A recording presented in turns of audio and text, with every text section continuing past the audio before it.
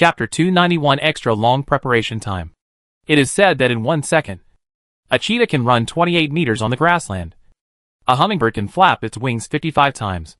The glaciers in Greenland can melt 1,620 cubic meters. And the Earth can rotate 29.8 kilometers around the Sun. However, Jinyo didn't know whether a person's temperament could change to a considerable extent in 1 second. Not to mention that the time it takes for her to blink is probably less than 1 second. If Zhang Heng exuded a dangerous aura before, then now the dangerous aura on him has become very faint.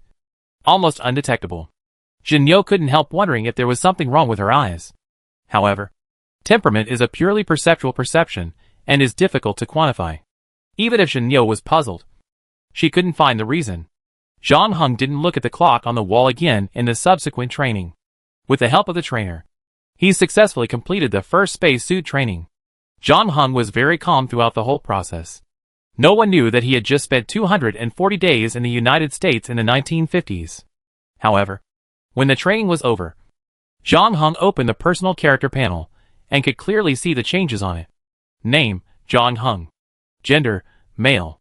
Age, 19. Player ID, 07958. Number of game rounds experienced, 4. Current game points, 737. Possessions, Arrow of Paris D. Wall of Evil Thoughts D. Key of Shadows E. Lucky Rabbit's Foot E. Betty Shell E. Hunter's Blessing F. Skills, Sailing LV3. Sword Skills LV3. Language Proficiency LV2. 8 languages can reach the level of daily communication. Archery LV2. Wilderness Survival LV2. Car Driving Skills LV2. Shooting LV2. Engineering LV1. Aircraft Driving Skills LV1. Piano LV1. Modification and Repair LV2. Skiing LV1. Rock Climbing LV1. Evaluation. This player has a slightly higher luck value and chance of encountering enemies than ordinary people. He is protected by shadows, storms, and evil thoughts. He also has excellent sailing experience. Is good at using knives, arrows, and firearms. Can drive cars and aircraft vehicles. Survive in the wild. Has a rich skill reserve. And has a considerable degree of combat effectiveness. He deserves continued attention.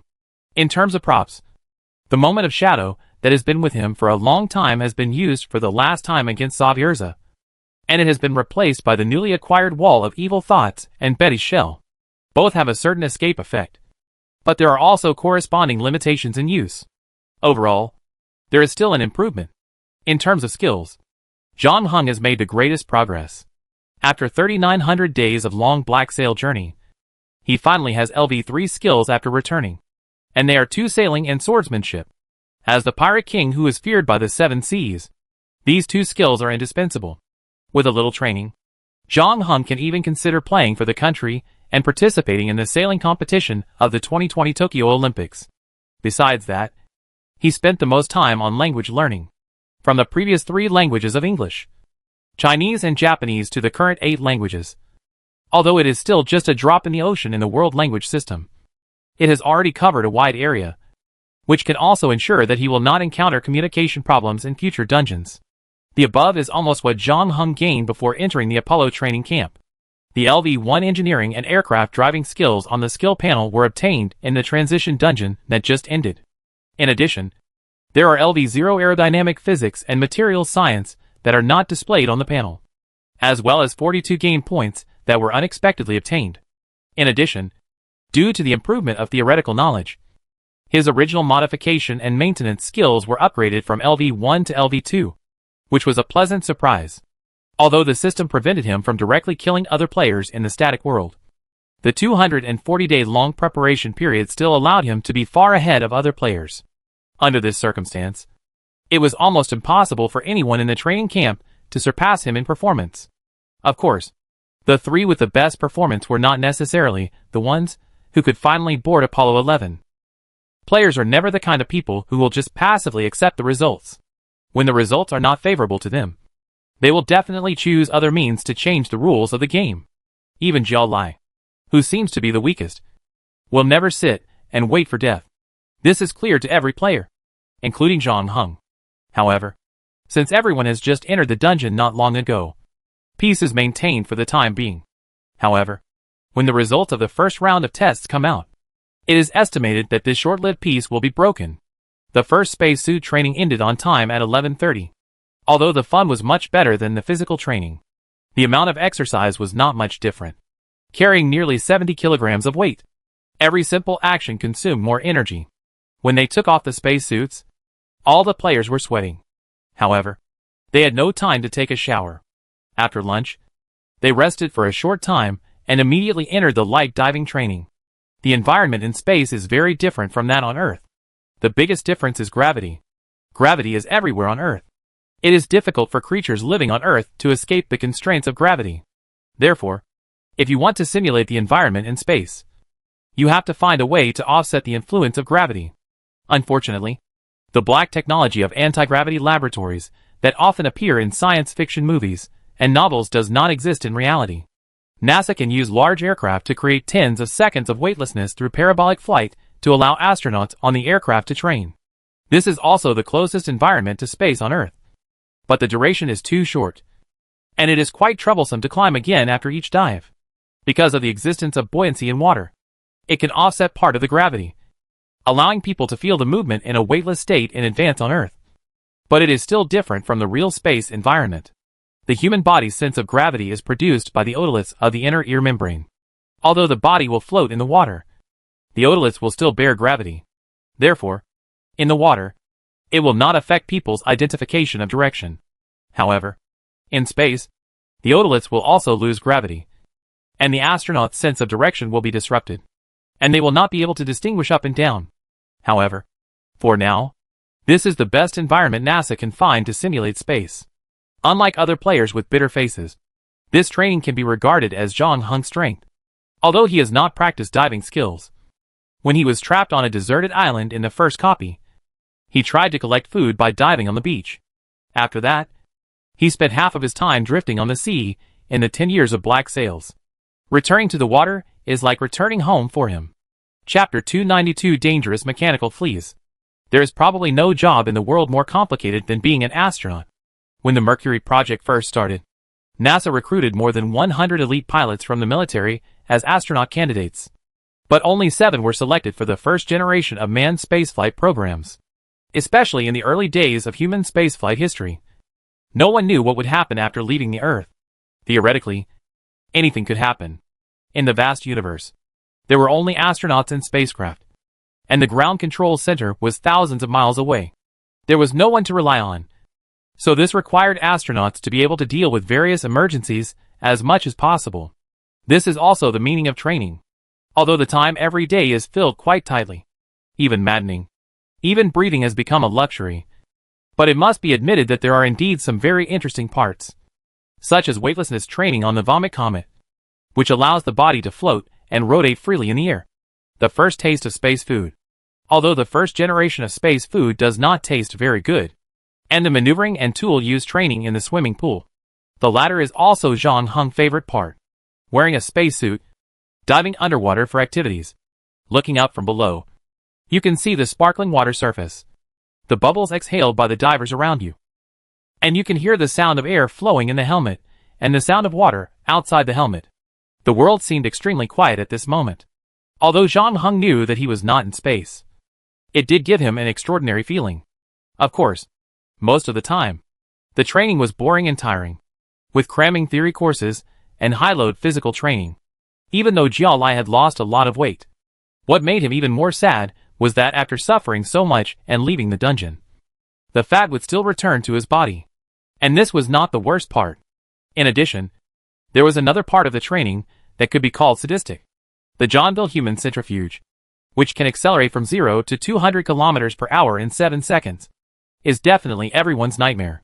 It is said to be used to test astronauts' ability to maintain consciousness under extreme gravity. Compared with this, the experience on the multi-axis trainer doesn't seem so bad. Of course, the most terrifying thing is the lunar trainer, which is probably NASA's ugliest and most dangerous invention. From the appearance, it looks a bit like a mechanical flea. NASA used this thing to simulate the situation when the lunar module landed on the moon. But in fact, even NASA itself admitted later that the lunar trainer did not completely simulate the lunar module or the cockpit. In fact, More often it just put the driver in danger. In the virtual simulator, after the crash, you can easily discuss the cause of the lunar module crash with the trainer around you. But on the lunar trainer, you either land successfully or create an accident yourself. If you are lucky, you can be ejected from the seat at the moment of the crash. Otherwise you will explode with the lunar trainer.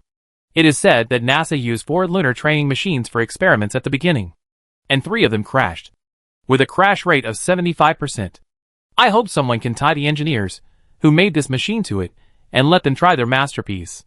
Fat Jiao muttered. However, no matter how much the players complained, the captain on the other side had already started to call out the names step by step. The first person to get on. Anthony. The strong man named Anthony raised his eyebrows. He was obviously not very happy to sit in this crazy machine. But after a month of training, he had tried all kinds of weird training and machines, and his acceptance ability had improved by leaps and bounds. Not to mention that the captain also controlled the scoring power for them. The strong man named Anthony hoped to leave a courageous impression in front of the captain. After all, the evaluation of astronauts is not only physical, but also mental. Therefore, although he had a certain degree of doubt about the thing in front of him, he still followed the order meticulously and sat in. The strong man named Anthony fastened his seat belt, and the staff beside him checked him and reminded him. The wind is a bit strong today. Drive carefully. So, should I leave a last word in advance? The sturdy man named Anthony made a joke. The handle is under your seat.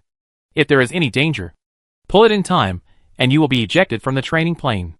Then the parachute behind you can take you back to the ground safely. Understood. The captain opened the communication channel. Start when you are ready. Although the lunar training plane was shaky like a drunk man, it finally rose into the sky and reached the predetermined height. 1,100 feet. Exceeding the minimum ground distance. The strong man named Anthony said in the channel. Received. You can start trying to land. The captain replied. And at the same time other players stood on the other side and looked up at the moon landing training plane in the sky. From this angle, it looked like a flea flying into the sky, because the front of the training plane was open. Everyone could even see the strong man named Anthony operating nervously inside. It is very difficult to land the moon landing training plane. Even if it is not the most difficult among all the training, it is definitely ranked at the top. What's more, the wind is relatively strong today, which will further increase the difficulty of landing. He might kill himself by mistake. The weak young man squinted his eyes. The other players looked at him. What's wrong? Don't tell me you don't think so. We all know that day will come. Right? It's never a bad thing to have one less competitor. Right? The weak young man said leisurely. By the way, I'm saying this for you. I never consider this kind of guy as an opponent. Although his words were unpleasant to hear, they were hard to refute. He looked like a sloppy and bad boy. But to everyone's surprise, he performed very well in the subsequent flight training and theoretical study, second only to Zhang Heng. Although the specific results have not yet come out, it should not be a problem for him to get a place. On the contrary, others, especially those who did not perform very well in training, really need to start thinking about the future. When the results of the first round of training come out, it may be time to turn against each other. The lunar training plane is still slowly descending under the operation of the strongman, but everyone's mind is no longer on it. At this time, the captain's voice sounded again in the channel. You are too fast. You need to slow down. Repeat. You are too fast. You need to slow down. Try to increase the altitude before trying to land. The strong man named Anthony was sweating all over his face, and he kept pulling the control stick in his hand. But at this time, the lunar training plane seemed to have lost control, shaking violently in the air, and the distance from the ground was also rapidly closing. All this happened too fast. In just a few seconds, the lunar training plane had accelerated under the influence of gravity and hit the ground. Flames rose into the sky, followed by thick black smoke. Chapter 293. My favorite part. The medical team that had been on standby rushed to the crash site of the lunar training plane, but the high temperature and thick smoke prevented them from rescuing. In fact, judging from the situation at the scene, they were just doing their best, and no one thought that the strong man named Anthony could survive. The firefighting team arrived soon and put out the fire in 5 minutes. But the lunar training plane was already burned beyond recognition, and there was an equally charred body in the driver's seat. The morning training is cancelled. Everyone stay in the dormitory. the captain said, and a rare serious look appeared on his expressionless face. Don't tell others about what happened just now. Especially journalists. Experts will give you a psychological assessment at noon. In addition, he paused and glanced at the players again. Those who want to quit can tell me now. All the players remained silent. Quitting was obviously impossible. Even if such an accident happened. Let alone only one person died. Even if everyone else died. No one would quit as long as the main task was not completed. In fact, although the young man's words were not pleasant to hear, Anthony's death was indeed a good thing for the rest of the people. So everyone's mood was very complicated. Everyone returned to their respective dormitories, as the captain said. Zhang Heng took out a box of milk from the refrigerator and poured it into a glass. However, as soon as he picked up the glass, he heard a knock on the door. Zhang Heng opened the door and saw Jin Yo standing outside. Since Zhang Heng warned Jin Yo in class on the first day, the two have not had any private contact. Jin Yo chose to form an alliance with Jiao Lai. But this matter did not cause much trouble among the players. Even if the two players at the bottom of the competition joined forces, they did not make others feel too threatened. What's up? Zhang Heng asked. Can we go in and talk? Jin Yo didn't look too good. The smile on her face was forced, and there was a bit of panic in her words. There's no need for that, Zhang Heng said. Just talk about it here. Jin Yo bit her lip. I know how you see me. But what can I do? I had no choice from beginning to end. It was it that chose me. Not me who chose it. I received the invitation letter, and was inexplicably involved in the game. I had to fight hard to survive. Just like when I just graduated from college and entered the society. I just wanted to work hard like everyone else. Support my family, and be an ordinary person. But my boss blocked me in the tea room and threatened me to be his underground lover. Otherwise, he would make it difficult for me to move in the company. Isn't this the cruel truth of this world? The weak never have the right to choose. Jin Yo laughed at herself. Sometimes I really wish I were a man. Maybe I wouldn't be what I am today. She looked up. I didn't lie to you. I can see that you are different from others. So I came to you. Not to use you, but just to tell you. Be careful of Jiao Lai. Why? Isn't he your ally? Don't be fooled by his appearance. He is the most hidden person among us. Deeper than anyone can imagine. When Jin Yo was talking, the door on Zhang Heng right suddenly opened. Jiao Lai poked his head out. Oh, you're here. I was just about to look for you. Didn't you say you ran out of Coke in the refrigerator? I still have some here. Do you want to come get it? As he spoke, he secretly glanced at Zhang Heng beside him, with a flash of fear in his eyes. Zhang Heng has always been the most mysterious among the players. He keeps to himself and rarely interacts with other players. He is strong and performs well in various trainings. Some people even suspect that he is an astronaut, although the dangerous aura on him is not as strong as before. Jiao Lai still feels scared instinctively. Jin Yo didn't say anything more. He looked at Zhang Heng deeply again and forced a smile to Jiao Lai. Okay. I'll be right there. Less than 5 minutes after Jin Yo left, someone knocked on Zhang Heng's door again. This time, the person standing outside the door was a middle-aged man who looked like an intellectual. He pushed his glasses on his face and said, I think we need to talk about what just happened. I have notified the others to gather in my room in a quarter of an hour. Do you have any questions? No. Very good. Then we see you then. This was Zhang Heng's first time to visit another player's residence. The intellectual-looking middle-aged man lived in a slightly smaller place than him. But the layout inside was similar. The difference was that there was no TV, but an antique radio instead. When Zhang Heng entered the room, the other players had already arrived. The high school student and the listless young man occupied the only 2 chairs in the room. Jiao Lai and Jin Ji could only sit on the bed. But the only single sofa in the room was still empty. The intellectual-looking middle-aged man made a gesture to Zhang Heng to invite him in. After Zhang Heng sat down, he also closed the door and walked to the center of the room. Then I get straight to the point. I don't think Anthony's death was an accident. Why do you think so? The weak young man peeled a peanut and threw it into his mouth. Don't say you didn't see it. Anthony strictly followed the instructions of the staff. After realizing that he was unable to control the lunar training machine, he decisively pulled the ejection handle under the seat. All this happened within a few seconds before the lunar training machine crashed. Then why didn't he eject from the training machine? Jiao Lai asked puzzledly. Good question. I think someone here can answer our doubts. The middle-aged man, with an intellectual look, looked around. Oh, my favorite part is finally coming. The weak young man applauded. I remember you once said that he might accidentally kill himself. The high school student suddenly spoke up.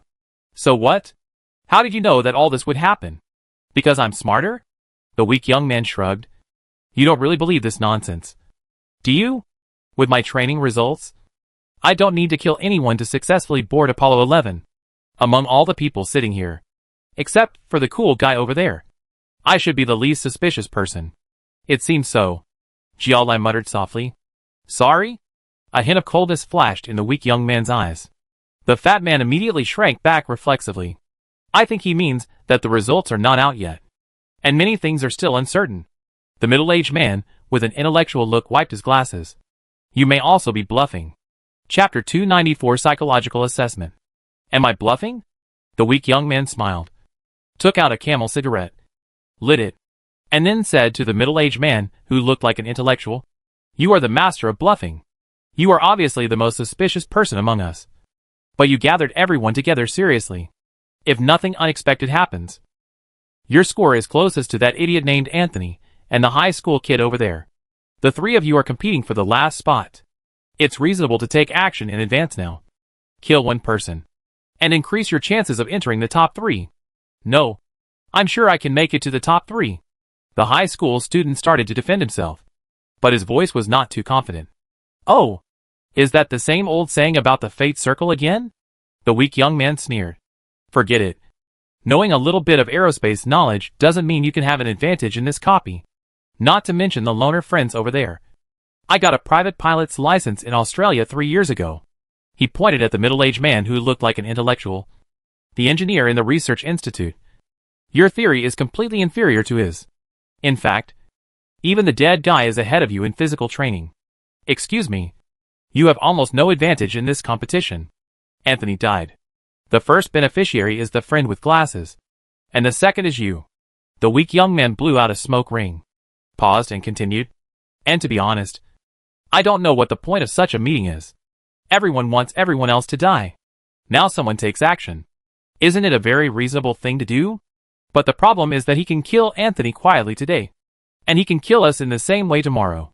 You don't want to sit in the Johnville human centrifuge next time. But the speed can't be stopped.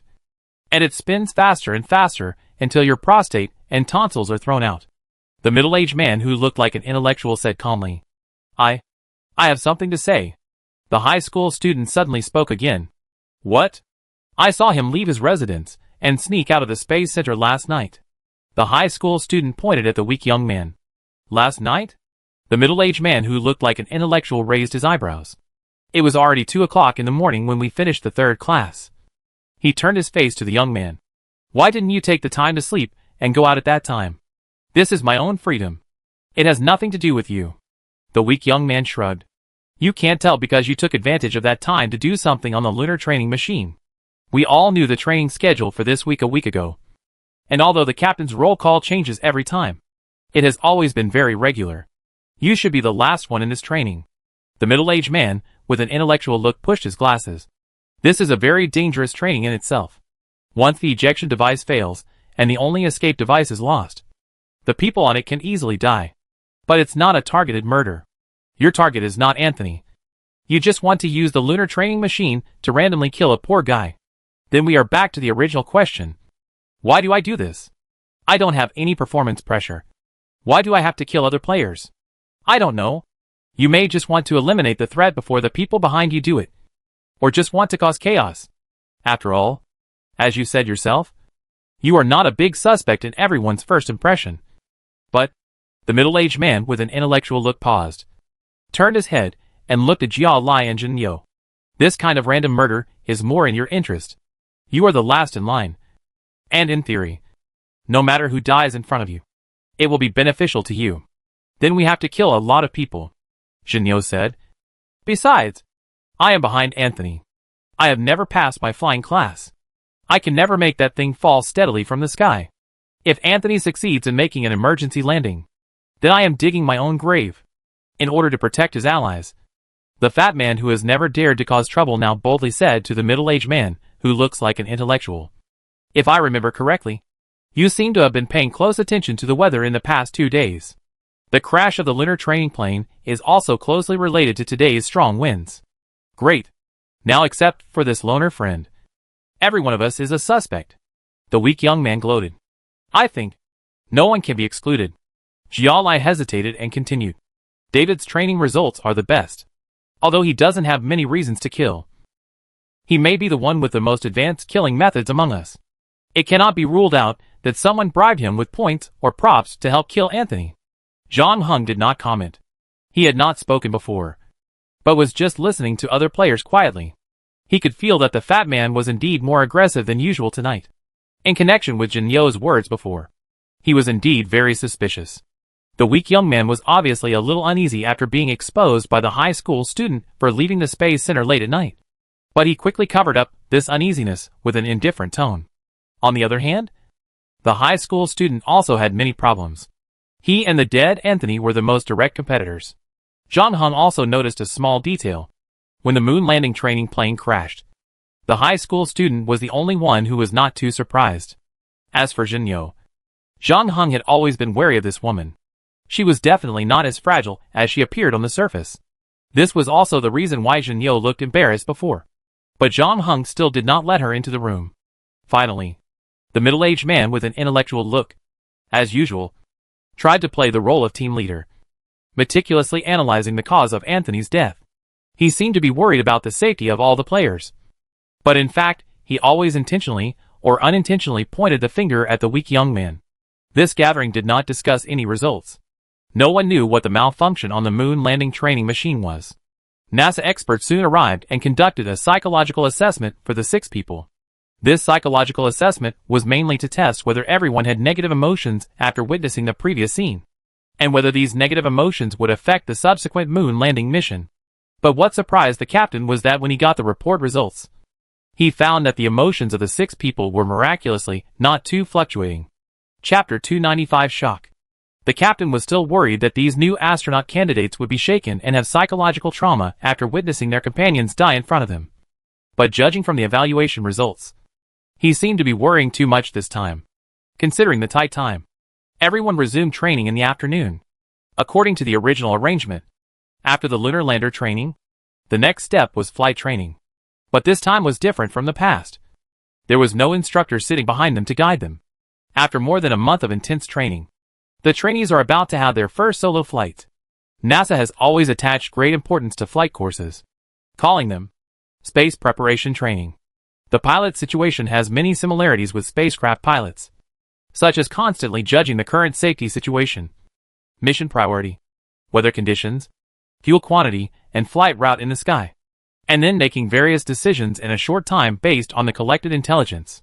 Once the aircraft fails or other emergencies occur, the driver must make the right response, and they all need to keep in touch with the ground control center by radio.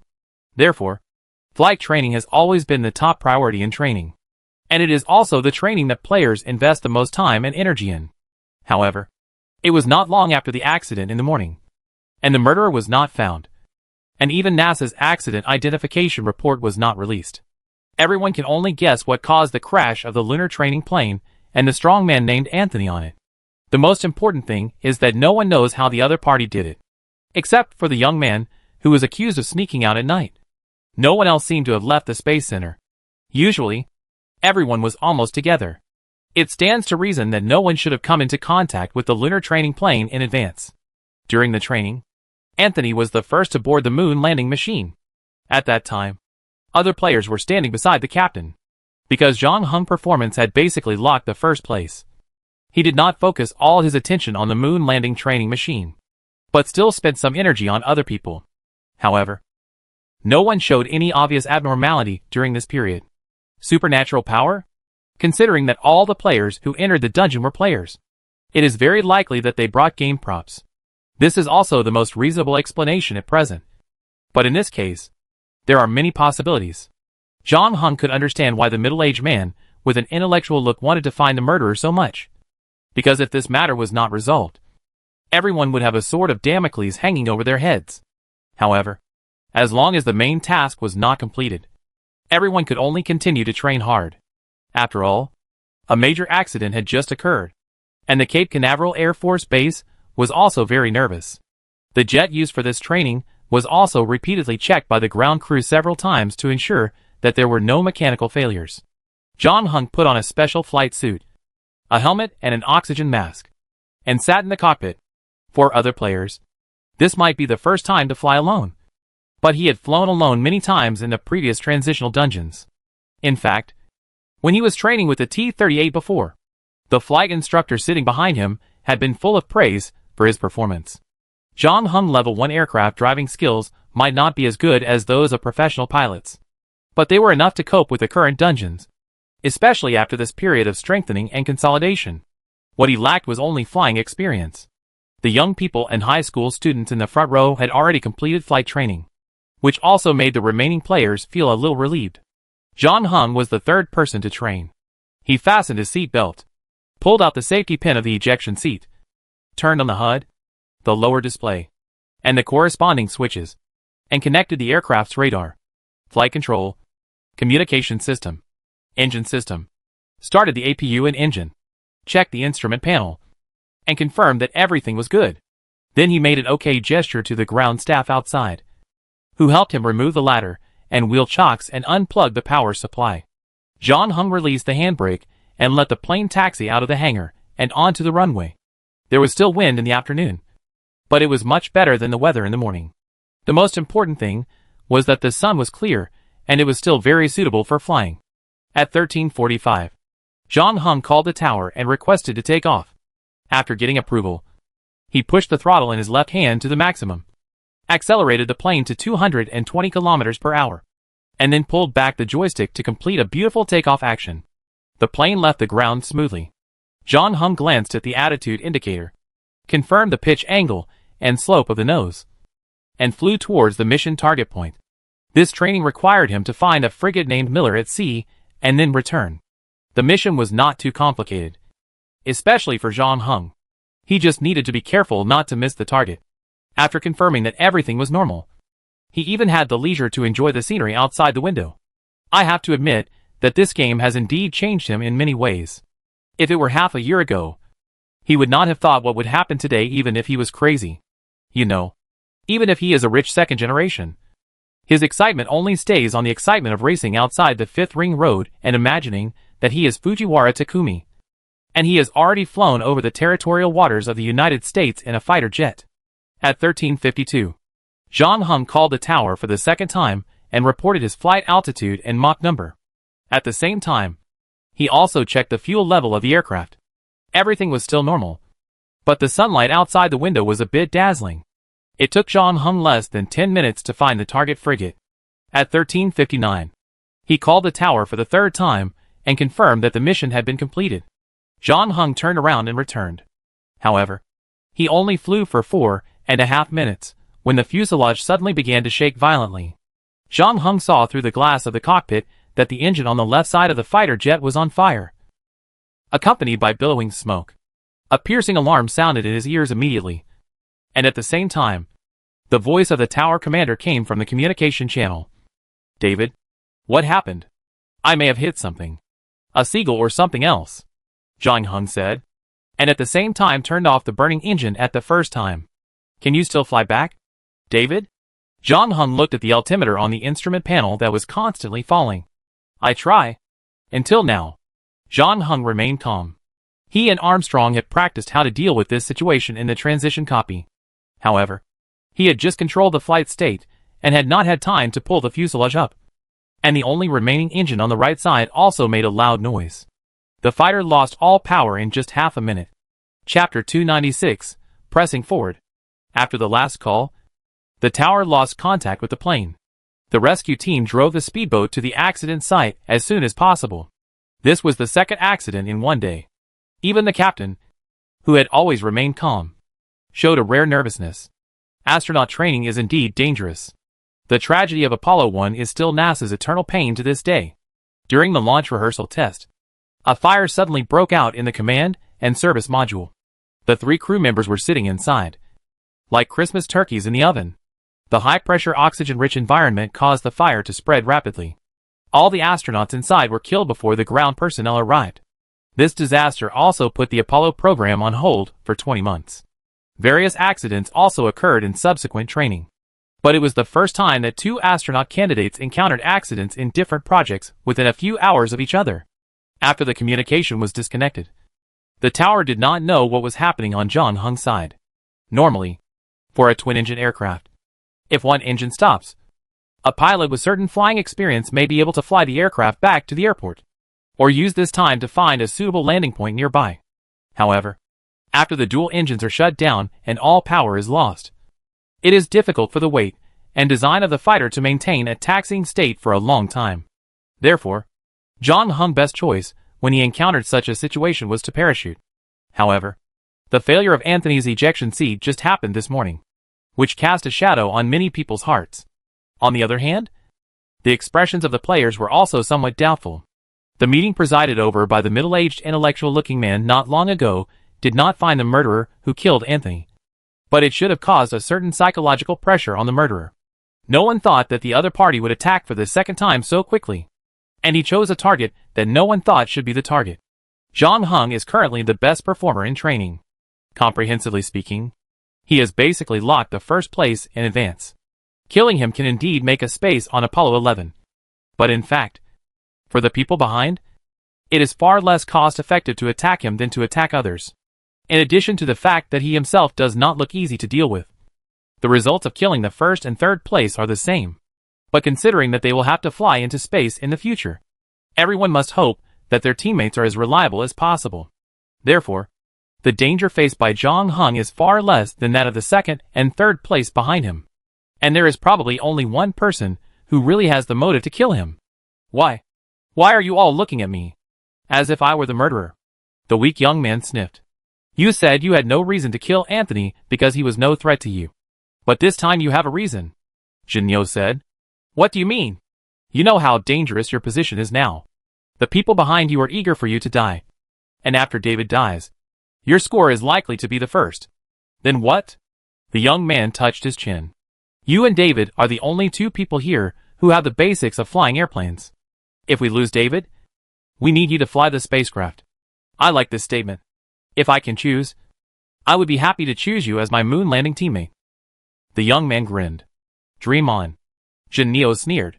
If I were you, I wouldn't be so rude about my future instructions. If you really have any dissatisfaction with me, you can knock on my door at night. I'm happy to have a detailed and in-depth discussion with you one-on-one. The weak young man emphasized the word deeply. The middle-aged man, with an intellectual look, frowned. Now that you have got what you wanted, you can tell us how you did it. Because you knew the roll call order of everyone in advance. You could do something last night about the moon landing training plane this morning. But how did you do it this time? How did you make the engine fail? David's flying skills are better than yours. Why didn't he check it out before takeoff? Besides, there is mark between you and David. What game props did you use? If I don't tell you, what are you going to do? Bite me? The young man raised his eyebrows. It's true that we need someone to drive the spacecraft. But that's after we board Apollo 11. Before that, we won't put our lives on the mercy of others. And I'm sure you don't have anything like that. The middle-aged man, with an intellectual look, wiped his glasses. So in order to ensure our personal safety in the future, either you show us the game props and tell us the triggering conditions and how to cancel it, or we take it away ourselves. But then we may also take something else from you. TSK. Uncle, you are much tougher than you look. But you picked the wrong person. The weak young man curled his lips. I wish I could tell you how I crashed the plane. Just like I wish I could tell you how I killed that idiot named Anthony. But the fact is, this is the last time I will repeat this sentence. It's really stupid. Listen, I didn't kill them. I don't care what the rest of you think about this matter. It's not me. Although in a sense, I personally don't hate his actions. We are wasting time. He has been telling lies all the time. We should control him immediately and search him. The high school student suggested. I agree. Jinyo said. If any of you dare to touch me first, I swear I will kill him. This is not a joke. The weak young man's face sank, and a hint of murderous intent flashed in his eyes. Why? If it wasn't you who did it, why didn't you dare to accept our search? The middle-aged man with an intellectual look asked. As you said yourself, after David died, You are the most suitable person among us to drive the spacecraft. As long as you prove that these two things have nothing to do with you, you can get a place to watch the show on the side. You want to complete the main task, don't you? I won't show my cards to others before the winner is clear, the young man said weakly. The atmosphere was in a stalemate. The middle-aged man who looked like an intellectual was not without concerns. This was the Cape Canaveral Air Force Base. Although they had an absolute advantage in numbers, it was difficult for them to use force directly. At this time, Jia Lai, who had not spoken much, suddenly spoke up, pointing to the direction of the beach not far away, and said weakly, "Ah, my eyesight is not good. Do you think the person on the speedboat is David?" Chapter 297 Miracle Landing. When the rescue team's speedboat found Zhang Heng, they were surprised to find that he was actually sitting on a cruise ship, basking in the sun with a guy who looked like a playboy wearing beach pants and shirtless. And there were several girls in bikinis around him. The playboy-looking guy should be the captain of the cruise ship. At this moment, he was looking at Zhang Heng with a look of worship, as if he was looking at God. Just 20 minutes ago, Zhang Heng encountered engine shutdowns on both sides in the air. The plane that lost power was like a bird with broken wings. It immediately began to accelerate and fall. The numbers on the altimeter were jumping wildly. Zhang Heng tried to press the ejection button at the first time, but the result was almost the same as he expected. His ejection device strangely failed at this critical moment, just like the moon landing training plane driven by Anthony in the morning. Zhang Heng didn't expect that he would become the second target, but now was not the time to worry about such things. The time left for him was getting shorter and shorter. In many people's impression, falling on the sea is safer than falling on the ground because the seawater is softer. But in fact, there is not much difference between falling in the water and falling on the concrete ground after exceeding a certain height. And both will end in pieces. If any other pilot were here at this time, even the most ace pilot would not be able to survive. Without the power provided by the engine, it is theoretically difficult for the pilot to make any effective operations. But fortunately, Zhang Heng still has external forces to rely on. Betty Shell until today, Zhang Heng had never thought that this prop could be used in this way. But in the current situation, this is the only game prop he can rely on. Fortunately, he is now on the sea, meeting the basic triggering conditions. In the previous copies, Zhang Heng also used Betty Shell several times, either to cross the encirclement or to speed up the voyage.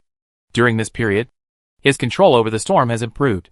However, what he wants to do this time is still extremely crazy, because this not only requires an unprecedented huge storm, but also requires extremely precise control. When the left engine stopped, Zhang Heng had a premonition that things might not be simple, so he operated the fighter according to normal flight rules while making preparations for both situations. When the right engine also lost power, a thunderstorm cloud had appeared over the sea. The cloud was expanding wildly at a speed visible to the naked eye. The temperature difference between the upper and lower clouds was sharply differentiated, and the water vapor molecules were rapidly pumped up. At the same time, the convection inside the cloud became more and more intense. Finally, the rising water vapor molecules were cooled and their volume continued to shrink, while the gas molecules under the cloud continued to fill the space, forming a tornado. The fighter was instantly engulfed by the tornado, and Zhang Heng felt like he was back in the Johnville Human Centrifuge at the Space Center. Everything around him began to spin wildly.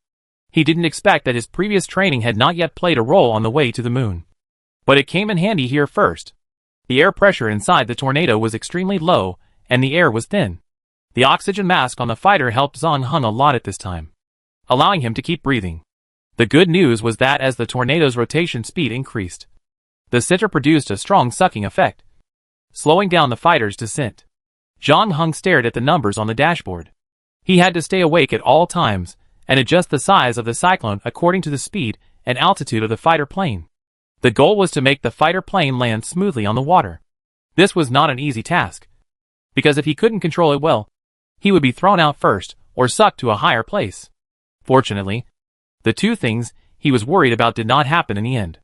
Zhang Heng adjusted the elevation angle of the nose, and the fighter plane successfully got out of the tornado and slid along the water for a considerable distance.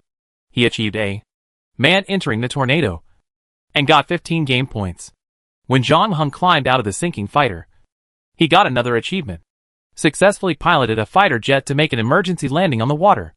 Considering the difficulty, The system generously gave him 25 points this time, which was also the highest single score he had ever achieved. However, even if he had 100 points, John Hung would not want to do it again.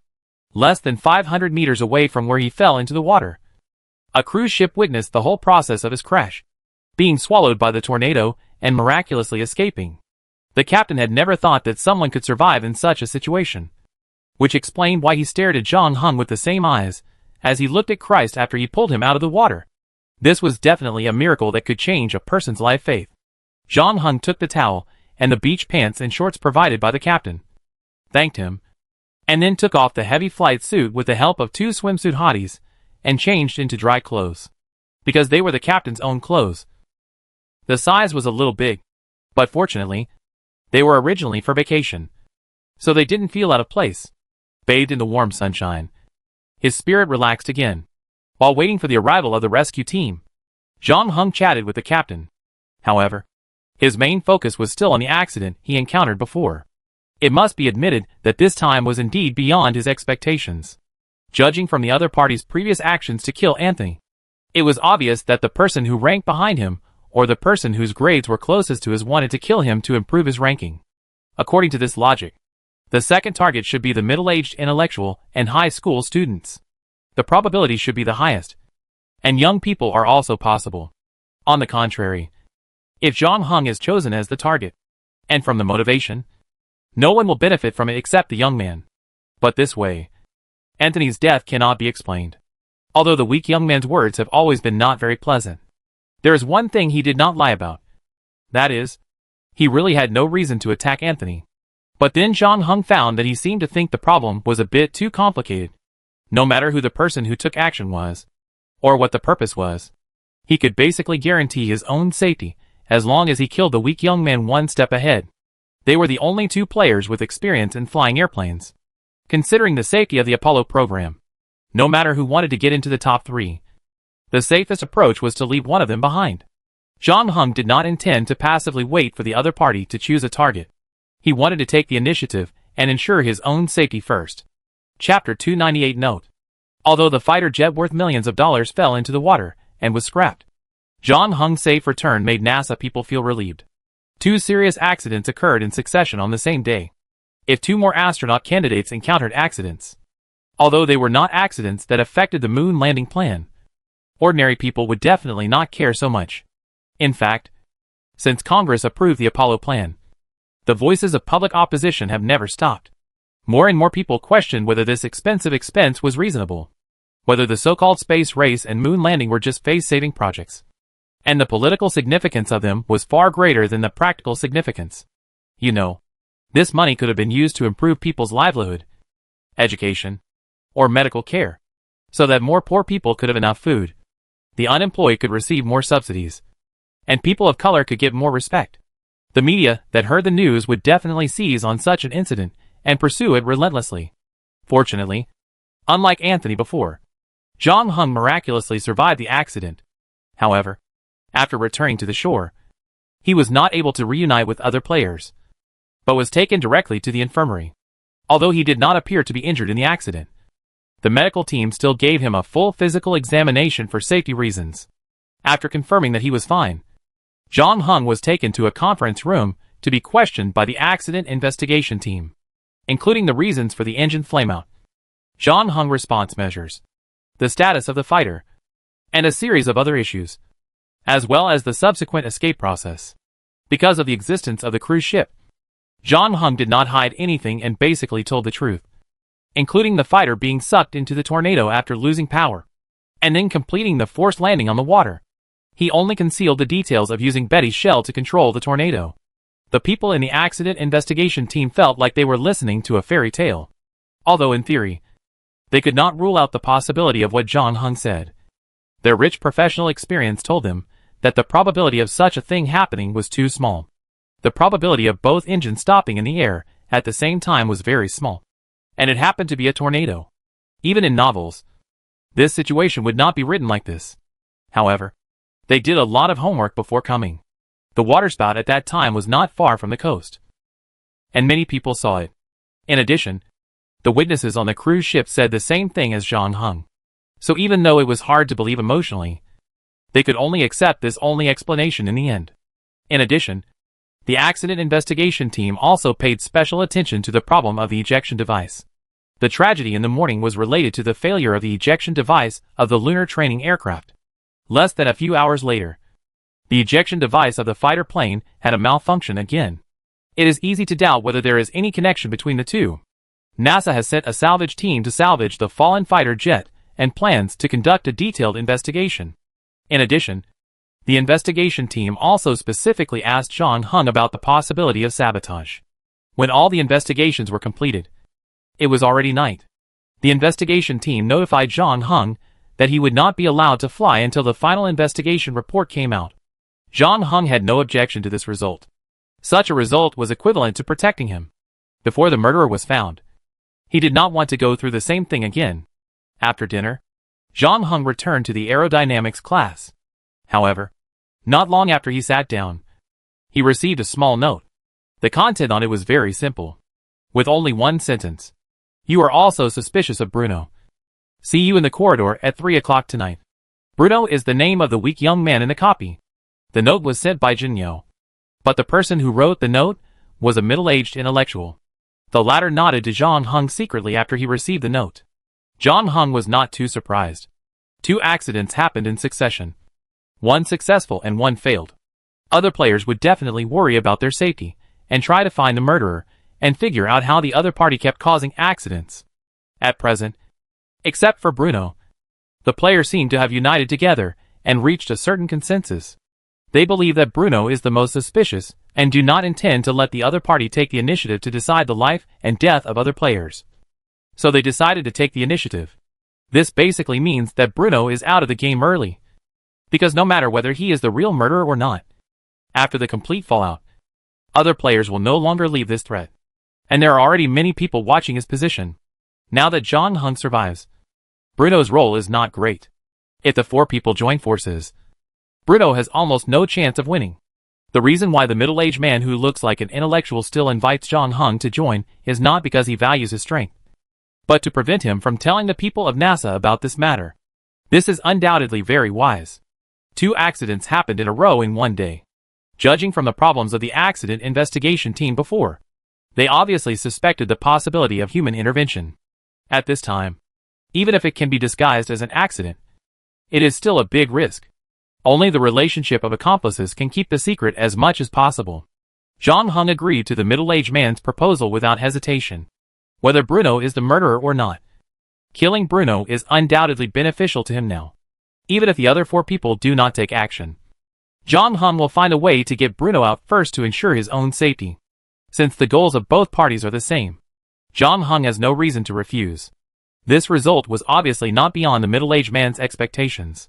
In the subsequent physical training, the middle-aged man, with an intellectual look, found an opportunity to come to Zhang Heng and briefly told him about the action plan for the evening. However, in order not to arouse Bruno's vigilance, the 2 soon separated again. The middle-aged man, with an intellectual look, even specially called everyone together and expressed the hope to hold another meeting at noon tomorrow to continue the discussion that had not been completed before. Bruno seemed very unimpressed by this. But even so, he still found Zhang Heng after the physical training, indicating that what happened on the fighter plane in the afternoon had nothing to do with him, and expressed his intention to form an alliance with Zhang Heng. Bruno obviously knew that his current relationship with other players was not good and urgently needed the support of the alliance. According to him, he and Zhang Heng were the 2 players with the best training results, and joining forces could further guarantee the success rate of the moon landing. Zhang Heng replied that he would consider it. But when the clock pointed to 3 o'clock in the morning, Zhang Heng still opened the door as agreed. Chapter 299, Out. Jinyo. Jia Lai. High school students and middle-aged intellectuals were already waiting in the corridor. Everyone kept quiet, even closing the door carefully. After confirming that everyone was present, the middle-aged intellectual took out a lighter from his pocket. After striking a flame, he brought the lighter close to the door lock. After a few seconds, something magical happened. The copper door lock began to melt silently, with the temperature of the lighter and the heat released. It is impossible to melt a piece of copper in such a short time under normal circumstances. Therefore, there is only one answer. The lighter in the middle-aged man's hand is also a game prop. However, he obviously had no idea of explaining, and quickly took back the lighter after the door lock melted. Then the high school student pushed the door open and rushed in with Jiao Lai. After everyone entered the house, Jin Nyo closed the door as quickly as possible, and at the same time used the towel in his hand to plug the melted keyhole to prevent the sound in the house from being transmitted. But soon they found that their actions seemed redundant. The door lock melted without much noise. But when the high school student and Jiao Lai rushed into the room, basically everyone who was not a very deep sleeper would be woken up. However, Bruno was still sleeping soundly on the bed. Even when the middle-aged man with an intellectual look walked to the bed and patted his cheek, he still did not react. Just mumbled twice and turned over. The middle-aged man turned on the bedside lamp, bent down, picked up a small medicine bottle that had fallen on the ground, and looked at it under the light. "What is this? Sleeping pills?" the high school student asked. The middle-aged man did not answer, but opened the bottle, took out a capsule, opened it, and poured the powder inside onto the back of his hand. But he could not see anything. "Can I take a look?" Jin Nyo on the other side stretched out his hand. Of course. The middle-aged man handed over the bottle in his hand. Jin Nyo checked it very carefully, not only opened it and smelled it, but also picked a few pills from the powder with his little finger and tasted it, and finally concluded, "This thing is a bit like LSD." "What is LSD?" Jiao Lai asked. "It's a hallucinogen, scientifically called D-lysergic acid diethylamide, which can make users have strong hallucinations. This feeling is hard to describe. Just like you can see the sound, the flow of colors, and everything around you is stretched and deformed, becoming part of your fantasy. I was deceived in a nightclub once and tasted this stuff by mistake. As far as I know, it can also make users addicted." "Huh? What do you mean?" Jiao Lai was still a little confused. "It means this thing is actually a drug," the middle-aged man with an intellectual appearance said bluntly. At this time, the high school students on the other side had already tied Bruno up. Everyone realized that Bruno was not actually asleep. His eyes were open, but they were narrowed very small. At the same time, he still had a silly smile on his face, as if he was completely unaware of his current situation. It turns out that this guy is a drug addict. No wonder he looks so weak every day. Jiao Lai suddenly realized. Never mind that. Business is more important. Let's search him to see what props he has, the middle-aged man with an intellectual appearance said, in order to prevent someone from taking advantage of this opportunity to embezzle the props. The players worked in pairs and supervised each other.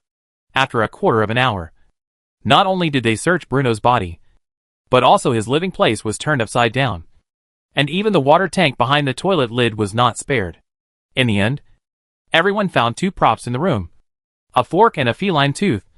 But these props were unidentified in the hands of others except Bruno. If you want to know their functions, you have to wait until Bruno wakes up, or at least until he wakes up enough to communicate. However, the effect of LSD lasted a long time, and Bruno didn't recover until nearly 5 o'clock. After realizing his current situation, he was very angry and shouted to kill the middle-aged man who led the group. But when the latter placed the bottle of LSD in front of him, he finally calmed down again. The middle-aged man who looked like an intellectual pushed his glasses. "So this is why you didn't let us search you before.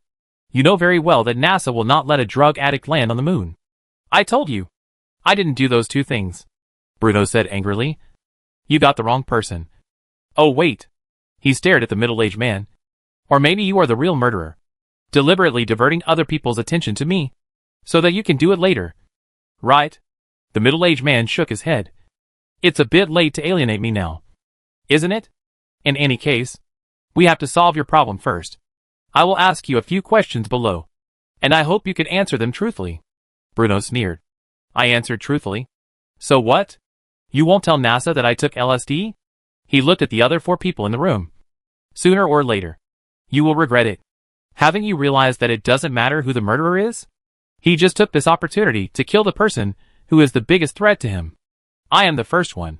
He shifted his gaze to the high school student next to him and warned, "You will be the second one." His words obviously touched the high school student, who showed a hint of hesitation on his face.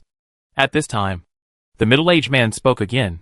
"Don't let his words disturb your emotions and judgment. If you want to improve your ranking, you must surpass him. So his elimination will only be a good thing for you. This is a result that will not change no matter what. We need to focus on finding the murderer first. If you have any other ideas, we can discuss them later. Do you agree? Everyone heard this without objection. The middle-aged man moved another stool and sat in front of Bruno. I know you hate me now. I admit that I planned the actions against you tonight because you have always been the most suspicious among us. But, he changed the subject. I must admit that your previous reasoning is not unreasonable. If I were the murderer, I would indeed use this incident to kill the person who poses a great threat to me. So I decided to give you a chance to fight back and prove that you are not the murderer. In this way, your reasoning sounds more credible, although you will still be eliminated. After you are eliminated, I will become the most suspicious person. Isn't this what you want to see? Oh, forget it. I'm not just a 3-year-old child. I know exactly what you want. But I won't give it to you. You may never know who the murderer is. So pray that you are not the next target. At this time, Bruno completely relaxed. After the secret of LSD was exposed, he knew that he was finished. And he made it clear that he did not want to cooperate with the middle-aged man's investigation. Chapter 300 results are out. Bruno refused to give in, and the investigation came to a standstill, making it difficult to proceed. In the middle-aged man's previous plan, he could still threaten Bruno's life at this time. But now that the LSD incident has been exposed, Bruno knows that he is out of the game and cannot survive this main mission. He can only live a few more days or less. So he has no intention of cooperating at all. In this situation, violence is not so effective against him. Not to mention that with the LSD incident, the original plan to kill him and disguise it as an accident is no longer necessary. And if he is to be handed over to NASA, he cannot be forced to confess at this time. So after a night of wrangling, the middle-aged man who looked like an intellectual did not get the answer he wanted. He stood up from the chair, went to the bathroom, turned on the faucet, and washed his face. So, have we caught the murderer? Jialai was standing by the bathroom door. His legs were numb from standing there, and he couldn't help asking. I don't know, the middle-aged man said, wiping the water off his face with a towel. What does that mean? As you can see, he may or may not be the murderer, the middle-aged man said, and his face showed a trace of fatigue after a sleepless night. We can't get an answer from him, and it's just a waste of time to continue. So, is that it? Jialai opened his eyes wide. Unless you have a better way to make him speak honestly. The middle-aged man looked at the time on his watch. It was less than half an hour before they had to gather for the morning training. They should also find a way to finish this matter. Well, what should we do next? Clean up the room, and then hand him over to NASA. There should still be some LSD in his blood, which is enough to nail him to the gallows. What about the 2 props? What should we do with them? The high school student suddenly asked. The middle-aged man frowned. We don't know what they are used for, and we can't identify them or use them until we leave the copy. So we can find someone to keep them. The distribution issue can be discussed when the copy is almost over. Who will keep it? You? Jinyo also spoke at this time. Or you have a better suggestion. David is the least suspicious person among us. I think he is the most suitable person to keep it, Jinyo said. The high school student was eager to try, but he had to admit that this was the most appropriate solution at present. And it might be the only solution that everyone could accept. I have no objection. The middle-aged man handed the fork and the suspected feline tooth to Zhang Heng, and reminded him, be careful. These things have not been identified, and there may be some negative effects. It is best not to carry them with you. Zhang Heng nodded and wrapped the 2 items with a towel. Then everyone waited until 6 o'clock when the captain appeared and handed the bottle of LSD and Bruno to him. The captain was a little numb. In less than 24 hours, 2 accidents occurred one after another. And then, there was a drug scandal among the astronaut candidates. Such a disaster can be ranked in the history of NASA. Unfortunately, there is only more than half a month before the launch of Apollo 11. But it was too late to say anything now.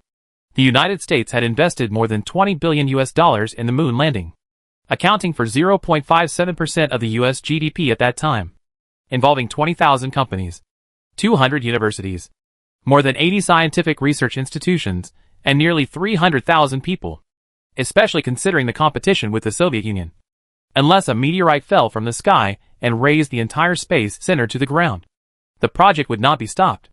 Therefore, the morning training was carried out normally. And the captain also announced the results of the previous training during the break. Zhang Heng is undoubtedly the top of the list. In all training subjects, the worst one is B-, with no obvious shortcomings. He got A in 3 subjects, and even got the highest score of A+ in the multi-axis training device and psychological quality test. NASA's candidate evaluation team commented on him as a natural astronaut with excellent psychological quality and strong mental strength. There is still room for improvement in hardware conditions, but what he lacks is only time to grow. He is currently the well-deserved first among the candidates of the same period. In sharp contrast is the fat man Jiao Lai, whose training results are the lowest among all players. The evaluation team's comments on him are also very straightforward. He is not prepared either physically or mentally. If you don't want to broadcast a space accident live in front of the whole world, it is best not to let him take on any space mission. In addition, the rankings of others are similar to expectations. Excluding Bruno, the middle-aged man ranks second. The high school student ranks third. And then Jinyo.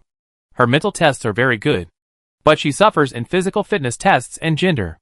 Now that everyone's results are out, the competitive relationship between them is more obvious, and the number of people has been reduced from 7 to 5. So everyone's chances have increased a lot.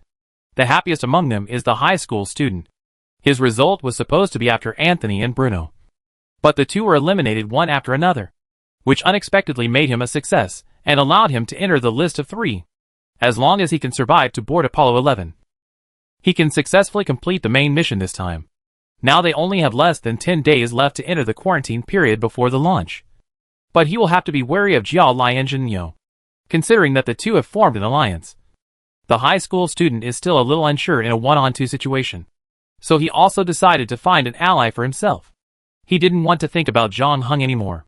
Now basically no one would attack Zhang Heng again, in addition to his top scores in various tests. As a teammate, he can guarantee the success rate of the moon landing plan.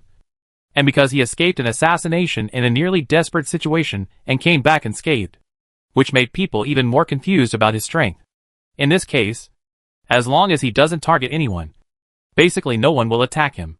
Therefore, the high school student only has one option left.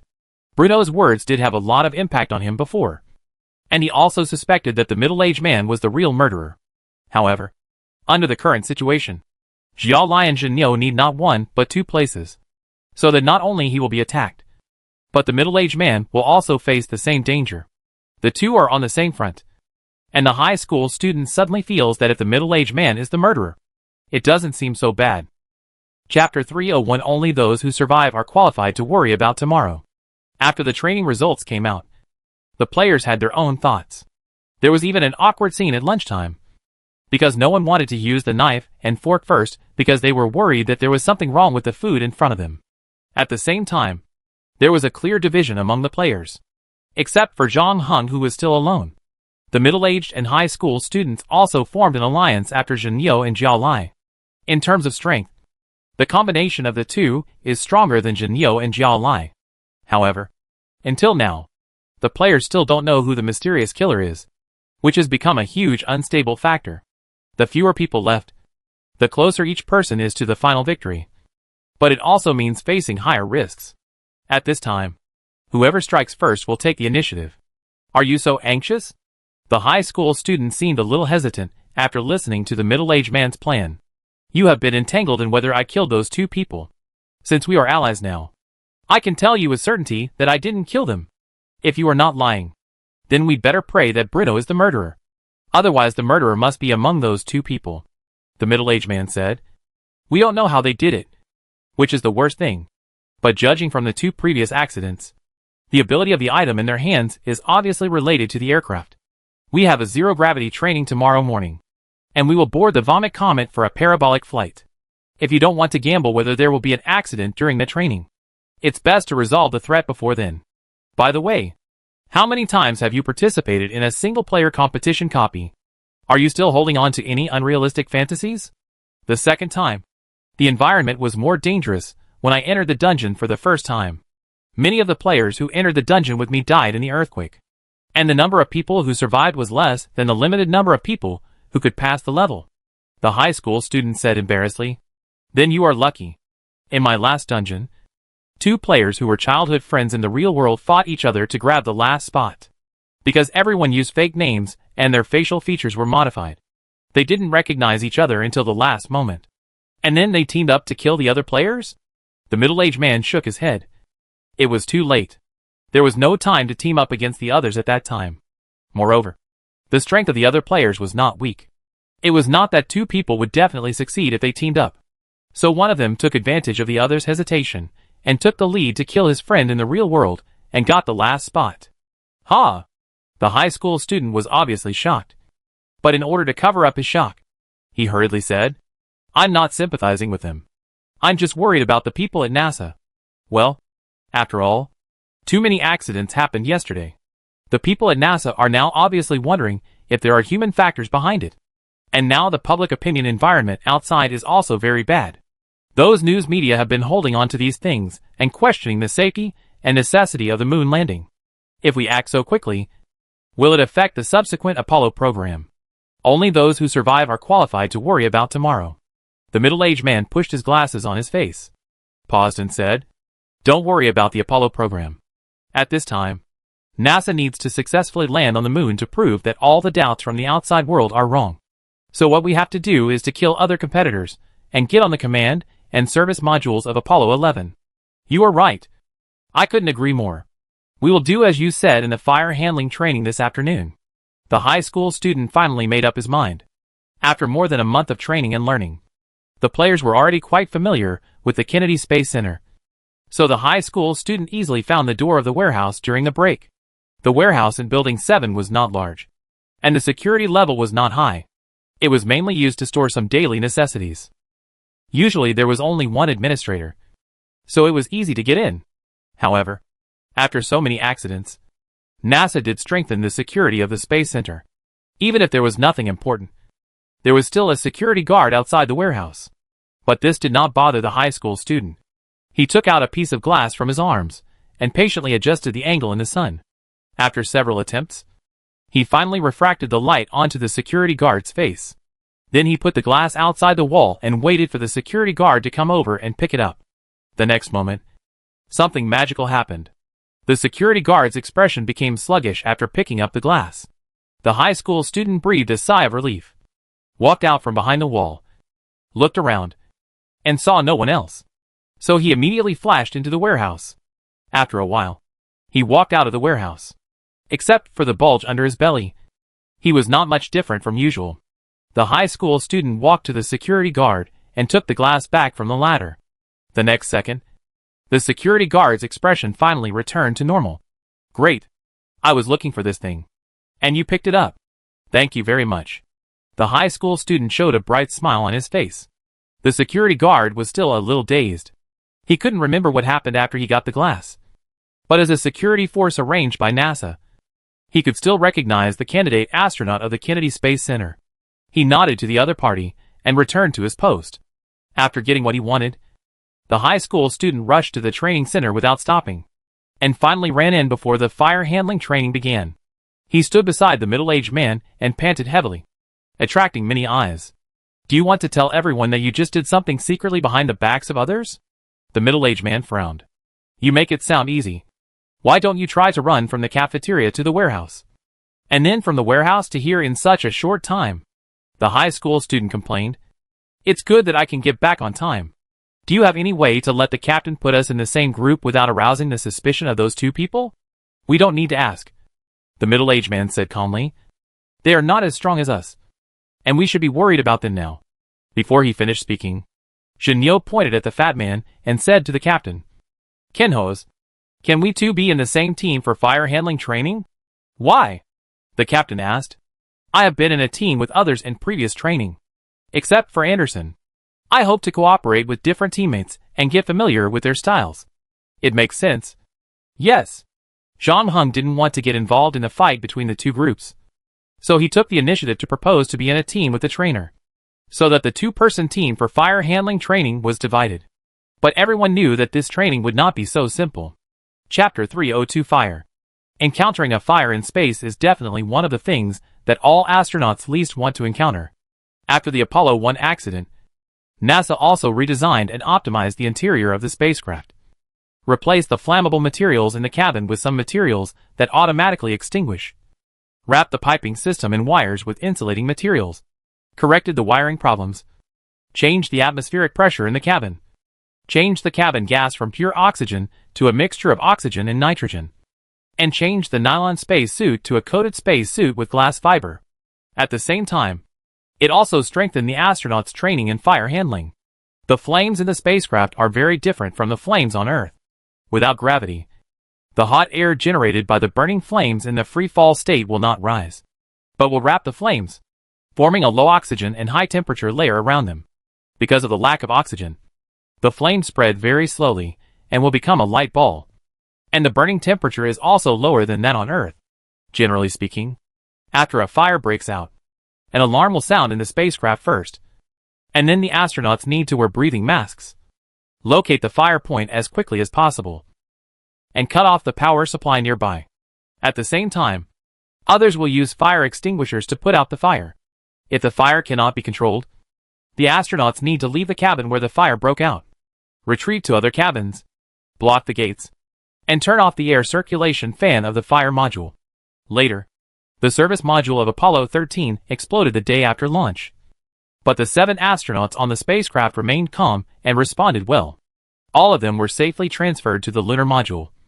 And in cooperation with the ground control center, they abandoned the lunar landing plan, drove the spacecraft to the back of the moon, and successfully returned to Earth using the slingshot effect, creating the greatest miracle in human space history.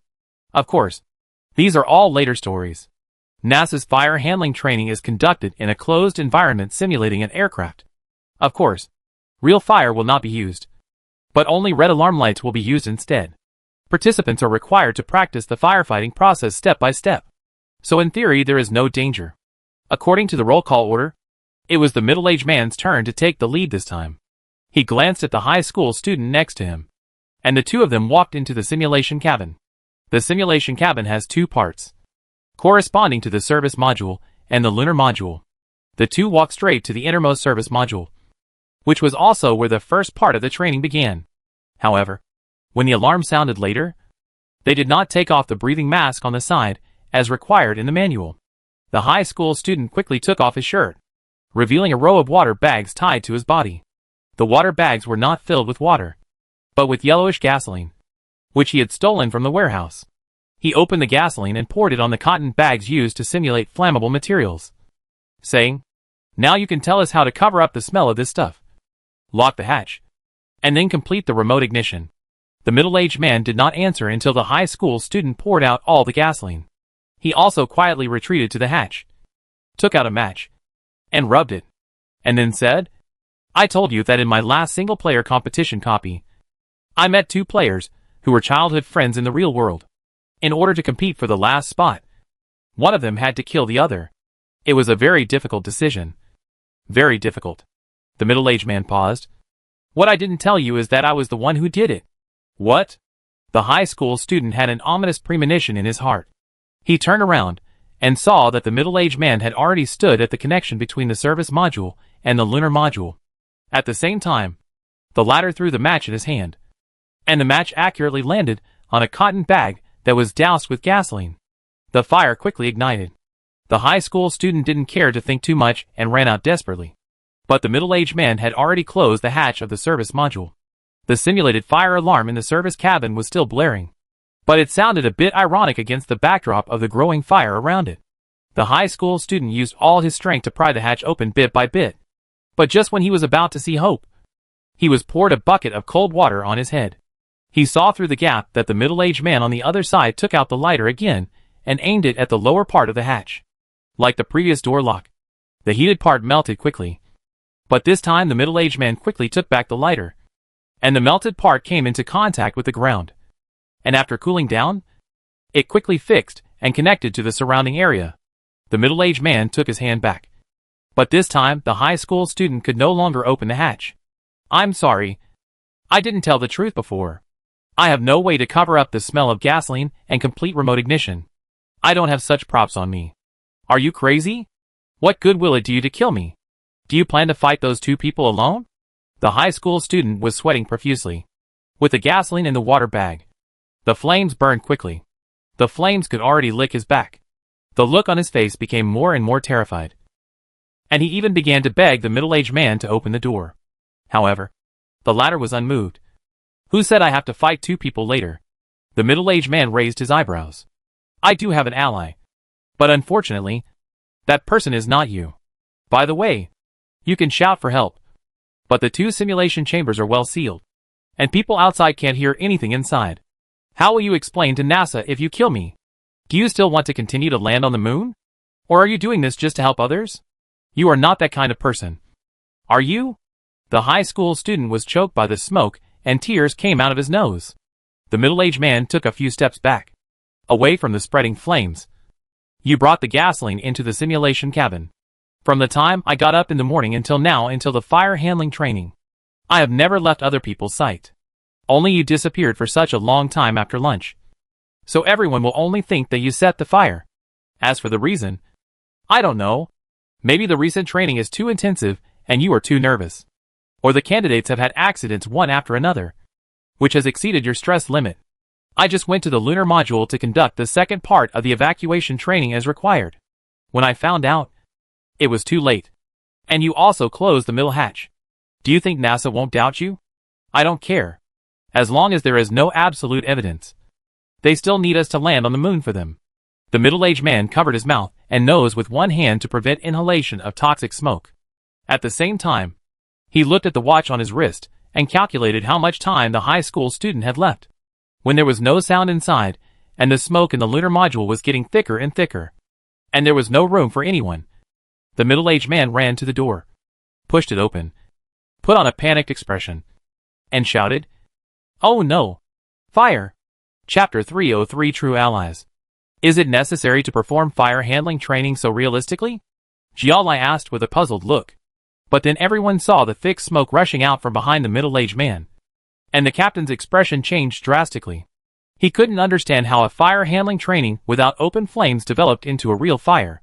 When he rushed into the lunar module, he found that he could not see anything inside. In less than 5 seconds, he retreated from it again and immediately called the fire department. However, since the afternoon training itself did not pose any fire risk, it took 5 minutes for the fire brigade to arrive. The middle-aged man had basically explained what happened inside. The captain was obviously suspicious. But this part of the content belonged to the work scope of the accident investigation team. Although the content of what the middle-aged man said was a bit bizarre. Such as why a high school student would set the service module on fire.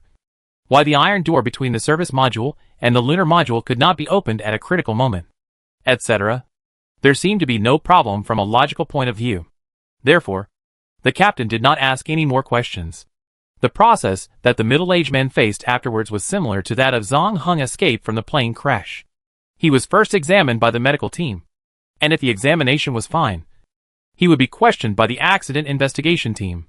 NASA is now completely crazy.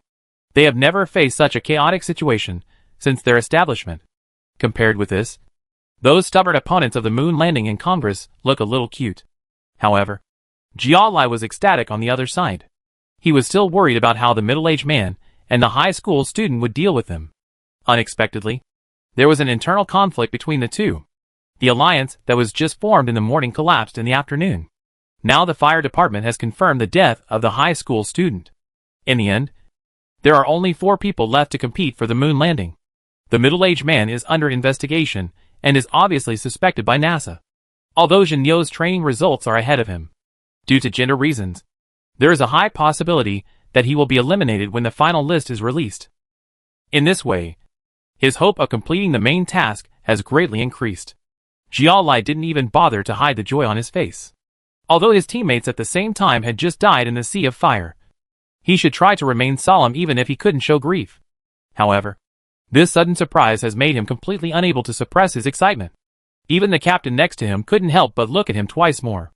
Zhang Heng knew that this was a very detrimental move, because in the astronaut selection, interpersonal skills are also one of the hidden items for evaluation. After all, no one likes to be crowded in a small and claustrophobic space with unpopular people. However, considering Jialai's previous difficult situation and the current results, he does have enough reasons to be happy for himself. In comparison, Jinyo's performance was much more restrained. Although there was a flash of joy in his eyes, there was no other emotional expression.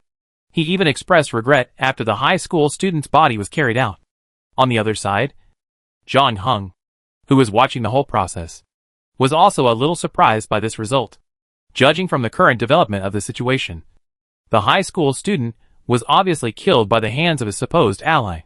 However, although the middle-aged man did a great job, it was still a bit risky to choose this time to act. Although John Hung believed that with his meticulousness and calmness, the investigation team would not be able to find any decisive evidence on him even if they suspected him. However, considering the situation he faced after killing the high school student, he obviously would not put himself in a disadvantageous position of fighting two people alone. Therefore, John Hung also had reason to believe that his ally was someone else. At present, Jin Yo is undoubtedly the most suspicious. Although John Hung observed that there was almost no interaction between the two, if we infer from the results, the target of the middle-aged man in this fire-handling training was not Jin Yo and Jia Lai from the beginning, but the high school students. In addition to deceiving the high school students to go to the warehouse to get gasoline, the most important thing is to ensure that the two can be grouped in the same group. This is precisely because of Jin Yo's proposal. On the surface, Jin Yo chose to be in the same group with Jia Lai out of caution, and to ensure the safety of the two. But in fact John Hung has made it clear that he does not want to intervene in the conflict between the two sides. So her proposal is equivalent to ensuring that the middle-aged man will be in the same group with the high school students. If one of Jin Yo and Jia Lai is the middle-aged man's ally, it can only be Jin Yo, not Jia Lai. This actually explains why the middle-aged man chose to attack the high school student. Obviously, in his assessment, Jin Yo is more difficult to deal with than the high school student. This is also in line with his usual calm and interest-first thinking. He chose the person who poses the greatest threat to form an alliance among the remaining people, eliminating two weaker players. The risk of doing so is undoubtedly smaller. Poor fat Jia Lai. He is still dreaming of entering the final list. But in fact, with the death of the high school student, his fate is already doomed. Thus, the three-person team of the Apollo project was announced, namely John Hung, the middle-aged man and Jin Yo. This result was acceptable to John Hung. In terms of training results, the middle-aged man was originally ranked third among all players. He was also an engineer in the institute, and was even better than John Hung in some basic theoretical subjects. Jin Yo's results were not ideal, but mainly because she was a woman and had a strong bias in subjects. She was very bad in physical fitness and theory, but she performed well in spatial orientation obstacle training, and was barely qualified to be a deputy. However, there was one question that John Hung could not figure out, which was who was the person who killed Anthony and attacked him before. It was not that he had not suspected Jin Yo or the middle-aged man, but with their aircraft driving skills and spacecraft simulation driving results, it was definitely not a wise choice for them to target him right away. John Hung always felt as if he had left something behind, until he finished the last theory class and came to his room. He noticed the light coming through the crack of the door, and the sound of water in the bathroom. John Hung pulled out the butter knife from his pocket, and pushed the door open quietly. A male figure was wrapped in a bath towel, humming a little tune while standing in front of the bathroom mirror, shaving his beard. But the next moment, the hair on his Adam's apple suddenly stood up. "There's no need to be so nervous. I just want to come over and say hello to you, the commander. You don't want to kill your lunar module pilot before the main mission is completed." The weak young man raised his hands and smiled. He looked good, not at all embarrassed and angry when he was caught taking LSD 20 hours ago. Chapter 304 Final List. I understand your surprise, but if you are willing to give me a little time, I can explain this matter, Bruno said and looked at the knife on his throat again. If you want to explain, why not start from the previous plane crash? John Hung said lightly, without taking back the knife in his hand. This time it was Bruno's turn to be surprised. When did you find out? This has been a problem that has troubled me for a long time. From the performance afterwards, it seems that everyone is suspected. But the motives of people other than you are not reasonable, because there are 3 places for the main task of this copy. Even if you consider that someone secretly joined forces, you should not target me so quickly. Only you are the biggest beneficiary after my death. But the LSD story is well made up. It not only explains why you left the space center late at night, but also allows you to smoothly stay away from the center of the storm afterwards. My fault? Nancy warned me that you might be the most difficult to deal with. But because of your existence, my situation became very dangerous. If I kill you, I can ensure my own safety. This temptation is very great for me. Moreover, Anthony died not long ago. At that time, you probably didn't think that you would be the next target. But I didn't expect that you could still escape successfully even in that situation. At the same time, this made me extremely passive. So I had to make up the LSD story in the shortest time. Is that bottle of pills fake? No. The pills are real. I can't take the risk of someone knowing this stuff. And it's hard to act out the state after taking it. You're right about this. I'm a drug addict. I took another LSD pill 2 hours ago. And now I feel great, Bruno said. Before I participated in this great game, I couldn't imagine how I would live in this boring world without these things.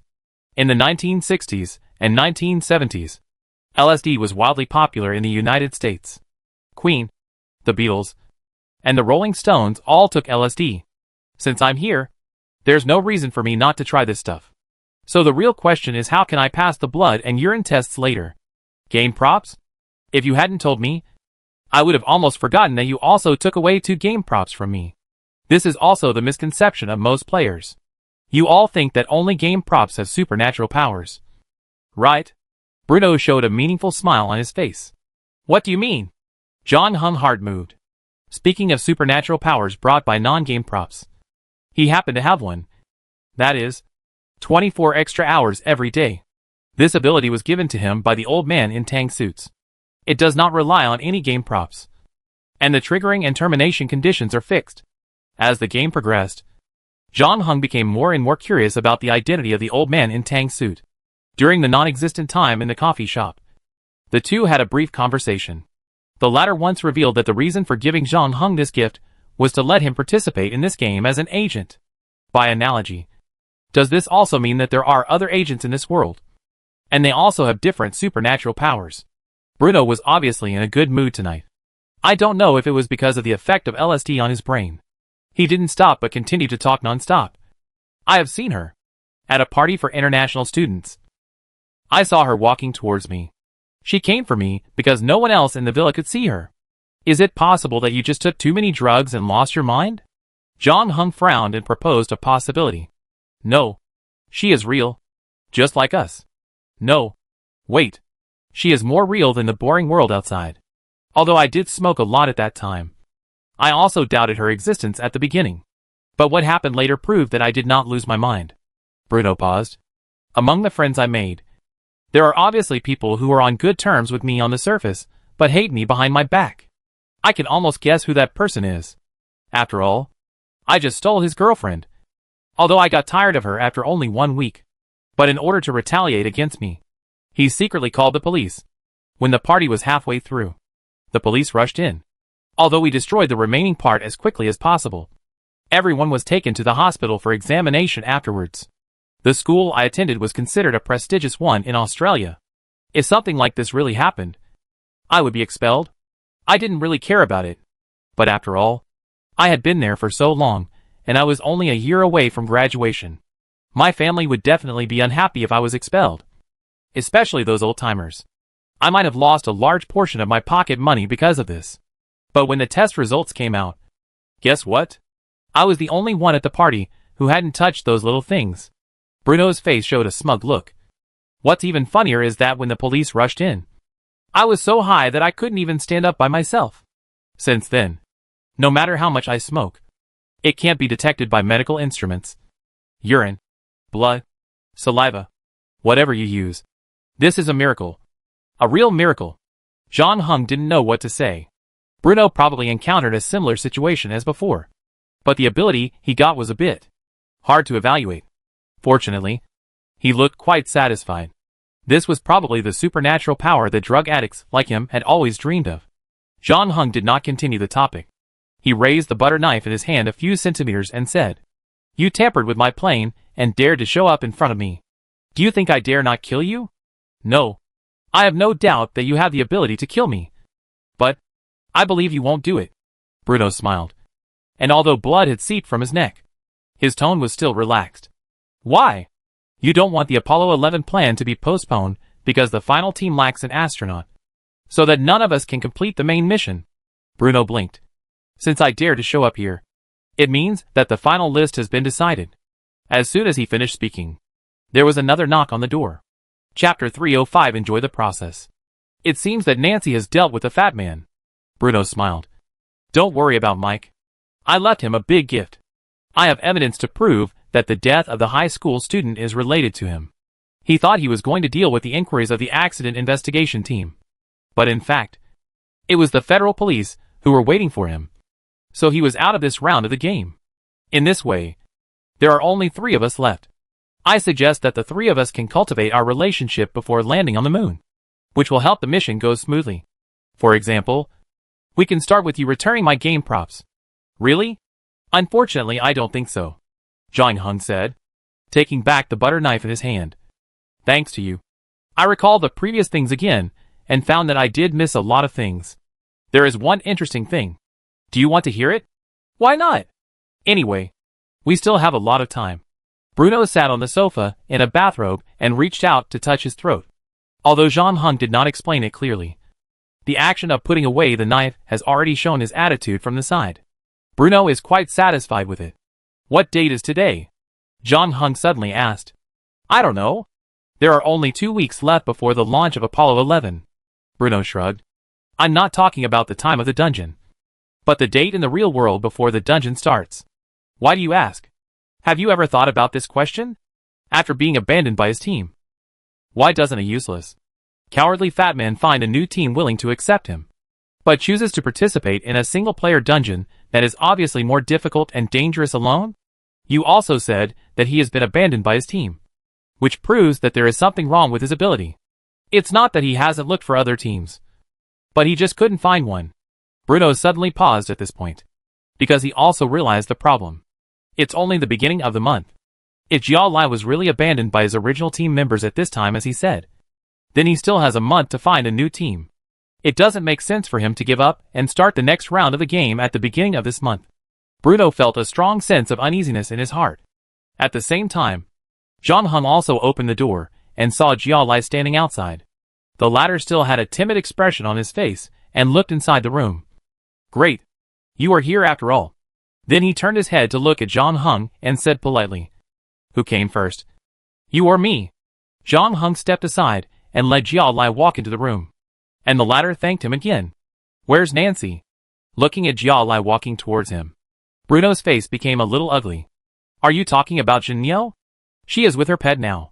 Jiao Lai showed his simple smile again, but this time Bruno's heart sank when he saw it. Jiao Lai didn't rush to say anything to him, but turned to Jean Hung and said, Do you know how your engine stalled? Huh? Nancy has a sea-level item that can communicate with small animals in an area and issue some simple commands. She let the nearby flocks of birds gather in advance on your flight path. But unfortunately, counting the time she attacked me tonight, the effective use of that thing has expired, Giala said regretfully. He took 2 tissues from the table and wiped the blood off his fist. You killed her? Bruno swallowed. No. Although I have to admit that this idea is indeed attractive to me. But I don't want to cause trouble. The people at NASA have been very distressed recently, and I don't want to increase their workload. Giala was very considerate. Bruno didn't feel relieved when he heard this, but his expression became even uglier, and even a little panicked. Giala noticed his look. I didn't kill your companion. You seem to be very frustrated. Bruno pulled the corner of his mouth, and the smile on his face was a little forced, because when I took action, I realized one thing. Now there are only 4 of us left. If I kill Jinyo, it means that I have to keep your life. I'm not sure if this is the right choice, Giala said seriously.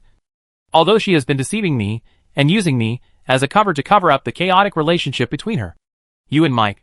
But this is women, isn't it? They are fickle animals. You can't blame them for their nature, right?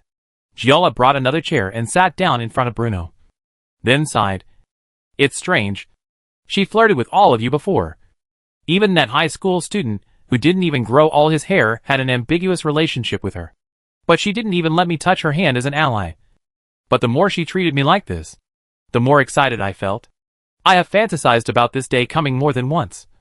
When the mystery is revealed, when I stand in front of her, looking at the unbelievable and terrified expression on her face, watching her kneel at my feet, crying and begging me to forgive her.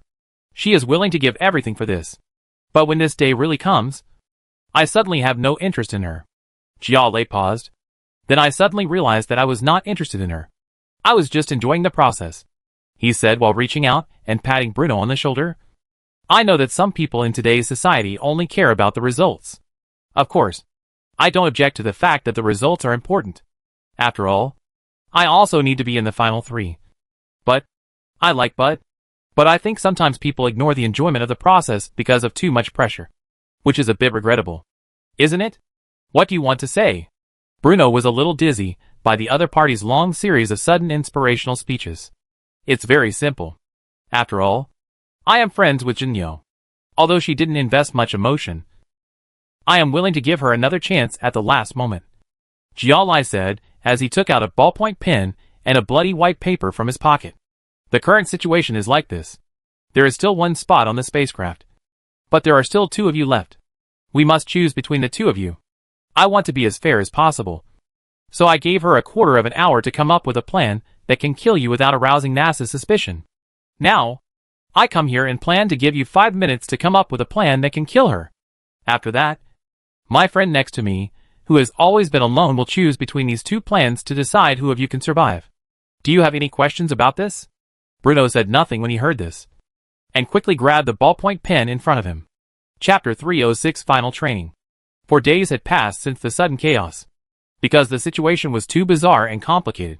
It involved 5 astronaut candidates, resulting in 4 being eliminated, 3 of whom died. For a time, the investigation team was a little short of manpower. NASA originally wanted to suppress the matter temporarily and consider how to deal with it after the investigation results came out. But unexpectedly, just the next day, the media exposed everything. And the more the news spread, the more bizarre it became. Some people even called the series of accidents the curse of the moon landing. Because what NASA was doing now had angered God, which led to the disaster. In the past few days, some people have spontaneously marched to the Kennedy Space Center and outside the Congress to protest. NASA had to hold an emergency press conference to explain the situation. The only 3 remaining astronaut candidates also attended the press conference and accepted 45 minutes of bombardment questions. Those reporters wanted to ask the color of the 3 people's underwear. And there were some leading questions containing traps. However, the 3 people were obviously prepared for such a situation. And basically all their answers were flawless.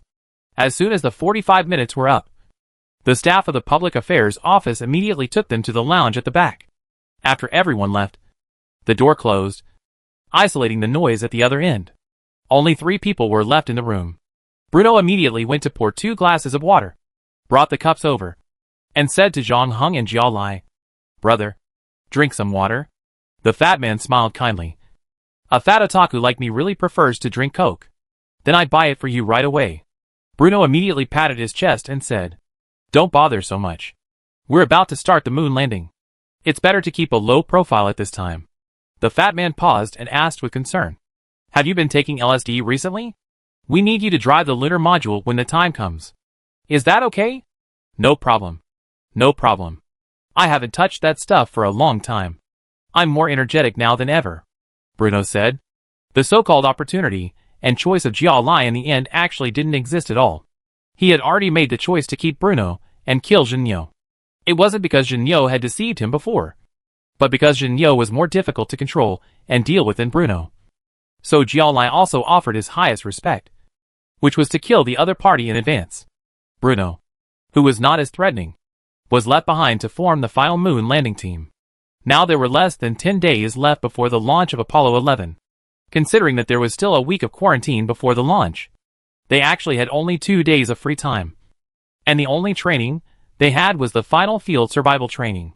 This was to ensure that when the spacecraft landed in some extreme environment when returning to the Earth, the astronauts could survive there until rescue arrived. During the Gemini project, astronauts were required to undergo 5 days of special survival and life-saving training in tropical, desert and water environments. NASA even led the astronauts to Iceland and the Amazon rainforest for secret training. However, this time, due to time constraints, the outdoor survival training courses were also cut a lot. The water survival training was completed in the swimming pool, and the tropical training part was directly cut. The remaining desert training was retained, but it was also placed at the end to prevent other training from being completed. And the entire training process only lasted 2 days. But compared with the previous trainings, the three of them no longer had any pressure on their performance this time. Because no matter what the result was, the final list had been determined. Therefore, in the eyes of Jiao and Bruno, this was no different from a trip. But at this time the door of the lounge was opened again. And this time, in addition to the captain, there was another figure. When Jiao and Bruno saw that figure, they didn't pay much attention to it, thinking that it was just a staff member who was responsible for the wilderness survival training together. But Zhang Heng's face showed a touch of surprise. The captain did not intend to introduce the two parties, but just got straight to the point as usual. You have received 45 days of training and have basically mastered the various skills required by astronauts. You have also experienced various things in the process, but fortunately you have persisted in the end. I am proud of your efforts and performance, and you will have the opportunity to become a part of history next. Jiao and Bruno looked at each other and saw a hint of joy in each other's eyes. Although they knew in advance that they were the final winners of this round of the game and could successfully board Apollo 11 and step onto the moon. When this day really came, the two still couldn't hide their joy in their hearts, especially considering what happened before. Jiao counterattacked from the last place to the final list. Now that the dust has settled, he doesn't need to pretend and hide his inner thoughts anymore. Among the three, only Zhang Heng's face remained calm. He looked at the silent man beside the captain quietly, which seemed to bring back some memories for him. Then Jiao and Bruno heard the captain continue. We will start the last training this afternoon. I hope everyone can take it seriously, because the results this time will be used together with your previous results as an important reference for determining the final candidate. Wait, the final candidate, what does this mean? Jiao frowned. We are the finalists. Aren't we? It takes 3 astronauts to carry out Apollo 11. And now we are the 3 of them. Bruno also opened his eyes wide. You said that you lost a large number of astronauts because of a new infectious disease. And the astronauts of Apollo 10 have not recovered their physical condition since the last mission for unknown reasons. So now we are the only ones left. Right? The captain's expression did not change. Yes, that's right. Because of that mysterious infectious disease, we did lose a large number of astronauts. To be precise, almost all of them. But some of them survived. At this point, he glanced at the man beside him, who had been silent all the time. Neil Alden Armstrong, the original commander of the Apollo 10 program, has passed the observation period a week ago and is undergoing recovery training. He is in good condition and has been confirmed to continue the Apollo 11 program. Wait. Bruno looked horrified. Does that mean there are only 2 spots left for us now? To be exact, there is 1 spot. We are very lucky. Michael Collins, the service module pilot, has also recovered well, the captain said. But don't worry. Those who are not selected can also stay in the ground control center and serve as a support team, and can also participate in this great voyage. Chapter 307 Cruel Elimination Rate. The fat man's face was livid. No one expected that there would be such a reversal at the end. They had eliminated 4 competitors and entered the top 3. But what everyone did not expect was that Armstrong and Collins, the astronauts of the original Apollo 11 program, could return to the team at the last minute. This is undoubtedly exciting and good news for NASA. Different from Zhang Heng and his group of newcomers, both of them are experienced veteran astronauts who have undergone years of systematic training. Before carrying out the Apollo 11 program, Armstrong had already driven Gemini 8 into the Earth orbit in 1965 to complete the docking, and Collins had also carried out the Gemini 10 mission. Their return gave NASA's top management a shot in the arm. But for the 3 players, it was a completely different feeling. Speaking of which, the introduction to the main mission did not mention how many people were allowed to clear the mission. The so-called 3-person clearance was first proposed by high school students, based on the number of official members of the Apollo 11 mission team in history. This statement was also accepted by all players. The captain's words at the beginning of the dungeon also made more people believe that NASA really had no astronauts available. They only needed to keep an eye on the 3 people who returned to the ground from Apollo 10 to see how they recovered. In this regard, the dungeon was still very generous. Like the astronauts infected with the mysterious infectious disease, the 3 people on Apollo 10 have also been unable to recover. This seems to further prove that the main task of this copy is to have 3 players land on the moon. For this reason, the fat man also saved Bruno's life, fearing that there would not be enough people for the final task. But the result is like a cruel joke played by fate. Some people may think that there is not much difference between knowing this kind of thing earlier and later. The difficulty has also changed from the original 7-1 to the current 3-1, which has been reduced by the first mate. But this is not the case. For single-player competitive dungeons, strategy is sometimes more important than tactics. If one knew from the beginning that only one person could pass the main mission this time, John Hung, as the one with the best training results, would definitely have the highest pressure among all. With Armstrong and Collins, there would be no need to worry about who would fly the aircraft. Other players would definitely list him as the first target, instead of like now, except for Bruno, who ranked second and wanted to kill him. Everyone else would rather have him become their teammate. This made John Hung almost aloof from the world for a period of time. Of course, if he knew that only one person could board Apollo 11, John Hung might not be willing to get the first place. But at least, it would not be the current situation. Bruno was undoubtedly the most frustrated person. His current strength was the weakest among the 3. After what happened before, he originally thought that he would not be able to escape death. Unexpectedly, Jialai chose to keep him instead of Jinyo in the end, which unexpectedly allowed him to pass this copy. He also turned from sadness to joy. Unfortunately, the good times didn't last long. Now the 3 of them had to compete for the only place to pass the level. And he had lost all the game props, which meant that he was one step behind others before he even started. But after just a moment's hesitation, Bruno immediately came to the fat man's side. John Hung was not surprised by his choice. John Hung didn't know whether Armstrong still remembered what happened 14 years ago.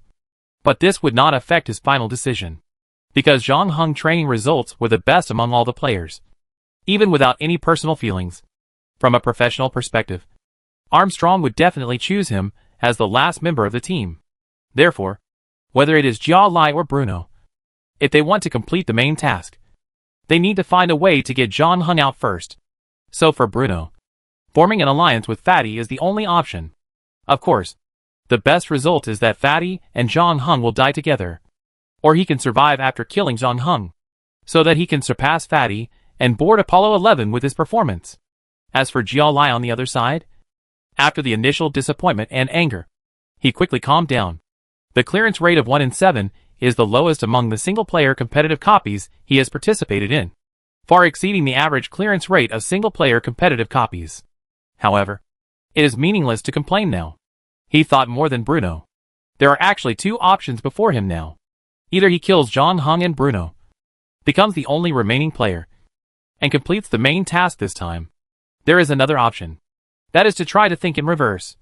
Kill Armstrong and Collins, and then free up 2 more places.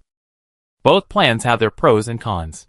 In terms of the success rate of the moon landing, having Armstrong and Collins as companions is undoubtedly higher than having other players as companions. But in theory, it is easier to kill the defenseless Armstrong and Collins. But there is still a big problem here. That is, after Armstrong and Collins encountered an accident, would there be other astronauts returning? Jia Lai had to consider this risk. In addition, it was also questionable whether John Hung and Bruno would cooperate with him to kill Armstrong and Collins. Especially for John Hung. Killing Armstrong and Collins would not benefit him in any way. And Jia Lai actually didn't have much time left. There were less than 10 days left before the launch of Apollo 11. And what lay before him now was the upcoming field survival training. The fat man finally made up his mind. He didn't want to pin his hopes on the time after the training. Nor did he plan to gamble whether there would be other astronauts returning to the team. He decided to keep his fate firmly in his own hands. At this time, only he was the most trustworthy. Jia Lai believed that the other 2 people thought so too. So this time, he was even too lazy to release smoke and pretend to discuss with John Hung the possibility of killing Armstrong and Collins. Because John Hung would never relax his vigilance. In the previous training, he performed very badly, but that was not his true strength. It was just a performance to reduce the vigilance of other players.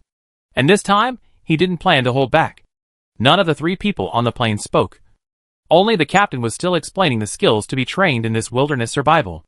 A few hours later, the plane arrived at the landing site in the Nevada desert, where staff were already waiting. Chapter 308 Einstein in Area 51. The Great Basin Desert is the largest desert in North America. It covers a total area of more than 500,000 square kilometers, including most of Nevada, more than half of Utah, and a small part of Idaho, Oregon, California, and Wyoming. When it comes to this desert, most people think of Las Vegas first. In 1888, it was just a small town. In 1905, a large number of gold diggers poured in because of the discovery of gold mines.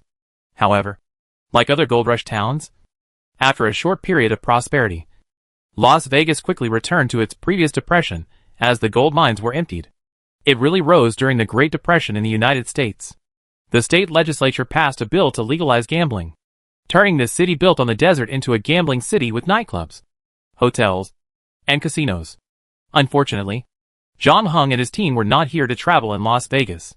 The plane landed at Area 51 Air Force Base, which was newly built more than 10 years ago. It is located on a dry riverbed in Nevada, only 130 kilometers away from the bright and bustling Las Vegas. The United States has denied its existence for decades after its establishment.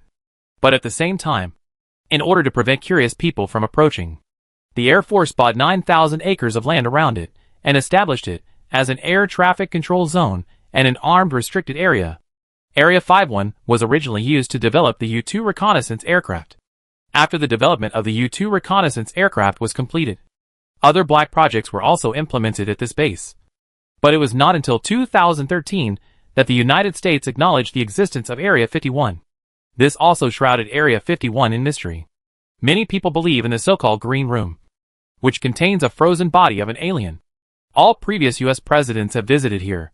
Some people swear that they have seen short, gray creatures with huge heads moving around nearby. Such a room is also here. However, John Hung and his two companions obviously did not have such a good fortune. They were not greeted by some strange-looking aliens, but by a person in charge of the Air Force Base, who looked very ordinary. After shaking hands with John Hung and his companions, he said that the simulation environment had been built and training could be carried out at any time. The captain showed his humanity, and considering that the sun had already set, he finally postponed the training time to tomorrow morning. After dinner, the three of them had the opportunity to move freely. But although it was called free movement, the places they could go were actually very limited. And basically no matter where they went, there were eyes staring at them. The person in charge of reception even apologized for this, reiterating that this action was not directed at them, but was just a basic security precaution. John Hung and others understood this. But it would be impossible to do anything in the base. At least they would be safe until tomorrow morning. This result was not unacceptable. For the three of them, this might be their last peaceful sleep. After eating, Jialai took a deep look at John Hung, nodded to him, and said, "See you tomorrow." After saying that, he was in no mood to walk under full surveillance. So he returned to his room first. Seeing Jialai leave, Bruno also got up quickly and followed the fat man to his room, but ended up watching the door close in front of him, almost hitting his nose. Bruno looked a little embarrassed. The fat man clearly didn't trust him and didn't discuss tomorrow's plan with him.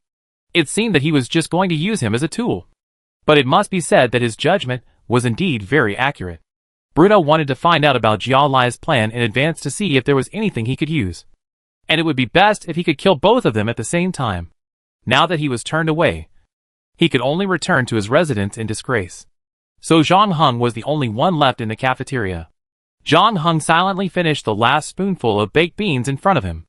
At this time, the sky outside the window darkened. The wind blew up the yellow sand, and the blood-red sunset fell under the sand dunes. Even if he was in a threat to his survival, and was about to face the final life and death contest, it was difficult to ignore such a magnificent scene in front of him. Magnificent desolation, isn't it? Said a strange voice. Excuse me? John Hung turned around and saw a middle-aged man dressed like an engineer, who seemed to be a researcher at Area 51. He came up behind him at some point, smiled, and did not continue the previous topic, but asked, "You are an astronaut from NASA, right? I heard that you are going to the moon." "David." John Hung introduced himself, put down the knife and fork in his hand, and stretched out his hand. "We are members of Apollo 11. But strictly speaking, we are only candidates." Einstein. The middle-aged man shook hands with John Hung, who raised his eyebrows. John Hung had never seen a photo of Einstein when he was young. But after the middle-aged man said that, John Hung did find that the two men had some similarities between their eyebrows. But the latter then let go of his hand and smiled. Just kidding. You know the nature of our work. We signed a confidentiality agreement before coming here, and we cannot reveal our real names to outsiders. How about it, Mr. David? Are you satisfied with us here? You seem to be doing very well. You too. 60 years ago, no one thought that humans could fly in the sky on a big iron bird. And 10 years ago, no one believed that humans could leave the Earth and go to outer space. And even today, most people still don't think that humans can set foot on another celestial body. Einstein paused. But all this happened with the help of mathematical formulas. Those mechanical principles. Repeated experiments. Humans have accomplished things that seem impossible to accomplish again and again. Isn't this a miracle in modern society? I don't want to disrespect the man who led the Israelis to establish their country. But if you ask me, technology is the greatest power in the world. Typical engineering student remarks. But in a sense, it is hard to refute. I'm sorry to interrupt your meal, but I heard that NASA astronauts were here, so I couldn't help but come over to take a look. You know, the middle-aged man shrugged. No one usually comes here. Anyway, it's nice to meet you, Mr. David. I'm also glad to meet you, Mr. Einstein. Okay, I won't delay your rest time.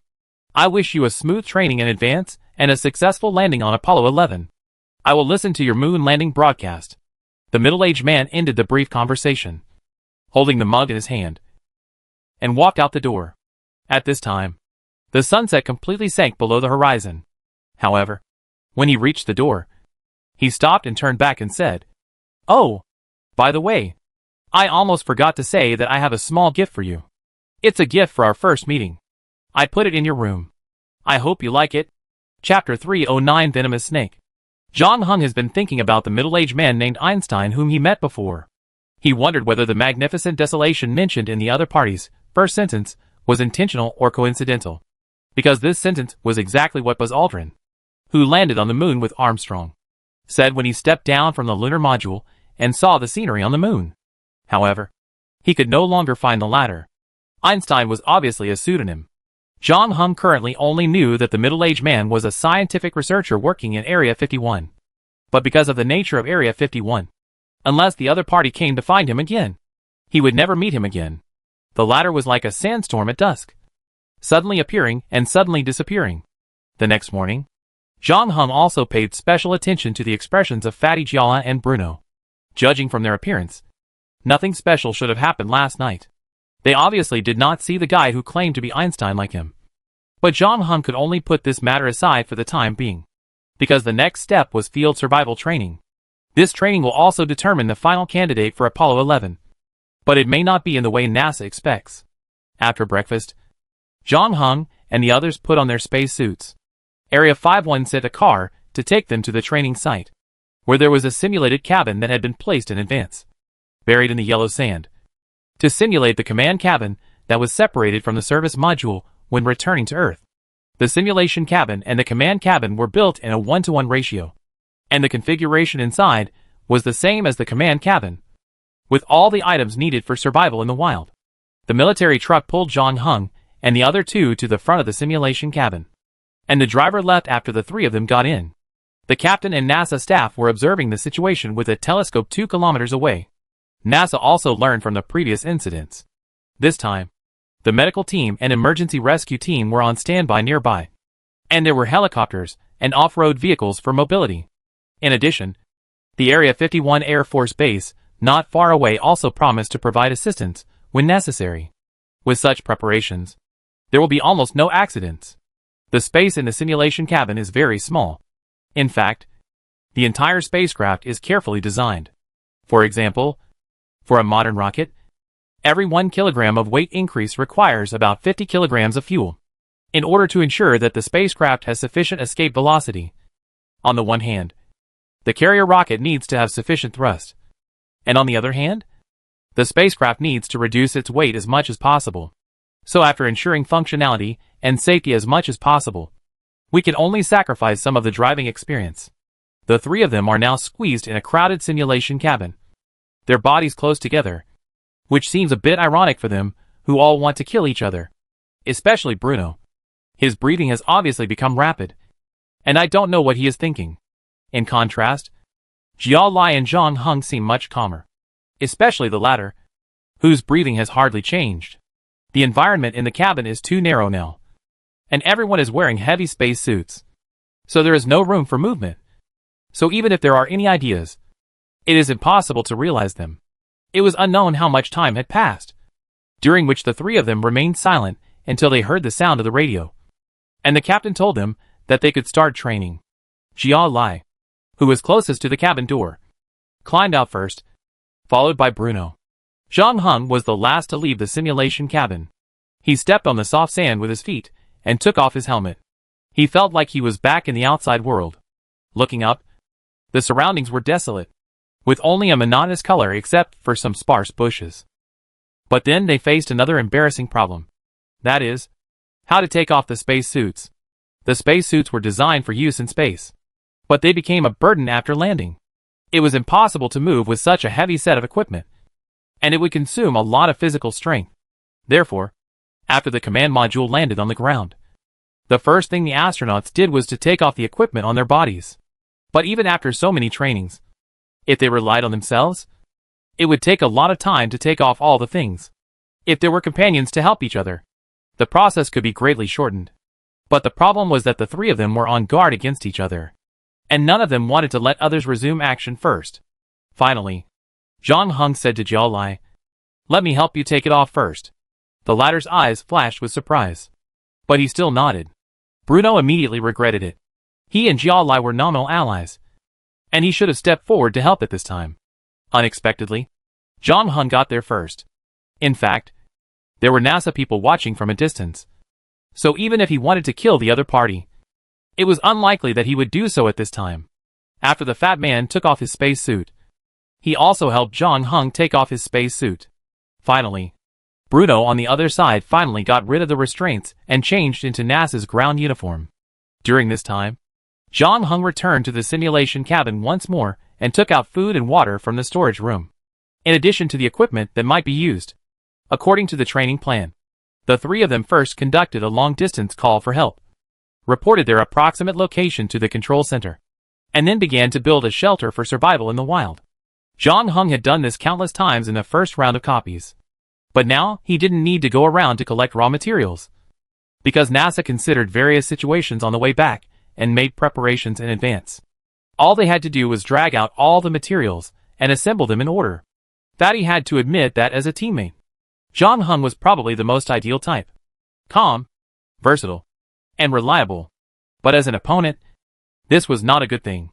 This also meant that it would be more difficult for him to kill the opponent. If he didn't make a move, it would be fine. Once he made a move, he had to kill him with one blow, because the opponent would not give him a second chance. Fortunately, Jiao Lai was always a very patient person. Otherwise, he would not have disguised himself as a harmless cute pig at the beginning of the dungeon, and waited until Jinyo and Bruno teamed up to clear out the other players before showing his fangs. He is like a poisonous snake, always able to find the best hunting opportunity. Therefore, he also cooperated very well at the beginning of the outdoor survival training. After the rescue was over, he actively joined in the bunker construction. The three of them worked for a quarter of an hour and put up the awning to block the scorching sun above their heads. Because of the training requirements, the three did not eat breakfast. Zhang Heng shared the food taken out from the storage room with the other two. Although he felt hungry, the fat man still did not swallow it in a hurry, but gave Bruno a look. The latter knew what Jiao Lai meant, and with a bitter face, he opened a bag of dehydrated food, mixed it with the water in the sealed bag, and put it into his mouth. Chapter 3:10 Desert Survival Training. Breakfast is bacon and cinnamon bread with fruit juice, pea soup and tuna salad. Standard Apollo-era astronaut meals. Mainly dehydrated and semi-wet food, plus some heated food and natural food. There is no problem with nutrition, but the taste can only be said to be okay. Benefiting from the advancement of food preservation technology, space food in later generations has been greatly improved. In Zhang Heng era, NASA will provide astronauts with more than 180 kinds of physical objects and drinks. You can even eat chocolate ice cream in the International Space Station, which also helps astronauts keep their emotions stable for a longer time. However, for now, John Hung and his team obviously don't have such good treatment. The storage room of the service module contains enough food for 3 astronauts to eat for 11 days. If the mission goes smoothly, minus the time for landing on the moon and returning to the Earth, the remaining food can last for 6 to 7 days. Enough for the astronauts to wait for the NASA rescue team to arrive. However, considering the damage of communication equipment and the possibility of various situations, this training requires John Hung and his team not to stay in place and wait for rescue. Therefore, after breakfast, the 3 of them did some simple positioning, distributed food and water, and then started outdoor walking training again, carrying the supplies on their backs to move to the next target location. This is also the most difficult part of the entire outdoor survival training. The target location is 80 kilometers away. Even if you walk non-stop, it will take at least 20 hours to reach it. Moreover, it is now summer, and the temperature in the desert exceeds 40 degrees Celsius during the day. Under the scorching sun, the body loses water very quickly. If it is not replenished in time, it is easy to enter a state of dehydration.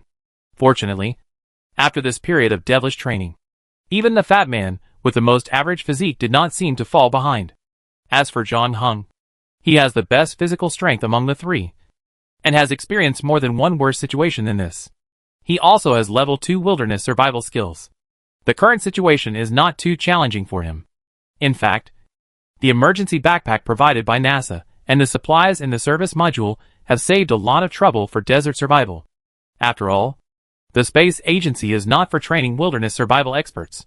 Under normal circumstances, this training only requires astronauts to follow the steps in the emergency manual, make good use of the things at hand, reasonably allocate their physical strength, and then complete the task within the specified time. It was more of a physical drain. However, after walking in the desert for a while, everyone's emotions inevitably fluctuated. The hot and dry environment is not only a torture and test for the body, but also affects everyone's emotions to a certain extent, especially when the 3 of them are hiding something on their minds. On the surface, the 3 of them are facing the same situation, all competing for the last spot. But in fact, even if John Hung does nothing, as long as he can ensure that he can survive the training, relying on his outstanding performance, he can still successfully board Apollo 11. On the contrary, Bruno and Gialla were more passive, especially Gialla, because the strategy he adopted earlier made him rank last among the 3. He needed to use this last training to kill both of them. But Gialla didn't know what John Hung was thinking. Did he want to successfully pass this wilderness survival training and use his performance advantage to board Apollo 11? Or was he prepared to take a certain risk to eliminate the threat of him and Bruno?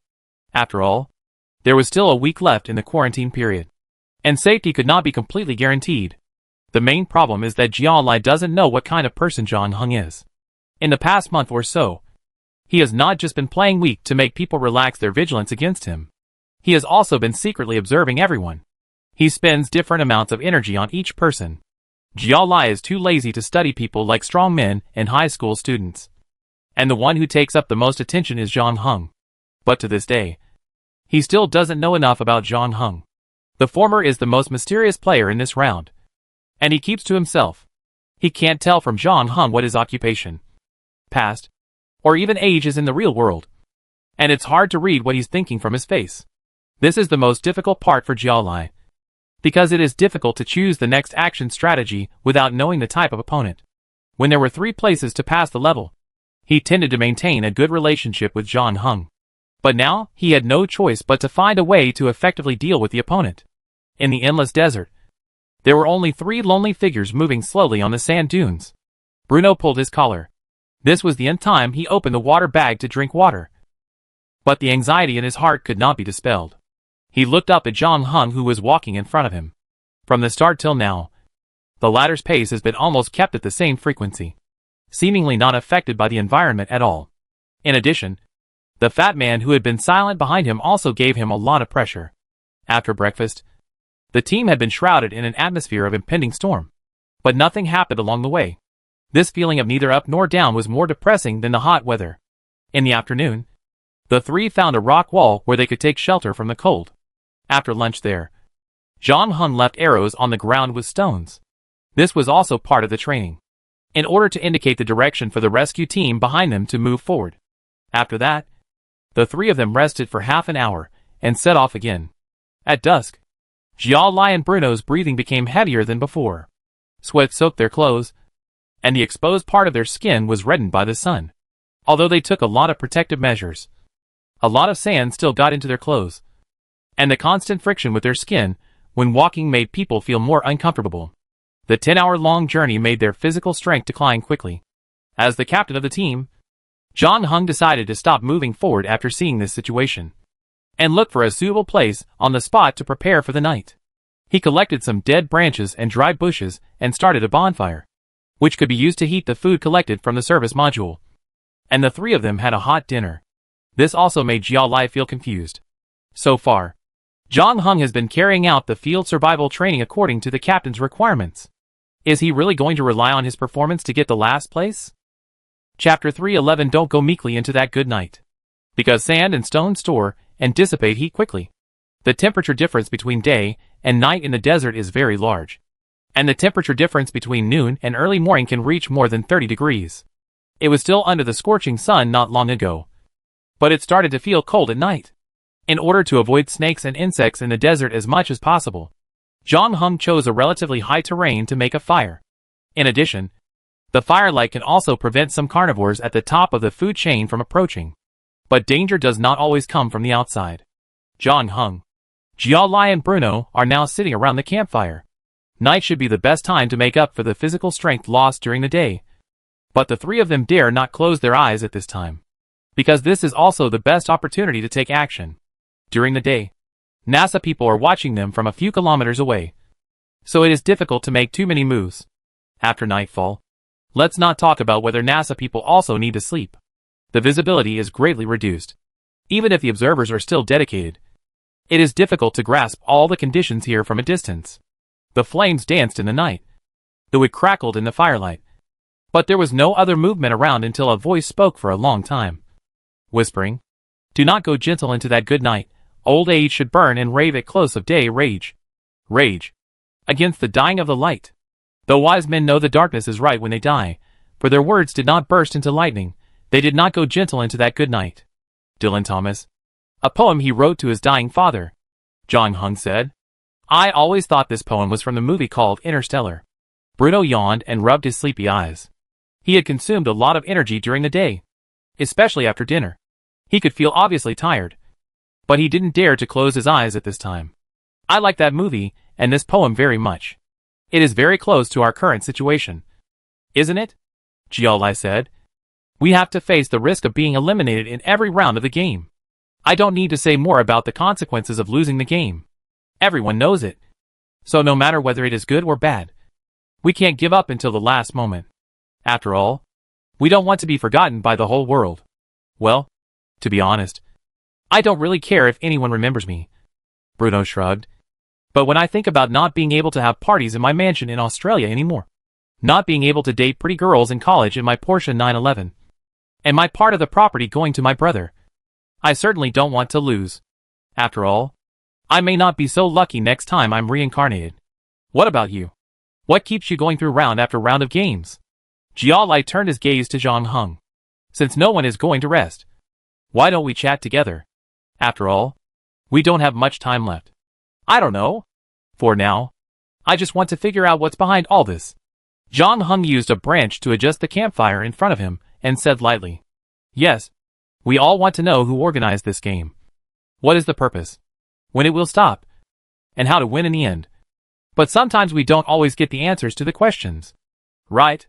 Jiao Lai's eyes flickered in the night, and no one knew what he was thinking.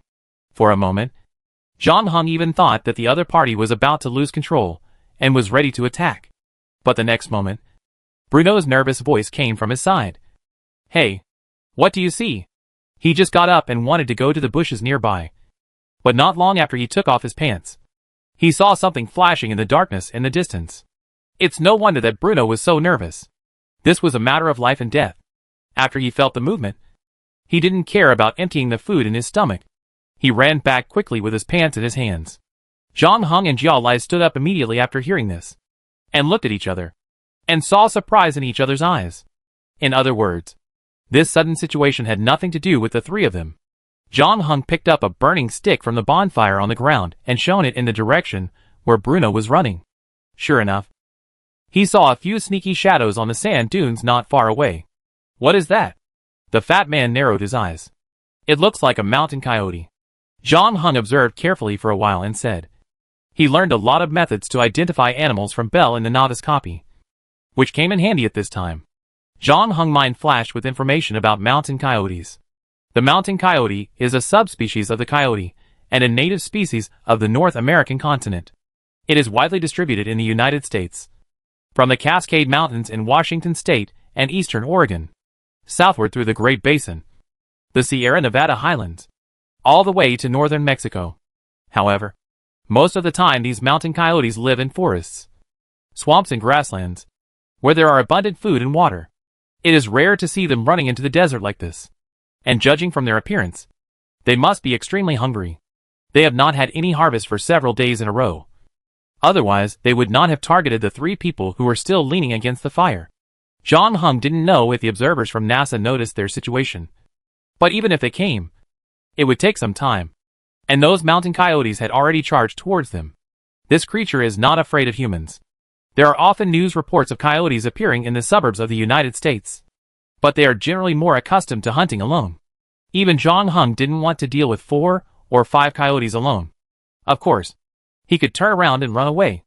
Although he couldn't outrun the 2 coyotes with his speed, he would have no problem outrunning Giala and Bruno. However, John Hung seemed to have thought of something afterwards. He didn't leave the campfire, but kicked 2 burning sticks as thick as his forearms to Giala and Bruno. The fat man hesitated for a moment, but finally picked up the wooden stick on the ground. Bruno turned around and wanted to run, but because he was too anxious, he tripped and ate a mouthful of sand. When he raised his head again, a coyote had already rushed towards him. Bruno was immediately scared, but he also knew that he could not rely on anyone at this time. It was good that John Hung and Jiao did not do anything dirty. Fortunately, Bruno was also an old player who had experienced several rounds of games. Although he had no props on him now, he was still skilled. At the critical moment, he used his elbow to support the coyote's neck, so that the latter's mouth could not bite him. And then he turned over and pressed the coyote under him. The fat man on the other side was much calmer in the face of the wolf pack's attack. He stood there and watched coldly until the coyote rushed over, kicked the ground with his hind legs, and his body was in the air. Jiao made a move and strangled the coyote's neck at lightning speed. Chapter 3:12 Jiao answer. Jiao thrust the red-hot stick into the coyote's mouth, causing the latter to let out a series of screams. Jiao frowned and casually threw the severely injured coyote aside. After eliminating the danger on his side, Jiao turned his head to look at John Hung and found that the other party had fought 1 against 2 and had already ended the battle. What Jiao regretted was that John Hung's movements were too fast. When he turned his head, he only saw 2 coyotes with burnt marks on their fur running back into the darkness, with their tails between their legs. He could not see how the other side won the battle, which also frustrated Jiao wish to know more about John Hung. At this time, the sound of the helicopter propeller's turn came to everyone's ears. They had to admit that after that series of accidents, the space agency responded to emergencies much faster and also improved the level of protection for astronauts. In less than 5 minutes, the captain jumped off the helicopter and said, "Are you all okay?" John Hung and the others nodded. Even Bruno, who was in the most dangerous situation just now, was not injured. At most, he was frightened. The worst thing was that the coyote sprayed saliva on his face, which tasted a bit bad. The captain said, "I didn't expect to encounter a pack of wolves here. There have been no wild wolves around for a long time. But this did remind us. I will report to the higher-ups to see if we can add some wolf repellents to the emergency backpack. But it's better not to hold too high hopes. By the time they approve it, you may have visited the moon twice. So, I ask you again, do you still want to continue this training?" Giala and Bruno nodded without hesitation. Although they had just experienced a frightening scene, the 3 of them had not yet decided who was the winner. They did not want the training to end. So the captain turned his head and looked at John Hung, who said, "I respect the opinions of the team members." This answer was somewhat beyond Giala and Bruno's expectations. It stands to reason that John Hung should choose to interrupt the training at this time, so that with his previous results, he can directly get the final quota. There is only one possible reason why he made such a decision now. That is, he also decided to take advantage of this opportunity to solve all threats in one fell swoop to avoid other situations during the quarantine period. Okay. Then we meet at the finish line. And be careful. Since the three of them agreed, the captain didn't say anything else, got into the helicopter, and left the camping site. After working together to repel the coyote attack, the atmosphere between the three seemed to be a little better. But the three of them knew in their hearts that this was just an appearance. When the number of people who could pass the level was reduced to 1, there was no room for compromise or reversal. I don't know if it was because of the accidental interruption, but Jialai seemed to give up the action afterwards. And nothing happened until the sun rose from the east and the temperature began to warm up. The three of them spent the night peacefully by the fire. In the morning, they used the bonfire that had not yet been extinguished to have another hot breakfast. If nothing unexpected happened, this would be their last meal in the desert, because the target location was less than 30 kilometers away. It would take 7 hours to reach it if everything went well. And Giala still did not come to Bruno to discuss the next action plan. Bruno had completely given up. He knew that this meant that Giala had never taken his alliance with him seriously, and did not think he was of much use. But Bruno was surprised that Giala was still not in a hurry until now. He even had the leisure to organize his emergency backpack again before setting off. You know, the distance to the finish line is not far, and there is not much time left for them. If they can't make a move within the last 7 hours, they may never have another chance to make a move. Bruno is now the most anxious of the three people. But his anxiety is useless. He lost the game props, and Giala abandoned him. He didn't know how to get rid of two competitors who were obviously stronger than him under NASA's surveillance. So he could only wait passively, just like the day before. After breakfast, the three of them continued on their way silently. However, because they chose the early morning this time, the sun had just come out. The temperature in the desert was not too high, and the physical consumption was not as intense as before. At the same time, the three of them unexpectedly received a prompt from the system, telling them that they had completed an achievement of desert camping, and each of them received 2 points. Up to now, the importance of points has long been self-evident, and the acquisition of points has always been the focus of research by large guilds. The research results are varied, but no matter which plan is used, it can only improve the efficiency of point acquisition to a certain extent, because of the uniqueness and non-repetitiveness of the dungeon. Theoretically, the point acquisition plan you summarize in one dungeon is unlikely to be directly used in other dungeons. For example, the 30 kinds of food achievements Zhang Heng had obtained in the Tokyo Drift dungeon were no longer effective in the subsequent dungeons. No matter how many American signature foods from the 1960s he ate, he could not get any points. However, in the previous transition dungeon, he did get an achievement of fast food music by combining vinyl records with hamburgers and Mexican chicken rolls. This combination also fascinated him. However, there are indeed certain rules hidden under these randomness. For example, Zhang Heng has found that the probability of getting points after encountering danger and successfully surviving the danger will be very high. But this rule is actually not very useful, because players are unlikely to go crazy for points. After all, if there is no one left, there is no point in getting points. Bruno feels this way now. The joy of getting points is completely diluted by the anxiety about the future. He wiped the sweat from his face. 3 hours have passed since the three of them finished breakfast. The temperature in the desert has been rising, and the uncomfortable heat has returned. But what makes Bruno even more anxious is that Giala still has no signs of making a move. Bruno doesn't understand what Giala is waiting for, and what made him willing to give up the rare opportunity last night. What better time to act than at night, when the vision is lowered? Just when Bruno was puzzled, he felt that the oncoming hot wind seemed to be getting stronger. So he raised his head and looked at the distant skyline. The next moment, he finally got the answer he had longed for. The captain's voice came from the intercom. Team attention. There is a sandstorm ahead. Training is cancelled. Stay where you are. Don't move. Our car will pick you up soon. Chapter 313 Duel in the Sandstorm. On the horizon, a yellow sand wave was sweeping forward at an alarming speed. Zhang Heng roughly estimated that the sand wave was about 7 or 8 kilometers wide, and at least 2 or 3 kilometers high. It was impossible to dodge it with just his legs, in the face of violent natural disasters. Even NASA's most maneuverable helicopter could not take the risk of taking off at the speed of the Jeep. It was highly unlikely that it would be able to pick up the 3 people before the sandstorm arrived. This was also the reason why the captain asked them to stay where they were. But his wish was doomed to fail. The 3 of them knew that this sandstorm was the clarion call for the final battle. The dust in the sky would reduce everyone's vision to the minimum. Under such visibility, NASA's observers would completely lose control of them. No matter what they did, only they themselves would know.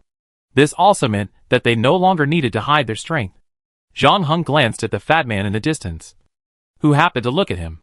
The 2 of them looked at each other. And at this moment Jia Lai finally stopped hiding the strong murderous intent in his eyes. Sorry. I will win this round and live. If there is only one winner in this game, then that person can only be me, Jia Lai said coldly. When he finished speaking, the yellow dragon was less than a few hundred meters away from the 3 people. Zhang Heng took off the innermost vest of his uniform as quickly as possible, tied it on his face, and covered his mouth and nose. The biggest danger brought by the sandstorm is suffocation and blindness. If there is no protective measure, the large amount of yellow sand carried by the strong wind will soon block your respiratory tract in a short time, causing difficulty in breathing. As for the blindness, there is no need to worry too much with the goggles. When Zhang Heng finished all this, he took out the steak knife that he had hidden on his body when he had dinner at Area 51 the night before. The sandstorm finally arrived. Jia Lai was right. Zhang Heng did not intend to advance directly based on his performance advantage from the beginning, because there is still a week-long quarantine period. Zhang Heng does not want to test whether NASA has done a good job in protecting the mission team. Moreover, Jia Lai and Bruno are likely to become the support team and stay in the Space Center to work. There may be opportunities for action. Therefore, not only Jia Lai wants to use the last wilderness survival training to successfully get the last pass quota, but Zhang Heng also plans to use this opportunity to solve all threats before the quarantine period. However, it must be admitted that the arrival of this sandstorm was indeed beyond Zhang Heng's expectations. However, compared with the waterspout he created on the sea surface before, Zhang Heng was more inclined to believe that Jia Lai was not the creator of this sandstorm. Otherwise, he should not have waited until the end of the training to take action.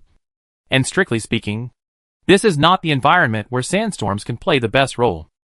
Although the terrain they are in is relatively flat, there are still some large rock walls nearby that can serve as shelters to block sand and reduce wind speed, which is far worse than the empty plain they passed an hour ago. Zhang Heng speculated that Jia Lai should have props that can accurately predict the weather.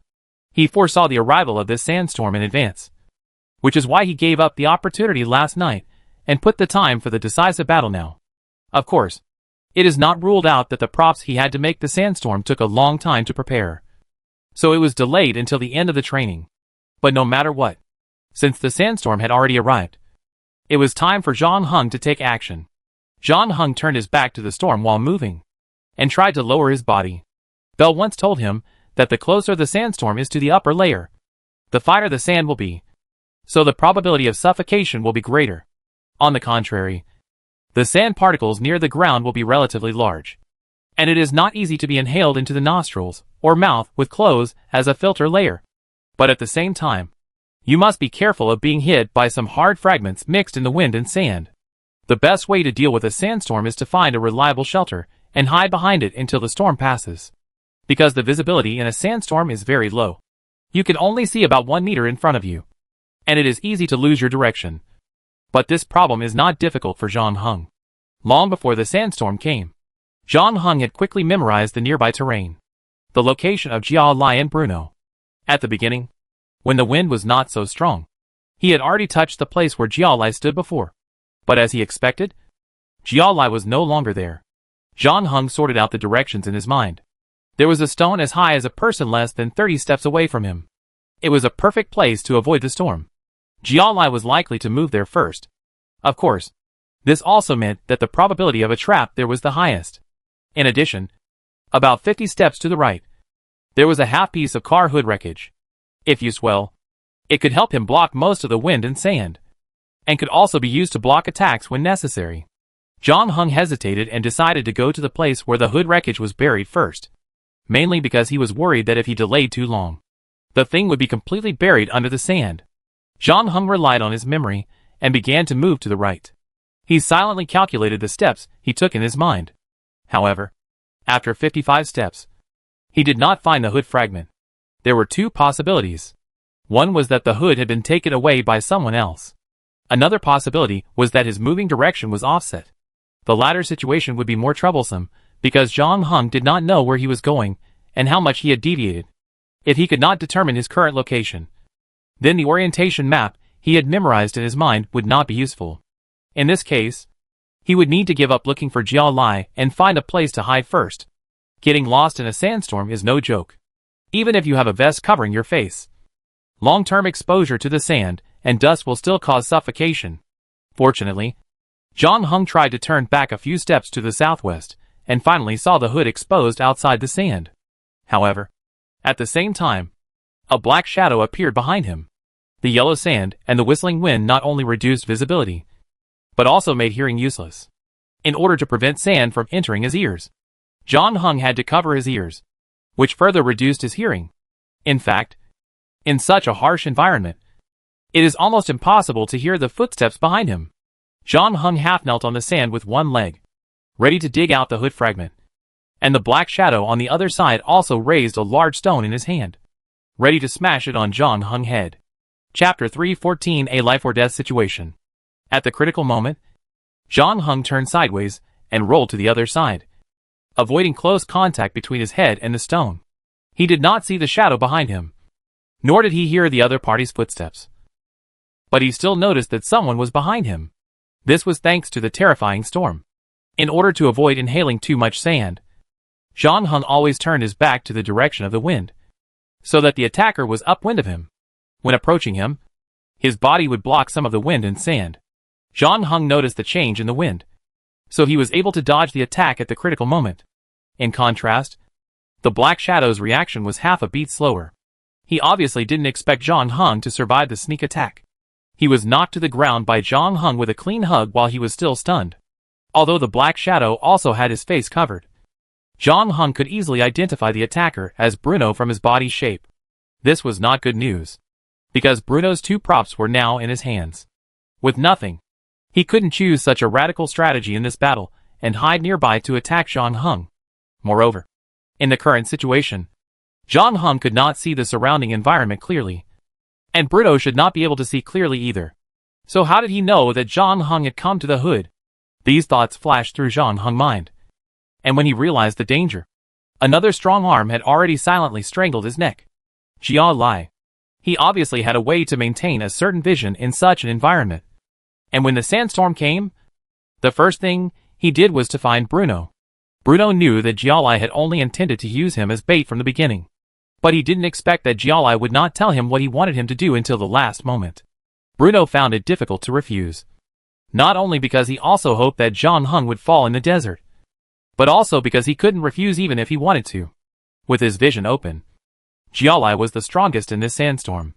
If he wanted to kill him, there were many ways to do it, and it didn't take much effort. The reason why Jiao Lai hadn't taken action until now was simply because he could still exert some residual heat as bait. In fact, in Bruno's opinion, since Jiao Lai could see the people nearby without being affected by the dust, he didn't need to look for him anymore.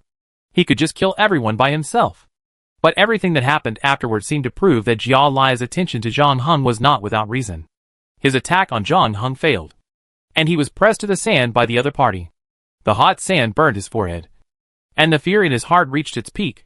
Bruno thought he was dead this time, until Jiao Lai yelled his name and asked him to do it, and he came back to his senses. However, Bruno only glanced in the direction of the two men, then struggled to get up from the ground.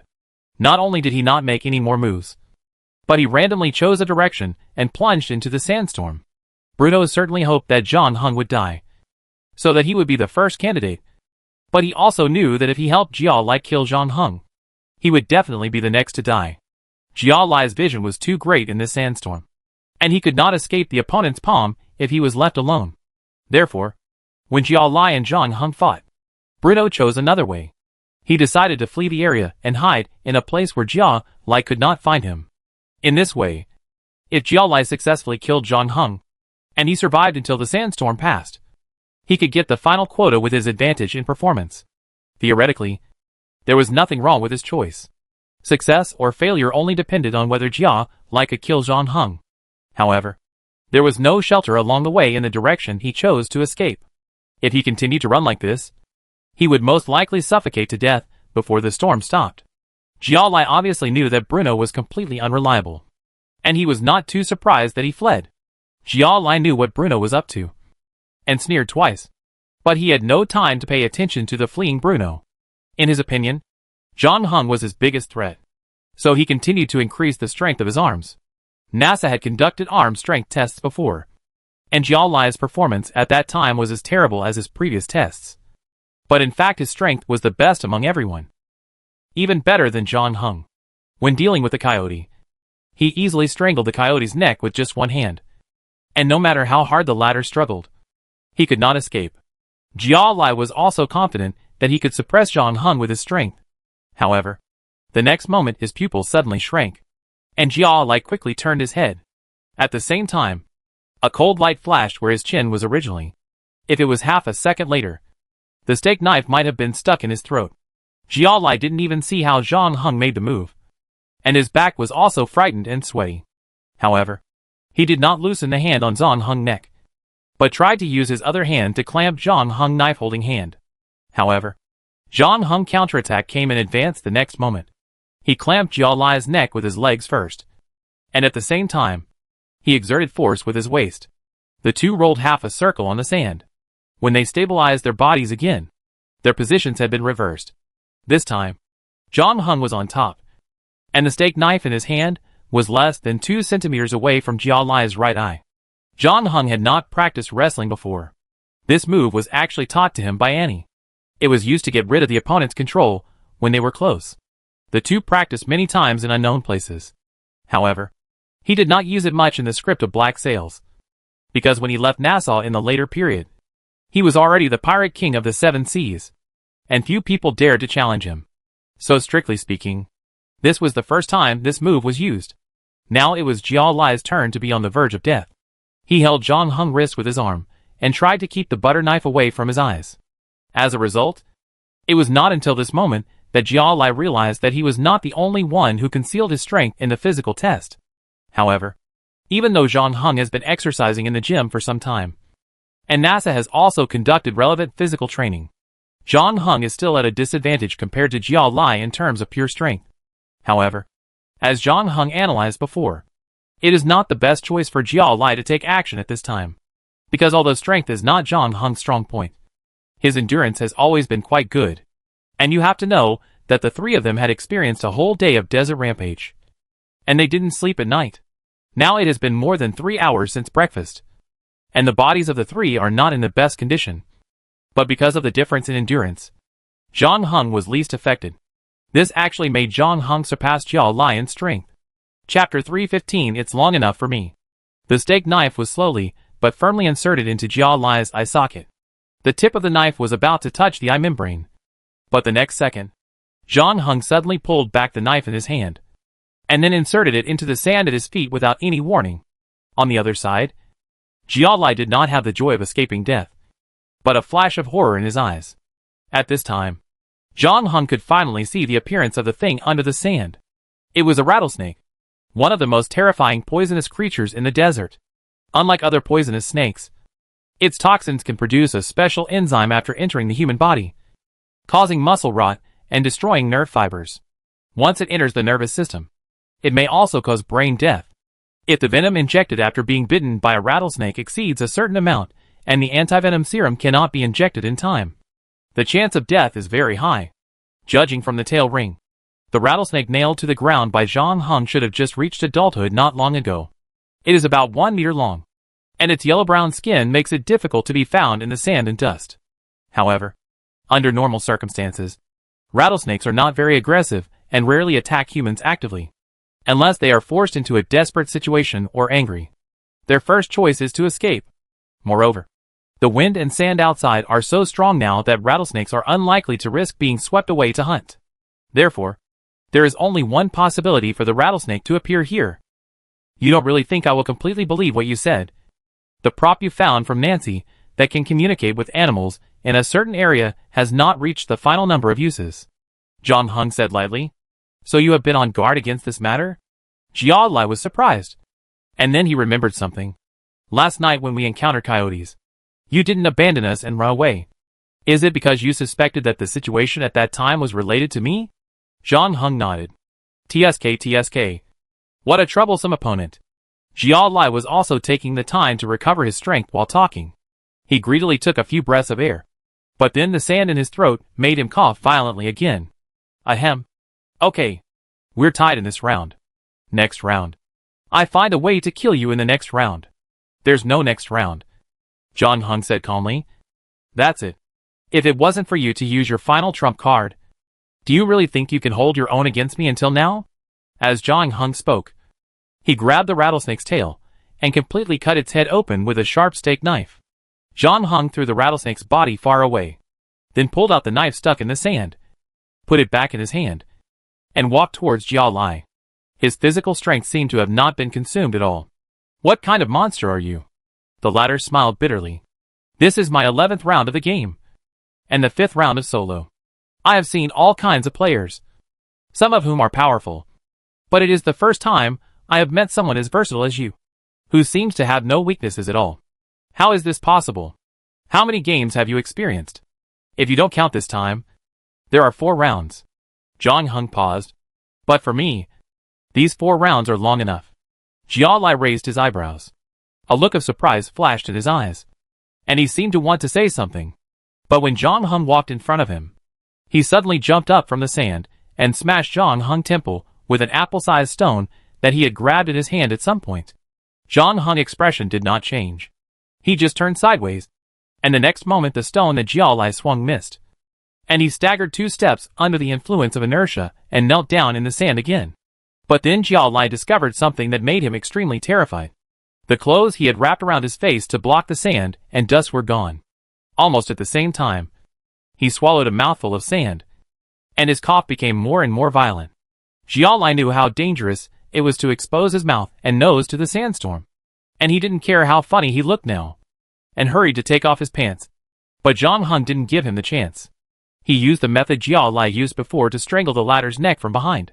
Jiao Lai tried his best to open his mouth, but the harder he tried to breathe, the more sand he inhaled, and Jiao Lai's expression became more and more terrified. He wanted to pry open Zhang Heng's arm, but the lack of oxygen made him lose strength faster, and his brain became more and more confused. However, just before Jiao Lai lost consciousness, he heard the roar of the jeep engine again, which meant that NASA was not far away from them.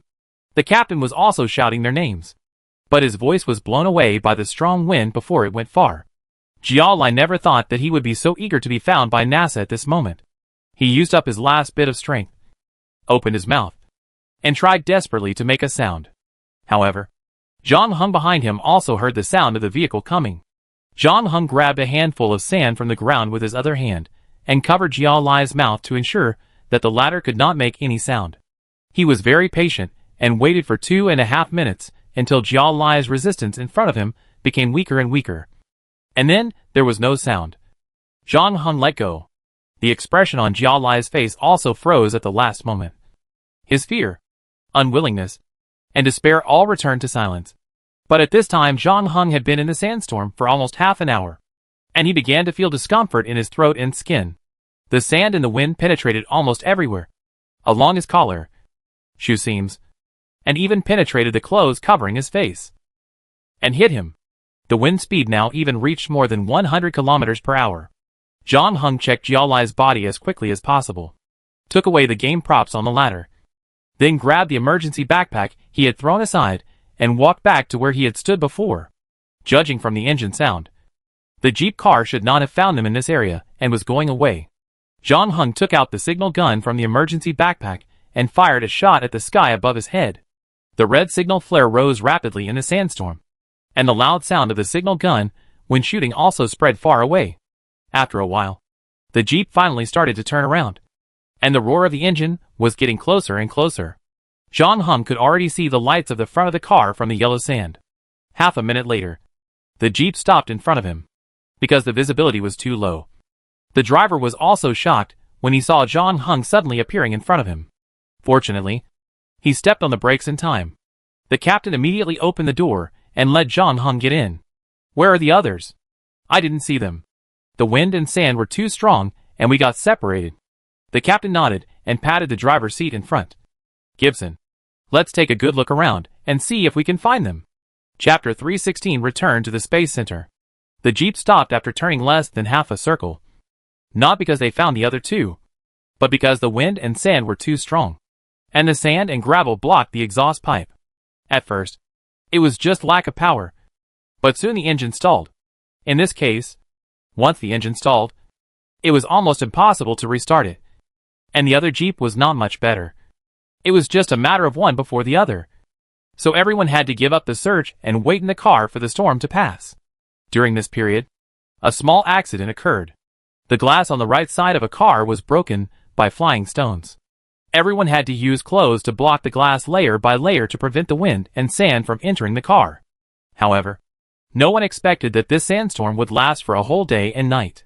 When the wind slowed down and they could get out of the car, they found that half of the wheels were already stuck in the sand. If this sandstorm lasted longer, it would be unknown whether the people in the car could survive safely. Not to mention the people outside the car. In such a harsh environment, it is almost impossible for the missing people to have hope of survival. However, even so, when the wind died down, the captain immediately contacted Area 51 and asked them to send people to search for the two astronaut candidates who were missing in the sandstorm. But before that, the captain sent John Hung back to the Kennedy Space Center. Because before the rocket launch, the astronauts had to undergo a week of quarantine and isolation, away from their families, colleagues, and other outsiders to avoid contracting cold viruses or other common diseases. During this period, only staff who have been screened by the medical team can have close contact with the isolated astronauts if necessary. Considering the ubiquitous bacteria and floating objects in the air, astronauts cannot leave the isolation room. Even if their spouses or children come to visit, they must undergo a physical examination first. At the same time, NASA also limits the visiting time. This can maximize the health of astronauts and avoid missing the launch window and delaying the launch mission due to illness. However, there is no such problem after the spacecraft enters orbit. There are no bacteria or any infectious viruses in space. So few astronauts will get sick in space. Because of the previous mysterious infectious disease, NASA attaches great importance to this quarantine. However, due to the unexpected storm, John Hung has been quarantined for 1 day less than planned. However, after the medical team conducted a comprehensive physical examination for him and confirmed that he was in good physical condition, NASA's senior management was completely relieved. No one expected that things would develop into the current situation. If the return of Armstrong and Collins was a pleasant surprise that stabilized NASA and even Congress's confidence in the moon landing, then the frequent accidents of this batch of astronaut candidates recruited urgently, and only one of the 7 survived, was a complete overscare for NASA. Fortunately, NASA finally gathered enough people for the mission team, and John Hung, who survived, had the best training results among the 7 people. This result was not unacceptable to NASA. The selection training unexpectedly turned into elimination training, and there was no suspense about the final candidate. John Hung spent the next 4 days in the isolation room. After entering the isolation period, astronauts no longer have any tasks or training. Of course, necessary daily exercise is still required to keep the body in a good condition. In addition, this time can also be used to adjust sleep to adapt to the work schedule in space. In terms of diet, NASA no longer has any restrictions. In theory, astronauts can tell nutritionists whatever they want to eat, even some relatively high-calorie junk food, because the variety and taste of space food are far inferior to the delicacies on Earth. This can be regarded as a disguised compensation for astronauts before departure. Of course, there is also a sense of last meal in this. After all, it has only been 8 years since Gagarin represented mankind in entering space for the first time, and humans are about to challenge landing on another celestial body. For the Apollo 11 mission team, this is certainly an opportunity to write their own chapter in history. But it also comes with extremely high risks. No one knows what will happen when the rocket is launched. Just as no one knows whether the spacecraft can successfully enter the lunar orbit, whether the lunar module can land safely on the moon. Not to mention that it will have to return successfully and redocking with the command and service modules in orbit, even though the process had been calculated and simulated thousands of times in the laboratory. When this moment came, no one knew what would happen. After all, Even insurance companies were unwilling to accept insurance from astronauts. For this reason, Armstrong and others also came up with a special insurance method. Before leaving, they left hundreds of envelopes with their own signatures and souvenirs related to the moon landing mission to their relatives, friends, and wives. Once an accident occurred during the moon landing, these signatures would be their last words and would have considerable collection value. The money from selling the envelopes could also guarantee the subsequent lives of their respective families. Armstrong also suggested that John Hung do this, but the latter declined. John Hung had no one worth missing in the United States in the 1960s. All his relatives and friends were outside the copy. However, John Hung still signed a few envelopes for Armstrong and Collins and took a photo with the relics. It is estimated that if it is really useful, it can be sold for a high price. John Hung did not think that Armstrong and Collins were too pessimistic. After all, if nothing unexpected happened, the White House spokesman would almost start preparing a eulogy for them. If the moon landing failed, this eulogy would be broadcast to the American people by the newly elected U.S. President Nixon at the first time. While expressing condolences to them, they also commended their courage and fearlessness, and tried to minimize the negative impact of the failure of the moon landing on the people. However, these had nothing to do with John Hung. He took advantage of this rare calm time before departure to check his previous gains. After killing Jiao Lai, he received a basic reward of 20 points. At the same time, he also got 3 game props from Jiao Lai: a wooden whistle, a lens, and a glass marble. John Hung guessed that the lens should be a prop related to Jiao Lai's ability to maintain vision in the sandstorm, because John Hung found this thing in the latter's goggles. As for the whistle and glass marbles, it is difficult to tell their corresponding functions from their appearance. Together with the fork and teeth he got from Bruno, John Hung got 5 game props in this round of the copy. There are indeed high returns behind the high risks. However, in comparison, he is more concerned about the small gift given to him by the engineer named Einstein in Area 51. Although that thing is not any game prop. But when he opened the box, John Hung couldn't take his eyes away, because the thing in the box was a wireless Bluetooth headset of AirPods. Chapter 317, July 16th. The day is coming. If John Hung remembers correctly, the AirPods wireless Bluetooth headset should be released in 2016. The Apollo copy was released in 1969, 7 years before Steve Jobs. Steve Wozniak and Rob Wayne co-founded Apple Computer. As for Bluetooth technology, it was even later, created by telecommunications giant Ericsson in 1994. In other words, the AirPods wireless Bluetooth headset in front of you is not a product of this era no matter how you look at it. Then what about that guy called Einstein? Who is he? It was obvious that he didn't meet him because life in Area 51 was too boring, and he came to see the astronauts preparing to land on the moon. Moreover, he didn't meet Jiao Lai and Bruno except John Hung. John Hung couldn't even be sure whether he was an engineer in Area 51, let alone why he gave him this Bluetooth headset. And the most important thing was that Einstein only gave him one headset for the left ear. But even so, John Hung still put it together with other game props, because the entire moon landing mission will last for 8 days, and John Hung remaining copy time is not that long, which means that when the copy is over, he will most likely not return to Earth. So he has to prepare to pack in advance. Fortunately, NASA allows astronauts to bring a small amount of personal belongings into space, but they just need to list these items on the list. During the quarantine period, John Hung also had visitors. For days after the sandstorm, the captain also returned to the Space Center and brought back the results of the initial search and rescue. After 3 days and 3 nights of joint search by Area 51 and NASA, the body of July was found and confirmed to have died of suffocation in the dust. But the other person was still missing. This sudden sandstorm moved millions of tons of sand hundreds of kilometers away, which was enough to cover up all traces of biological activities. Coupled with the high temperature and dryness unique to the desert, the search and rescue work became extremely difficult.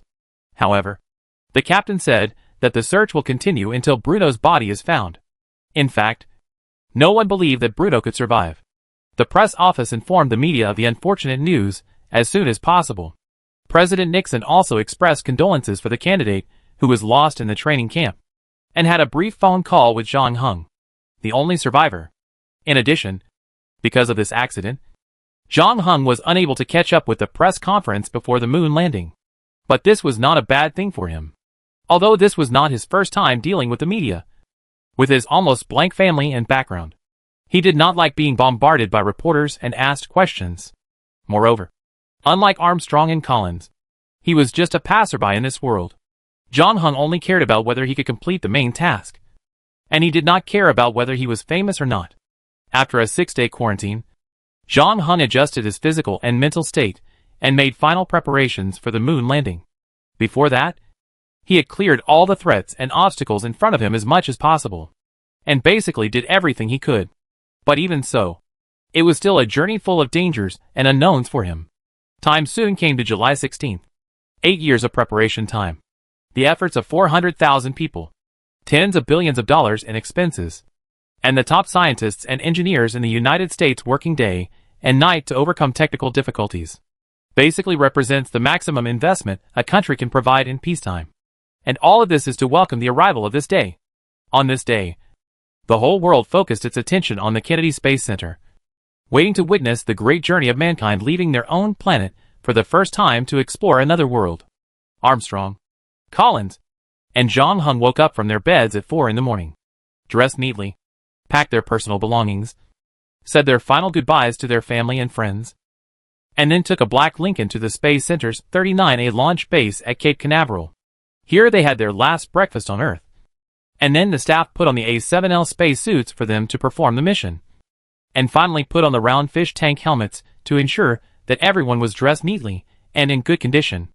During this process, there were always 2 or 3 photographers following them, constantly pressing the shutter for them.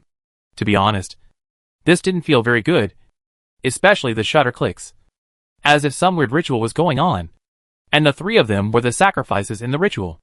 At the same time, most of NASA's senior executives and representatives from the White House came, shook hands and hugged them one by one, and everyone's expression was very solemn.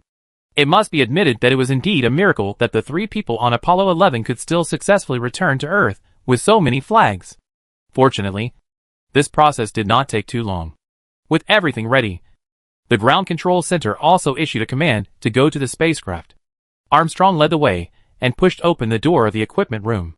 At this time, the launch base staff, who had completed their work spontaneously, stood in the corridor, applauded the 3 people, and wished them a smooth journey. The reporters of the media had been waiting outside the gate for a long time, setting up their long and short guns. As soon as the 3 people appeared, they were immediately captured by the camera, and the spotlights began to flash wildly. Everyone was scrambling to use the camera in their hands to record the historic moment. However, the 3 did not stay in front of the camera for too long like those Hollywood movie stars on the red carpet. They just waved to the reporters who had been waiting for a long time, got into the van prepared by NASA for them, and drove to the mobile launch platform. Before this, John Hung had the honor of seeing the assembled Saturn V launch vehicle, a huge vehicle costing $185 million, designed by Wernher von Braun, and held the record of the most powerful rocket in human history for 50 years. The total height of the rocket is 110.6 meters, which is higher than the Statue of Liberty in New York. The weight after loading fuel is an astonishing 2,883,900 kilograms.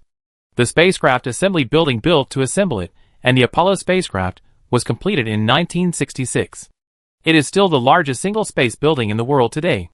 The 4 doors leading to various areas are 139 meters high, and it takes 45 minutes to open or close them once. The Saturn V rocket was pulled to the launch site a few days ago. In the night, the Saturn V carrier rocket fixed on the mobile launch platform looks like a giant sword made by the gods. Looking out from below, it is hard not to be shocked by this crystallization of the highest level of human technology. Chapter 318, Heading for Space. The elevator continued to rise on the mobile launch platform, and the 3 people were getting farther and farther away from the ground. John Hung looked up at the distant sky, where a red sunrise was rising from the coastline. The light and darkness were perfectly intertwined at this moment, like a frozen film. "I hope we can see such a beautiful scene again," Collins whispered aside. Although the amazing height of Saturn V even gave people the illusion that they could never reach the top. The elevator finally stopped in front of the corridor bridge. NASA staff opened the elevator door for them and nodded to them. At the same time, the engineer completed the last inspection before launch. The 3 of them walked across the connecting bridge between the rocket and the launch platform and entered the narrow command module. Zhang Heng tried his best to prevent his space suit from touching the complicated instruments and pipelines around him. At the same time, he found his seat. The door of the command module slowly closed behind him. At this point, there were only 3 of them in the spacecraft. Armstrong and Collins were both old NASA employees. They had performed space missions before, so they were very calm. However, compared with Armstrong's unchanged expression, Collins could still be seen to be a little nervous. After all, NASA had just experienced a series of events, including a mysterious infectious disease and a crazy reduction in the number of personnel in the training camp. All of this seemed to echo the widely circulated rumor that God does not want humans to land on the moon. Even with Collins' psychological quality, it was difficult to completely ignore these external interferences. However, when the mission began, he quickly calmed down and devoted himself to this space flight.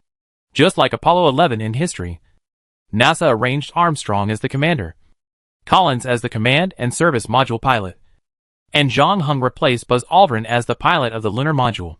Collins was also the only person who did not land on the moon during the Apollo 11 mission, because he had to stay in the command and service module when the lunar module and the command and service module separated.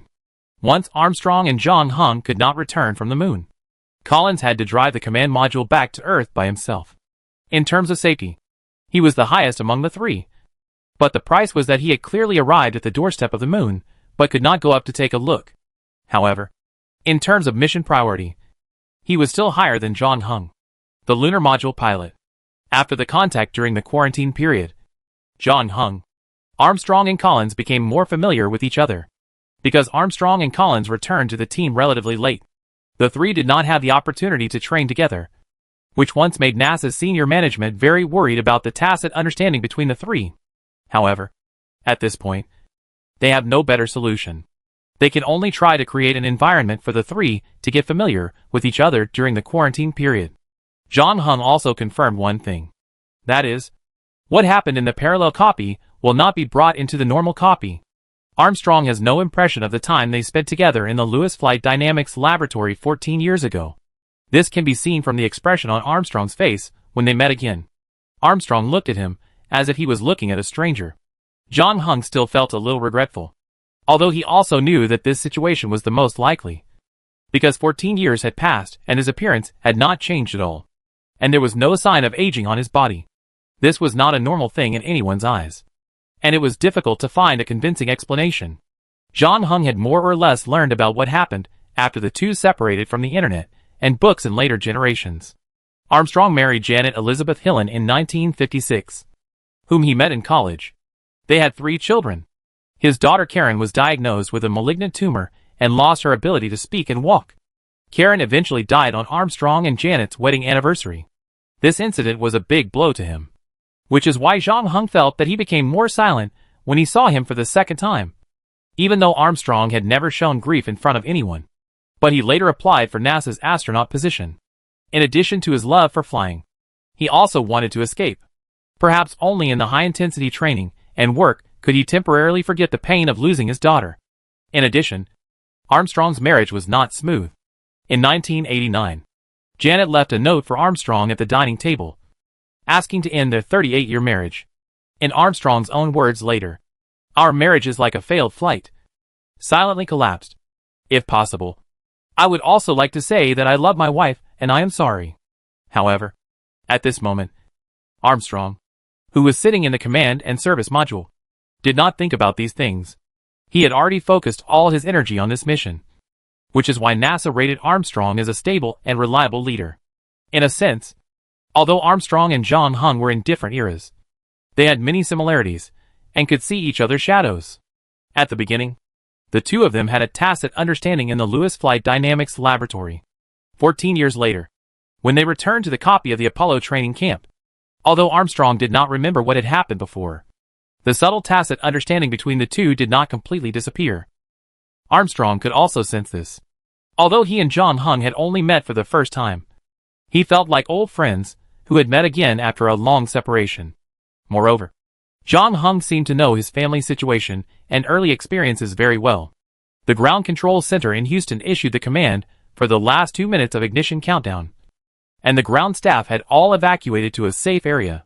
Today alone, more than 1 million people came to the scene to watch the launch of Apollo 11. In addition, there were dozens of cameras broadcasting the entire process live. Jong Hung used the last time to check his seat belt again to ensure that everything was safe. At this time, the countdown reached the last 15 seconds, and the internal guidance was activated. Then, with 9 seconds left, the engine began to ignite. The 5 F-1 rocket engines of the first stage rocket ran at full capacity, burning about 12,000 kilograms of aviation fuel per second, equivalent to the total consumption of 1,500 jet fighters in afterburner. The red flame sprayed from the base brought up a huge dust storm around, and the powerful thrust generated pushed the spacecraft off the ground. Chapter 319 Mission accomplished. Jong Hung felt like he was in an unprecedented earthquake. Everything around him was shaking wildly. The swinging amplitude of the metal parts even made people worry that they would fall apart in the next moment. When the rocket left the ground, the strong acceleration generated pressed the people in the command module firmly on the aluminum alloy seats. It felt like a gorilla was sitting on your chest. Even the simple action of raising your arms became extremely difficult. Fortunately, Jong Hung had received relevant training at the Space Center before, and was not unfamiliar with such situations. The numbers on the main display board were jumping wildly. 1:35 seconds after takeoff, the central engine shut down. 1:50 seconds later, the 4 outer F-1 engines also shut down, and the fuel in the first stage rocket had been burned out. At this time, Apollo 11 also arrived at an altitude of 68,000 meters. The explosive device blew apart the first stage rocket and the interstage ring. The former separated from the launch escape system at the top of the spacecraft and fell into the deep sea after the speed was exhausted. On the other side, the second stage rocket also started working. The J-2 rocket engine increased the flight speed from the previous 9,200 km per hour to a terrifying 24,600 km per hour, carrying the spacecraft into the upper atmosphere in one fell swoop. The whole process lasted for a full 6 minutes, after which the second stage rocket, which had completed its mission, also separated, and it was the turn of the third stage rocket to start ignition. The speed of Apollo 11 continued to climb, but at this time, compared with the initial takeoff, the vibration was much smaller, although the heavy acceleration still existed. It was not until 2.75 minutes after the third stage rocket ignited that the engine was shut down, and the spacecraft successfully entered the Earth's orbit at a speed of 28,000 km per hour. At this moment, there was jubilation in the ground control center in Houston, because it meant that the launch phase was successfully completed. After the main engine was shut down, the thrust dropped to zero in just half a second, and the pressure on Jong Hung's chest suddenly disappeared, switching to a free-fall state. But the safety belt on his body still fixed him firmly in the seat. Although he had read many books and movies related to aerospace in the real world, and had witnessed the launch of Shenzhou 5 with his own eyes, and he had a comprehensive understanding of every step of the moon landing plan in the Apollo training camp. But when this moment really came, being in it, as one of the witnesses, it was indeed a completely different feeling. Now they are in space 166 kilometers above the Earth's surface. The helmets they took off are floating at their hands like feathers. Through the portholes, they can see the Earth below. It is difficult to describe such a scene in words. A blue planet is parked alone in the velvety black deep space. The curved horizon is looming in the blue atmospheric mist. Clouds float silently over the azure ocean. The entire ground is like a huge palette, painted with bright colors, blending with transitional colors. The yellow desert, the undulating mountains, the dark green rainforest, give people an indescribable shock and touch. Even with Jong Hung's usual calmness, he was a little absent-minded at this moment. At the same time, he heard a series of system prompts appreciating the Earth and space. Mission completed. Will return in 4 days. Successfully boarded the Saturn V launch vehicle. Game points plus 10. You can check the relevant information on the character panel. Successfully entered the Earth's orbit. Game points plus 20. You can check the relevant information on the character panel. Successfully maintained a continuous weightlessness state for more than 500 seconds. Game points plus 10. You can check the relevant information on the character panel. Isn't it beautiful? Collins also unbuckled his seat belt, kicked his legs, and floated to Jong Hung's side. Once you see this kind of scene, you will never forget it. Congratulations, David. You are now a real astronaut. But you will have to wait until you return to Earth to receive your golden brooch. On the other side, Armstrong's face also showed a rare smile. No matter how many missions this was, it was hard not to be immersed in the beauty of the Earth from this angle. However, they still have other work to do. Apollo 11 will stay in low Earth orbit for a while and fly around the Earth. The spacecraft will conduct a final inspection here, and then Saturn V will ignite again to take them on a formal journey to the Moon. This step is also called Earth-Moon orbit injection. So far, although Zhang Heng's main mission has been completed and he has received 50 game points, there are still more than 4 days before the return date. Being in space, he has no other choice but to complete the Moon landing mission with Armstrong and Collins. After confirming that everything was in good condition and the direction of the spacecraft was correct, the J2 engine of the Saturn V ignited again after 148 minutes, and used the last remaining fuel to completely separate the spacecraft from the Earth. The Saturn V launch vehicle also successfully completed all its tasks, and then it was time to test the 3 people on the spacecraft. When the entire spacecraft was designed, the lunar module was placed in the protective layer of the rocket. To drag it out, the command and service modules needed to be separated first. After that, the astronauts drove the separated command and service modules to rotate 180 degrees, complete the U-turn, and then return to the front of the rocket to dock with the lunar module inside, drag it out, and discard the third stage rocket that was no longer useful. Although some of this was helped by the ground control center, the entire docking process required manual operation, and any minor operational errors could have disastrous consequences. The next part is up to you, Armstrong said to Collins beside him. The latter nodded and took a deep breath. He manipulated the command and service module to separate from the rocket successfully, completed the flip at a distance of 300 meters, and then approached Saturn V again at a relative speed of 2 meters per second. In order to avoid distracting Collins, Zhang Heng and Armstrong stopped talking during the whole process, just watching the whole docking process quietly through the porthole above their heads. Collins used the thrusters to carefully adjust the angle and position of the spacecraft, just as carefully as picking up a diamond with tweezers. His hand holding the joystick remained stable. Finally, with a slight tremor of the cabin wall, the small head on the top of the command and service module successfully inserted into the docking ring on the rocket. Almost exactly. At this time, 3.5 hours had passed since takeoff.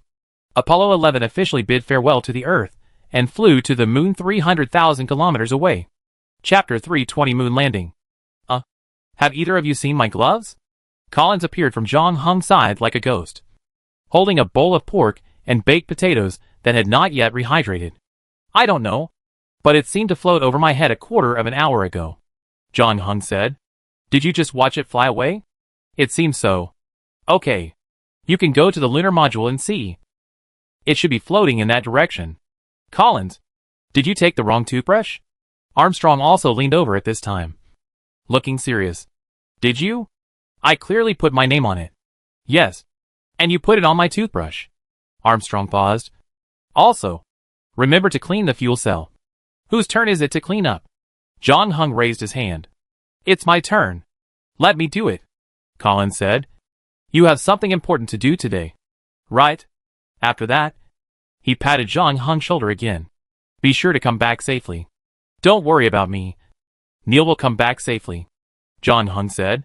Collins frowned, not quite understanding what Zhang Heng meant by this. But at this time, the radio communication system also heard the voice of the ground control center. Apollo 11. This is Houston. You will enter the lunar orbit in a quarter of an hour. Call over. Received. Houston. We will be ready. Over, Armstrong said, then turned to Zhang Heng and said, You haven't had breakfast yet. Eat more. We have a lot of work to do after landing on the moon, and time will be very tight. Zhang Heng nodded, but he knew in his heart that he would not stay on the moon for too long. Zhang Heng looked down at the starfish in his hand. There was only 1 minute left until 5:55. According to the conversion of the time flow rate in reality and the copy, he only had 4 hours left in this world. This is why he told Collins that Neil would come back safely. As for himself, once he left, he would never step into the command and service module again. 20 minutes later, the 3 of them stopped their work and came to the porthole. At this time, there was a clear view outside the porthole, and the surface of the moon could be seen. Now Apollo 11 is only more than 100 kilometers away from the lunar surface. The moon itself does not emit light, but it can reflect about 7% of visible light. Through the porthole, the three could see the ups and downs and gullies on the lunar surface, which were as bumpy as the surface of a honeycomb. John Hung knew that it was a northite, a volcanic rock formed by cooling magma. They formed the lunar crust, while the lunar mantle was made of more solid basalt, which had more iron than the mantle. As for the innermost lunar core, it was molten iron, and also contained a small amount of sulfur and nickel. Well, this seems to be our destination, Collins said. We will be separated soon. I hope you won't miss me too much. Thank you, Michael. You can eat all the chicken salad while I'm gone, John Hung replied. I don't take this as a joke. Collins pretended to think seriously for 2 seconds and then said, Take care of yourselves. I'll be waiting for you here.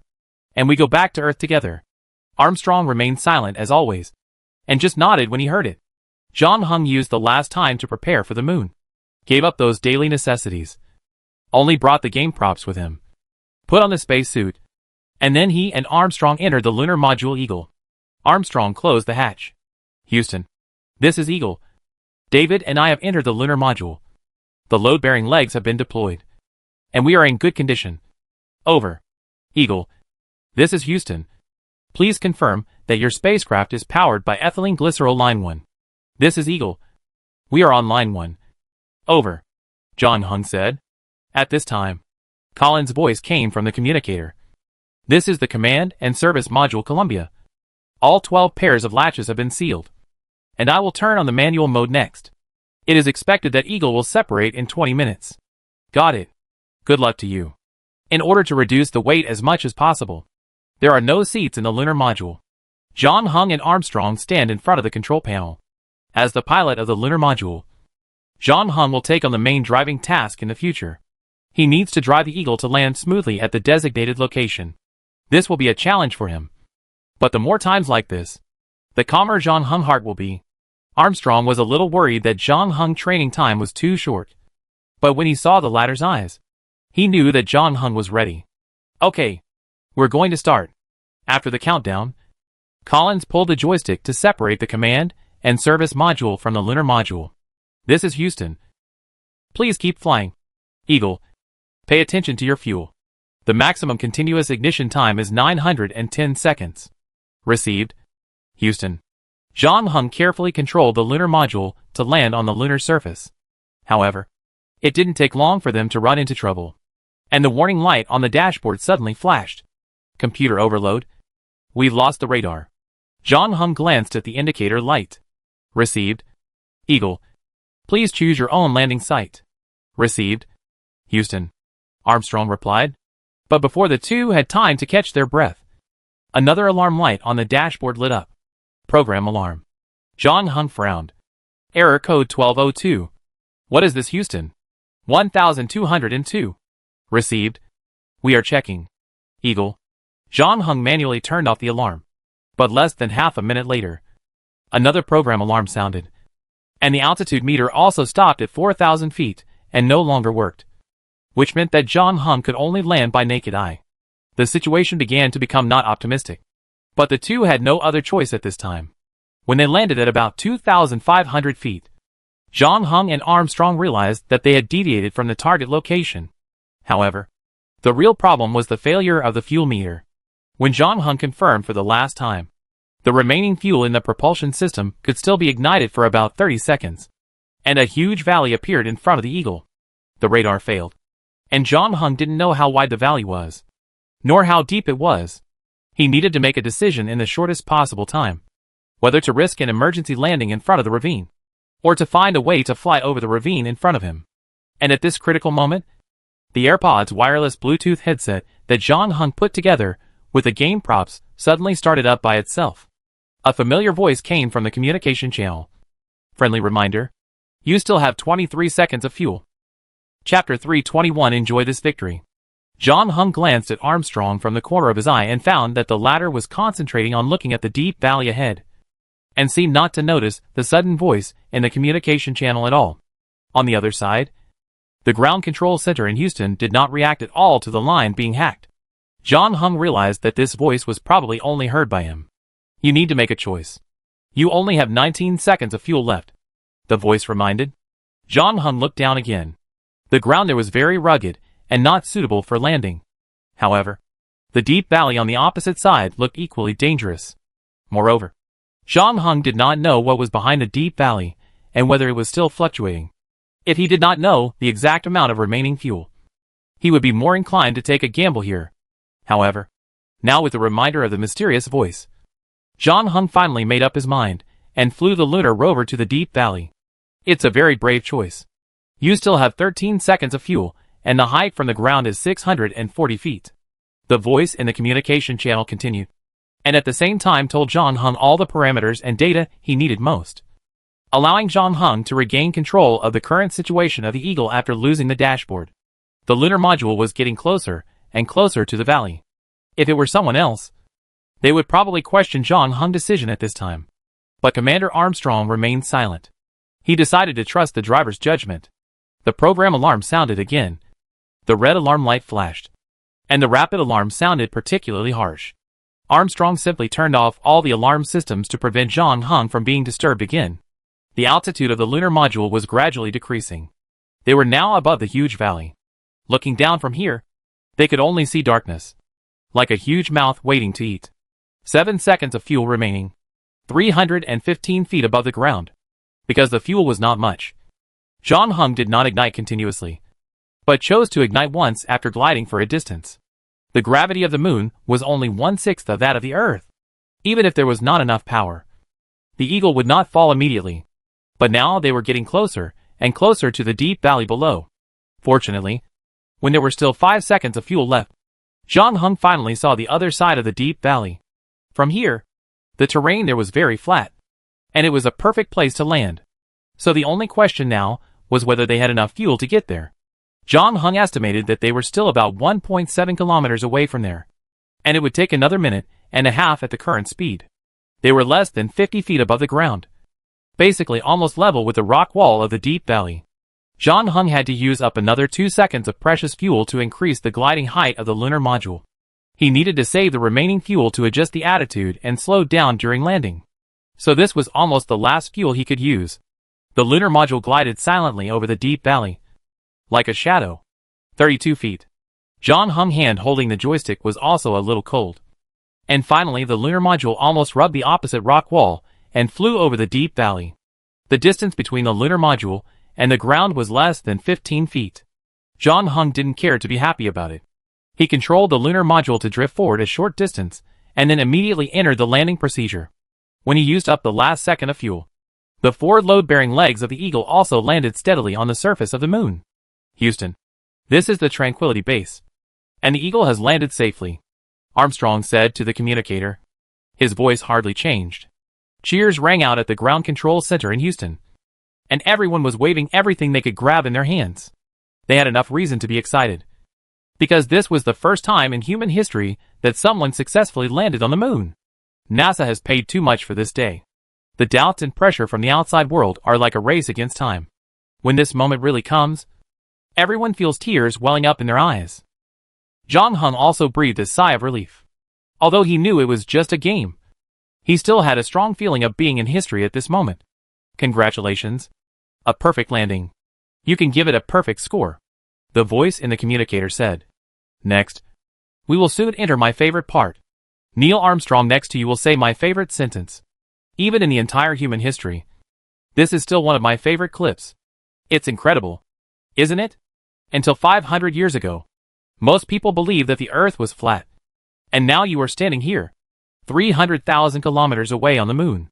There is no oxygen here, but you can still breathe with the help of your space suit. Science and technology have changed everyone's lifestyle and even cognition. Although there are still some people who firmly believe that the Earth is flat. They held a party in North Carolina not long ago. But it doesn't matter. The brain is a good thing, and you can't expect everyone to have it. The point is, technology is really great, isn't it? Who are you? John Hung frowned and said, our meeting in Area 51 was not accidental. Right? Why were you able to enter our dungeon? Are you a player? What is your purpose in finding me? From the first words of the voice, Zhang Heng knew that the other party was the guy who called himself Einstein that he had met before, which also explained why the Bluetooth headset he gave to Zhang Heng suddenly turned on by itself. Zhang Heng did not know Einstein's origin and identity, but judging from the situation when the two met for the first time, at least the other party had no ill will towards him. And this time Einstein also gave him a lot of help during the moon landing. The latter just smiled when he heard it. Times have changed. 400 years ago, they could have burned Giordano Bruno to death with fire to prevent him from spreading the heliocentric theory. But now our time has come. Those old guys are getting weaker and weaker every day. They are unwilling to be forgotten by the times, and want to use this game to regain their past glory. But we all know that this is just a lie they use to paralyze themselves. They have already lost, and they are defeated. As far as I know, some of them are even worse than dogs now. It's sad. They should have ended their lives hundreds of years ago. And maybe they could have kept their dignity. Survival of the fittest. Darwin said long ago that victory always belongs to the latecomers. So my advice is to choose your camp carefully. You don't want to board a Titanic that is leaking everywhere. The gorgeous robe on the surface may also be full of lice. I like you. If nothing unexpected happens, we will meet again. Finally, enjoy this victory. Not everyone can stand on the moon with Armstrong. Chapter 322 Apollo Program Training Camp. On the silent moon, the entrance platform slowly unfolded, and the camera was turned on at this time. Armstrong walked out of the hatch and slowly climbed down along the landing gear. He first checked the 4 load-bearing legs to confirm that they were all fine. In this way, when it was time to return to the near-moon orbit, the lunar module could use the entire descent stage as a launch platform. After that, as long as the ascent stage engine was turned on, the ascent stage could be sent back to the lunar orbit and docked with the command and service module parked there. The voice of the ground control center came from the communication channel. The camera is working properly. We see you. Neil. You look good. Thank you. Houston. Armstrong looked up at Zhang Heng in the lunar module again and nodded to him. A textbook-like beautiful landing. After that, Armstrong continued to climb down to the bottom. I am now standing under the ladder, on the floor of the lunar module. The floor only presses the ground down 1 or 2 feet. When you get close, you can see that there is a very fine texture on the ground. Like powder? Very fine. Armstrong paused and turned around. I'm going to step on the moon. Millions of people in front of the TV held their breath at this moment until Armstrong's left foot moved from the chassis to the ground. That's one small step for a man. One giant leap for mankind, Armstrong said. However, due to the transmission problem of the sound equipment, this sentence became intermittent when it was transmitted to the TV, and Neil Armstrong's thick Ohio accent caused many people to not hear what he said at all. So the audience in front of the TV began to whisper. Wait, what was Armstrong's first sentence when he landed on the moon? Well, it seems that this is both a small step for mankind and a big step for mankind. Another person was not sure. It sounds very philosophical. But is it a small step or a big step for mankind? This is not a coincidence. In fact, at this time, the people in front of the TV, including the staff in NASA's Ground Control Center in Houston, did not hear the middle letter A. And at this time, all news agencies began to write articles and report this news first. It was not until Armstrong returned to Earth that he re-explained what he had said on the moon. But that was a story for later. Zhang Heng followed Armstrong and climbed down from the landing gear and stepped on the lunar land. What he saw was an extremely desolate and magnificent scene. This was a gray world, with undulating craters and uneven surfaces. There was nothing but rocks. No sound. No life. Only eternal silence. But it is undeniable that it is breathtakingly beautiful. No wonder, Armstrong later said. I have been to the moon. What else on Earth can attract me? Without the protection of the atmosphere, the temperature here can reach 160 degrees during the day. And at night, the temperature can drop to minus 180 degrees. Coupled with the ubiquitous radiation and lack of oxygen, astronauts must always wear space suits when they are on the moon. Zhang Heng couldn't see the watch inside, but he had just talked to the ground control center and got the time on Earth. There was less than half an hour left before the end of the copy. This also means that his journey is coming to an end. Neil, I'm going to go for a walk, Zhang Heng said to Armstrong not far away. Got it. David, be careful. Nice to meet you. Neil, This was the last sentence Zhang Heng left. After saying this, he hopped away towards the crater in the distance. After walking about 100 meters, Zhang Heng turned off the radio communication system on his body. The only sound in his ears was his own breathing and the hum of the portable life support system. A huge black sky was upside down above his head. At this moment, he was standing alone on an empty lava plain, as if he was standing in the palace of ancient gods. His heart was extremely peaceful. Zhang Heng didn't know where he should go.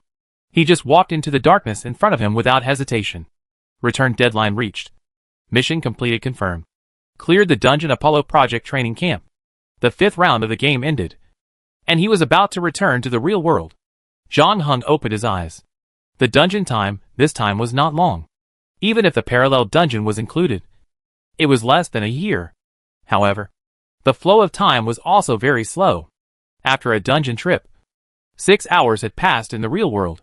The bar downstairs was probably closed. Fortunately, there was no change in the lounge. There were few people at the beginning of the month, and Zhang Heng was probably the last one to finish the game. He and the bartender were the only ones left in the lounge. The latter was hiding behind the bar, flipping through Akira Toriyama's Dragon Ball. Seeing Zhang Heng get up from the sofa, she poked her head over. It took quite a long time this time, because the place we went to was quite far away. How far was it? Could we go to the moon? The bartender told a joke. That's about right. Zhang Heng placed the 5 game props he got this time on the bar counter. What a great harvest. Wow. The bartender put down the Dragon Ball comic in her hand and put the 5 items in a tule tree box. Did you meet other players? Zhang Heng nodded, picked up the tablet beside him, skillfully entered his player number, then clicked confirm and paid the 20-point appraisal fee. You didn't tell me that I would meet other players in a solo queue. I can't reveal too much information to you. In fact, I have already told you almost everything I can tell you. The bartender spread her hands. Look at the bright side. Didn't you get 5 more red envelopes? By the way, can the game center provide storage services? Zhang Heng didn't dwell on this topic anymore. Things here have been dealt with almost, and he can go home for the new year. Zhang Heng didn't plan to bring too many game props back. After all, there would be many people and eyes during the new year. Sure, if you deposit it, you can get 3 game points per item per day. Huh? Zhang Heng raised his eyebrows, wondering if he had heard wrong. The game point is the safest storage place. If you deposit game items here, even if the people from the 3 major guilds come together, they can't take them away. For this safety, it's still worth it to get only 3 points. Isn't it? But what if the people from the 3 major guilds catch the owner of the item and force him to take the item? Zhang Heng keenly noticed the loophole. The bartender laughed, which obviously meant that we only care about the safety of the items, and the life and death of the owner of the items has nothing to do with us. Forget it. I take the things myself, Zhang Heng said, writing down the address of my grandfather's house on the sticky note. Please send it here. Chapter 323 Homecoming. There were no people outside the bar in the early morning. Only a few cleaners were cleaning up the mess. After returning to Earth, Zhang Heng had to spend some time to adapt to the gravity.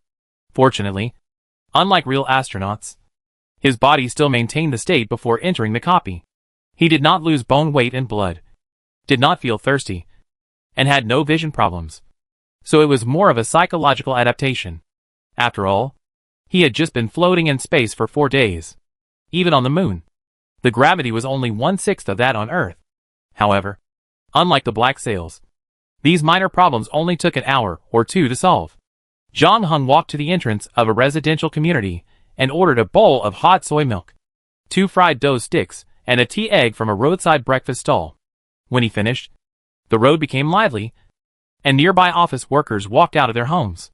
Commuting in big cities has always been a big problem. Most people live farther from their workplaces than the cowherd and the weaver girl, so they have to get up early in the morning, rushing to catch the transportation while filling their stomachs. Many people even develop the skill of eating while walking. Zhang Heng had been to many cities when he was a child. Sometimes he followed his parents to attend academic conferences, and sometimes he followed his grandfather to visit friends in other places. He also developed a habit at that time to silently label each city he visited. However, for this city, although he has been studying here for a year and a half, it is still difficult to find an accurate word to summarize and describe it. It is like a bowl of thick soup with all the ingredients thrown in, mixing all kinds of strange flavors together in an almost barbaric way. No matter how picky you are, you can always find the part you like in it. But at the same time you will always have to endure other parts you don't like. So maybe complexity is its label. After Zhang Heng finished the last sip of soy milk, he didn't compete with those office workers for public resources. He scanned the code to unlock a shared bicycle and rode all the way back to school. When he passed by a shopping mall on the way, he stopped the car and went in to buy some specialties, mainly to deal with the little ghosts who had come to his house during the Chinese New Year. As for the sweeping robot for his grandfather, he had already placed an order on Xiaomi's official website. Nothing else happened in the next 2 days. Zhang Heng put the Arrow of Paris in the locker of the archery hall. As for other game props that could pass the security check, he took them with him. After saying goodbye to Ma Wei, he officially embarked on the journey home for the new year. Every time the new year is approaching, there will be a lot of people on the train. Zhang Heng was almost squeezed through the ticket gate. He put down the package he brought with him, and then went to his seat according to the seat number on the ticket. However, someone was already sitting there. It seemed that they were a young couple. The boy stood up and said with a smile that they didn't buy seats together when they bought the tickets. He asked Zhang Heng if he could change seats. At the same time, he also showed the ticket in his hand. Zhang Heng took a look and found that the seat above was not too far away, just at the end of the car. So Zhang Heng agreed to the other party's request to change seats. The boy showed a touch of joy on his face and thanked him repeatedly, because there was no extra space over there. Zhang Heng did not take down the small suitcase that had been placed on the luggage rack. He just carried a backpack and put valuable items such as water cups, cameras and game props in it. The seat that the boy and Zhang Heng exchanged was close to the aisle. Next to him was a middle-aged man wearing a jacket. His mobile phone had not stopped since he got on the car. He had been explaining his work to the person on the other end of the phone, or talking on the phone with customers to discuss orders and after-sales issues. It seemed that he was the sales manager of a certain manufacturer. Opposite Zhang Heng was a girl, who was probably still studying like him. She was holding a new Oriental red book, TOEFL vocabulary, Roots plus Association Memory Method, and silently reciting it. She was not good-looking, with small eyes, a flat nose, and not much flesh on her body. But she was young and had a green and simple feeling. Sitting next to her was a woman who was slightly older than her, wearing headphones and watching TV series on a tablet. The three of them looked very ordinary. Zhang Heng didn't know if it was the sequelae left by the single-player competition dungeon that made him subconsciously pay attention to the people around him. But there were also players in the real world, and there were quite a few of them, so it wasn't an exaggeration to do so. Speaking of the battle with Jiao Lai in the Apollo Project training camp, it was the first time he killed other players with his own hands. Zhang Heng thought he would feel a little uncomfortable, but he didn't know if it was because he had experienced too many battles before, and his hands were stained with blood. Although the targets were only people in the dungeon or monsters in the real world, this time when he faced other players, he didn't have too many fluctuations in his heart. When he blocked Jiao Lai's mouth with sand and watched him suffocate to death, he remained calm throughout the whole process, even a little too calm, because this might be the first person he killed in the strict sense. For a moment, even he felt a little strange about himself now. Zhang Heng didn't know whether his current situation was normal, because no one had ever had the same rich life experience as him before, and no one told him what the situation should be like. Noticing someone coming in front of her, the girl who was reciting TOEFL pushed the bag of chips and apples on the table in front of her again. Zhang Heng thanked her and sat down opposite her. As soon as he put his backpack away, his phone vibrated. A small one appeared on the Q-version avatar of Aqua in the WeChat list, which meant that there was a new message from the other party. Zhang Heng clicked it. "I'm sitting opposite you. Can you see me?" Zhang Heng frowned and looked up at the TOEFL girl opposite her. The latter was reciting words with her head down. She felt Zhang Heng's eyes on her face and observed her carefully. A trace of panic flashed in the eyes of the TOEFL girl. Not only did she not raise her head, but she lowered her head even lower, and her ears were a little hot. Zhang Heng replied, "If you keep doing this, I will block you. Hee. I am a bit bored today. What are you doing? Do you want to go to the haunted house together? I heard that there is a very haunted alley. Let's go to catch ghosts at night. I went home for the new year, and I am on the train now. You can go by yourself." "Hey, So if you don't go home, will you accompany me? No. John Hung typed. Chapter 324 Sound Sleep on the Train. After dealing with the harassment of a prankster, John Hung took out the Finnish grammar from his bag and continued reading from where he left off. The girl holding the TOEFL opposite him flashed a hint of surprise in her eyes. Finnish is an extremely niche language. There is only one university in the whole Xia country, which is the Beijing Foreign Studies University, that offers a related major. And the number of students enrolled each year is also very small. In fact, there are less than 100 people in the country who can speak Finnish. And John Hung is dressed like a student. The TOEFL girl hesitated and whispered, "Classmate? Are you also from BFSU?" "Oh, I'm not," John Hung said. He realized what caused the girl to misunderstand. Raised the Finnish grammar in his hand and explained, "I just learned it by myself." The TOEFL girl's face turned red, and she quickly said, "I'm sorry. Nothing. I like this country very much, and I hope to travel there one day." John Hung said, "I wish you a dream come true soon." The TOEFL girl quickly buried her head in the red book in her hand after saying this. The train continued to move forward, and there were all kinds of sounds in the carriage. Some people were eating melon seeds and chatting. Children were crying. Early childhood music was playing outside. And the middle-aged man next to him was on the phone all the time, which made John Hung even miss the dead silence on the moon. The middle-aged man received 3 calls in a row, probably because an important order was cancelled. He seemed very unhappy. He subconsciously reached into his chest pocket and wanted to smoke a cigarette to calm down. But he remembered that he was on the train. So he took his hand back, hung up the phone, and got up to go to the toilet. After he came back, she finally put away her phone, mumbled a few words, leaned her head against the wall of the carriage, and fell asleep with her head on the curtain. John Hung continued to flip through the Finnish grammar in his hand until the salesman pushed the truck through the aisle, shouting at him to keep his legs close. The TOEFL girl took out an apple from the bag, thought about it, and took out another one, whispering to John Hung, "Classmate, do you want to eat it? It's already washed." "Thank you." John Hung did not refuse this kindness to embarrass the other party, and took the apple. The TOEFL girl breathed a sigh of relief. This incident also diluted some of her previous embarrassment. She was not so embarrassed and chatted with John Hung while chewing the apple.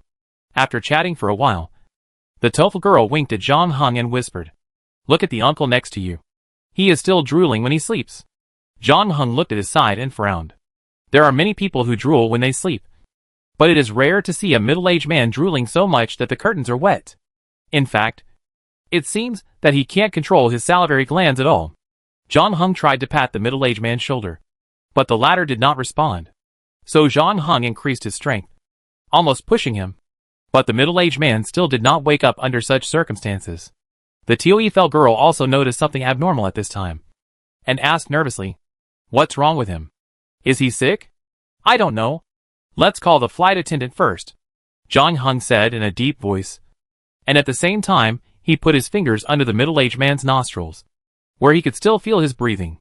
After that, he opened his eyelids and saw that the middle-aged man's pupils were not dilated, and he was not unresponsive to the light source.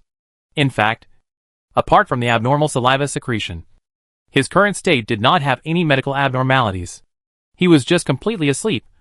But the strange thing was that no matter what means were used, he could not be woken up. After a while, the TOEFL girl and a flight attendant hurried over. John Hung did not move the middle-aged man and laid him flat on the seat to prevent him from choking on his saliva. In fact, the flight attendants could only do very limited things. They had received some first aid training, but they did not have any professional medical knowledge. The middle-aged man's current strange condition. The flight attendants could only keep shaking his body, and then shouting, "Sir, wake up! Wake up!" After confirming that the other person was breathing well and had a normal heartbeat. The attendant even suspected that the other person was pretending to sleep.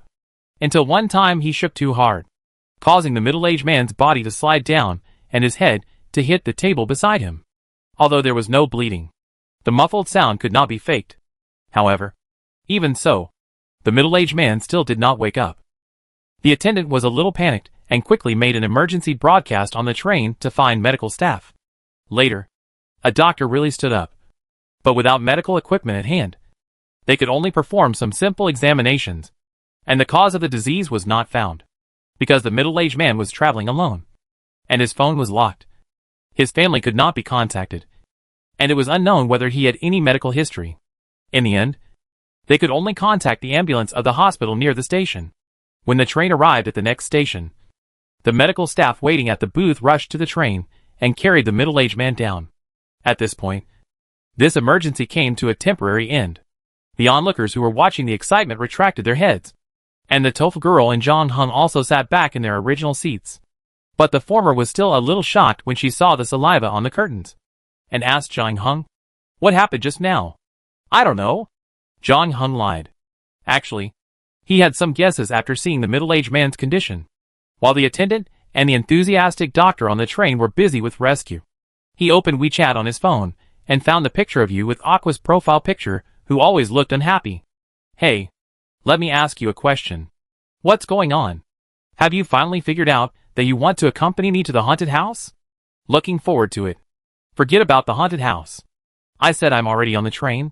John Hung typed, paused, and typed again.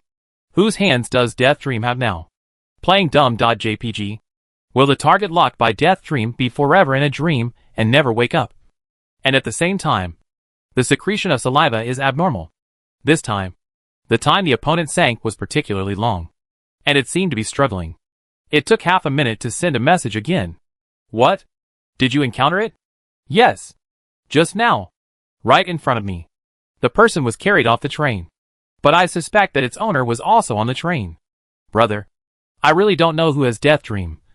Or I know who has Death Dream. But as far as I know, she sold it after getting it, and never used it. And Death Dream doesn't need the owner to be by the side for it to take effect." Chapter 325 Spring Cleaning. The middle-aged man falling asleep on the train was just a small episode and passed quickly. After discussing for a while, everyone's attention quickly turned to other things. Eating melon seeds and coaxing children. John Hung took the opportunity to get water to scan the carriage, but didn't see anyone behaving abnormally. Considering the previous message you always sent with an unhappy look, the person who did it was very likely that he was not on the train. After returning to the seat, the tofu girl was still chatting with John Hung with great interest. John Hung responded, but his thoughts were still on what happened before. This matter was obviously not going to end like this. The three major guilds had been offering a reward for the mysterious woman who suddenly appeared at the auction that night. In addition to the fact that the other party had fooled everyone, the three major guilds wanted to take advantage of the situation. More importantly, they wanted to take back Death Dream from the latter. This B-level item, such a powerful weapon, could not be at ease until it was found. After all, no one knew whether the experience of the former president of Silver Wing would happen to them. However, because John Hung was always in a single-player mode, no one survived the only single-player competition instance where he encountered other players except him. So he was relatively safe and would not be chosen as a target under normal circumstances. In addition, the previous seat change incident, the other party's choice of the person sitting next to him, should be just an accident. Nothing special happened until the train arrived. The TOEFL girl wanted to ask John Hung for his contact information, but she was too shy to say it out loud. Seeing John Hung disappear in the crowd with his backpack and suitcase, she couldn't help feeling a sense of loss in her heart. She knew that the two of them would never see each other again. John Hung didn't want to trouble his grandfather, but he still came to the station to pick him up in his old Volkswagen. John Hung hugged his grandfather outside the exit, then put his luggage in the trunk and sat in the passenger seat. This reminded him of another thing. Although he had learned a beautiful drifting technique from Takeda Tetsuya in the Tokyo Drift Dungeon and even won the death race, he still couldn't drive in the real world, since he doesn't have a driver's license yet. Maybe he should take the time to get one. "How is school life?" Grandpa asked while driving. "Not bad. Just the same as always. Even if there was no warning from the Tang suit weirdo." John Hung would not tell his grandfather about what happened during this period. Let's not talk about whether such things can be understood and accepted by others.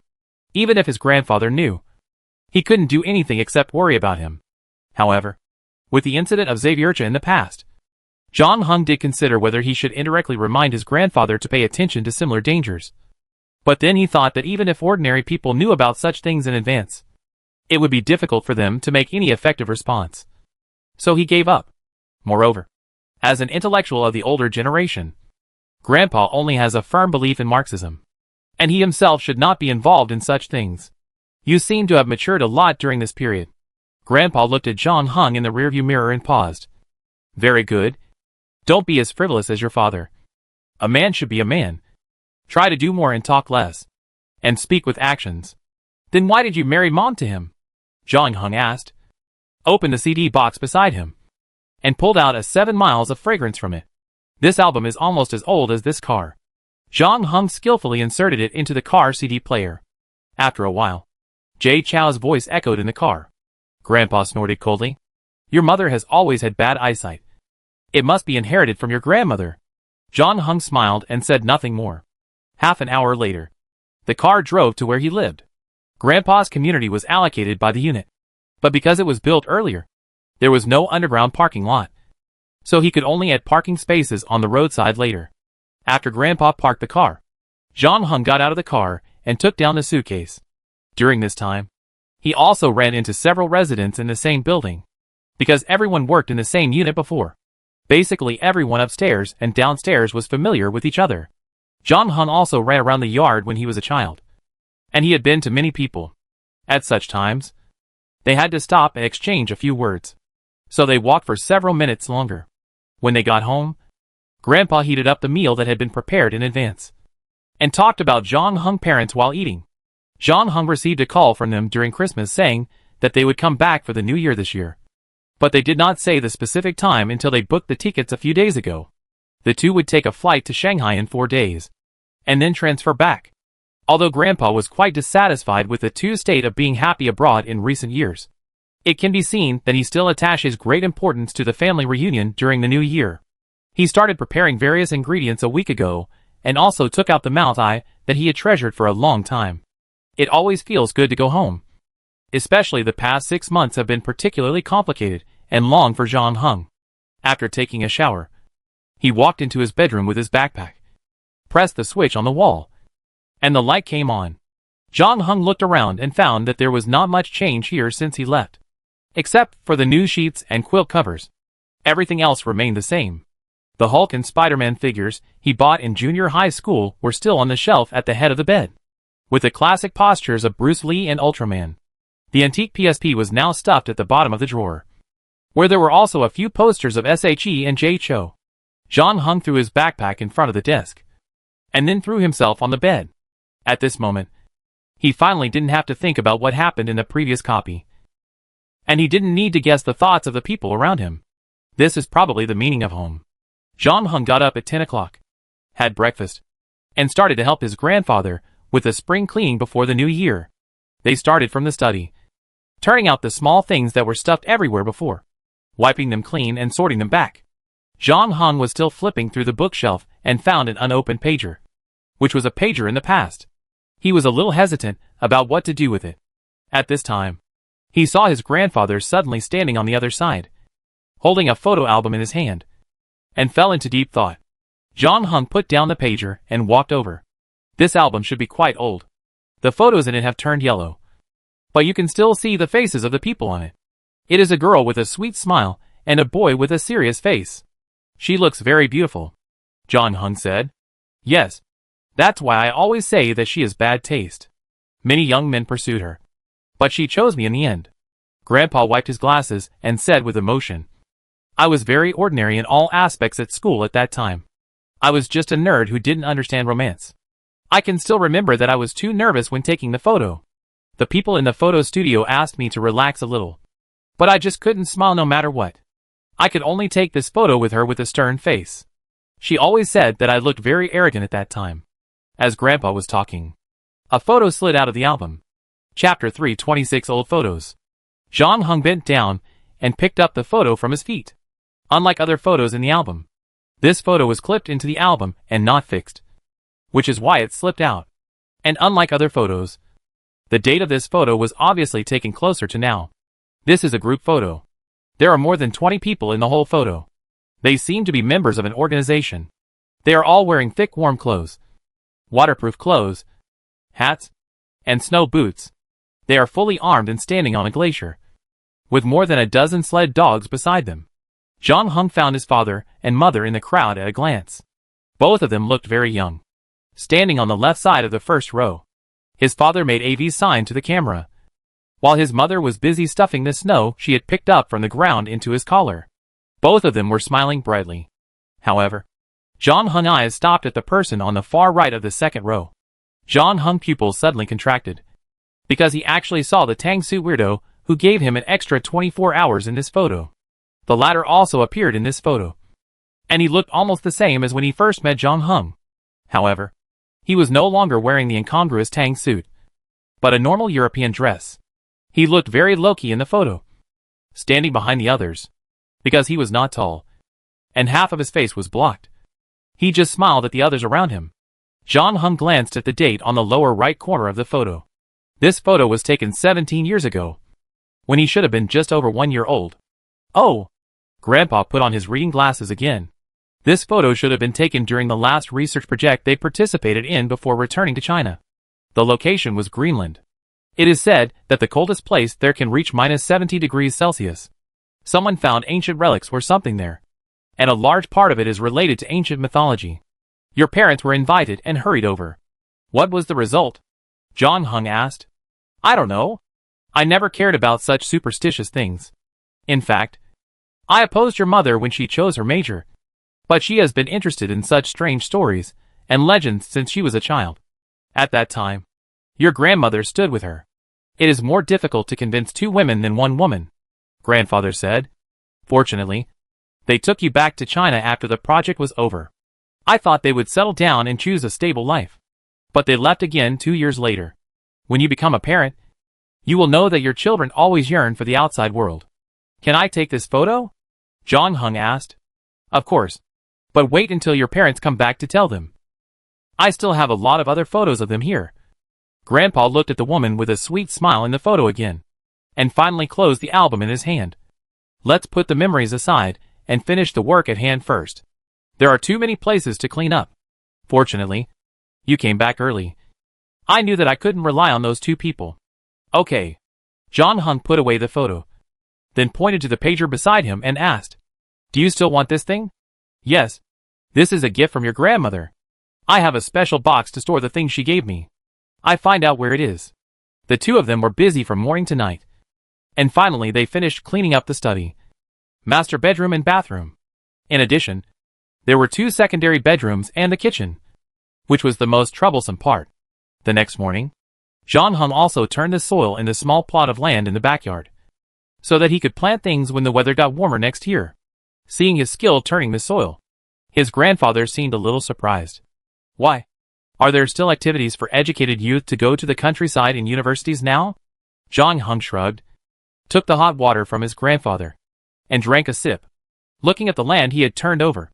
In the past, it would take him at least an hour and a half to turn over such a small area, but now it only took him half an hour to do it. And the effect was better than before. He did not deliberately practice skills such as farming. Strictly speaking, this was just a hobby of his. However, eating is an eternal pursuit of human beings at any time. So he did spend some time on farming in the previous Desert Island Survival and the later Black Sail copy. Although it was only a level 0 skill, it was enough for him. The progress is much faster than I thought. If we keep going like this, we'd be done by tomorrow morning. The doorbell rang as they were talking. John Hung was wearing old clothes from when he was turning the soil, and his shoes were covered in mud, so his grandfather had to open the door. A young woman was standing outside the door. She lived next door. There was a bit of anxiety between her eyebrows. She said something to her grandfather, who also looked serious and nodded. The young woman thanked him again and again, and after a while, she came over with a little girl. Old Chin broke his leg while buying groceries outside.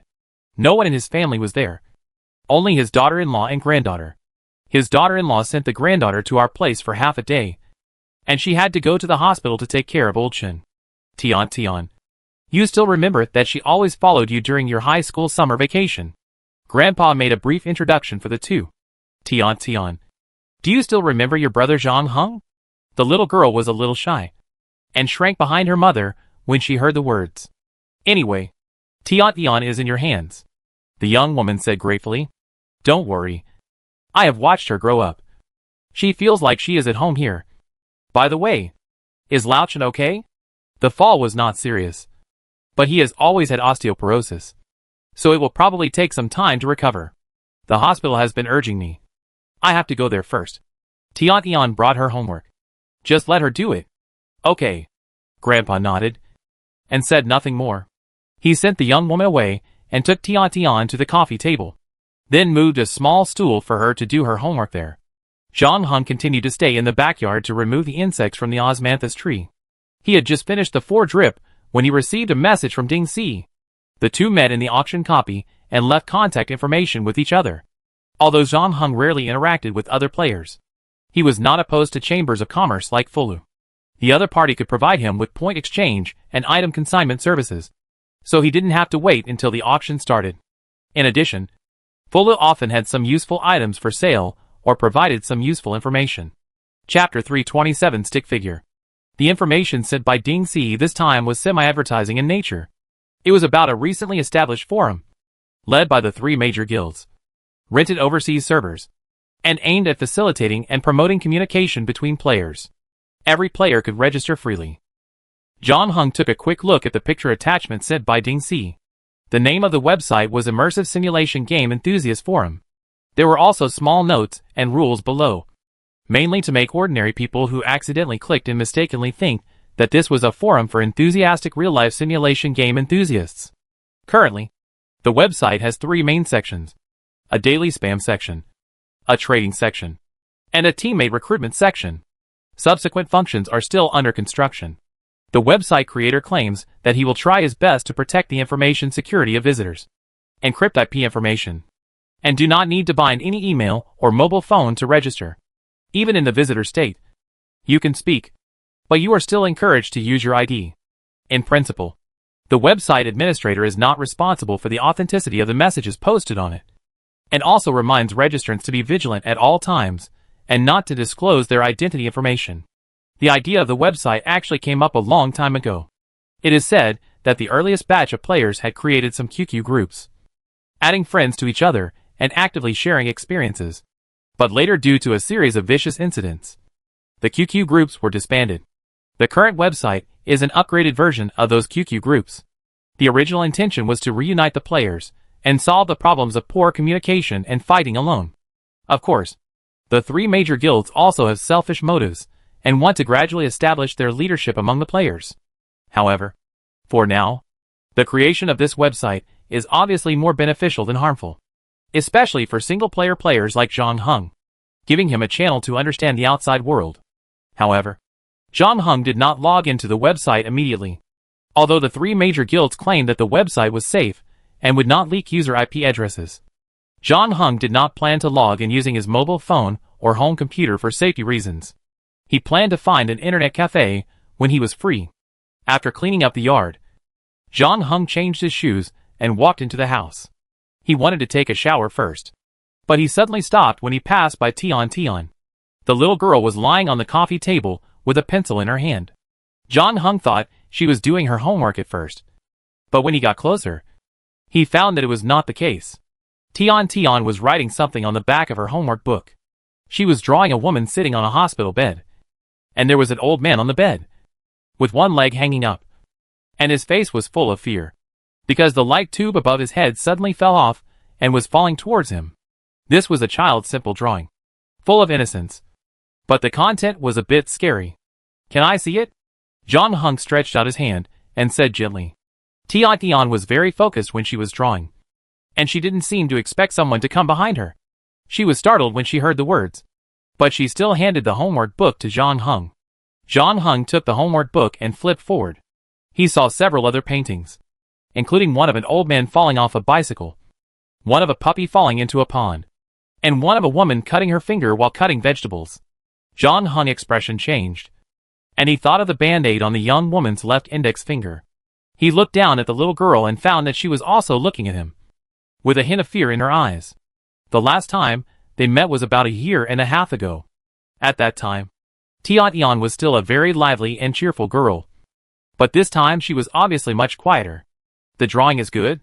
Zhang Heng handed the homework book back calmly. He noticed that Tian seemed to be secretly relieved after taking the homework book. It was difficult for little girls of this age to hide their true emotions. After that, John Hung gave up the idea of taking a bath, just changed his coat, and said to the outside, "Which hospital is Grandpa Chen in? Why? Do you want to go see him? Well, you went to his house a lot when you were a child and ate a lot of meat. He is in the second people's hospital of the city. I was planning to go there later. Since you want to go, you can go on my behalf. Do you have any money?" John Hung shook the wallet in his hand. "I go first." After leaving the house, John Hung bought a fruit basket at the fruit shop next to the community. After that, he did not take the bus, but called a Didi and rushed directly to the second people's hospital of the city 3 kilometers away. No matter what time, there are always many people in the hospital. Patients, family members, and relatives and friends who come to visit. It is so crowded that there is no way to get through. There are all kinds of smells mixed together in the corridor. And there are coughs and the pungent smell of disinfectant. Such an environment can easily bring a sense of depression to people. John Hung did not go to the service desk to ask for the bed. He still remembered the bed number on the painting. According to the bed number, he easily found the ward and saw Grandpa Chen and the young woman inside through the glass. John Hung knocked on the door twice and pushed it open and walked in. The young woman saw him with a look of surprise on her face, but she immediately stood up to express her welcome, took the fruit basket, and chatted with him about study and life. Grandpa Chen on the bed looked good. Although he had broken his leg, he was not frowning. He laughed twice when he saw John Hung and said that he hadn't seen him for a long time and that he looked even more handsome.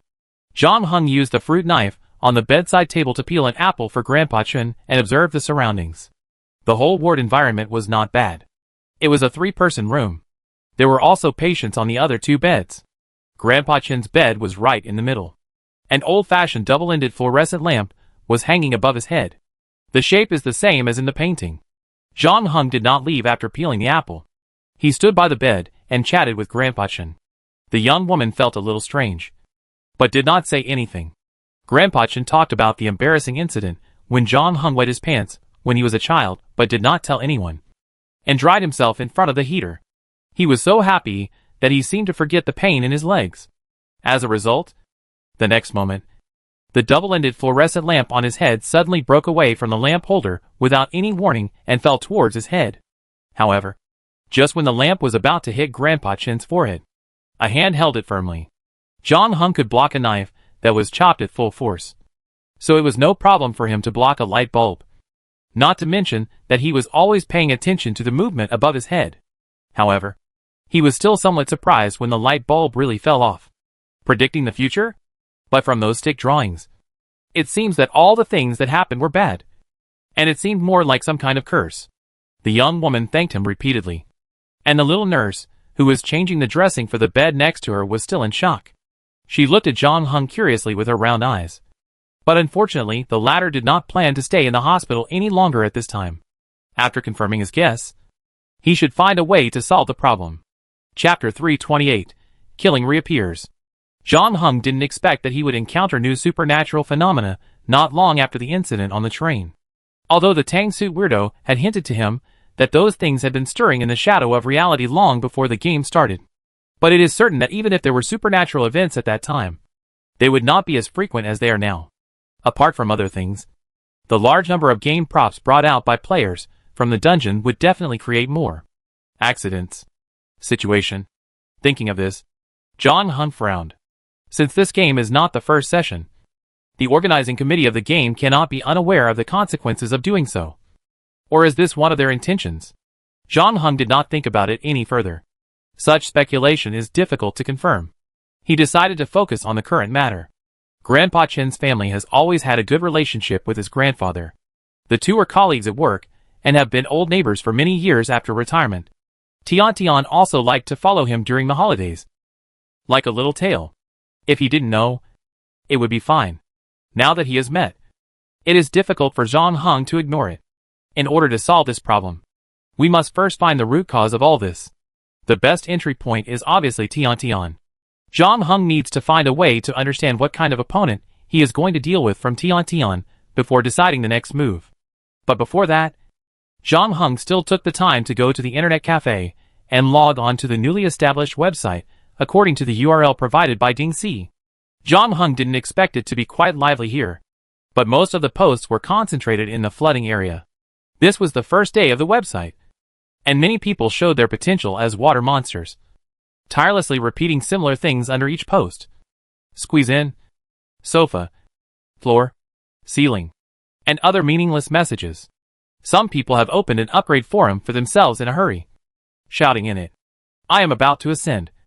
Please give me a helping hand," or queue up under a certain post with tacit understanding, and never get tired of acting as a human repeater. In addition, there are endless idioms like, "Do whatever you want." It must be admitted that there is always an instinct to find similar people in human genes. The overall number of players is not too small, but compared with ordinary people, it is still an absolute minority. People outside this circle may find it difficult to understand the pressure that players face every day. They need to try their best to use their talents, props and skills to survive one copy after another. On the one hand, they are enjoying more life and experience. But on the other hand, they are facing danger all the time. What they witnessed and experienced could not be shared with ordinary people. So in a sense, they were also lonely. People with a team were fine. But single-player players, like Zhang Heng, might drive themselves crazy if their mental quality was not good enough. In any case, it was always good to have a place to know that you were not alone. In addition to these messy water posts, Zhang Heng did find some useful things on this newly established website. One of the top highlighted posts was jointly released by the three major guilds, looking for clues related to Death Dream and the mysterious woman who appeared at the auction. It also mentioned what happened on the train. In fact, Zhang Heng later saw related reports in the newspaper. The middle-aged man who looked like a sales manager was sent to the hospital and underwent various examinations, but no problems were found. However, an hour later, his blood pressure suddenly rose inexplicably, causing the rupture of microvessels in the brain, compressing the brain tissue, and causing cerebral edema. The hospital performed surgery as soon as possible, but still failed to save his life. For this reason, the newspaper also found some medical experts to discuss this situation and find the cause. The news was finally on the hot search for a day. Experts used this to call on everyone to pay attention to the risk of cerebral hemorrhage, which also extended to the problem of death from overwork in the workplace. However, what Zhang Heng did not expect was that this incident was not the only one that occurred during the same period. In the past week, it is known that similar things happened to 6 or 7 people. But when it happened, they were in bed. Their families found out that they had passed away when they woke up the next day. Their cases were not so eye-catching and were treated as sudden cerebral hemorrhage. In fact, the train accident should be an isolated case. The person who did it obviously did not want to attract public attention. Zhang Heng can now basically determine that one of the triggering conditions of Death Dream should be that the target enters the sleep state.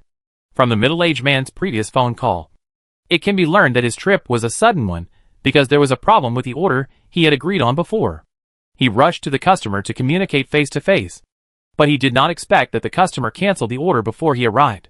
The middle-aged man seemed very depressed at the time. After hanging up the phone, he had nothing to do, so he fell asleep on the train seat. In other words, it was probably an accident that he boarded the train and slept on the train. Under normal circumstances, he should have gone to bed after returning home at night.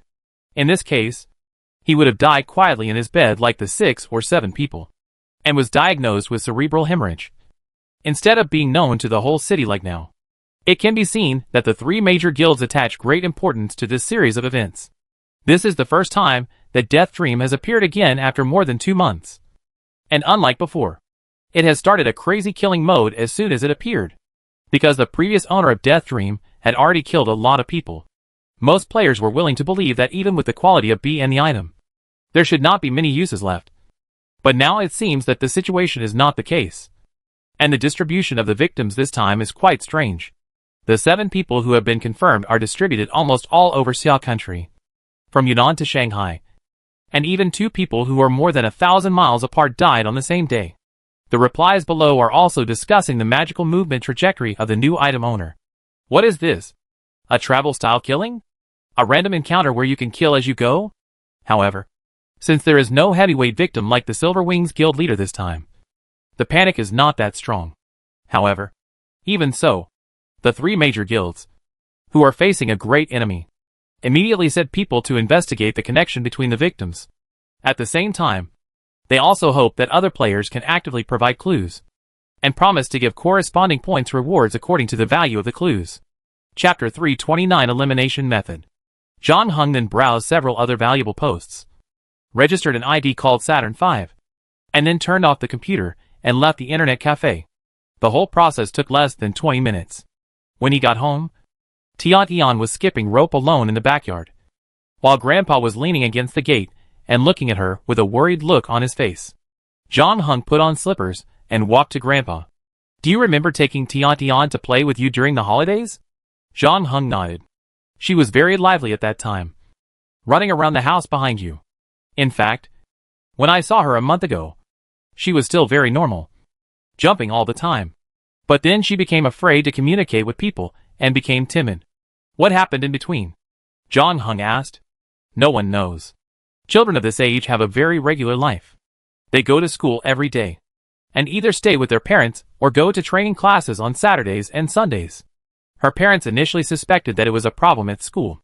After all, she spent most of the day at school. And as you know, sometimes some children in school bully other children. What was the result?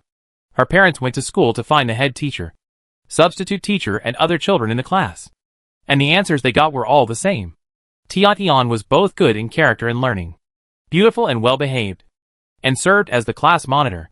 She was very popular among teachers and classmates. Such a child was unlikely to be bullied. Later, her parents took her to see a psychologist, and the situation did improve to a certain extent. But the good times didn't last long.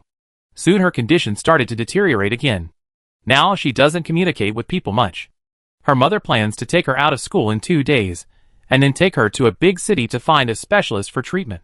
In fact, if it weren't for Lao Chen's accident, they should have contacted the hospital there by now. Grandpa shook his head. "I hope there will be a good result this time." John Hung was silent after hearing this. At present, there are 2 possibilities for what happened to Tian. Either she came into contact with monsters like Moresby and Zavierza, or she accidentally got some game props. Psychologists can't deal with supernatural phenomena, so he has to investigate this matter. John Hung plans to start with the latter possibility. There are many game props circulating among players now. It is not too surprising as some of them are lost or taken by ordinary people by mistake.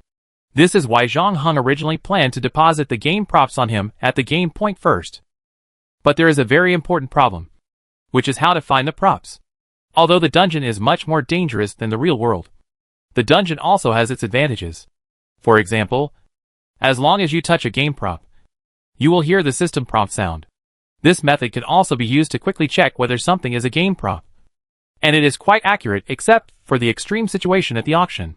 But in the real world, there is no prompt in his ears, and there is no panel for him to check. So it is not so easy to find a game prop.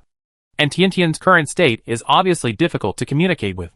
John Hung thought about it, went out again, and came to the Disney stationery counter in the department store.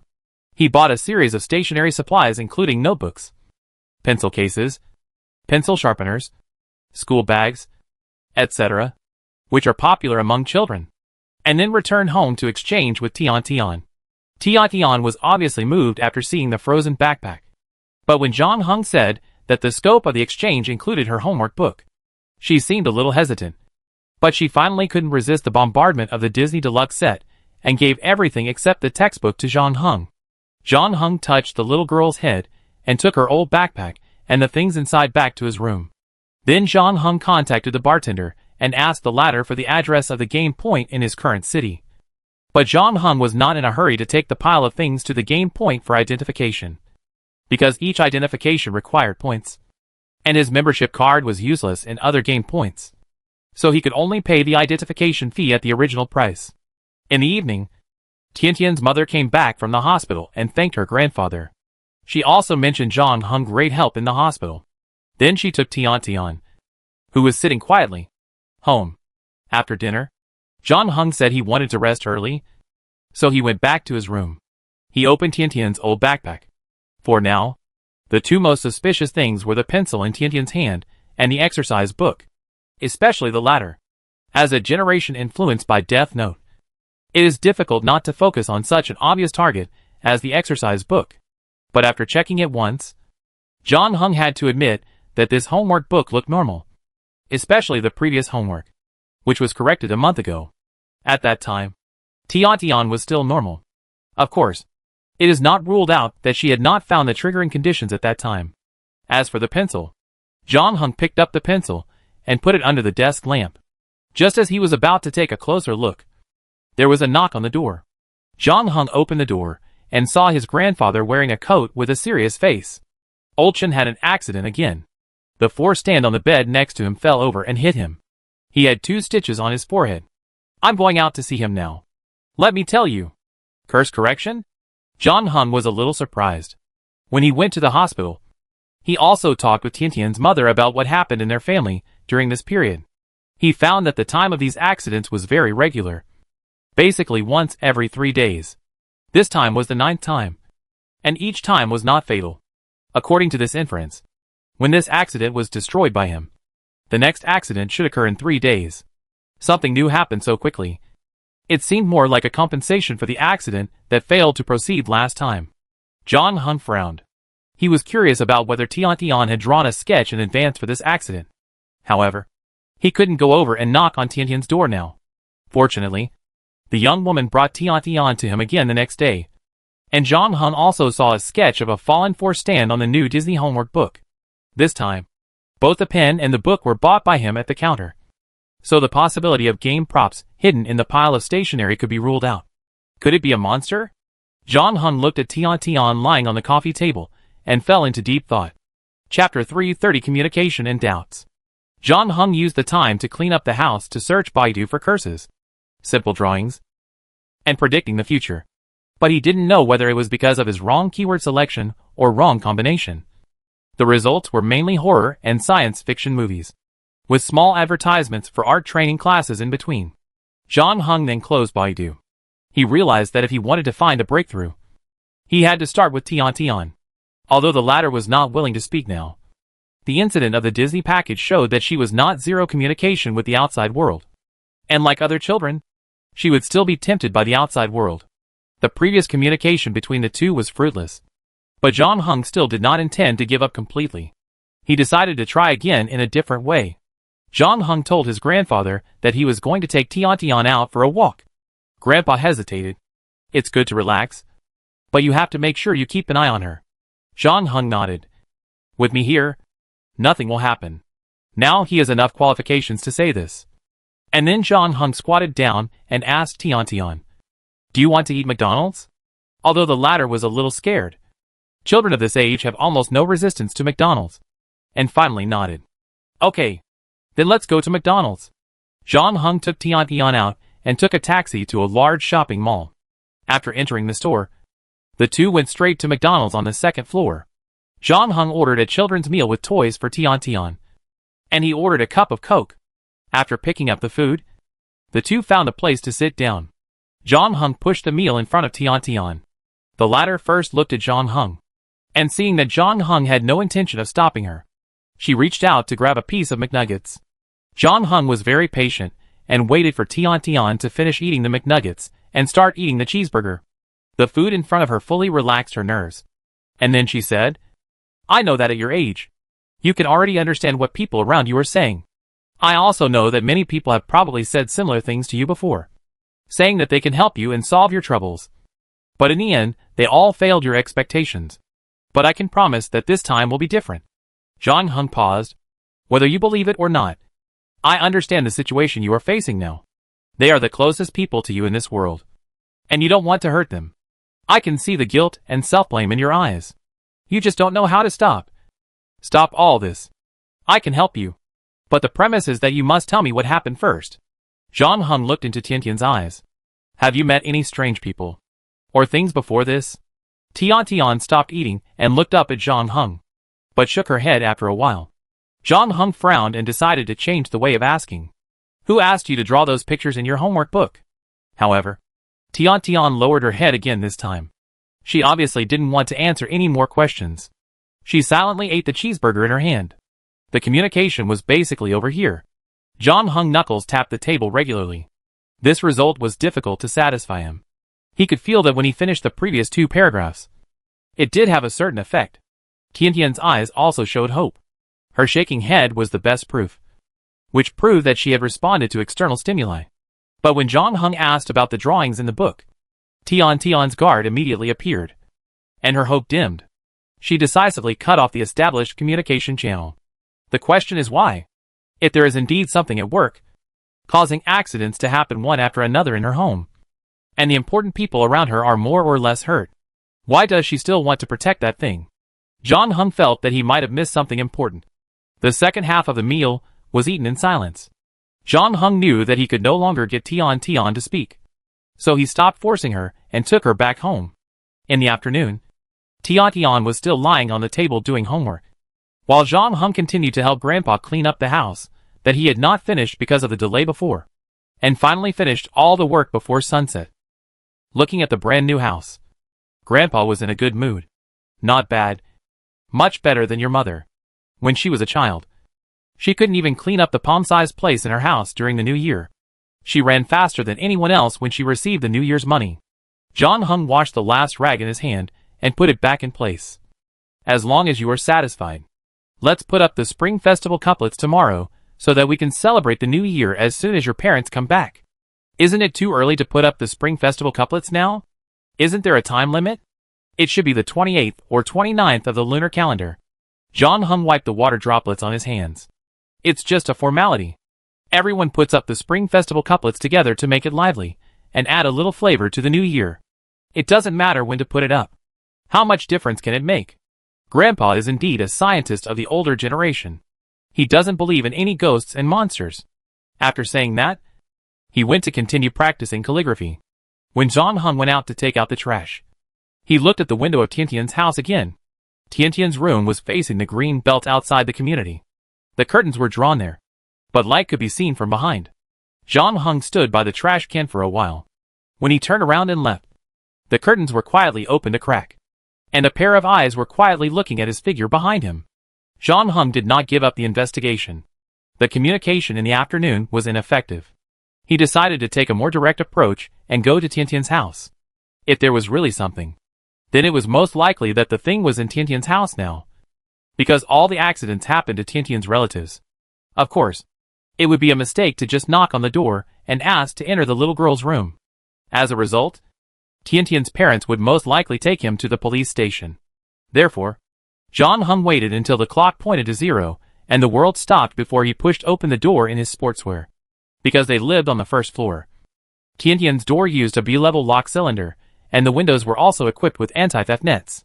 Zhang Heng's bus card unlocking skills were obviously not enough to cope with the current situation. At this time, the prop he had obtained before, called Wall of Evil Thoughts, could come in handy. Name, Wall of Evil Thoughts. Quality, D. Function, reconstruct the structure of a wall, and switch it between solid and liquid at the same time.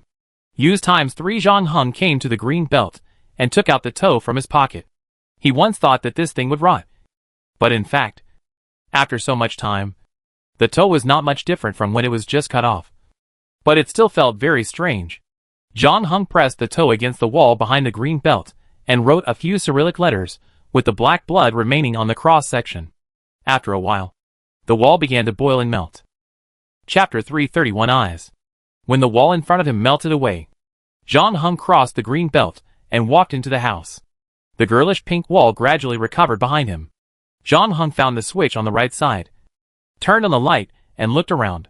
What surprised him was that he didn't see Tian on the bed. In fact, there was no one in the whole room.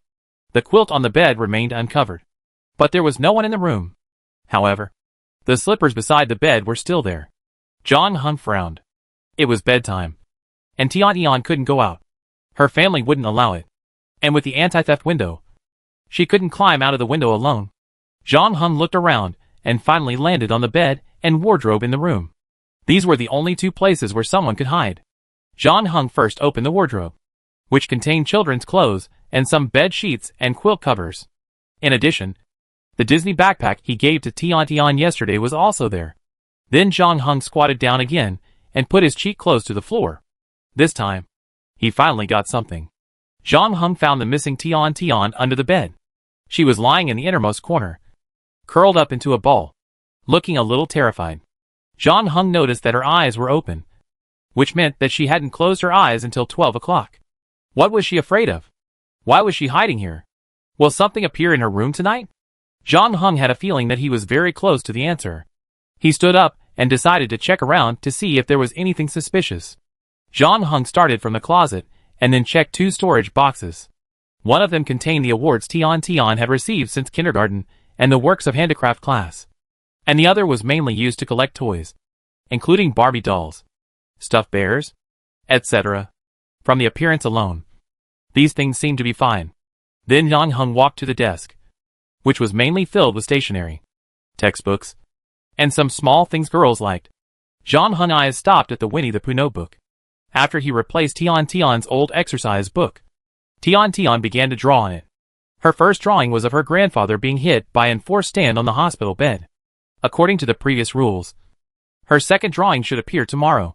But when John Hung opened the notebook, he saw a new painting he had never seen before. This painting was obviously just recently drawn.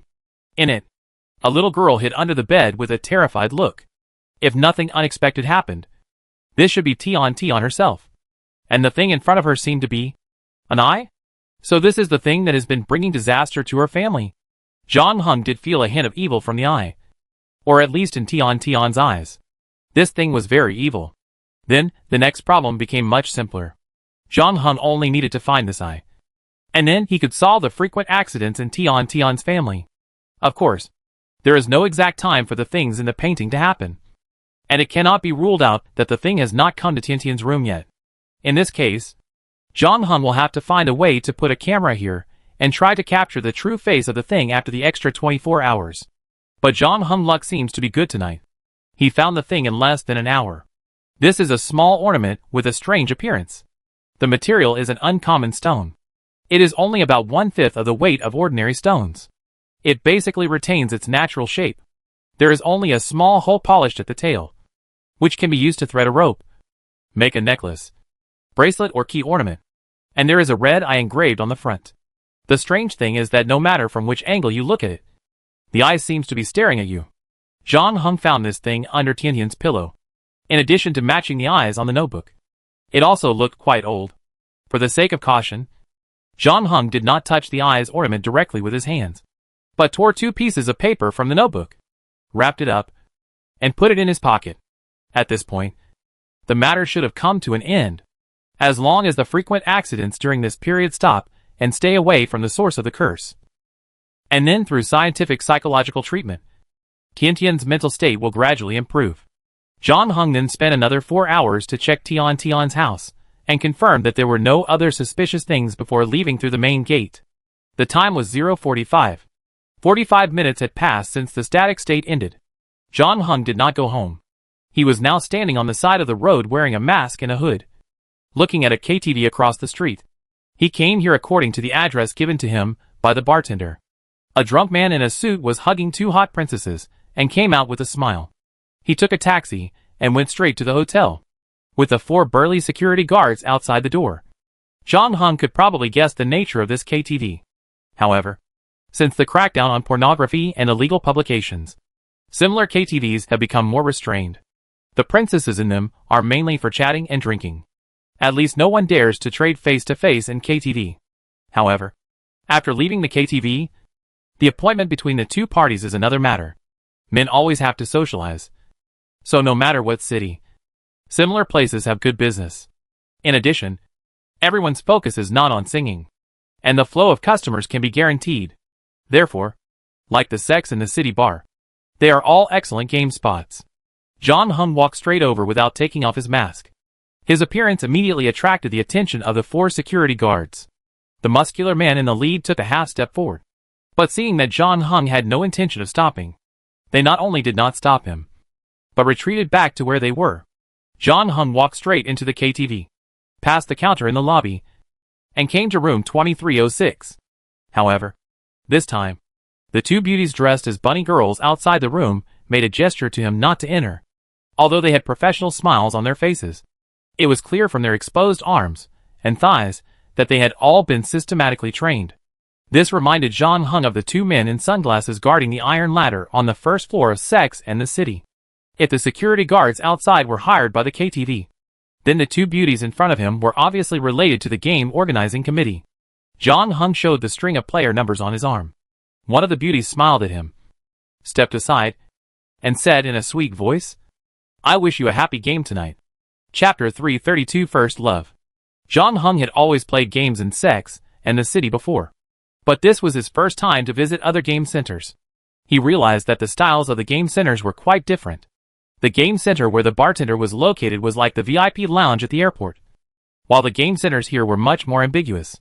There was even a girl in cool clothes in each booth. The decoration was also very similar to that of a Japanese entertainment center, with dim lighting and psychedelic music.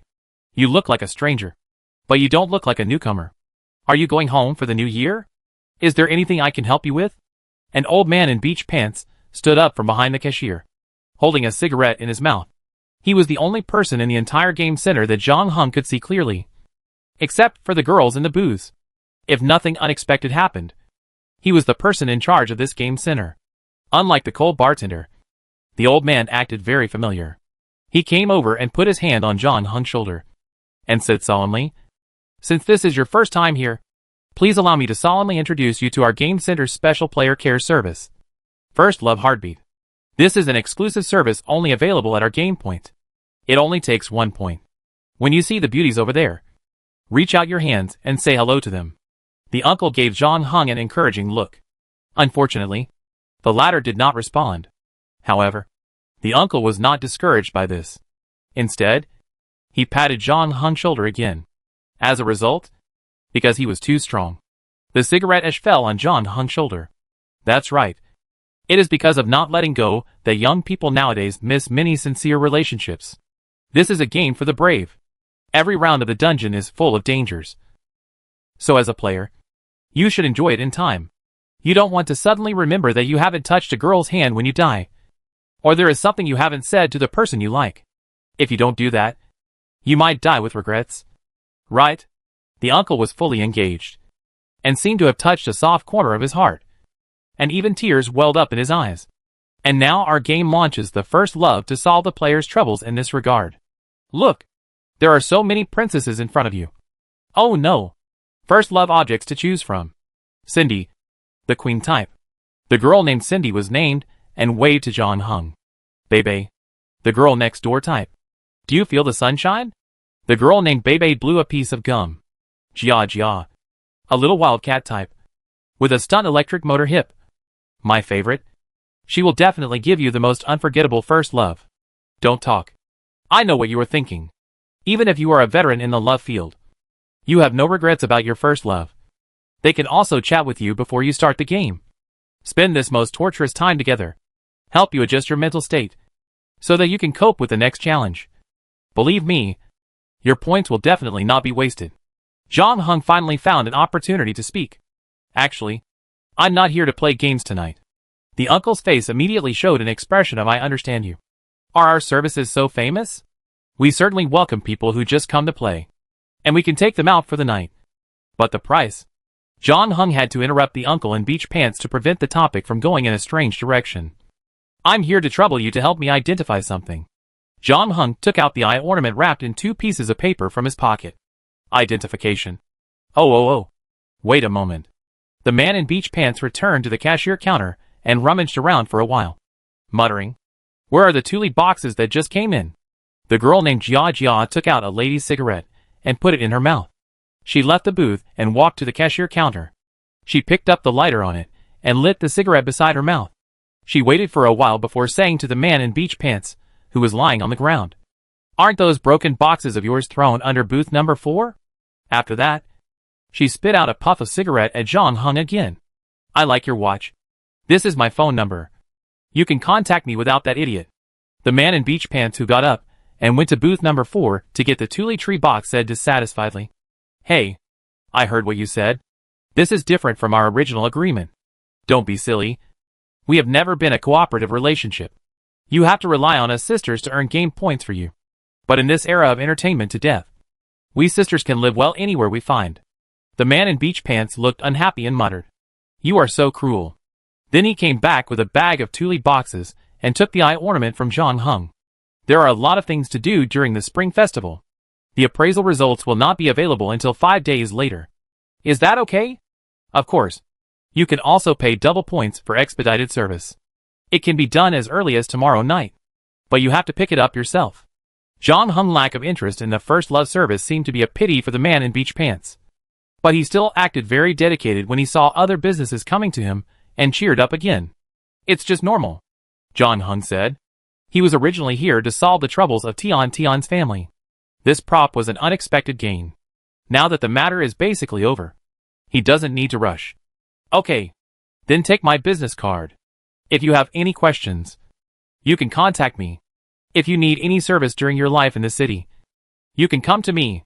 After saying that, the uncle winked at John Hung again. Of course. You can contact me if you change your mind. It shouldn't be possible. John Hung took the business card and turned to leave the game point. After walking outside for a while and confirming that no one was following him, John Hung turned back to the direction of home, opened the door quietly, and then lay back on his bed. The next morning, John Hung was awakened by the sound of the soy milk machine.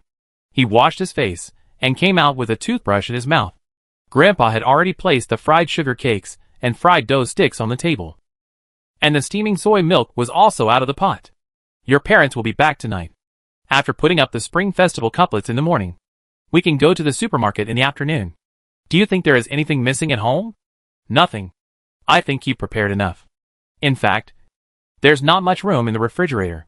Even if the world ends now, these things are enough for the 4 of us to last a month, John Hung said while brushing his teeth. Your grandma always says it's better to be prepared. Oh, by the way, I almost forgot. M&M beans. Your mom has loved eating them since she was a child. She eats at least 3 bags every Chinese New Year. I drive to buy them later. Grandpa. She's 44 years old. So what? In my eyes, she will always be just a child. Chapter 333 Superfluous. John Hung pasted the Spring Festival couplets and the word foo on the door, took 2 steps back, and confirmed that the height of both sides was aligned. There was one thing he couldn't figure out. With the continuous development of the economy, basically all commodities have been improving. In addition to their functions, they also pay more and more attention to the sense of design. However, the Spring Festival couplets are always so rustic. The year of the dog is coming soon. The Spring Festival couplets sold in supermarkets and on the roadside have added dog elements one after another. But in terms of design, those cartoon characters are almost the same as 10 years ago. And everyone seems to be accustomed to this rustic style. It seems that everyone has subconsciously accepted this, thinking that Spring Festival couplets should be so rustic and fun. And if they are not rustic and fun, they are not traditional enough. But in fact, the real traditional Spring Festival couplets hundreds of years ago did not seem to have these messy cartoon elements.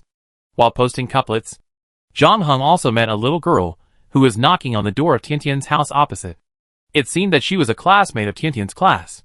Tian's mother warmly welcomed her into the house, which seemed to prove from the side that Tian was indeed very popular in school.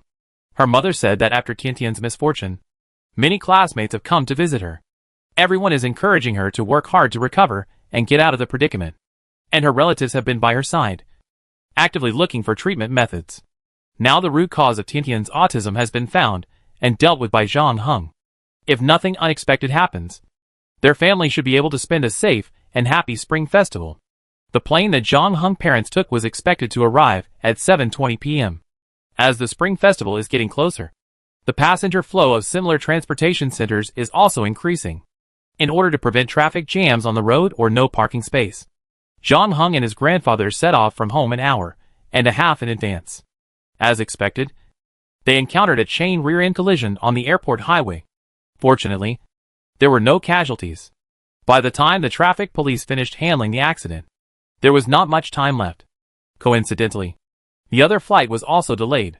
Therefore, when the two of them circled around the airport parking lot and found a parking space, the plane on the other side had not landed yet. Grandpa was dressed very formally tonight. He also took out his pair of 20-year-old French leather shoes and combed his hair meticulously. Although he was always dissatisfied with a certain pair of gods, he had not seen them for 3 years. So he still attached great importance to this reunion. The two squeezed through the crowd and came to the airport pickup area on the second floor. There were quite a few people here, most of whom were waiting for their relatives like them.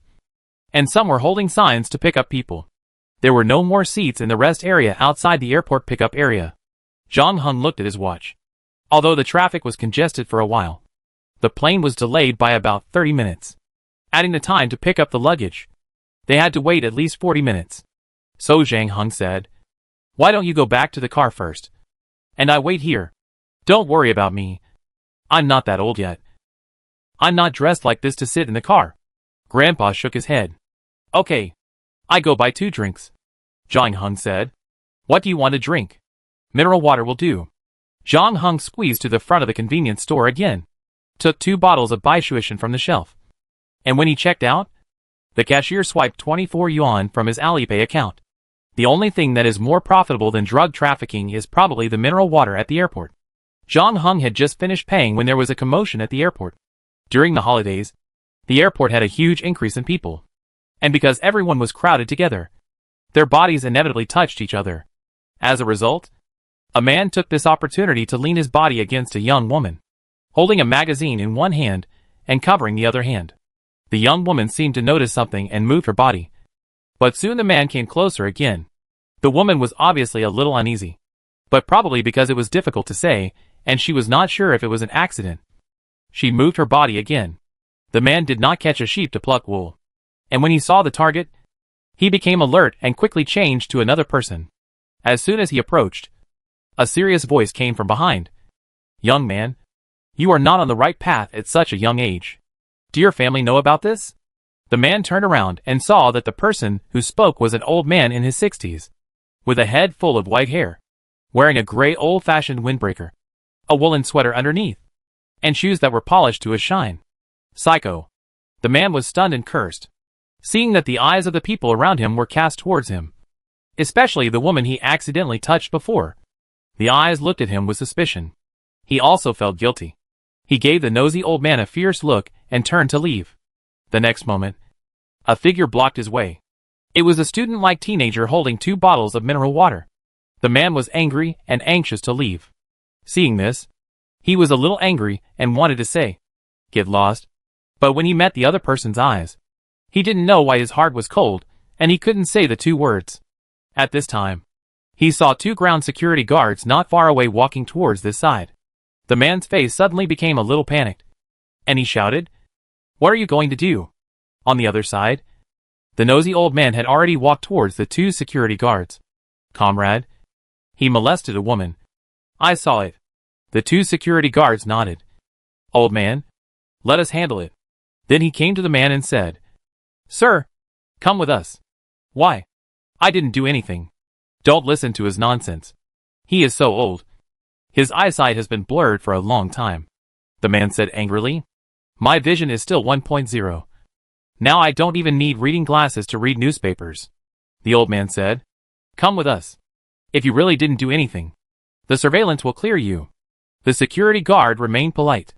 The man looked at his belly and thought he couldn't outrun the other party, so he could only reluctantly follow the 2 ground security guards and leave. Zhang Heng nodded to a girl not far away. The latter was the person in front of him when checking out. Zhang Heng saw that there was a conflict here, so he asked the girl to find the ground staff. And he was worried that his grandfather would suffer a loss, so he rushed over first. Now that the matter is over, he thanked the latter. Then he walked up to the old man and said, "Of course, you are still as good as ever. In our era, this kind of thing would be paraded through the streets." Grandpa looked serious and paused before saying, "I am an old man. Even if he stood up, he would not dare to attack me. But why did you block him at the end? It was a waste of time. I won't do it next time." Zhang Heng smiled and didn't explain anything. Chapter 334 Gifts. Flight CZ5376 finally showed as arriving on the electronic board. More than 10 minutes later, passengers began to walk out of the airport gate. Zhang Heng and his grandfather had come to the front of the crowd, watching the people passing by in waves. But they still didn't see any familiar faces. Zhang Heng's phone rang at this time. It was his mother calling. Sorry. You must have waited for a long time. I didn't expect the plane to be late. There is still a box that I haven't found." There are gifts for you in it. Wait for us for a while. It's okay. Don't worry. Take your time to look for it, John Hung said. 10 minutes after hanging up the phone, John Hung estimated that everyone on the next flight had left. And then, he saw two figures hurriedly walking out of the arrival hall. Dad. A woman with well-maintained skin who seemed to be less than 30 years old let go of the small box in her hand and rushed over, but was tripped by the plastic leg of the isolation belt. She rubbed her leg and continued to run while grinning. Hey. Slow down. Don't fall. The man behind him seemed a little helpless.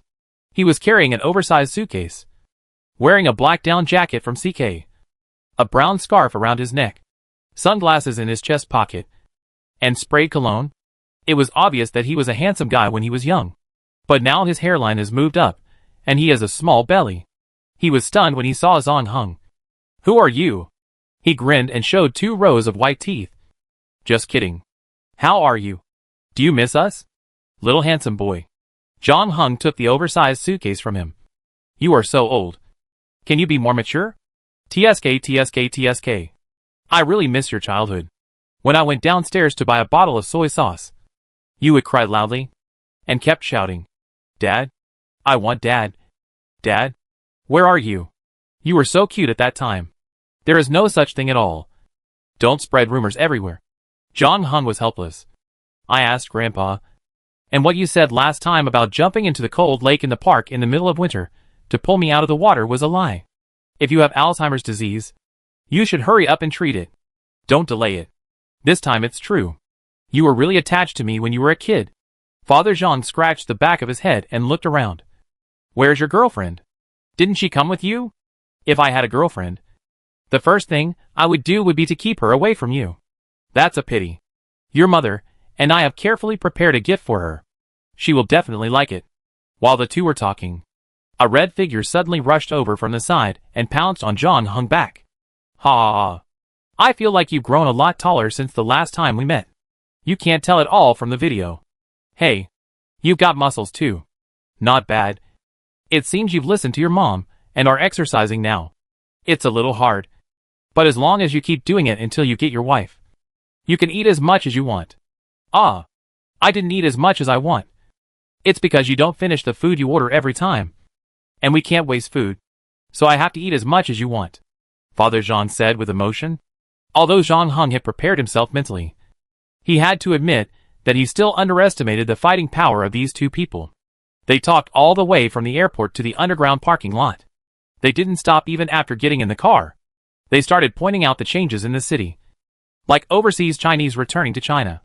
However, halfway through the drive, the two finally quieted down a little, not because they had nothing to say, but because they were hungry. I have prepared the ingredients.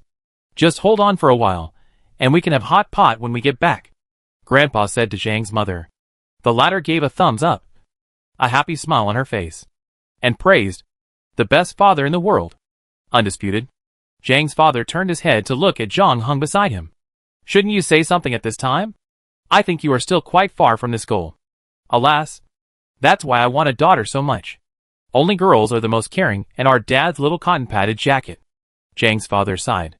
The four returned home, and Grandpa took out the sliced beef, tripe and cut vegetables from the refrigerator, and added the boiled bone soup to the copper pot. Taking advantage of this time, Zhang's mother opened the oversized box, took out a set of things wrapped tightly with foam and newspaper, and handed it to the old man. Dad, Guijian picked out the British bone china for you to drink tea with. Thoughtful. Although Grandpa's expression was still serious, it can be seen that he still likes this gift very much. His 3 major hobbies after retirement are playing chess, drinking tea, and tinkering with the flowers and plants in the backyard. After getting this set of bone china tea sets, he looked at Zhang's father and felt a little more satisfied. The latter made an okay gesture to Zhang's mother under the table, indicating that it had passed the test. Then Zhang's mother took out another box. But compared with the previous tea set, this box was particularly small, probably only the size of a jewelry box. John Hung raised his eyebrows. What? I'm sorry. I haven't been able to be with you all these years and missed your growth. This is our fault as parents. Zhang's father's expression also became serious, and he no longer had the smiling look before. And we haven't been able to come back for the new year for 2 consecutive years. We owe you 2 New Year gifts. So let's make it up to you this time. Mother Zhang continued, then handed the box over and encouraged. Open it and take a look. Zhang Heng skillfully opened the box, revealing the car keys inside. Congratulations, son. You have your first car in your life. Father Zhang and Mother Zhang looked at each other. You should start taking the driver's license test. Although it's just a Polo, I hope it can help you find a girlfriend in a small way. Don't worry about the license plate. I found a classmate and registered it under her name. Zhang's mother said. You can start the lottery. When you get the number, you can transfer the ownership. We have already paid for your insurance for 1 year. Of course, you have to figure out the gas, parking and insurance fees. We will not increase your pocket money. Although it's a bit early, you should start preparing for entering society. Thank you. Zhang Heng put away the keys and thanked him. In fact, he is also considering buying a car. After all, he has an extra 24 hours every day. At that time, all public transportation will stop. Although he can still ride shared bicycles, the speed is still a bit slow and his range of activities is limited. It would be much better if he could have his own car. For him now, money is not a problem. After all, a little point can be exchanged for 30,000 or 40,000. It's just that the license plate number is too difficult to draw. If it doesn't work, Zhang Heng can only consider renting a license plate. But now, his problem seems to have been solved. As for the performance of Polo, it is actually enough for him. If it doesn't work, he could also modify it himself. After all, his modification and maintenance skills have now reached LV2. Chapter 335 18 Years of Waiting. You want to know about mythology now? Father Zhang was a little surprised. I thought you were no longer interested in these things after graduating from the 6th grade. The 4 of them had finished dinner. After clearing the tableware, Mother Zhang and Grandpa were flipping through old photos in the study, while Father Zhang and Zhang Heng were eating fruit and watching TV in the living room. Okay, whatever you want to know. As long as it's something I know. Just ask. Father Zhang picked up an apple, took a bite, and said cheerfully. Zhang Heng thought for a moment. Do gods really exist in the world we live in? Puff. Father Zhang almost choked on the apple he had just swallowed. He coughed twice and said with a smile, What's wrong? Do we really have to pretend that you are still in the 6th grade? He drank a mouthful of water to calm down. I remember that we seem to have discussed this issue a long time ago. Although your mother and I are theology majors, we don't have any beliefs. In fact, I am interested in the historical and humanistic parts of mythology. Your mother, well, she is just very interested in all the strange stories, and likes to travel around in the name of religious archaeology, take pictures, and taste delicious food. If I remember correctly, her master's thesis was about the diet of medieval believers. From my personal point of view, so-called myths are just stories written by mortals, just like fairy tales, but for adults. For example, the Iliad, which is said to be written by the blind poet Homer in ancient Greece, is about the Trojan War. It contains not only mortals, but also half-human and half-god Achilles, the sun god Apollo, the sea god Poseidon, etc. But in fact, only the Trojan War actually happened in history, and the rest are just Homer's artistic processing. The academic community generally believes that if Homer really existed, he lived in the 9th century BC. At that time, there were no serious historians, and no one would emphasize the authenticity of history. So the way people recorded history was to mix real events with myths and legends. And then we had the Iliad. Father Zhang paused. In fact, if you really study a mythology system, you will find that they have their origins. They are usually some folk stories passed down orally, and they continue to develop on this basis. For example, Celtic mythology originated from Celtic folk tales, and was influenced by ancient Rome and Christianity during its formation. If the stories in it are all true, how could they keep changing with the migration of civilization? Another more typical example is Greek and Roman mythology. Father Zhang said while chewing an apple. Roman mythology is completely derived from Greek mythology. Many gods have different names, but they are pronounced differently. As for the storylines, they are exactly the same. How can they all be real? Zhang Heng was silent. In fact, this was the same as his usual understanding. But if so, where did those so-called gods come from? the existence that claimed to be the ancient Celtic god he encountered in the copy of Black Sail, and the supernatural creatures he encountered in the real world. If the legends about them were all fictional, why would they be real? John Hung thought of the guy named Einstein that he met in the Apollo training camp. From his words, it seemed that he was on the same level as the old man in Tang suit that John Hung met before. But John Hung could not feel any connection with myths and legends in him, and the game props that he saw at the auction before. Some of them were obviously products of modern society. John Hung decided to put this question aside for the time being and asked a question that he had always been most concerned about. Who are the gods of time? Father Zhang raised his eyebrows. The god of time? Indeed. There are gods related to time in many mythological systems. But the most famous one is Kronos, the super primitive god in ancient Greek mythology. He is the supreme god worshipped by Orphicism, symbolizing the first cause that transcends everything and exists before everything begins. In the 24 Sacred Words narrative, he is the highest god with power above all things.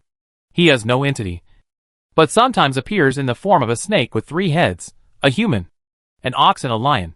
But he is more well known as an old man, because modern and contemporary artworks usually describe him as an old man holding a sickle. Old man? Like this old man? John Hung took out the old photo he found when he was cleaning the study from his pocket and put it on the coffee table in front of him. A look of surprise flashed in Zhang's father's eyes, and he picked up the photo. "Ha! Where did you find this thing? You have participated in many research projects, and Mom basically takes a lot of photos wherever you go.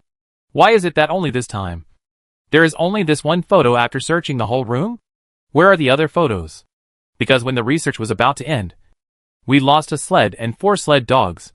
They fell into the ice hole, and the things on the sled also turned over, including our Kodak. After that, we tried hard, but in the end, we couldn't pull the 4 poor little guys up, let alone the things on the sled. As for Mr. Tame, he is the sponsor of this research. But we haven't seen each other for more than 10 years after the research ended." Although Zhang's father tried to maintain a relaxed tone, John Hung could tell that his heart was not as calm as it appeared, especially when he saw the photo. His pupil shrank significantly, and he obviously concealed something afterwards.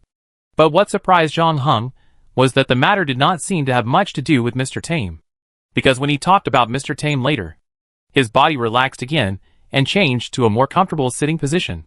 John Hung did not quite understand why his father lied about the film, and his grandfather also knew about this research activity. In other words, he was the only one in the family who was completely kept in the dark. The question is why? Why did his parents deal with the photos and never mention the research project to Greenland 18 years ago? What happened on that Arctic island? And what does it have to do with him, who was only 1 year old at the time? If the Tang suit weirdo had met his parents 18 years ago, then his choice of John Hung 18 years later was obviously not just appreciation and coincidence, as he said at the beginning. Rather than saying that this was an encounter, it is better to say that this was an 18-year wait. Chapter 336 Meeting in Silicon Valley. At the San Jose airport, the old man no longer wore the weird-looking Tang suit. At this moment, he was dressed like a tourist. He had just got off the plane and was carrying a small suitcase. On the gilded handle of the suitcase was carved a magical creature. It had a snake-like body, but it had 3 heads: a lion, a bull, and a human. He walked out of the airport gate and stopped a taxi. "Excuse me, please take me to the Westin Palo Alto." After saying that, he closed the car door, took out a travel brochure from his pocket, and flipped through it. "Okay, sir." The driver was a black man, and he glanced at the old man in the rearview mirror. "Oh, by the way, I want to listen to hip-hop on the way." "You like hip-hop too, don't you?" The old man put the suitcase beside him. "I'm afraid I can't make the decision on this. You know, it depends on what's on the radio." TSK. Is this how your boss lets you entertain guests? Even such a small request cannot be met," the old man said leisurely. The black driver's face changed when he heard this. "What do you mean? Don't waste time. Believe me, kid, no one in this world has more time than me. You don't want to waste time with me like this." The old man opened a box of chewing gum and poured 10 pieces into his mouth at once. The black driver was silent for a moment, and finally started the car. "Good kid. Now you can play some hip-hop for me." The black driver took out an iPod from his pocket and handed it to the old man behind him with the earphone cable. There are Nicki Minaj, Post Malone and Jay-Z in it. Oh, Nicki Minaj. My favorite. Great. You have to admit that the development of technology has indeed made life more comfortable. The old man put the earphones in his ears while speaking. Half an hour later, the car drove into Silicon Valley, which is not an administrative division. At first, it only referred to the Santa Clara Valley, and later gradually expanded to include Santa Clara County, parts of San Mateo County in the southwest San Francisco Bay Area, and parts of Alameda County in the east San Francisco Bay Area. This is the high-tech industry center of the United States, and it can also be said to be the world's high-tech industry center. A series of internationally renowned high-tech companies such as Apple, Google, Yahoo, Facebook, and Oracle have emerged from here. It is also a paradise for all geeks. The taxi finally stopped at the door of a startup company. Compared with big companies such as Intel and Tesla, this company is so small that it can be ignored. Its main business is to develop online electronic photo albums. But the entire company has less than 10 people in total. The old man carried the box and came to the door of the office of the CTO, who was also the CEO and the boss of the company. The next moment, the sensor door opened automatically. Cool? The old man exclaimed and walked in. The door closed automatically behind him, and the lights in the room were adjusted to the appropriate brightness. The old man realized that the floor under his feet was actually a huge display screen, but it was as soft as a carpet, and there were electronic water ripples spreading everywhere when he stepped on it. A mechanical dog saw a stranger coming in, and immediately stood up from its nest and barked wildly, until a circuit board was thrown in front of it, and then it laid down again obediently, hugged the circuit board and licked it happily. The man named Einstein that Zhang Heng met in the copy was now sitting behind his desk. On his desk was a model of Apollo 11. The man stretched out his hand and made a gesture of invitation. The old man raised his eyebrows and walked to the place he pointed. The next moment, the wall in front of him folded up and turned into a sofa. Impressive. The old man sat down after saying that, and deliberately used some strength. As a result, his butt touched the surface of the sofa made of unknown material, which was unusually soft. Not as hard as the wall before. I feel like my previous days were wasted after coming to your place. The man named Einstein was watching a technology conference via video. He swiped the screen with his finger to mute it, and said expressionlessly, "What brings you here? Of course you know the reason. Otherwise you wouldn't have sent your men to block me at the airport gate. Right?" The old man spat out the tasteless chewing gum on the ground. The mechanical dog that was still licking the circuit board immediately pricked up its ears alertly, and its electronic eyes scanned the chewing gum on the ground. It put down the circuit board and immediately pounced over. In less than 5 seconds, it cleaned up the chewing gum stuck on the ground without leaving any trace. Then it went back to its doghouse. The old man took 10 more colorful chewing gums in his hand. "Why did you target my people? You temporarily changed the number of people who could pass the dungeon, reduced the number of people, and increased the difficulty of the dungeon. You violated the rules of the game. Didn't you? How dare you say that to me? Do you think I didn't notice the abnormal increase in his skills? Ordinary people can't do that anyway. It's your usual style. You and your little tricks of time. You don't think you can really hide it from other people's eyes. Well, fortunately, I have always been popular, so I can only pray that everyone will turn a blind eye." The old man continued his diabetes treatment plan and ate all the gum in his hand. Einstein frowned. "What on earth are you and your secret followers planning? I don't believe that you would consume more than 80% of your strength to cheat for an agent. This price is too expensive even for you. You are different from those weak idiots who are about to die. Although your strength has been weakening over the years, it is still far from the dangerous warning line. Right? Why do you choose to gamble everything at this time? From what I know about you, you have invested so much, and you must want to get more." The old man shrugged. "I told the truth a long time ago. But why are you always unwilling to believe it? I just want to win this game, take the new market share, and restore the past glory, so that my name will return to the public's attention again." Einstein sneered. "You don't really think that wearing that weird and funny clothes can make you integrate into a completely different civilization system? Why not give it a try? After all, KFC has launched the old Beijing chicken roll there." The old man blinked. "Survival of the fittest. That's the motto you always say, isn't it? Although I prefer you when Giordano Bruno was tied to the stake." But we can't go back to those good times. Right? Be careful. Kronos. Don't play with fire and get burned. Einstein warned. I will try to keep this advice in mind. Signs. Chapter 337, The Unexpected Reappears. At dawn, someone knocked on John Hung's window. John Hung opened the window. But there was no one outside. There was only a black package under the windowsill. John Hung put on his clothes, went outside to retrieve the package, and opened it to find that it was the props he had left with the bartender before leaving. It seemed that she had already completed the identification. The last round of the game was John Hung's first encounter with other players.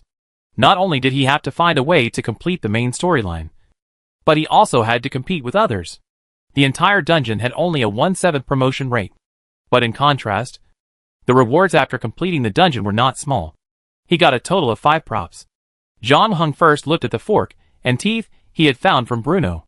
Name, water meltable metal. Quality, F. Function, melts when in contact with water. Returns to normal after 120 minutes. Can control usage. Cannot be recycled. Seeing this item, John Hung finally understood why the ejection devices of the moon landing training aircraft and fighter jets had problems one after another. This was obviously Bruno's trick. He first melted a small section of the fork with water and poured it into the ejection device. After 120 minutes, the metal returned to its original state, which was equivalent to welding the ejection device. He used this method to kill Anthony, and planned to use this method with Janio's props for manipulating animals to get rid of John Hung as well. But he didn't expect that the latter could successfully resolve such a dangerous situation.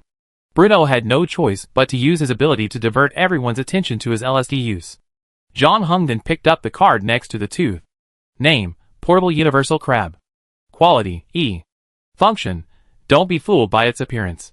Its appearance can ensure that you can carry it with you at any time and in any occasion. Even the most sensitive police dog can't find the secret. It can be any kind of crab you like. It will take effect when you put it in your mouth. This thing is quite suitable for Bruno. It is probably the prop that all drug addicts dream of. Combined with Bruno's inexplicable ability, he can get high anytime and anywhere. But it is useless to John Hung.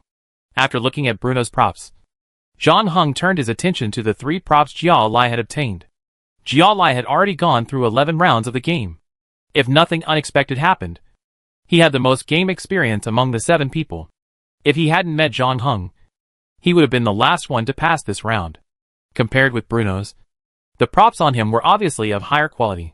The lowest quality was D level, and there were even 2 C level props. Unfortunately, one of them had reached its limit of usage. Strictly speaking, the wooden whistle that can communicate with animals in the area was actually snatched by Jia Lai from Janio.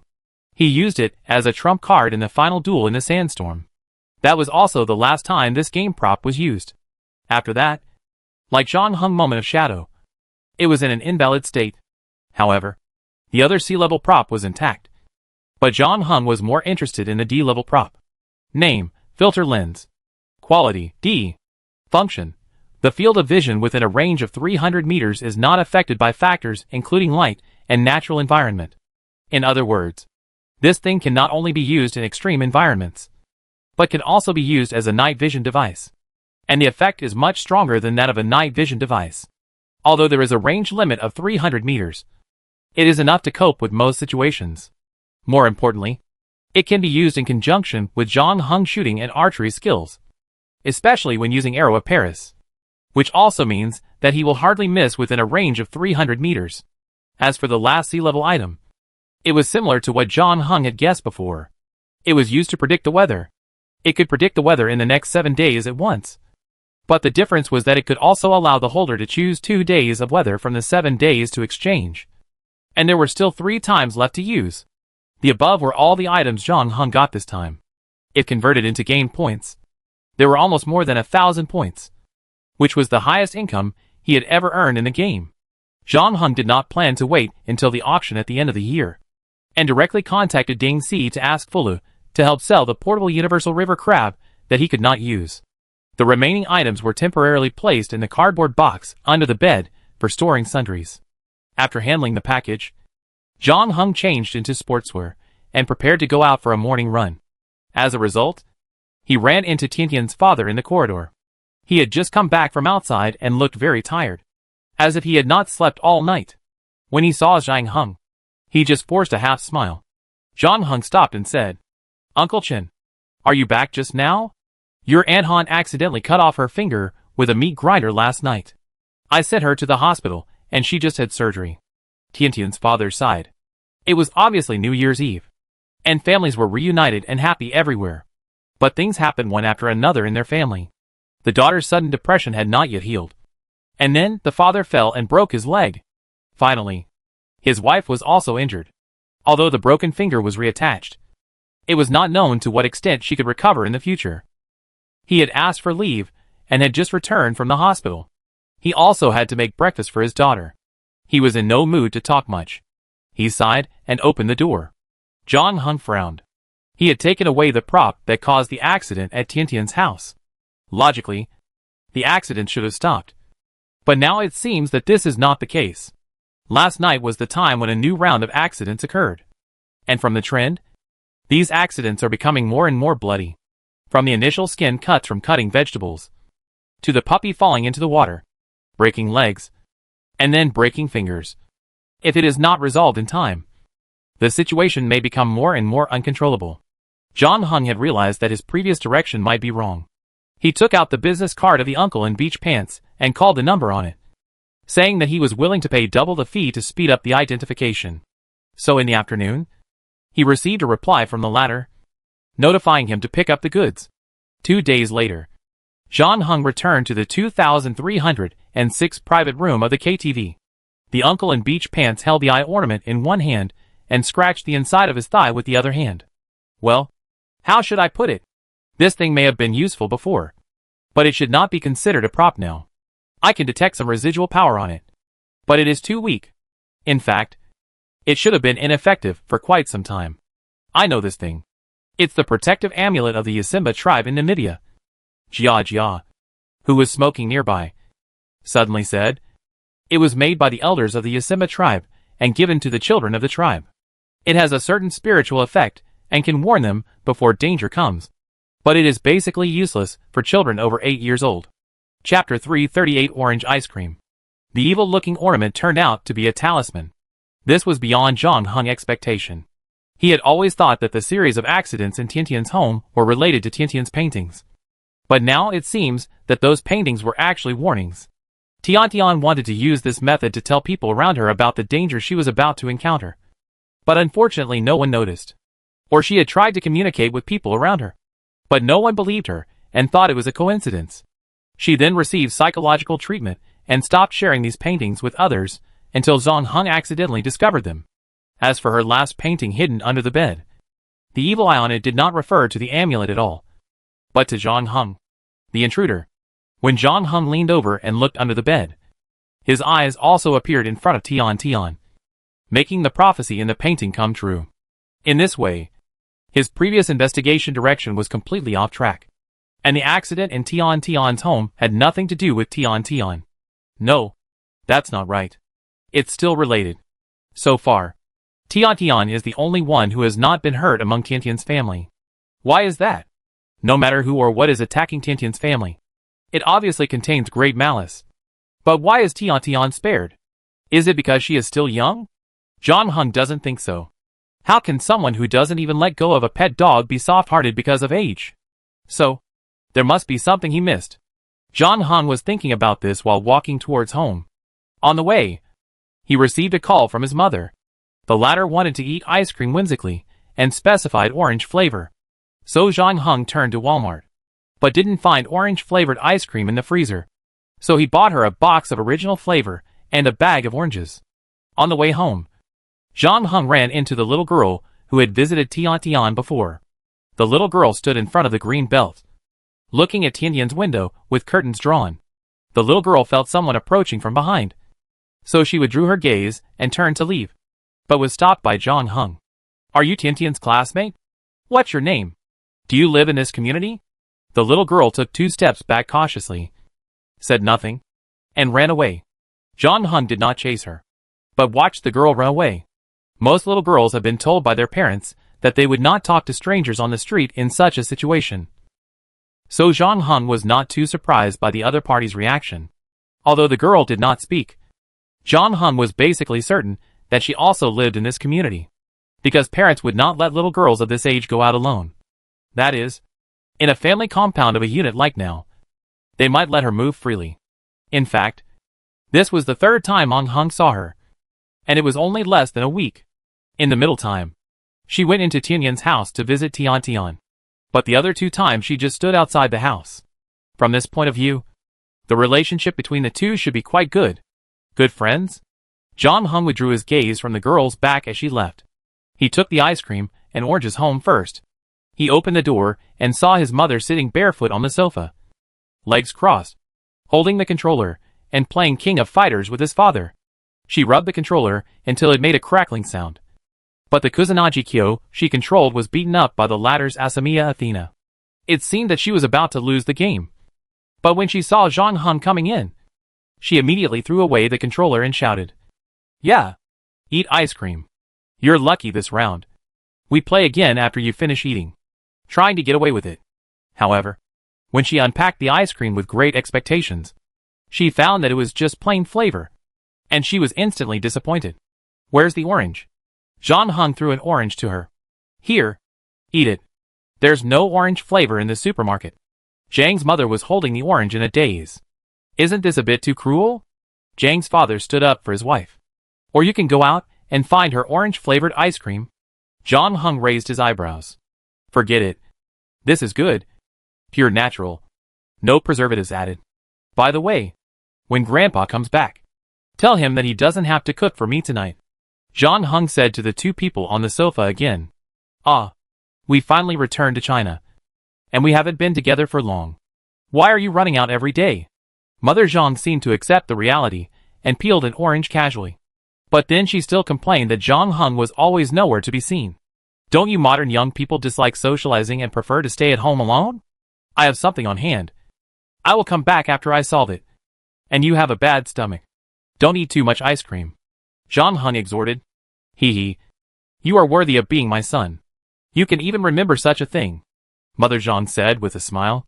She seemed to be in a better mood after not having the orange-flavored ice cream, because they went to the game site during the day. It was inevitable that they would be seen. John Hung took a long detour when he came back, but he changed his clothes for the sake of caution. Then he called Qingjun, who was his childhood friend. The 2 of them went to the same junior high school and had always had a close relationship. "You want to date Lu Ming? Have him bring his sister out." "Wait, I'm a little confused. Are you going to date Lu Ming or Lu Ming's sister? And his sister has just started elementary school. You're too hungry to choose." Qingjun on the other end of the phone took a breath. "What are you thinking about?" "I just want to ask his sister something," John Hung said helplessly. He found Tian's school and class in his homework book and found that they were exactly the same as those in a photo he posted on WeChat Moments not long ago. This is not a coincidence, because elementary schools are basically chosen nearby. Many of John Hung's previous friends are nearby, but he and Lu Ming are not very familiar with each other. They just went to school together a few times in junior high school. On the contrary, Qingjun and Lu Ming often play together. The photo in the circle of friends is Lu Ming's help with homework for her sister. The comment below is what level are the elementary school students now? I can't do this question. I feel that my IQ is suppressed. John Hung is planning to find out about Tiantian's situation in school. Although Tiantian's parents have collected information in this regard and basically ruled out the possibility that Tian was bullied, they started from the perspective of ordinary people. Even if they were exposed to some surreal parts in the middle, they were probably regarded as children's words and thrown behind their heads. So John Hung decided to collect first-hand information again to see if there is anything missing. Lu Ming's sister and Tian were in the same class, which saved him a lot of trouble. "Please ask Lu Ming to have dinner with you. Let him bring his sister. I treat you," John Hung said. "Okay. But if you dare to lay your hands on his sister, don't blame me for killing you for the sake of justice," Qingjun said righteously. Chapter 339 The Center of the World. Late at night, when she was taking out the trash, Peng Jiating couldn't help but come to the window again. This was the nth time she had passed by the window, and she couldn't help but stop every time she passed by. Before she met Tian, she was the object of everyone's envy. She had a happy family. Her father was a senior engineer who often went abroad. Every time he came back, He would bring her some small things, so that she could show off in front of her classmates and friends. In addition, her sweet appearance and excellent grades made her like a little princess surrounded by stars. Until one day, the girl named Tian appeared. She was so dazzling, like a brighter star, immediately attracting all the attention around her. Peng Jiating found that the other person had everything she had, and it was better than hers. Tian's father had a higher position than her father, and went abroad more frequently. Tian was prettier than her, had better academic performance, and was elected as the class monitor by her classmates as soon as she entered school. In addition, the other person also had what she didn't have. Peng Jiating's parents divorced when she was very young. Her father remarried with her, and soon had a younger brother. Her grandfather and grandmother obviously liked her younger brother more. The whole family gathered around her younger brother. Although her mother was nice to her, it was more like a courtesy, not wanting to bear the reputation of a vicious stepmother. However, there was not much warmth in it, and the only father who cared about her was always away from home. No one knew that the little princess, who was infinitely loved by everyone, was a nobody at home. But Peng Jiating could endure all this because she still had school, her last safe haven. There she could become a little princess again, just like Cinderella, wearing crystal shoes, enjoying the envy and praise of others, becoming the focus of attention, which meant everything to her. However, from that day on, the center of the world shifted. The girl named Tian mercilessly sucked away the light and heat that belonged to her. She was a model student in the eyes of the teacher, and the object of admiration and imitation among classmates. Her every move attracted everyone's attention. Tian wore a pair of new shoes today. So beautiful. I want one too. Tian with 2 ponytails is as cute as an angel. Tian was almost late, and ran into the classroom panting. Her rosy face was also very beautiful. Tian, what is today's homework? Tian, can you lend me your eraser? Tian, can you talk to the Chinese teacher and ask her to assign less homework? I'm sure your words will work. Tian. Why is this name everywhere? Even those poor students are deliberately mischievous just to attract Tian's attention. Those silly and funny actions are just to get Tian's reprimand to listen to the class carefully. And then, the scolded boys will be silly and happy for half the class. Even Peng Jiating used her ultimate move, bringing the Belgian chocolates her father bought for her to school and distributing them to people around her. In the past, everyone would be grateful and praise her for having a good father. However, this time, the response she got was, "What? It tastes just so. Not as good as what Tian brought. Did your father buy a fake one?" Ting. Peng Jiating's fingers gripped the pencil so hard that her knuckles turned white. She hated her younger brother, hated the grandparents, who always revolved around her younger brother, hated her father, who was never at home, hated her mother, who left. But she had never hated someone as much as she did now. Those hates filled every blood vessel and hair in her body, as if they were about to burst out of her body. Why? Why do some people have the whole world when they are born? It's as if the happiness of the entire universe is monopolized by her alone. Why is this world so unfair? Just thinking about it makes people want to go crazy. So this is the result you want? A voice sounded from behind Peng Jiating. She turned around and found that it was the big brother she met in the afternoon. Peng Jiating didn't like him, especially his eyes, which seemed to see what she was thinking. So she turned around and prepared to leave like last time. You know what will happen next. Her parents, grandpa, grandma, they will die one after another. She will live a miserable life as you wish, and be adopted by other relatives and completely leave your world. She may go to another school, or she may not be able to adapt to school life. But I guess you don't care about these things. Unfortunately, even so, after you have spent so much effort and energy, you still can't get what you want. Zhang Heng said calmly. Peng Jiating stopped walking. Obviously Zhang Heng's last sentence caught her attention. You don't know what you look like in other people's eyes, right? Zhang Heng's voice continued, sounding particularly cold in the night wind. In fact, no one has ever liked you. Before, everyone praised you just because of the foreign snacks you brought. But in fact, you are like a clown in other people's eyes. Every day after school, you are the last one to be picked up in the class. No one wants to sit next to you in the cafeteria at noon. You think you have concealed it well. But in fact, everyone knows the real situation of your family. That your father and your mother are divorced. And your grandparents give all their love to your younger brother. No one cares about your existence. Even if Tian is gone, there will still be Lily, Nan, and anyone else will be more popular than you. John Hung paused. You don't believe me and think I'm just threatening you? Is it because I'm not your classmate and don't know you and the people around you? It doesn't matter. I found someone who knows you. After John Hung finished speaking, a small figure walked out from behind him with a somewhat tangled look. She was Lu Ming's sister Liu Yue, and she was in the same class as Peng Jiating and Tian. Peng Jiating's breathing became obviously faster after seeing her. Liu Yue opened her mouth and said, I'm actually a little afraid of you. This sentence seemed to have taken up all her strength, and she hid behind John Hung again. Peng Jiating's face turned pale. John Hung was right. Peng Jiating didn't quite believe what he said before, until Liu Yue appeared.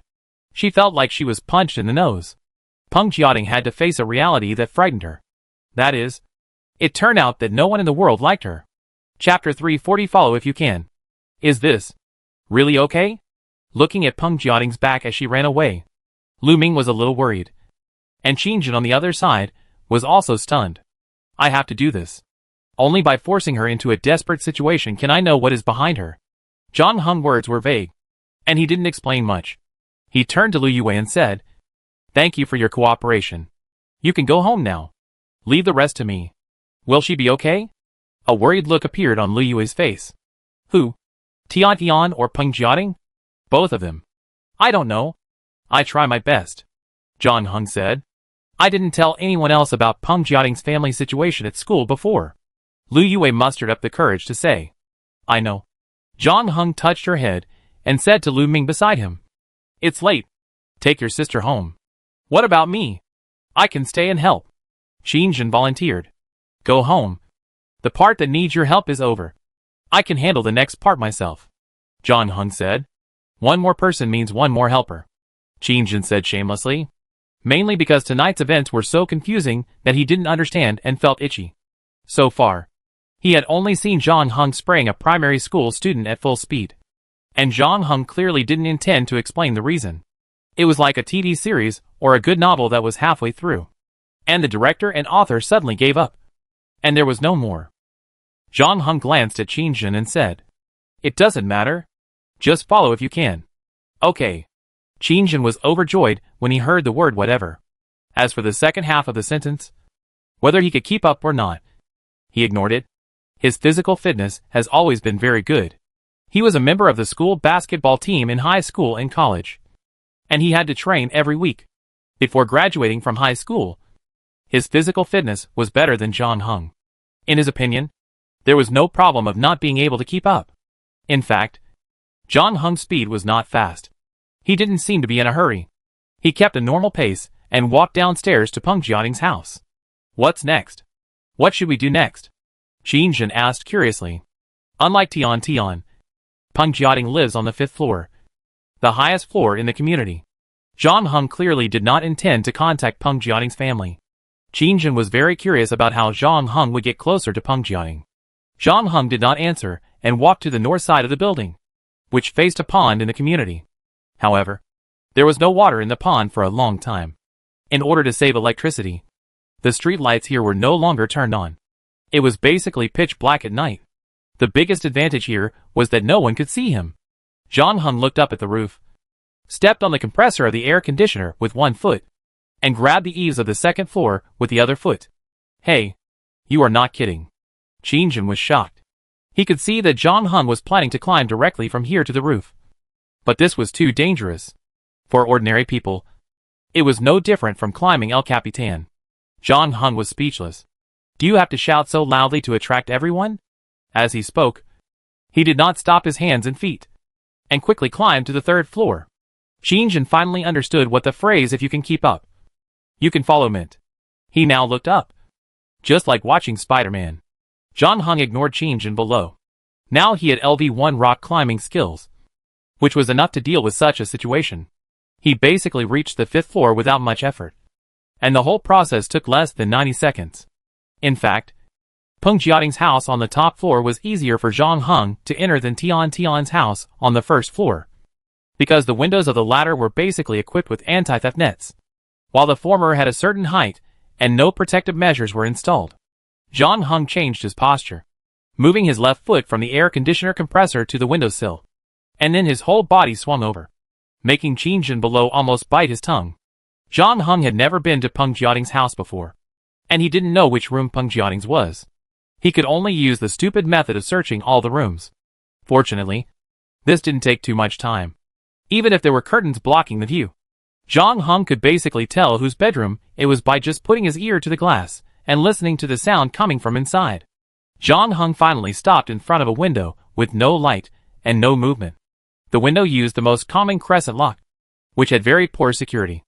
As long as you use your palm to push against a window from the outside to create a gap between the two windows, you can easily stagger the lock.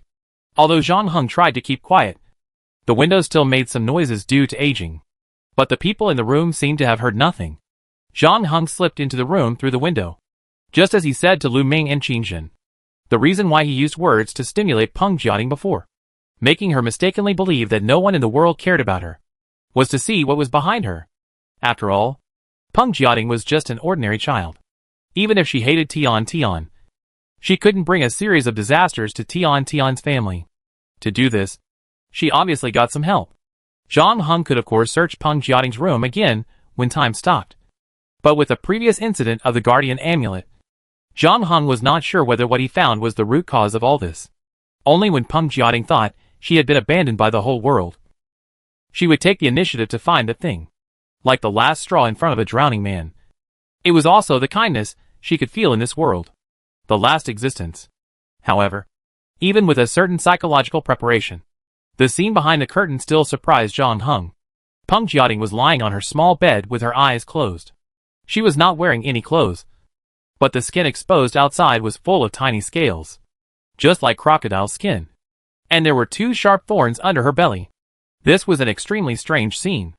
Zhang Heng couldn't even tell whether Peng Jiating was a human or a monster at this moment. So he took 2 steps forward and came to the bed. And at this time, Peng Jiating on the bed. She suddenly opened her eyes and rushed towards him. Zhang Heng's expression remained unchanged. He stretched out his right hand, which had been in his pocket, with a flash of cold light in his hand. The handle of the knife accurately hit the temple of Peng Jiating. At the same time, in order to avoid the ineffectiveness of conventional physical attacks, Zhang Heng deliberately took a half step back. But the result proved that he was completely overthinking. Although Peng Jiating's appearance had changed a lot, she didn't have anything else to praise except that she was more agile than ordinary people. She still retained her weaknesses as a human being. She fainted immediately after being hit by Zhang Heng. Chapter 341. You still need to do better. Chung Wei. A total of 100 game points. In the hotel room, the man in beach pants threw a candy with gastric juice into the soap box beside him, then took off the medical gloves on his hands and walked out of the bathroom. It's okay now. The wound on her stomach will not affect her exercise, and the traces of the wound will disappear in 3 days. Will she become the same as before? Zhang Heng asked, looking at Peng Jiating, who was still unconscious in the bathtub. The latter had been dressed. It was unknown what method the man in beach pants used. Although he had opened her abdomen, there was almost no bleeding, and it took less than a quarter of an hour to sew it up again. 100 points is a considerable expense for most players, which is about 4 million renminbi. However, it is still within the acceptable range for Zhang Heng. After taking Peng Jiating out of the room, he contacted the uncle in beach pants. The two agreed to meet at the hotel, and the latter would deal with Peng Jiating's condition. Don't worry. Since I have received your points, I will definitely make sure that she will be 100% restored to her original state. The uncle in beach pants wiped the blood off his hands with a towel, and then pointed to the candy in the soap box. In fact, the reason why she became like this is because of this thing. What is this? Well, normally I should charge you for the appraisal fee. But since you just spent money here, and it's not the first time I've seen this kind of thing, I give you this information for free. The man in beach pants threw away his towel, opened a bottle of free mineral water, and drank a big gulp. Then sighed with satisfaction before speaking again. Have you heard of Leviathan? Leviathan? The monster recorded in the Hebrew Bible? Zhang Heng frowned. Yes.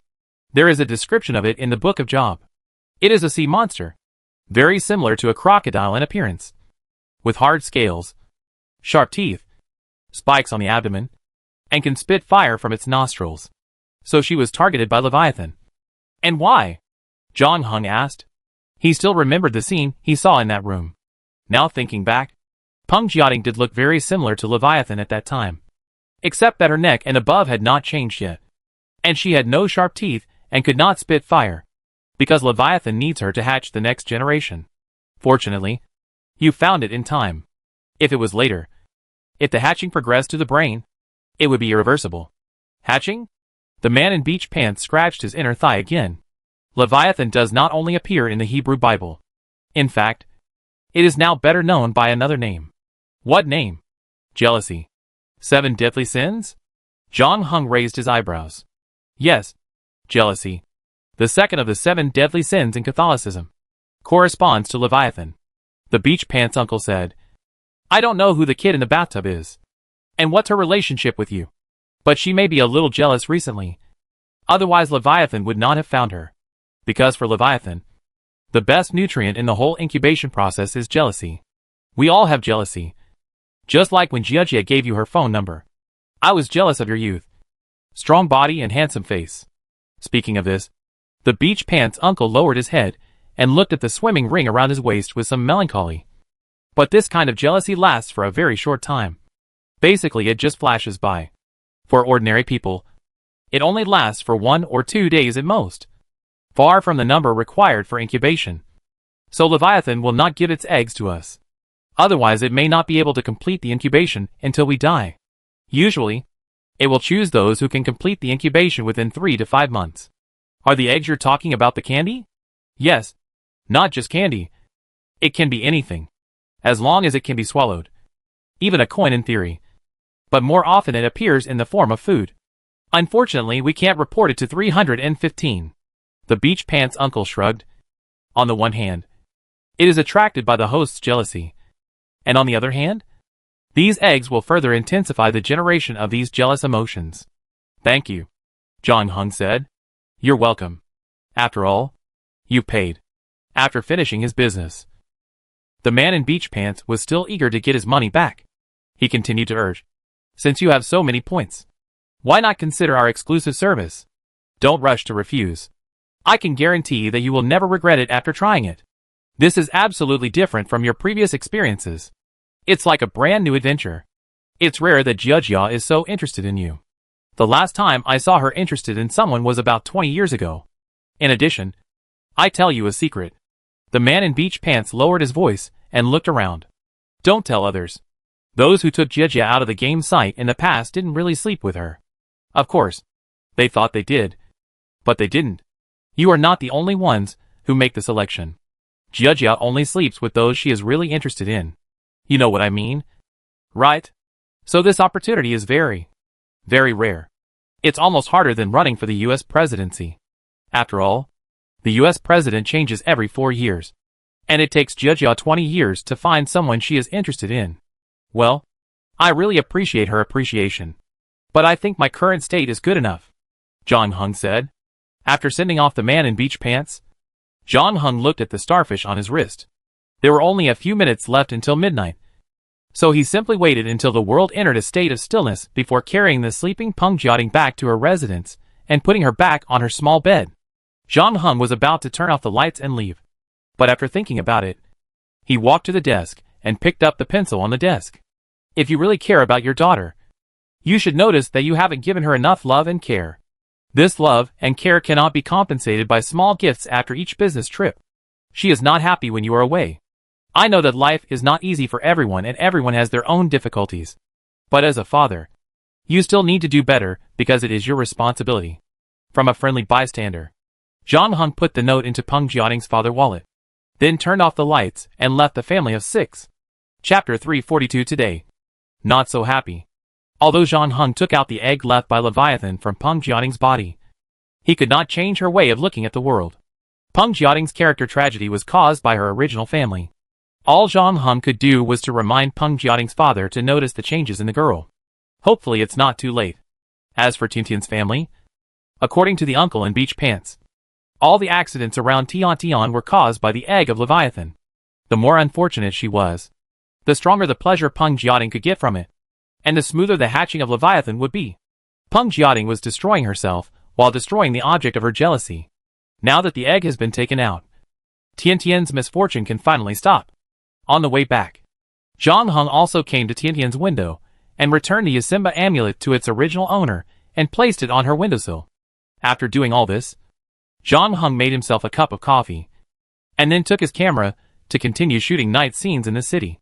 24 hours later, Zhang Heng checked out of the hotel front desk and returned to his residence. He opened the door quietly and saw his grandfather sitting at the table. The latter put down the newspaper in his hand and stared at him from behind the glasses. "Sorry," Zhang Heng whispered. "Are they asleep?" "No. I'm still waiting for your orange ice cream." Zhang's mother yawned and walked out of the bedroom. And Zhang Heng's father was beside her. "You said you would be back before 12 o'clock. If you didn't come back, you should at least call. So, you'd better go on a date. Otherwise I don't know how to help you excuse it." "Sorry. I didn't expect it would take so long." Time stopping is indeed a very useful ability.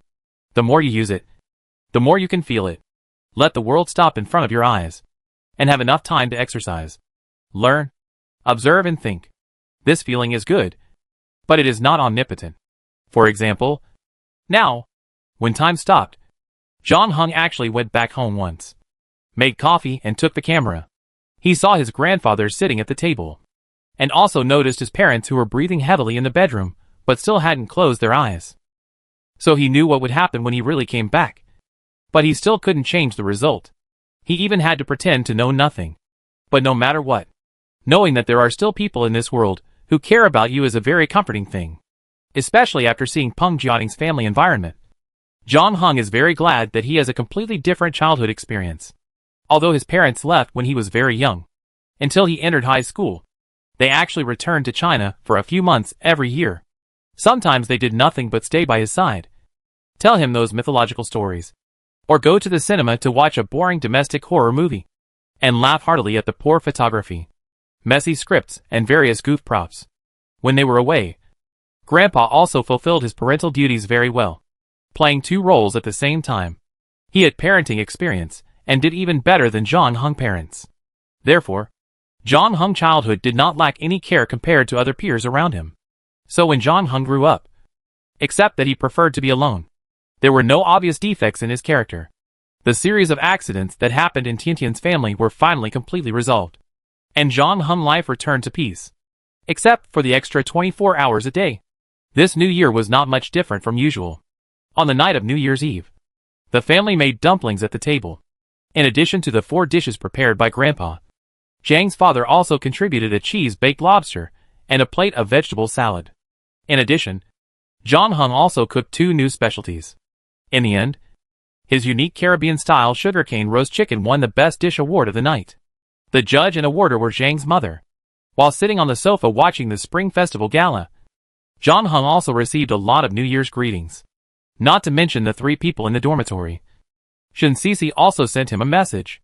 Although it was only a few simple words, it was obviously not a group message. In addition, Hayes Osaka, who was far away in Tokyo, also sent him blessings, followed by 2 photos of her taking a hot spring bath. After the Meiji Restoration, Japan abolished the lunar calendar and switched to the public calendar to align with the West. So the New Year's custom basically disappeared. The Japanese now celebrate New Year's Day, except for a few remote places. No one celebrates the Lunar New Year anymore. However, Hayes Osaka has obviously studied the situation in Shiogwa and sent greetings at 8 o'clock in the evening. In addition, there are some friends and classmates, as well as various websites that have renewed their memberships. In fact, the whole day is like an information bombardment. However, Zhang Heng noticed that the Aqua avatar, who is usually the most active, was completely silent this time. Zhang Heng opened the chat bar. The last message between the two was 2 days ago. "You always look unhappy." She said mysteriously that she went to the river alone to fish and caught a kappa. 5 minutes later, she sent a photo with a toy kappa hanging on the hook. After that, she didn't move again.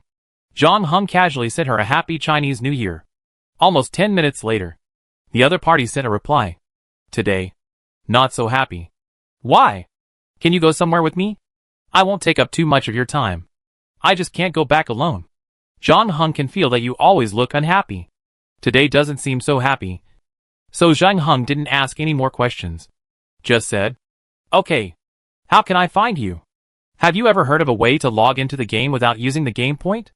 They will tell you that you need to find a quiet environment where no one will disturb you. And then find something that can access the internet, such as a computer, laptop, tablet, or even a mobile phone. The game organizing committee will send you an email." "Then what? My game quota for this month has been used up." Zhang Heng typed. "It's okay. I will forge a similar email and pull you into a special copy. Don't worry. This copy will not consume your game times. There is no login limit, and there is no danger inside. Like I said, it is very special. Even if I am restricted from entering the game, I can enter freely. And it won't take you too long. In fact, I am not here to clear the game or anything. I just want to go. Take a look inside. I usually go by myself, but I don't know if I can do it tonight." Chapter 343 Master Builder.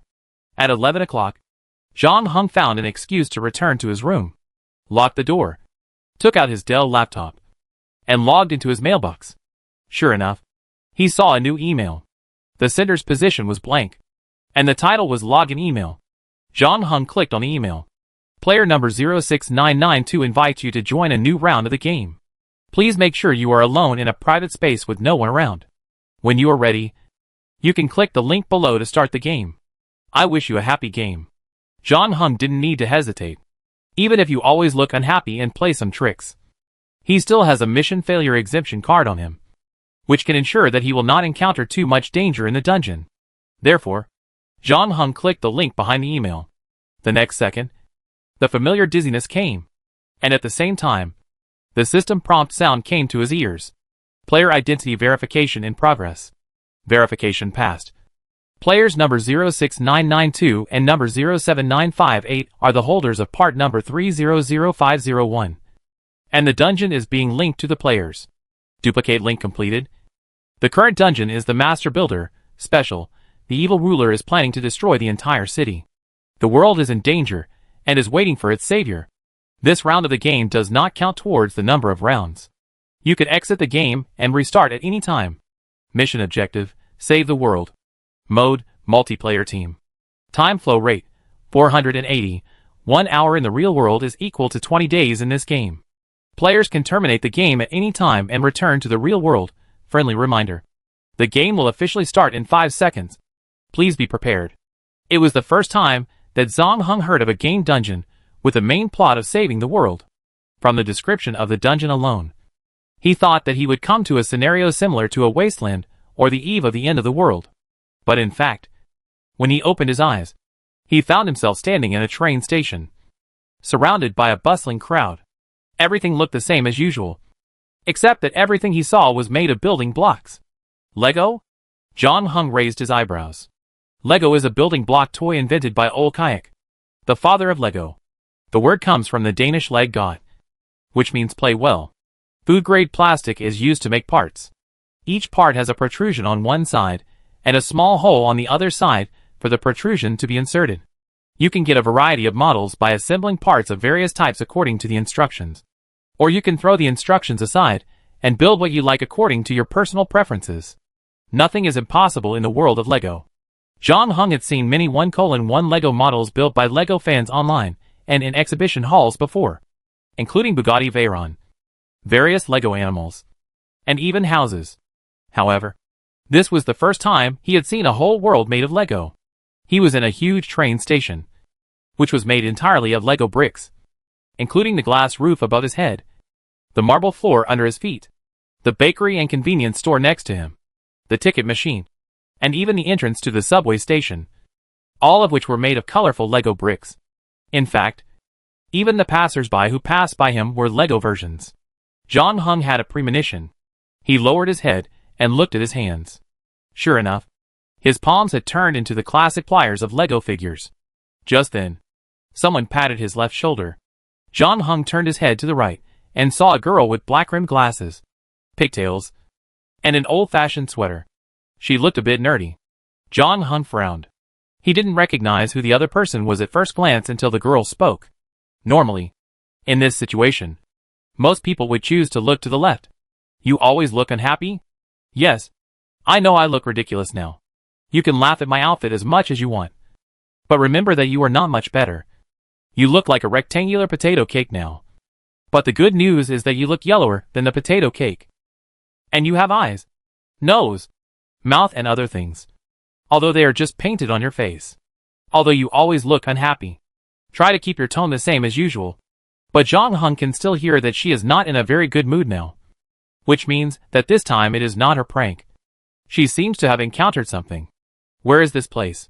Why are you not with your family on New Year's Eve? Jong Hung asked. Because this is my hometown.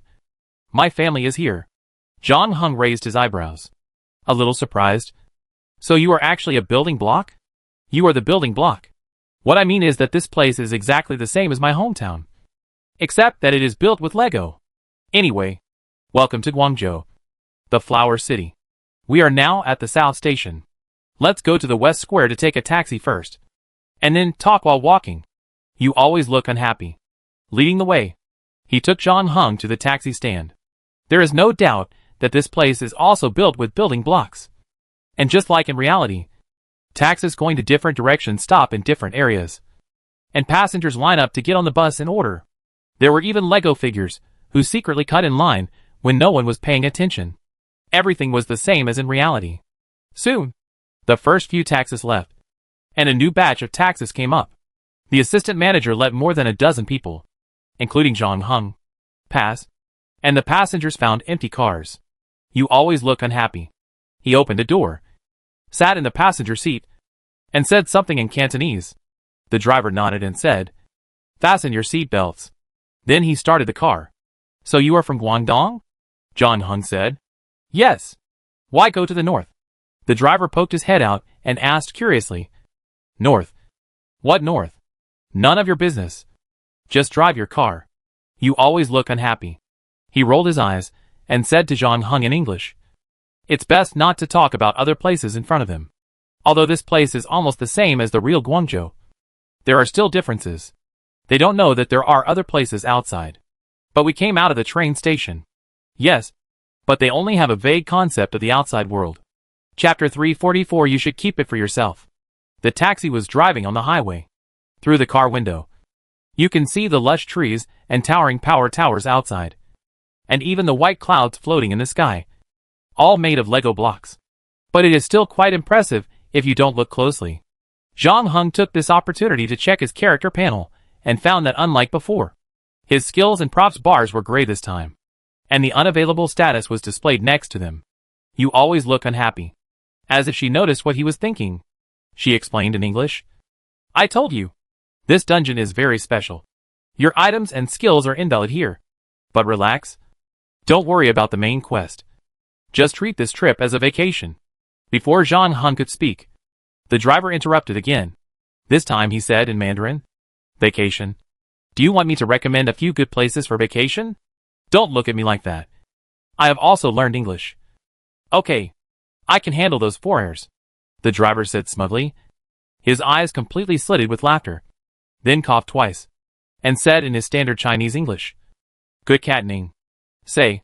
Wei er you wang te to go. Monty monty. Mao monty. Scratch him because of that. You always look unhappy. Putting her pliers hand against her forehead. She looked helpless. I suggest that we talk after we reach our destination. Okay. However, even though the two passengers beside him fell into a state of aphasia, they still couldn't resist the enthusiasm of the driver. Especially after he found out that Jong Hung was in Guangzhou for the first time. He volunteered to be a tour guide. Hey, on your right is Chimelong Bird Park. There are many birds. Cranes, cranes, cranes and cranes. You just repeated the word crane 4 times. The driver pretended not to hear the voice in his ear and continued to introduce enthusiastically. In front of us is the Pearl River, further ahead. You can also see the iconic Guangzhou Circle building. Look at it. It is round. Doesn't it look like a copper coin? It is also the ugliest building in the whole city. Now we have finally arrived at Zhujiang New Town, the most expensive place in Guangzhou, and the center of the city. Every inch of land here is worth a lot of money. Yueshio, just across the street, is not so exaggerated. Damn, you idiot. You don't look at the road when you drive.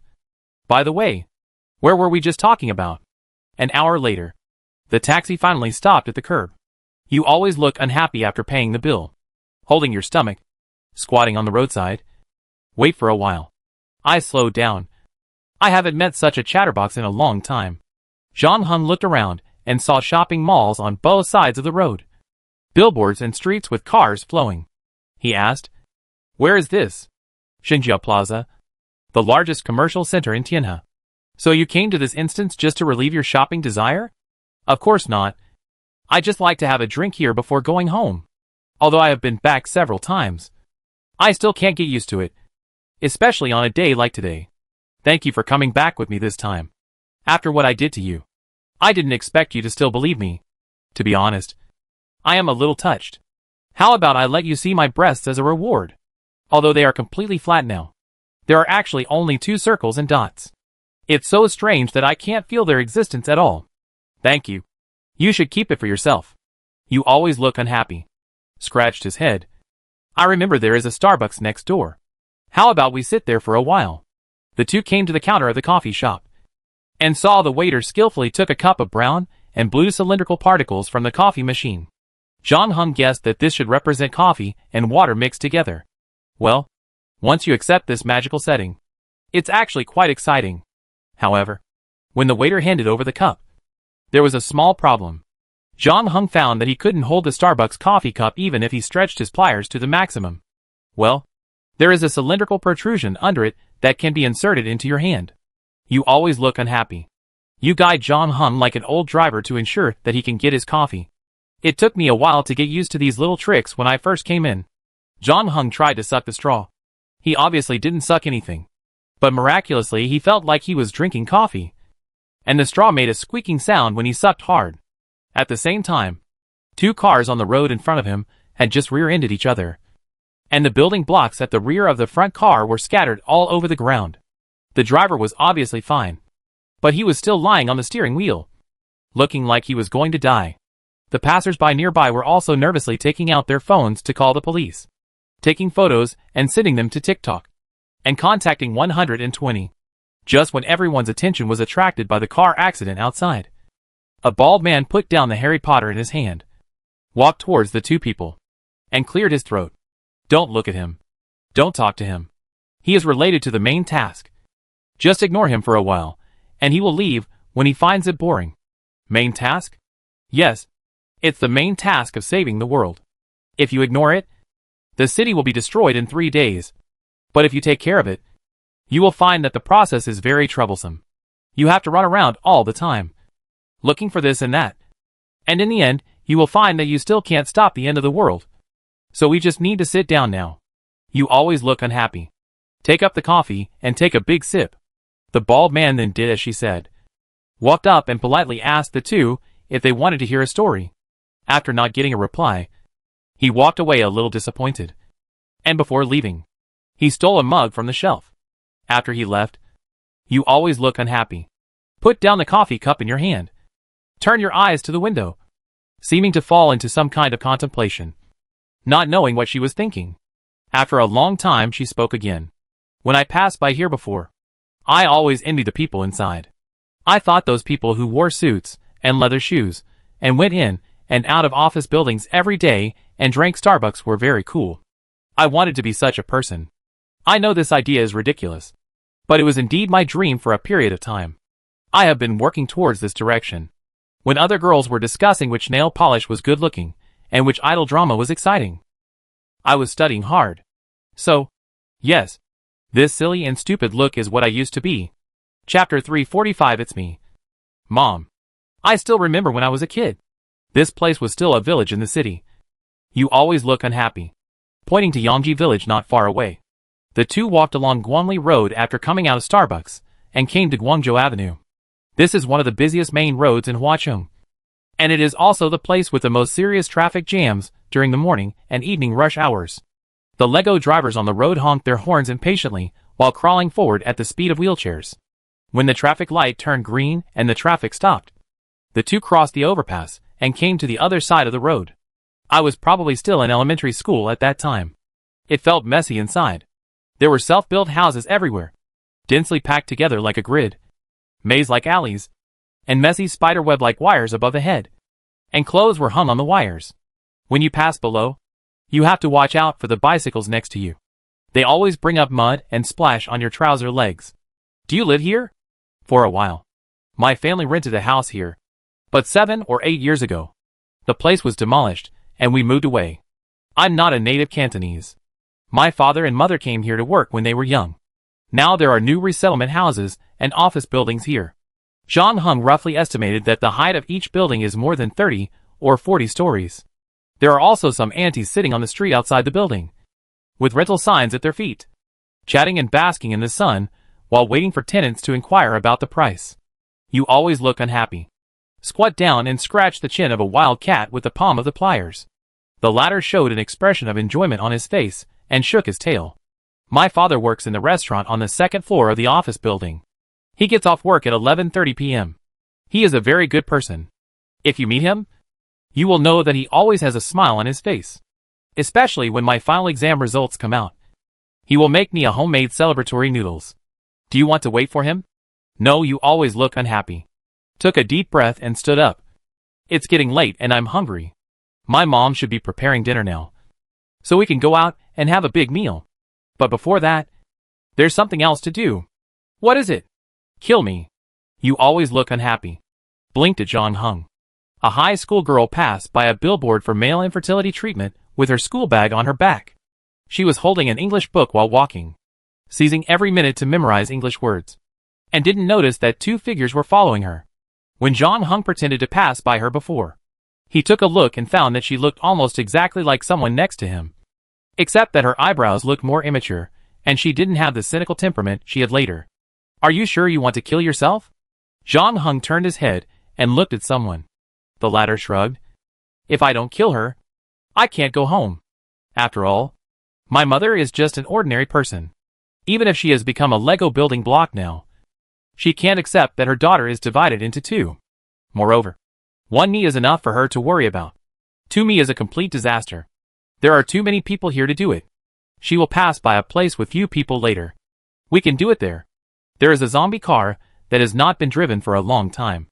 After killing her, just stuff the body into the trunk. Don't worry about the police. Anyway, the world will be destroyed in 3 days. The 2 followed the ignorant girl for a while, and came to a place with few cars.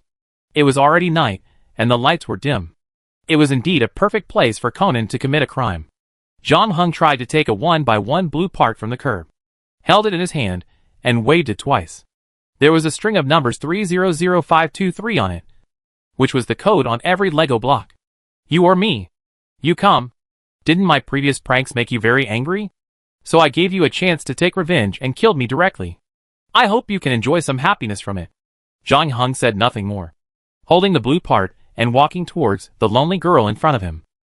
However, he was not used to moving in the Lego state. The footsteps caught the attention of the girl in front. The latter was trying to recognize the English in the book in the dim light. She raised her head and subconsciously looked behind her. What greeted her was a 1-by-1 blue part. Hiss.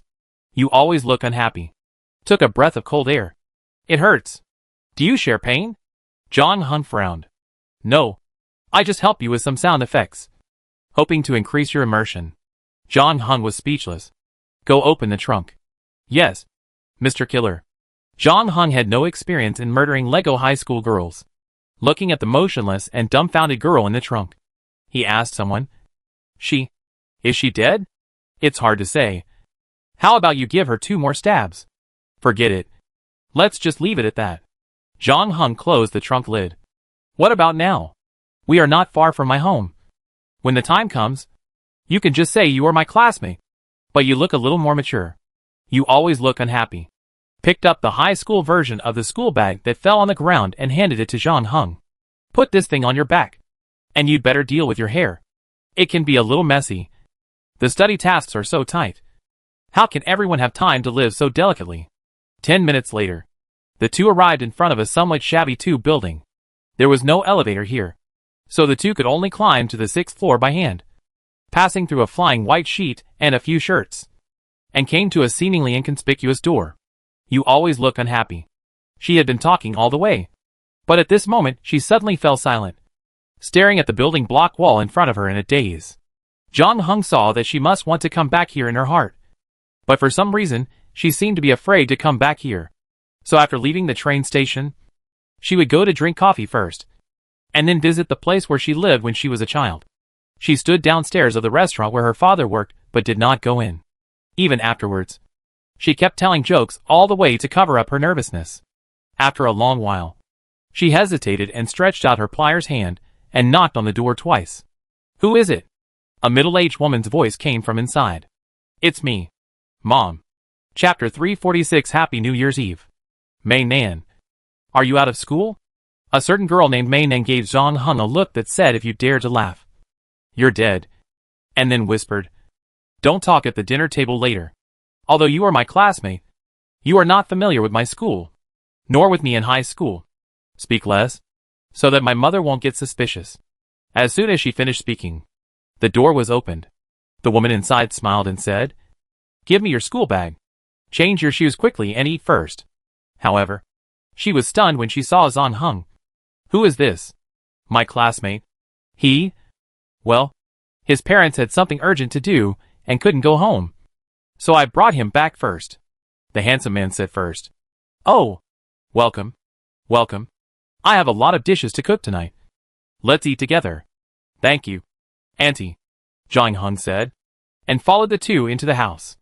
This is a two-bedroom, one living room apartment, not large in size, looks a bit old, and the roof is very low. When Jong Hung just walked in, his head hit the incandescent lamp hanging from the ceiling. Mainon's mother immediately apologized. I'm sorry. Is your head okay?" "It's okay. He's stubborn.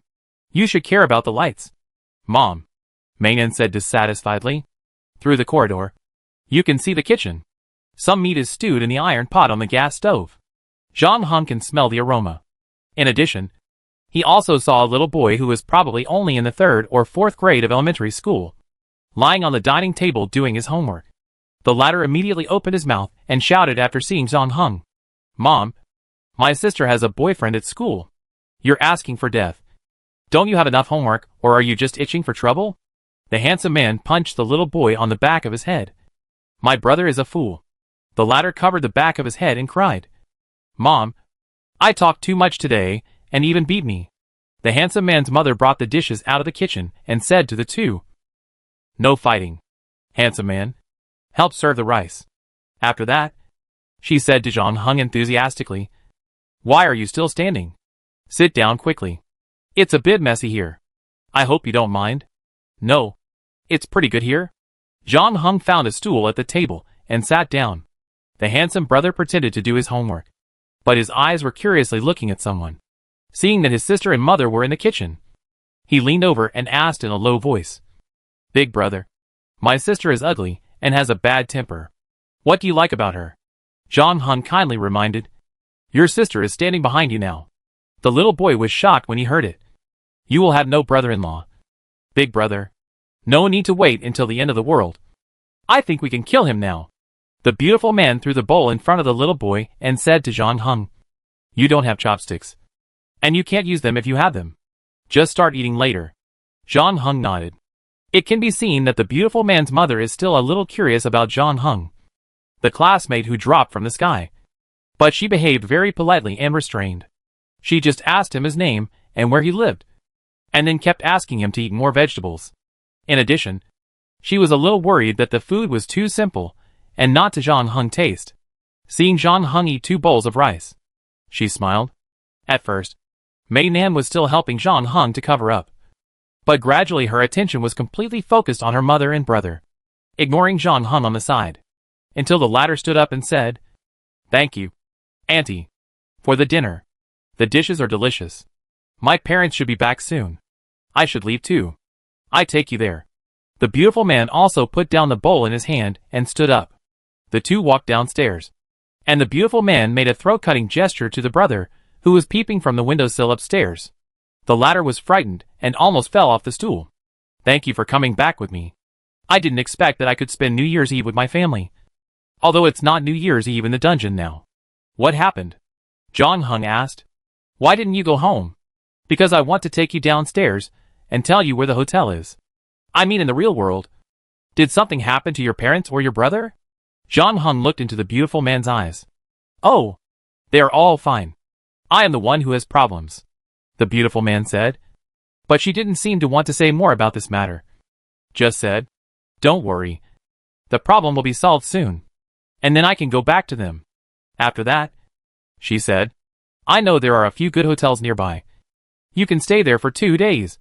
Or you can go around the city. Basically, you can go anywhere except the Little Waste. I will find you when the world is destroyed. See you at the end of the world. John Hung interrupted the beautiful man directly. You should go back to be with your family. I can take care of myself. Okay. The handsome man nodded. Happy New Year's Eve. John Hung said. Happy New Year's Eve. John Hung waved his hand and walked into the alleyway he came from. After saying goodbye to the handsome man, he decided to find a place to live first. This copy would not last too long. 3 days would only be 9 minutes in reality. And there was still a long time before midnight, which meant that this copy would not include the 24 hours of time stopping. And because the copy mechanism supports exiting at any time. That is to say, if he wants, he can leave after accompanying the handsome man home. However, it is a rare opportunity to be in a world built entirely of Lego. In the words of the beautiful man, it is not bad to treat these 3 days as a pure vacation. John Hung asked a few aunties who were dancing in the square nearby and found a hotel with relatively convenient transportation. However, as soon as he walked in, he saw the bald man who was reading Harry Potter in Starbucks in the afternoon.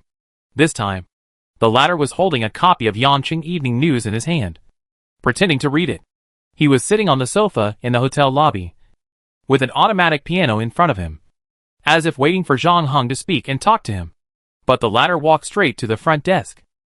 Please open a business suite for me, John Hung said to the receptionist. Okay. Sir. Please wait. The bald man's plan of waiting failed, so he had to stand up from the sofa, cleared his throat, and walked over here. He seemed to want to maintain his calm demeanor. But when he was halfway there, John Hung had already got the room card and turned to walk towards the elevator. Seeing this, the bald man finally became a little anxious, and he trotted all the way, finally squeezing in before the elevator door closed. Are you following us? John Hung raised his eyebrows. Give me a quarter of an hour. I can explain this, the bald man said seriously. Because the world will be destroyed in 3 days? You even know this? The bald man was shocked. But then he said, you are worthy of being the chosen one. If so, come and save the world with me. Chapter 347, The End of the World. John Hung roughly learned about the game background of this copy from the bald man. As is the usual style of Lego, the introduction of the main quest is simple and rough, and basically all ages can understand it well. In short, in 3 days, an evil scientist will open a time-space channel on the tallest building in the city center, summoning a destructive monster, and the players from the other world have to do is to prevent the city from being destroyed by the monster. According to the handsome man, there will be many messy side quests in the middle, but they are all for the purpose of completing the final main quest. However, John Hung also noticed that his skills and props were freely available in previous copies, but this time they were sealed, including his physical fitness. After becoming a Lego version, his strength, agility, and speed were very different from the normal state. John Hung initially speculated that all players entering the copy would be standardized in terms of their physical condition to minimize the advantages and disadvantages brought by physical differences. This resulted in only one thing being the most important in this copy. Build. You must use your building skills to save the world. The bald man said so, with a serious look. And then he demonstrated how to disassemble a sofa leg. And with the TV and the nail clippers in his pocket, he made a Gatling gun. He then demonstrated how to make grenades with towels, soap boxes, and keychains. John Hung raised his eyebrows. Can these things really be used? Of course. The bald man nodded and put the grenade in John Hung's hand. Be careful. Don't pull the safety. In our world, everything you can build can be used normally. Of course, the premise is that you have to grasp the essence of things. And only a very few people can do this. For these people, we generally call them construction masters. After that, he coughed twice. And I happen to be a master builder. If you must learn from me and learn about construction, I can consider it. Thank you. I don't think I have any needs for this for the time being, John Hung said as he opened the door and showed off the guest. The reserved smile on the bald man's face froze there. Are you confident enough in your construction skills? No. Have other powerful masters of construction found you in advance? No. So, how do you and your companions plan to save the world? I haven't thought about it. Huh? A question mark appeared on the bald man's head. Good night. Seeing that the bald man had walked out the door unknowingly, John Hung was also ready to close the door. He had already had a preliminary understanding of the situation of this copy. Just like what the beautiful man said, the main task of this copy seemed to be quite difficult, and the process was complicated. But the final improvement was not of much significance. This so-called construction skill, if nothing unexpected happened, should correspond to the Lego assembly skill. In terms of practicality, it was far inferior to the skills he had learned in the previous copies. And John Hung was not very interested in it. He might as well have a good stroll in this world. In fact, John Hung did so in the next 2 days. He visited the Chimelong Safari Park, took a night cruise on the Pearl River, and tried Cantonese-style morning tea. Although the cakes were all in the shape of Lego, they tasted surprisingly good. On the afternoon of the 3rd day, the handsome man came to the hotel to find him. Is your visit over? Yes. The handsome man took a bottle of iced mineral water from the refrigerator in the guest room and drank 2 sips, pointing to the direction of the slender waist in the distance. About an hour ago, there was a beam of light there, which went straight to the dome, and a huge air vortex appeared at the end of the beam of light. Many passers-by nearby were attracted by this strange landscape and took out their mobile phones to take pictures and videos, not knowing that they were about to be in great trouble. In addition, there were reporters rushing over to report on the scene. But they could not enter the slender waist because there were a bunch of fully armed black-clad men who appeared from nowhere at the entrance. The space-time channel has been opened. The monsters will appear in 10 minutes. It's almost time for us to leave. John Hung nodded and put down the half-finished box of rice noodle rolls in his hand. If you want to come back, I can accompany you. I probably won't come back. The handsome man shook his head. Why? The key to opening the dungeon is an item in my hand. Part number 300501? John Hung remembered the dungeon prompt when he entered the game. Yes, but I am not the only one who has the props that can open the game. As far as I know, there are 24 props that can open the game. When you open the game copy for the first time, the system will choose your favorite place as the game venue. For me, it is here. And for others, it may be somewhere else. We will play the game separately, either alone or in a team. The tasks are also similar, but there is only one winner in the end. Once someone completes the game, the props in the hands of others will become invalid. So, this is actually a competition. I have tried to clear the dungeon, but as I said, the difficulty of this game is very high, and the victory or defeat depends to a large extent on your Lego assembly skills. But, well, how should I put it? This skill is useless to most players, and few players are willing to spend their precious time practicing Lego assembly. I have been training for a month, but now I am only level 0. Of course, there is another way. You can use the different time flow speed from the real world to train in the dungeon. After all, 3 days here is only equivalent to 9 minutes outside. But, although players can theoretically repeat the game, there is indeed a limit on the number of times you can do it. After 10 times, the props in your hand will become invalid. So even if the last attempt is included, the player can actually only use 30 days in the dungeon. 30 days is far from enough for you to improve your skills to the point where you can complete the game, including this time. I have used this prop 4 times. The bad news is that I just got intelligence that a team has just recruited a Lego expert, and they are very close to completing the dungeon. Therefore, I guess I can't use the remaining times. John Hung frowned. You want to complete this game so that you can use the remaining times to come back to see your parents and family. What about other people? Why are they willing to spend their energy on a skill that is basically useless? The handsome man raised his eyebrows. Because there are rumors that there is a B-level prop hidden in this script. About the heroine. I used the heroine for all the female character cards. Just because I don't want to spoil the spoilers from the character cards. I just don't want to give you a look of unhappiness because I'm lazy. I made a character card with Hayes Asuka, and you didn't let me use her name. So I had to find a nickname. There is no actual meaning of spoilers. Chapter 348. Go take a look at the instruction manual. Do you want to play the game again? Zhang Heng nodded. I may have a way to help you pass it. I know you want that B-level item. But, excuse me. Although Lego is just a toy, it is too damn difficult to put it together. The handsome man sighed. Even a gifted person cannot become a Lego master in just 3 days. Not to mention that we still have many side quests to do. And there will not be much time for you to practice your skills by then. Anyway, according to what you said before, your remaining times will be wasted if you don't use them. So why don't we try again? If you insist. The handsome man shrugged. Zhang Heng glanced at the starfish in his hand. The time now is 11:15 p.m. I make some preparations. And send me an email at 11:58.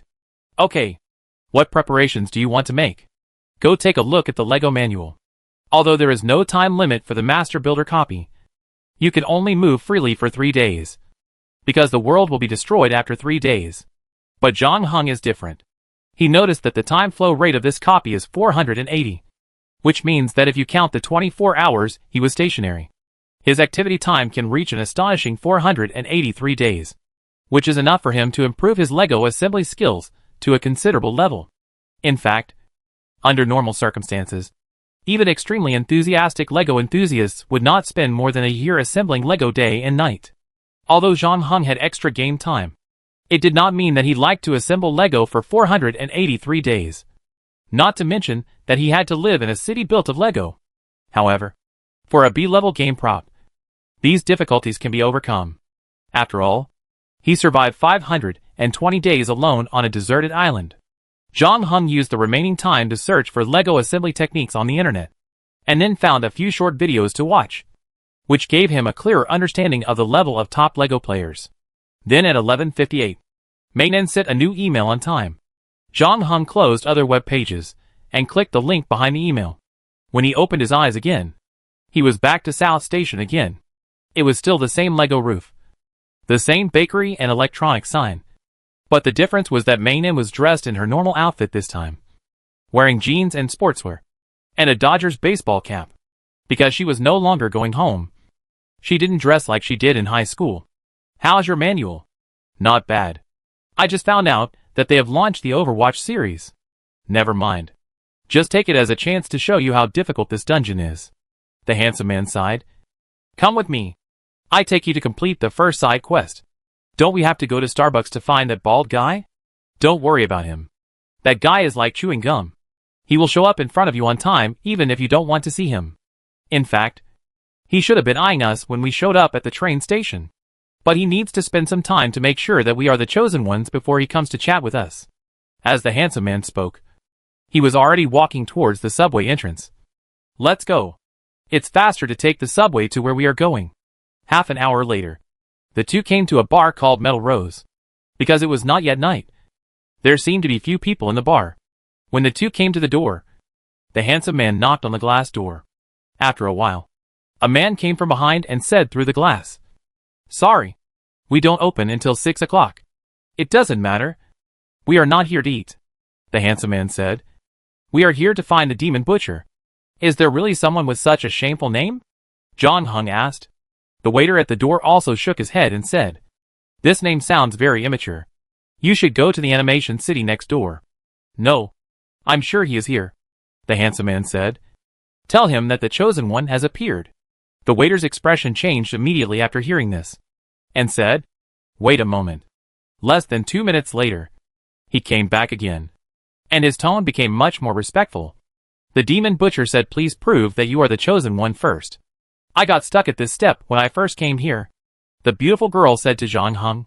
But with her previous experience, she had become familiar with the process and easily dismantled the flower beds and bicycles on the roadside and assembled them into a motorcycle. During this time, the waiter was watching the timer in his hand.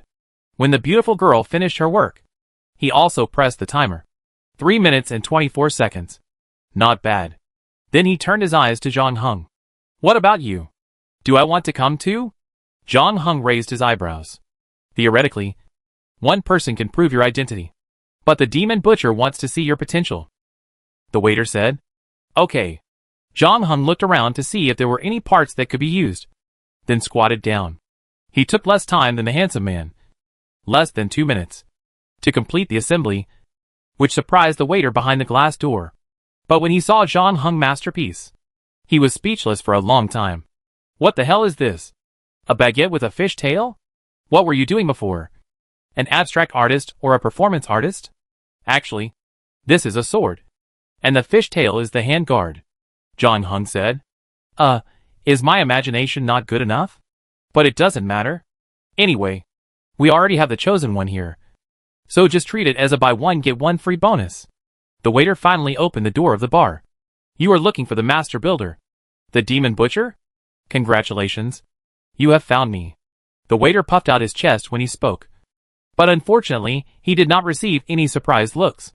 Even if it is a shocking suspense film, it is hard to find any freshness after watching it several times. The handsome man said. Are all the construction masters in this world so arrogant?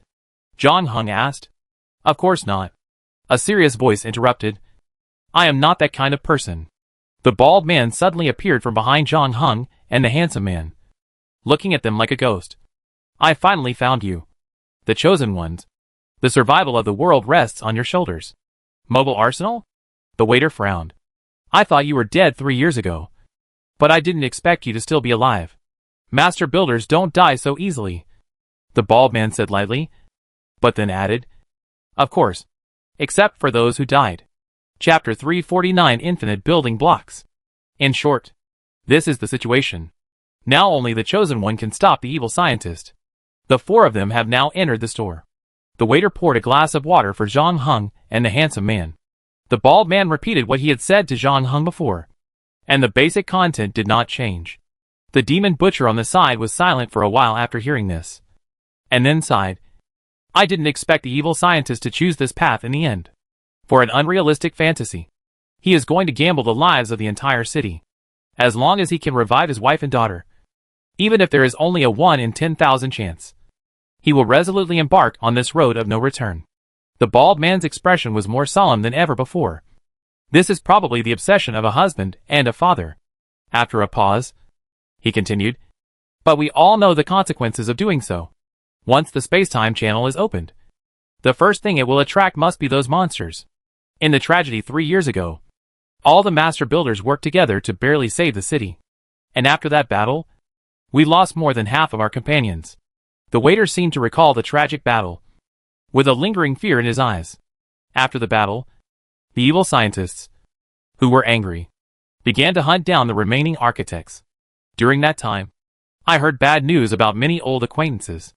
I heard that they caught you and brutally dismembered you, and put your butt on the advertising wall of Wanda Cinema, using this bloody and cruel method to warn the remaining architects. That was actually Ninjago's, but just 2 days ago, the 3 of us, Ninjago, and his girlfriend, watched Tiny Times together. After it came out, they broke up. I still remember Ninjago's last words. Trash movie. Eat me up. Beep. I just didn't expect his wish to come true in this way. The bald man's eyes were filled with endless sadness. Yes, that but did scare a lot of people. So the rest of the people chose to hide their identities, like me. By the way, I'm now helping my boss sell wine to rich women. And I'm making more money than before. But it doesn't matter. Forget the last half of my sentence. Over the years, our power has been weakening. But at the same time, the power of the evil scientist is growing day by day. His cloning technology has also made a major breakthrough recently. Now he has an army. But we can't give up. Not to mention that this time we are different from the past.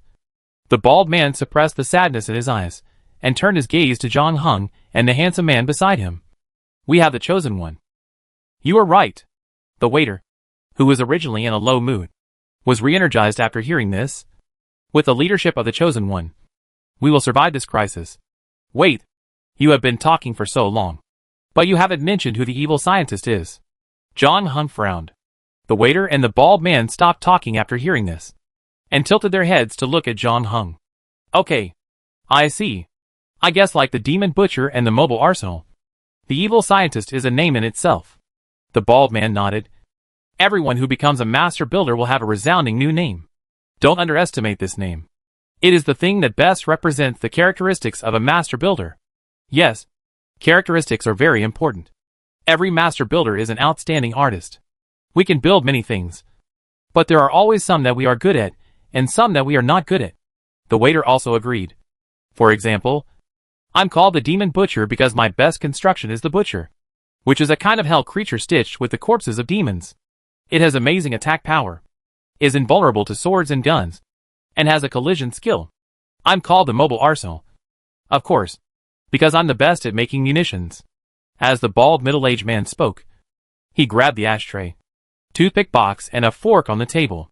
His pliers hand turned into a phantom, and not long after, a mini missile appeared on the table. As for the evil scientist, the bald man sighed. He was originally our leader, the most powerful, creative, and charismatic person among us. At that time, he was just called a scientist. He was best at various high-tech creations. I still have a smart toilet seat at home that he gave me. Oh my god, that thing is so useful. Every time I go to the toilet, a small probe will extend from the bottom. When the water hits my butt, it will give me a soul-touching touch. Do you know that the place where it touches your skin can even heat up? I once thought it was the greatest invention of mankind. Ahem. You're off topic. Move the arsenal. The waiter coughed twice to remind him. Oh, sorry. I just remembered the good times we had together. You know, I come from a single-parent family, and he means a lot to me, just like a father, although our ages are not that different. This is just a metaphor. The bald man sighed.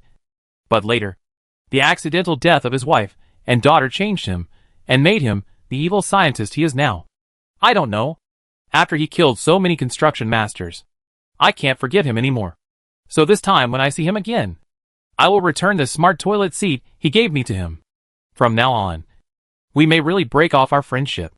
The waiter patted the bald man on the shoulder and comforted the latter, who was a little depressed. So what we have to do is to stop him from opening the space-time channel? Zhang Heng asked. No. We have to close the space-time channel after he opens it, and before those monsters are summoned. Timing is very important. The bald man recovered a little after being comforted and continued.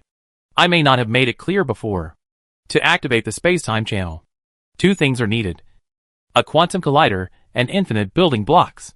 Based on my understanding of the evil scientist, he should have installed the quantum collider on the waist, which is also the tallest building in the entire city. Why? Is there any height requirement when opening the space-time channel? As far as I know, there is no.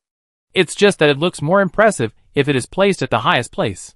The evil scientist has always been a man with a strong sense of ritual in life. In fact, he is also a little superstitious. When we played the Gashapon mobile game together before, he insisted on taking a shower before drawing cards. This matter is very important to him. He will try his best to increase the probability of success. Unfortunately, we can't sneak up and destroy the quantum collider now, because with his character of keeping a hand in everything, he must have prepared another spare quantum collider, and we don't know where that collider is. In fact, what is more important is the infinite building blocks. Without the infinite building blocks as the core, the quantum collider is just a pile of scrap metal. And the infinite building blocks are unique in the whole world. Chapter 350. Let's build something. The evil scientist always carries infinite blocks with him, which is why he becomes more and more powerful and irresistible. So strictly speaking, this time he opens the space-time channel, which is also our opportunity, because he will put the infinite blocks into the quantum collider. During the operation of the quantum collider, he cannot take out the infinite blocks. But for us, there is no such trouble. When taking out the infinite blocks, we can also stop the operation of the quantum collider and save the whole city. Zhang Heng listened and said, let me go over it from the beginning. To open the space-time channel, we need a quantum collider and infinite building blocks. There are two quantum colliders. One is known to be on the waist, and the other is unknown. So the best way is to wait for the evil scientist to activate the quantum collider on the waist. This is also the time when his power is the weakest. At this time, we rush up to defeat him. Take the infinite building blocks from the quantum collider, close the space-time channel, and finally save the city? Don't forget that I have to return the smart toilet seat he gave me to him personally and officially break up with him. So yes, that's about it. The bald man nodded. But the evil scientist is not only powerful, he also has a group of bionic men he built himself. With just a few of us, we can't even get up to defeat the evil scientist. The waiter worried. You're right. So it's not enough to have only the chosen one. We need to find more helpers. The bald man looked at the waiter while speaking. Actually, after finding the chosen one, I was planning to bring them to you first. You want to gather all the other surviving construction masters to fight against the evil scientist together?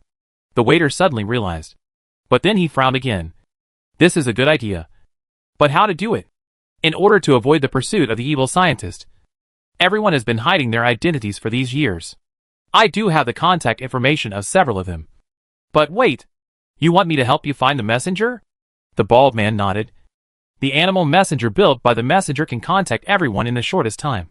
But she rarely interacts with other construction masters. But she has always had a good relationship with you. Many people have speculated about your relationship before. Well, I do know where she lives. The waiter scratched his head. Great. Let's go now without further ado. The bald man stood up and said, while taking a plate from the table next to him. The second test is coming. On the way. The handsome man said to Zhang Heng. When we get to the messenger's house, we will meet the bionic people who want to capture her. And then, there will be a battle. Fight? Zhang Heng raised his eyebrows. But we are with two construction masters now. Their strength is much stronger than mine. The handsome man nodded. Yes. Although it is intermittent. I have practiced for a month. But now the Lego assembly skill is still LV0. Don't look at these two guys casually. But the title of construction master in this copy is equivalent to the LV2 level of skills. Which means that in the real world, they are already full-time Lego players. They can assemble something by themselves. Shoot a short video or something and put it on the internet to attract a large number of fans and become internet celebrities. So they are much stronger than us. But? You know when the time comes. The handsome man sighed. The four of them came to a community that looked quite old. The residents were mostly elderly people. And almost every household had flowers and plants on their balconies. The waiter pointed to an old building with a pigeon house on the top floor not far away. The messenger lives there. And the pigeons in the pigeon house were built by her herself. You told the messenger in advance that we would come. So she planned to kill a few pigeons to entertain us? The bald man squinted his eyes. He had good eyesight and saw that the pigeons in the pigeon house were lying on the ground. There was red pigeon blood on the railings of the pigeon cage. Not good. The waiter's expression changed. As soon as the bald man finished speaking, he saw a hooded figure flipping out of the window.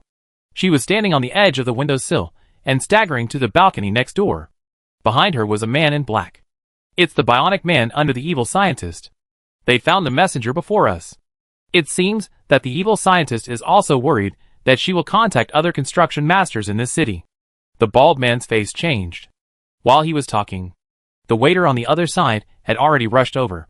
He was dismantling the flowers, wall tiles and fitness equipment along the way. When he ran downstairs, he had an inflatable cushion in his hand, and the back was printed with Hello Kitty cartoon pattern. At this time, the hooded figure had reached the most critical moment. She tried her best to stick her body to the wall and move step by step to the balcony opposite. However, the man in black behind him leaned most of his body out of the window and stretched out his arms to catch the hooded man. The waiter yelled, "Jump down. Courier." The hooded figure glanced down and hesitated. After all, she lived on the 7th floor. However, in the moment she hesitated, the arm had already grabbed her shoulder. The man in black showed a hint of joy on his face. But the next moment, he found that he only had a hooded jacket in his hand. The courier gritted his teeth, closed his eyes, and jumped directly from the upstairs, landing on the freshly baked inflatable cushion. But before everyone could breathe a sigh of relief, more men in black came out of the corridor and rushed towards the waiter and the messenger. But the next moment, the sound of machine guns rang out. The bald man had not been idle during this period. He assembled a Gatling machine gun as quickly as possible and fired at the men in black. Unlike the real world, the bullets in the Lego version were much larger, as big as a fist, and the speed was much slower. They could be captured by the naked eye, but being hit was still very fatal. As soon as the bald man joined, he immediately suppressed the black-clad men who were like a tide. However, after the first wave of confused attacks, the surviving black-clad bionic men immediately began to look for cover and drew their guns to fight back. Now it was the bald man's turn to feel the pressure. He said to the waiter, "Let the butcher go. There are too many of them." However, the latter shook his head when he heard it. "No. The butcher's lethality is too great and uncontrollable. There are many civilians here. In fact, not far from where they were fighting, there was an old man basking in the sun. He had been running for his life, with a terrified face, since the beginning of the battle. But unfortunately, his legs were not in good condition. He only ran 50 centimeters in such a long time. Then, as if they had agreed in advance, the two turned their heads to Zhang Heng and the handsome man. Hurry up. Make something. Anything is fine. Chapter 351. I have an idea. I can't stand it any longer. Are you guys ready? The bald man urged anxiously. From his tone, if Zhang Heng and the handsome guy didn't take action, he would be finished in the next second. The handsome guy said. Don't pay attention to him. He is still a long way from dying. We have about 7 minutes.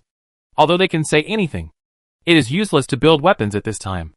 This city has been completely controlled by the evil scientist. His minions are everywhere. If we continue to fight, there will be more and more black-clad bionic people. So we need to leave here as soon as possible. Vehicles? Yes. We need to build vehicles. Can't we just use the existing vehicles around us? I've had this idea before. But unfortunately, have you seen any reliable means of transportation on the way here? Zhang Heng looked around quickly. Not to mention cars. There was not even a bicycle in the entire community. The only means of transportation was probably the wheelchair next to the terrified old man. It was obviously not realistic to rely on this thing to fight your way out of the crowd. The handsome man said. I can only build a smart for two, because it is compact and uses the fewest building blocks. It is the simplest. But even so, I still practice for more than half a month. 7 minutes is just enough for me to build a smart for two or two motorcycles. But this way we have a problem. Zhang Heng knew what the handsome man was talking about. There are only 2 seats on the smart for two. The driver and the co-driver. Even with the trunk space, only 4 people can fit in at most. Before, Mainan was alone. After rescuing the messenger, he could fit in the bald man and the waiter. But now with Zhang Heng, there is one more person. And even if they switch to a motorcycle, they will still face the same problem.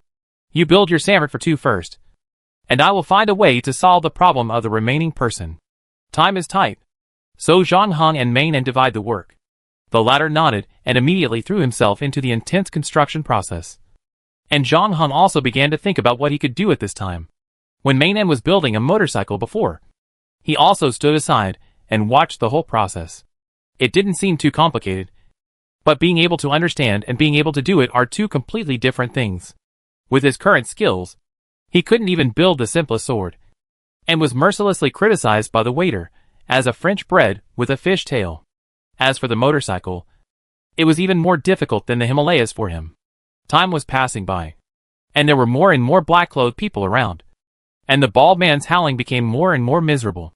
Although he had been fine, this obviously did not prevent him from energetically urging Zhang Heng and Mainan behind him again and again. Is it ready? When will it be ready? Is it not ready yet? If it gets worse, our butts will be lined up in the cinema. Fortunately, the beautiful man was immune to his urging. The construction of her smart for two was almost finished. The whole junction was completely built. She was now assembling the exhaust pipe. On the other side, Zhang Heng, after 6 long minutes, only had an extra rope in his hand. Zhang Heng originally wanted to build a bicycle. Compared with a motorcycle, the structure of a bicycle is obviously much simpler. But he didn't know which link went wrong in the middle. Of course, it could be that all the links went wrong. In the end, he had an extra nylon rope in his hand. The waiter obviously would not miss this opportunity to be sarcastic, and said in a look of collapse, "Oh my God, are you going to let us commit suicide with this rope?" At this time, the beautiful man finally completed the construction of the smart for two, which took 6 minutes and 23 seconds. This time she performed well, and was much faster than usual. She sat in the driver's seat, started the engine, and then said to everyone, "Hurry up and get in the car. If it really doesn't work, we can only give up one person." As soon as she said this, the bald man and the waiter both felt their anuses tighten. But then Zhang Heng said, "No, I've got a solution." After that, he opened the trunk and said to the waiter and the messenger, "You go in first and hold this nylon rope." The two did not have time to ask more questions, and got into the trunk as Zhang Heng said. At this time, the bald man also retreated towards the co-pilot while firing. But he was stopped by Zhang Heng halfway. Your place is not here. Zhang Heng moved the wheelchair next to the old man basking in the sun, and then tied the other end of the nylon rope to the wheelchair. Are you kidding? I'd rather kill myself with that rope. Having said that, seeing the dark masses of enemies coming from all directions, the bald man still sat in the wheelchair obediently, while complaining, "You should at least make me a seatbelt." Seeing Zhang Heng also jumped into the car, the handsome man said, "Sit tight, everyone. The journey ahead may be a bit bumpy." "Oh, great.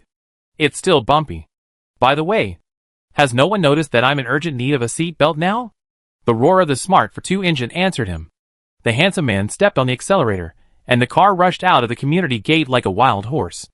Almost at the same time, 2 black-clad bionic men rushed out from the opposite side and tried to stop the car.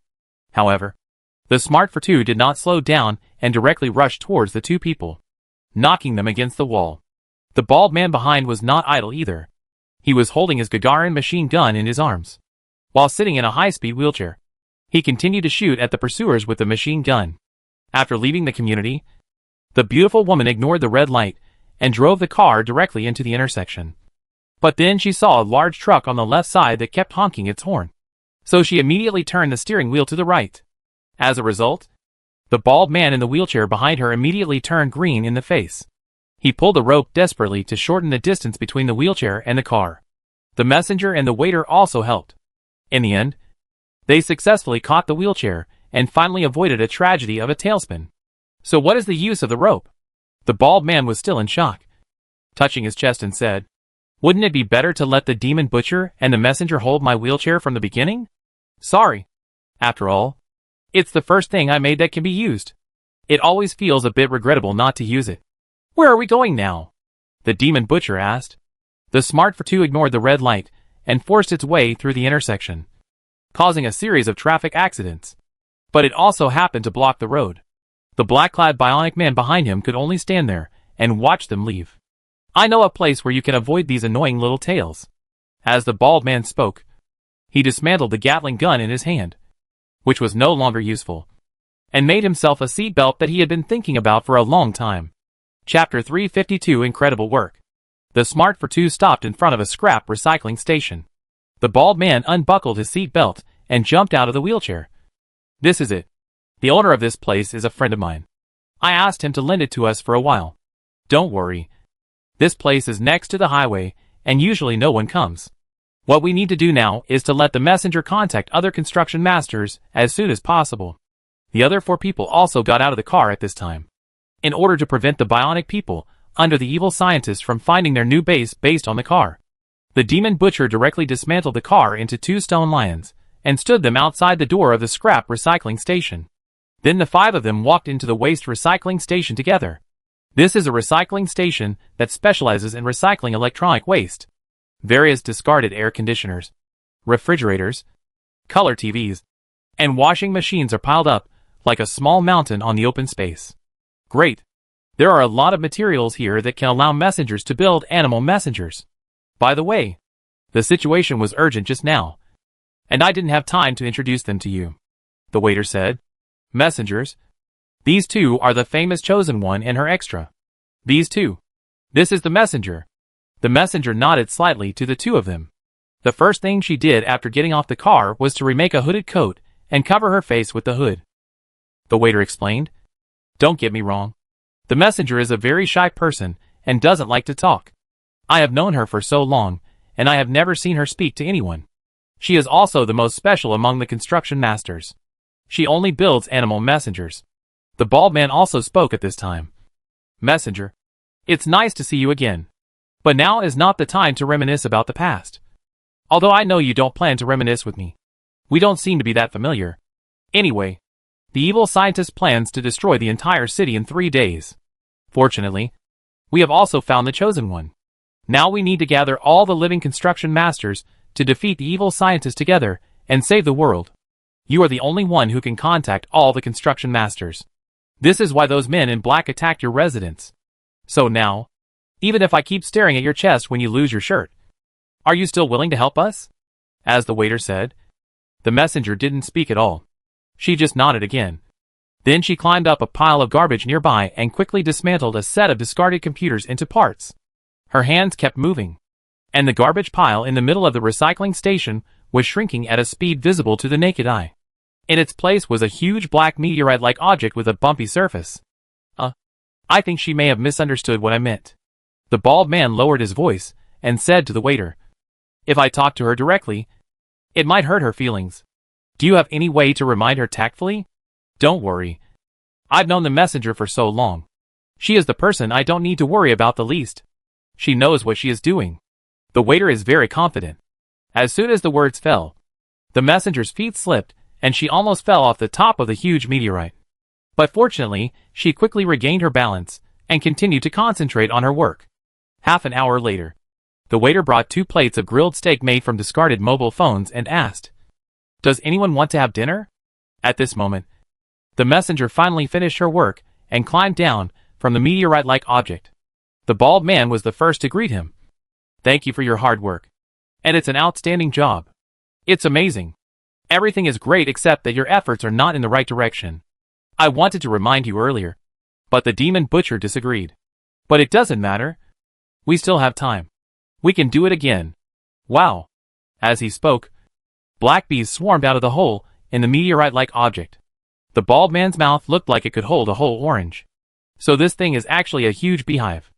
I take back what I said before and express my sincerest apologies to you. Messenger, you are incredible. I told you. She knows exactly what she is doing. The waiter handed the steak to Zhang Heng and the handsome man, and then came over. "By the way," she asked you, "what message do you want to convey to other construction masters?" "Let me think about it." The bald man cleared his throat. "Well, just right, that we lost a lot in the war 3 years ago. Some friends left us forever, and others were forced to hide their identities. We gave everything for this city, but in return we got death and exile." Note: the words death and exile can be bolded, you know, to increase the visual impact and resonate. These years have not been easy for each of us. In addition to the pressure of life itself, we also have to avoid the evil scientist and his minions. They are everywhere. Even the Sinyo station is not spared. To be honest, this is a bit too much. I can't buy anything on 11 in the past few years. The shadow of evil is getting stronger and stronger, and justice has become extremely dim. I know you have hesitated, doubted, and feared, hoping that this is a nightmare. But, I also know that when this city is threatened again, you will still stand up without hesitation. Just like you did before. Unite together, work together, and fight against evil together. I have received accurate information that the evil scientist will restart the time and space channel in 3 days and destroy the world for his own selfishness. But fortunately, we have also found the chosen one. Hey, old guys, we need your help now. Let's end it all together. No more hiding. No more sadness. Because Spider-Man once said that with great power comes great responsibility. Now it's time to take responsibility. Your forever friend Mobile Arsenal. Okay, what are you still standing there for? Send these words out. However, the messenger stood still after hearing this. I think she means that with the size of those messenger bees, they may not be able to convey so much information. The waiter translated. Okay, then remove the last part. You are my forever friends. And remove Spider-Man's words. Even though I like them. The bald man sighed. This is the biggest concession I can make. The messenger remained motionless. Okay, you win. Change the message to, we found the chosen one. Come quickly. Chapter 353. Next, I will start to learn. The messenger bees waved their transparent wings and left the huge hive, throwing themselves into all corners of the city. About an hour later, the messenger bees began to return one after another. The first 20 or so bees that came back arranged crooked characters on the ground. What does it say? The bald man asked impatiently. The waiter continued to stand aside and continued to act as an interpreter. These messenger bees found the cat lady. And she said, "Oh my God, where did all these bees come from? No more. No more." I guess she was probably frightened and fainted at that time, because she was afraid of all kinds of insects since she was a child. Okay, what about the next one? The next one is Cowboy Daddy. He said, are the scammers now so dedicated? I don't fall in love online or by tea. If you dare to come to me again, I will tear off your wings piece by piece and stuff them into your mouths, so that you can taste the regret. This guy is still as irritable as ever. Okay. Next one. Rocket Man. I'm not at home. Or to be exact, not on Earth either. Leave me a message if you have anything to say. Next time. Next time. Dessert King. I really want to contribute to justice, but my stomach is suddenly a little uncomfortable, so I may not be able to go. Next time. Next time. Candy Baby. I'm taking care of Dessert King, who has a stomachache at the first affiliated hospital of Sun Yat-sen University, so I can't go either. Wait. When did they get together? I have no idea. It was probably last summer. They went to Chimlong Park together. After they came back, something was wrong. They were together every day. What happened? The waiter raised his eyebrows. I seem to remember that you and Candy Baby had a past? No. It's ridiculous. Complete nonsense. I never bought her chocolates on Valentine's Day. Nor did I give her Sophie on Women's Day. Next time. Next time. Next time. Okay. Ocean King. Oh. I like him. I heard that the Little Sun painting and calligraphy class, where he worked before, went bankrupt. He taught himself programming and went to a game company to write code. But I haven't contacted him since then, because their company implements 996, sometimes 997. In short, he has lost contact since then. Let me see what he said. You still have time to play with bees? If you can't finish typing these 10,000 lines of code, don't even think about leaving. Get off work today. Do it now. Do it now. Even if the world ends, you have to fucking finish typing the code for me. Wait. This doesn't sound like the tone of the King of the Ocean. Messenger. Will other people's words be recorded? The sound within a square meter of the bee. Okay. Guys. I think the King of the Ocean is unlikely to come. The waiter raised his head and looked at the bald man. The plan to gather everyone doesn't seem to be going well. Do you have any backup plan? We can't give up hope. Although the road is tortuous, the future is always bright. The bald man said. Well, I really don't have any alternative plans. So we are now in a stalemate. I don't know if we should continue. With only 5 of us, we can't fight against the evil scientists. Maybe I should go back to the bar. There should be more customers there now. And I can sell a lot of foreign wine. The waiter hesitated. The messenger also wants to find a new apartment where he can raise pigeons on the roof. The handsome man winked at Zhang Heng, and the two walked aside. I almost got here last time. Next, we can find one of the 3 of them to learn Lego assembly skills. Theoretically, you can find all 3 of them, but time does not allow it.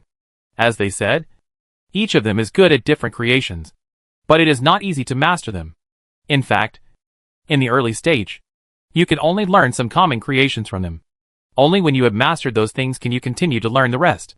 I personally recommend the mobile arsenal, because if we can get to the end of this instance, we will definitely have to fight against the evil scientist.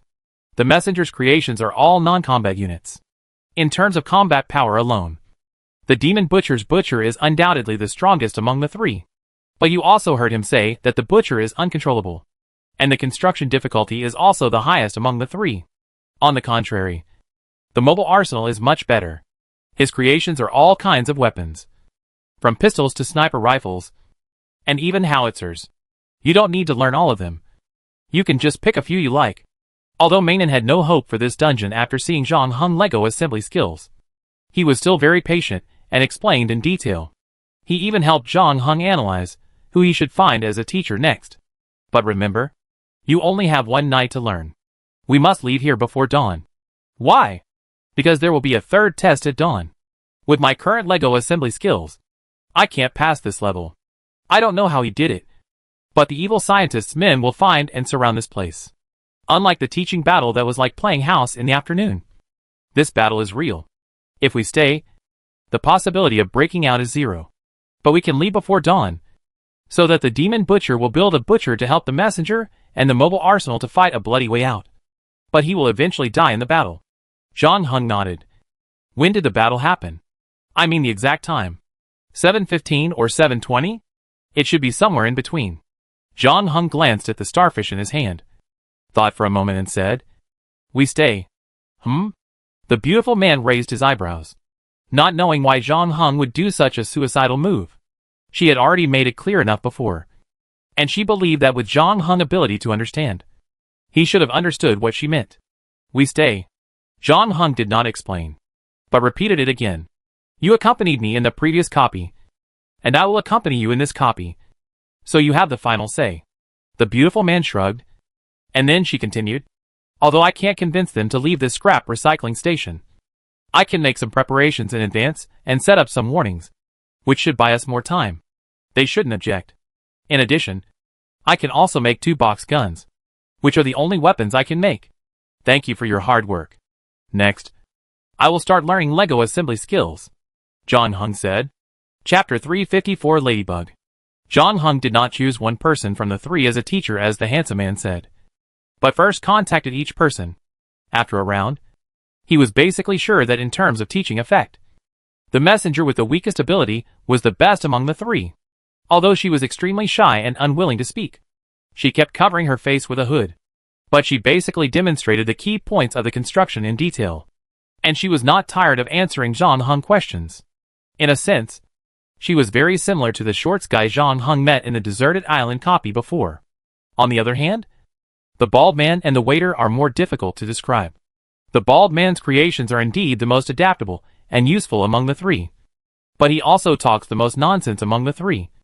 And his focus is always very strange. He just brushes over the places that should be explained in detail. But he can emphasize some insignificant things many times. The waiter does not have this problem, but he also has other problems. Although he looks very low-key, Zhang Heng finds that he is actually very sultry in his heart. The external manifestation is that he seems to like to show off his skills. There is a Hello Kitty pattern on the air cushion he built when rescuing the messenger before. This is not accidental. In fact, when he builds other things, he often plays on his own and adds some exterior decorations that look cool but are actually useless. This kind of show-off creation is very unfriendly to newcomers. So Zhang Heng finally chose the messenger as his teacher and followed her to learn from the most basic creation. After a sleepless night, Zhang Heng also gained a lot, looking at the ladybug on the ground gently shaking its antennae. If the nylon rope that was accidentally messed up is not counted, this little thing should be his first real creation, although it is only the simplest insect among all animals. However, through the nanny-like decomposition demonstration of the messenger, he is no longer so clueless about construction. The world of Lego has its own set of rules. You can't just imitate the appearance to build what you want. For example, the fishtail French bread before. From the appearance, it is indeed not much different from the sword. On the contrary, like the waiter brother, he often modifies some creations to show off his skills. But it does not affect the normal use of the items. This is probably what the bald man said before. Grasping the essence of things. Every master builder can accurately grasp the essence of his own creation, which is why they can become master builders. Just one night of study did not allow Zhang Heng Lego assembly skills to improve at any numerical value. But at least, he was no longer unable to find the door like before. The messenger gestured to him, meaning to praise him for his talent in construction. Before Zhang Heng could say anything, a piercing alarm sounded in his ears the next moment. Oh no! The evil scientist's people are here! The waiter's face changed. Damn! Those annoying flies are still haunting us. The bald man also frowned. The 2 listened to the handsome man's advice, and installed cameras and motion alarms in the mouths of the stone lions outside the door. From the monitoring screen, they could see that one van after another stopped outside the waste recycling station, and fully armed black-clad bionic men jumped out of the cars. They quietly surrounded the waste recycling station. Looks like we have a visitor. The bald man picked up a can of Coke on the table, rebuilt it into 2 grenades, pulled out the ring, and threw them directly out of the wall. 2 explosions kicked off the battle. The beautiful man threw a box gun to Zhang Heng, and then she picked up another one. The grenades that fell from the sky fell into the crowd, blowing away many men in black. But the remaining men in black did not have any fear on their faces. In fact, they had no expression on their faces at all. Seeing that their plan was exposed, they simply stopped hiding and launched an attack on the waste recycling station. In addition to the team that attacked the main gate, more people chose to climb up the wall directly. They were greeted by fierce gunfire. Zhang Heng killed the first 2 people who showed their heads with the box gun in his hand. But more black-clothed people jumped down the wall fearlessly. The 5 people had to fight and retreat. Fortunately, there were garbage piles everywhere in the yard, and those discarded electronic products became their best cover. The bullets fired by the Gatling gun harvested the lives of those black-clothed people like mowing grass. However, even so, the number of black-clothed people was still increasing. The bald man cursed secretly, threw away the Gatling gun in his hand, and pulled open the curtain beside him, revealing the dense bullet holes below. Metal Storm. A battlefield killer that can fire 16,000 weapons in 1 second. The bald man directly used it to blow up a wall, leaving only a huge blank area where the bullets passed. However, even though the bald man had used his best trick, it only slightly eased the pressure they faced. Then he and the waiter turned their heads to look at Zhang Heng and the handsome man. We really can't stand it this time. If you have any other ideas, you better come up with them quickly. Otherwise you can consider meeting them on the advertising wall of Wanda Cinema. The handsome man shook his head. Don't look at me. If I had a way, I wouldn't always watch the world being destroyed. Messenger, No one expected that Zhang Heng, who was subconsciously ignored by everyone, suddenly said, Give me 3 minutes. Why? Do you want to leave a last word? I want to. 2. Who can buy me 3 minutes? I want to call Candy Baby and say the 3 words I didn't have time to say, the bald man said sadly. However, the handsome man on the other side found that there seemed to be something different about Zhang Heng. Obviously, the two had never been apart during this period of time. But Zhang Heng now was indeed different from a few seconds ago. Although his appearance had not changed at all, this was purely a female intuition. So the handsome man said to the waiter, Let the butcher go. There are not many residents around here. As you wish. The chosen one. The waiter put down the AK in his hand. In less than a moment, a monster with a burly figure but extremely ugly appearance, holding vegetables in one hand and a hook in the other hand, appeared in front of everyone. At the last moment before the construction was about to be completed, the waiter stretched his legs and kicked his creation directly into the pile of black-clad people outside. At the same time, he also threw the last building block in his hand, which accurately inserted into the butcher's eyes. The latter shook the head sewn together on his shoulders, as if waking up from a dream, and bit a black-clad man in front of him. At the same time, green poison gas began to be produced around its body, poisoning a large number of black-clad people. But the pouring bullets could not leave even a mark on its skin. Chapter 355 The Romance of Marvel Fans. The Butcher is indeed the strongest creation of the Demon Butcher. He dominated the whole place as soon as he appeared. He rushed around in the crowd, like a naughty child who accidentally entered a candy house. He instantly attracted most of the firepower. The kitchen knife in his hand was flying, helping the 5 people share a lot of pressure. The bald man could also use this opportunity to take a breath and wipe the sweat from his forehead. What should we do next? Take this opportunity to break through? The waiter asked. Or we can just sit here and wait for your butcher to kill all those annoying guys outside, the bald man suggested. But as soon as he finished speaking, a green beam of light hit the butcher. The butcher, who was so majestic just a moment ago, swelled up rapidly like a balloon until he exploded. Only the blood rain in the air and the kitchen knife on the ground could prove that this monster had ever existed. Oh no! It's the nano-decomposer of the evil scientists. They actually brought this killer with them. The bald man looked serious. The butcher who was highly expected was killed by the enemy less than 2 minutes after he appeared on the scene, which made everyone feel desperate. At this time, they had basically used all the means they had, but they still couldn't change the situation in front of them. Now the firepower from the opposite side made them unable to raise their heads at all, and the black-clad men were closing in on them like a tide. The bald man leaned against an old-fashioned refrigerator, and bullets whizzed past his ears. He couldn't help but complain. We have persisted for 3 minutes, and it's not my turn to write a will yet? Oh my god! Are we going to die now? But I don't want to die yet. The waiter was also very frustrated. I just bought a PS4 and 2K13, and I haven't had time to win the championship with my favorite Clippers. The messenger, The handsome man looked at a garbage dump not far away. Zhang Heng walked over there 3 minutes ago. Now it's the agreed time, but there is still no movement there. In fact, the bald man and the waiter didn't have any hope for someone from the beginning. But the handsome man was different. With her understanding of Zhang Heng, she knew very well that the latter would not make meaningless requests. although she didn't know what else Zhang Heng could do at this time with his Lego assembly skills. Is the feeling before just an illusion? Now even Mei Nan couldn't help but waver. The men in black were approaching them while firing their guns. The distance between the two sides was less than 20 meters. Mei Nan was ready to quit the game. But in the next moment, the strong airflow made her close her eyes. At the same time, a huge engine roar came from behind the garbage. A huge black shadow emerged from behind the garbage and slowly rose into the air. Is there something wrong with my eyes? Or are we all dead? Is this true? I actually saw a sky carrier in the sky above Guangzhou, although it is a smaller version. And there is no classic logo on it. The bald man rubbed his eyes. Did any one of you just call the Avengers? The waiter and the messenger on the other side also had a dull look on their faces. While they were talking, the sky carrier above everyone's head also opened the muzzle.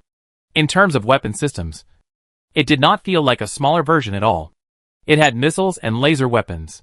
After a wave of attacks, the black-clad bionic people suffered heavy losses. But at this moment, the nano-disintegrator also emitted green light again. Captain America, be careful, the waiter warned. But soon he found that he was worrying too much. The sky carrier activated the defense system, and the energy shield easily blocked the green light. At the same time, the intelligent guidance system also locked the nano-disintegrator. 3 seconds later, the nano-disintegrator and the surrounding black bionic man turned into ashes. Wow! So cool! I'm going to ask my idol Iron Man for an autograph later, the waiter said excitedly. With the Avengers taking over, we can leave the task of dealing with the evil scientist and saving the world to them. I will continue to work at the bar, and the messenger can continue to rent a house. Then he turned to the handsome man and said, Chosen One, I'm sorry that you made a wasted trip. But who cares? Now we have the Avengers. Man, that's the Avengers. Have you ever seen these amazing guys fail? The bald man also seemed very excited. But he was not as enthusiastic as the waiter. He coughed and said seriously, Don't be too happy too soon. We don't know the specific situation on it yet. After all, it is different from the real sky carrier. It is much smaller and has no logo. After a pause, he lowered his voice and said, So it is very likely that it has been hit by Loki's evil magic. So it will probably be a tough battle waiting for us later. But it doesn't matter. We are ready. As long as we take it away from the evil Loki, we may also be able to join the Avengers. I understand the romance of the two Marvel fans. I don't want to interrupt your dreams. But if you don't want to face another wave of enemies, we should go up. Zhang Heng is still waiting for us up there, the handsome man said. You're right. We can't let him grab all the autographs by himself. As the bald man spoke, he built a helicopter. After the 4 people got in, he drove the helicopter and flew to the sky carrier above his head impatiently. Unfortunately, they did not find Captain America and Iron Man on it. Nor did Thor and the Hulk. In fact, Zhang Heng was the only one in the control room. So you built this thing? The waiter looked incredulous after learning the truth. To be honest, I would rather believe that the people standing in front of me after opening the door are Black Widow and Hawkeye. Or Loki and his evil minions, the bald man added. And then he looked at the handsome man again. The latter was somewhat confused by his stare. What? He has awakened. When will it be your turn? I didn't know that the Chosen One can grow rapidly through awakening. And it is not mentioned in the prophecy. Well, this matter should be recorded in a small notebook. By the way, do you Chosen Ones have any tricks, such as fusion like Super Saiyan? You can tell me in advance, so that it will be convenient to make plans for the final battle. There is no such mess at all. The handsome man rolled his eyes. Chapter 356. Are we doomed? Are you going to explain what happened behind the garbage dump? As you can see, I built a simplified version of the sky carrier, Zhang Heng said. As the two were talking, the waiter's voice came from a distance.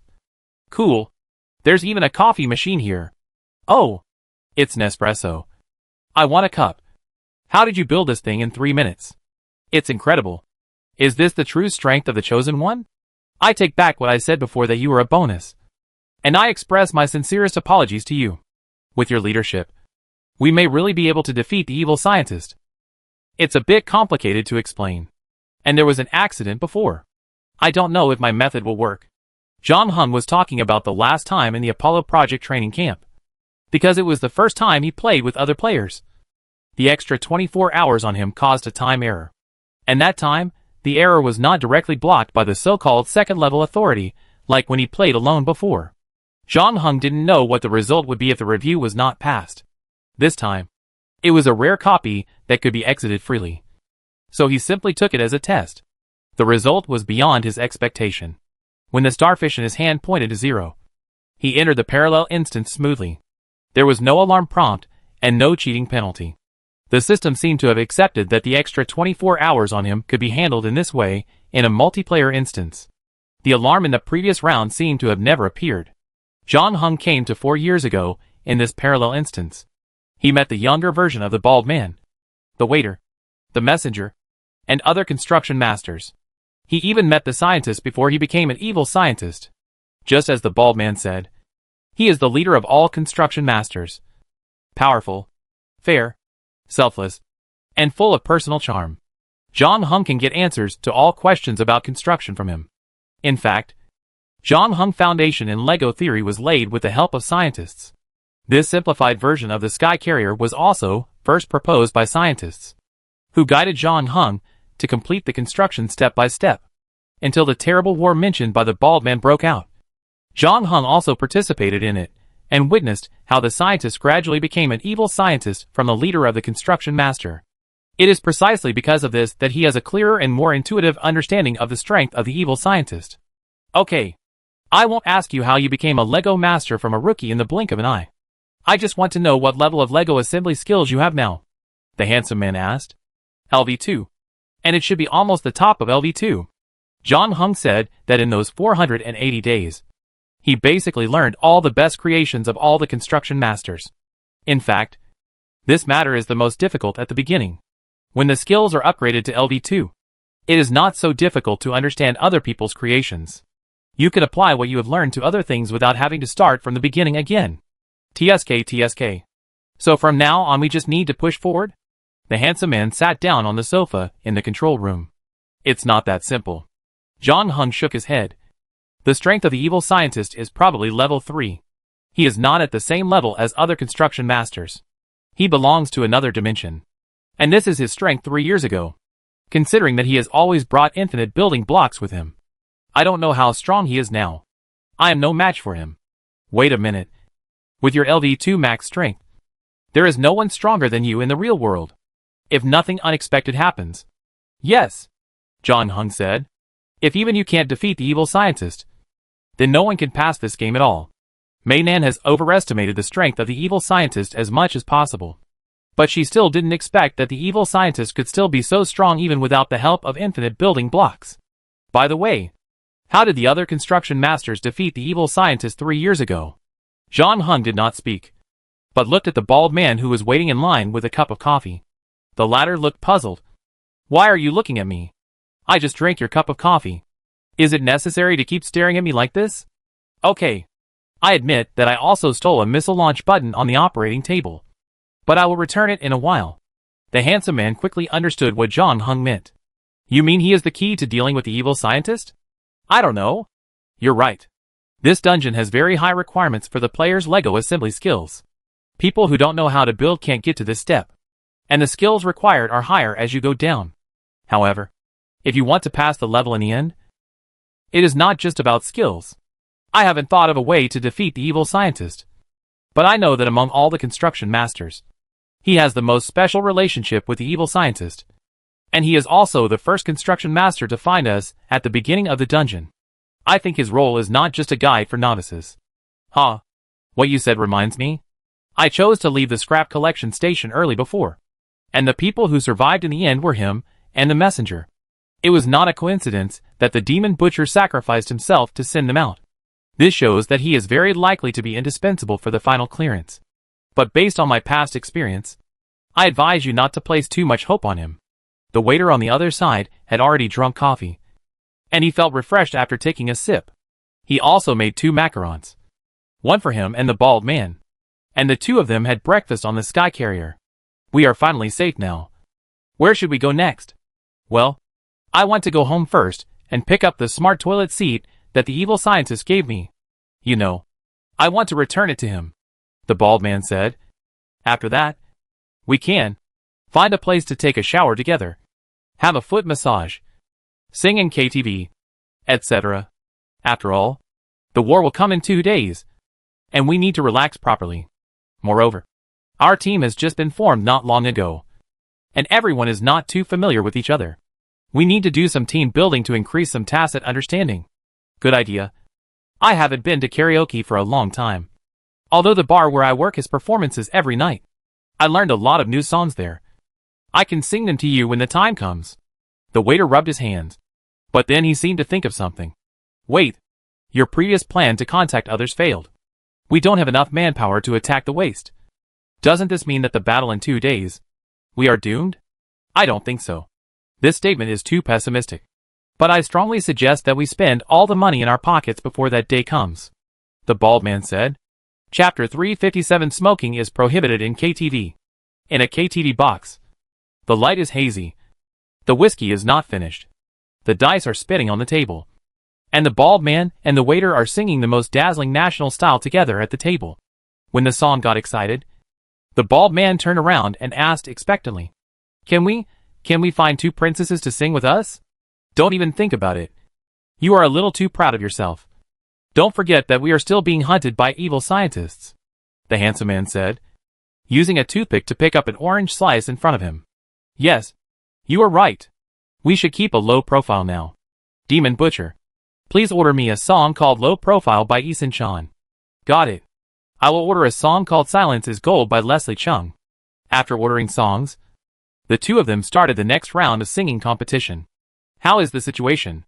The handsome man asked Jong Hung on the side. I set the sky carrier to automatic cruising mode, which should attract the attention of those black-clad bionic people. They will try to shoot down the sky carrier first, so we are safe for the time being, Jong Hung said.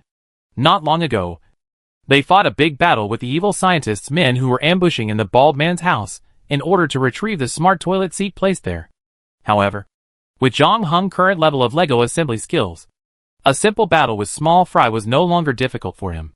With a set of power armor, he cleared the nearby black-clad bionics in less than 10 minutes. And then the 5 of them swaggered back to the bald man's residence. And the waiter even took the time to go to the toilet. Afterwards, Jong Hung agreed to the bald man's suggestion to relax before the battle, which was why the 5 of them were in the KTV now. However, Jong Hung was not idle.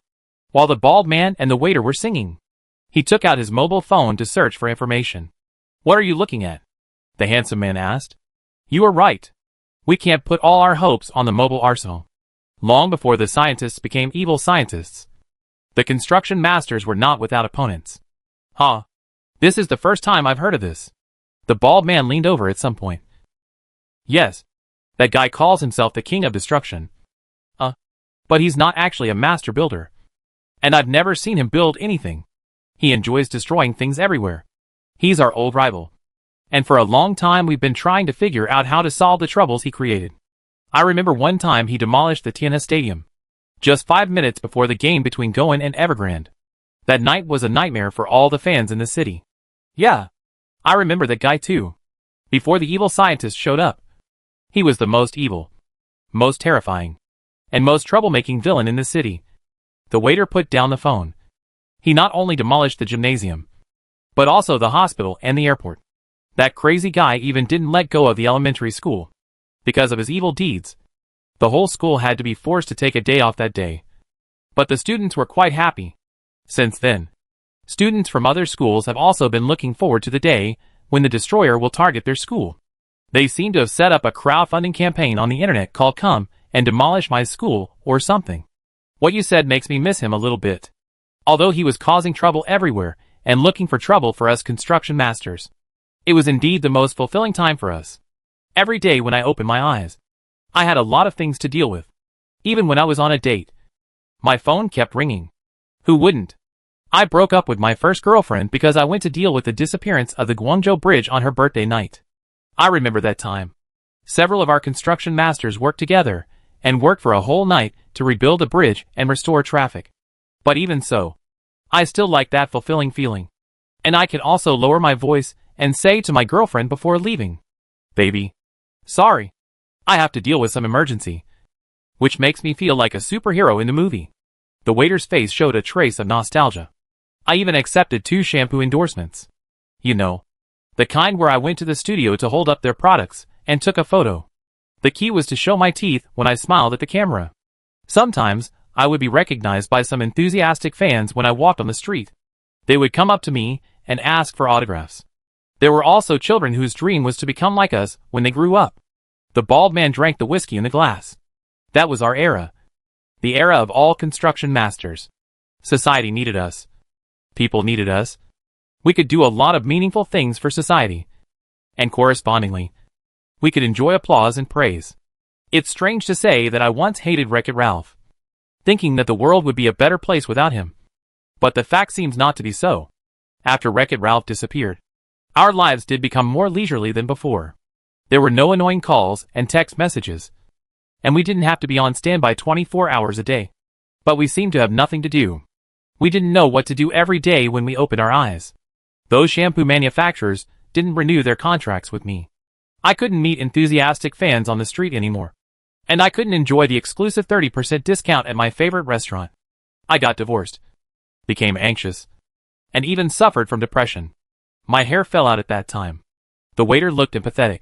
Yes, without the destroyer, I realized that objects are so strong, as if they will never break.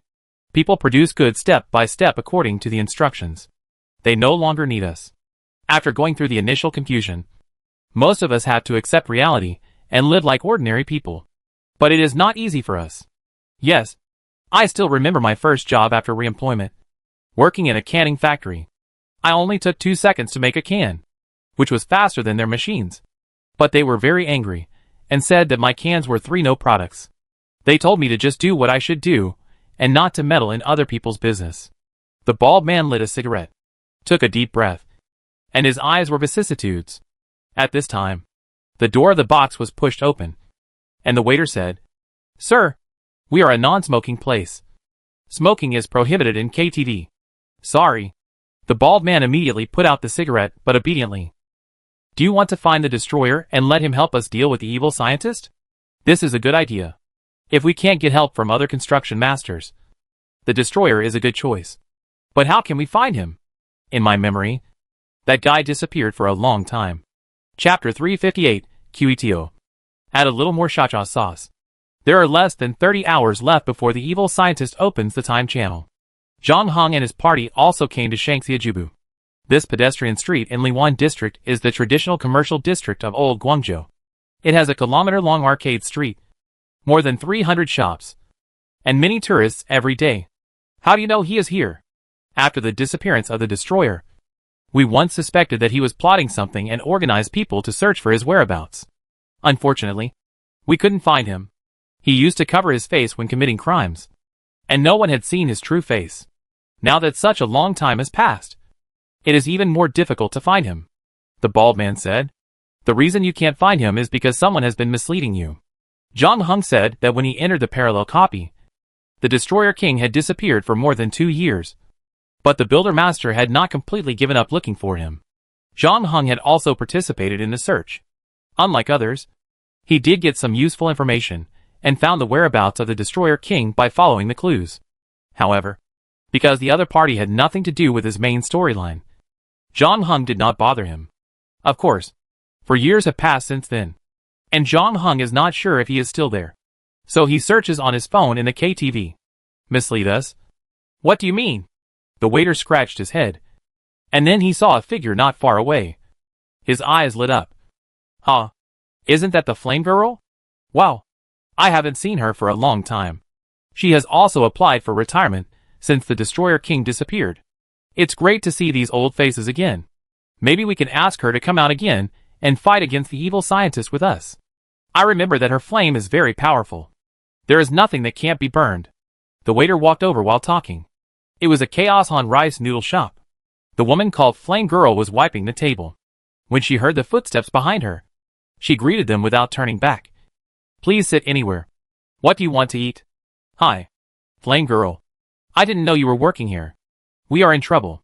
The evil scientist wants to destroy the city. We need your help. Also, please help me get a portion of beef rice noodles. I am almost hungry." The waiter moved a stool and sat down.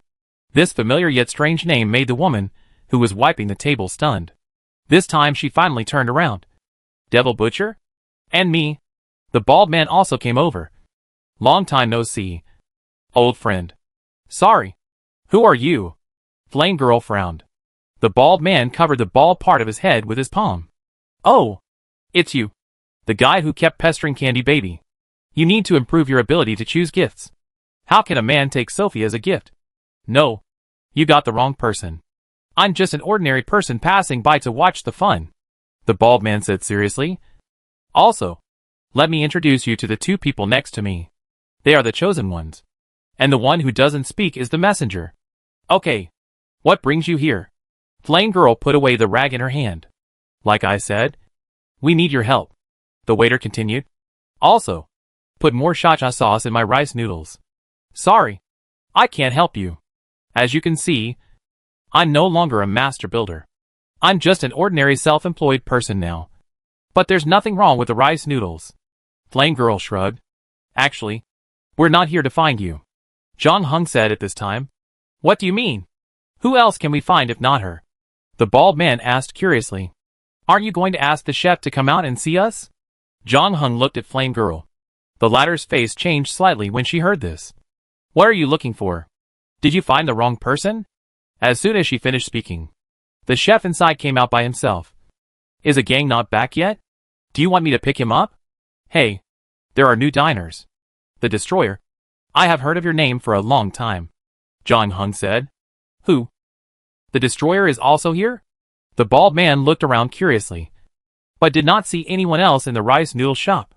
His eyes finally moved to the fat chef in front of him. No way. You said this guy is the Destroyer? Impossible. The horrible villain who fought wits and courage with all the construction masters and frightened the people of the whole city. Looks too. Ordinary. Huh. It's been a long time since anyone called me that. The fat white chef scratched his head and admitted his identity very readily. When I was young, I was ignorant and wanted to be famous and attract the attention of people around me. I didn't hesitate to make enemies with the whole world for this, which caused you a lot of trouble. But after I got married, I finally understood what a man's responsibility is, especially after Flame's sister became pregnant and gave birth to our first child. We rented a storefront here and opened a rice noodle shop. So don't worry. I have completely changed my mind over the years. And I haven't even opened a roll of tape. In fact, I have almost forgotten how to open things. Ha ha ha. The waiter was shocked when he heard this. This is not good news to be happy about. We came to you this time to dismantle things. The evil scientist built a cyborg army.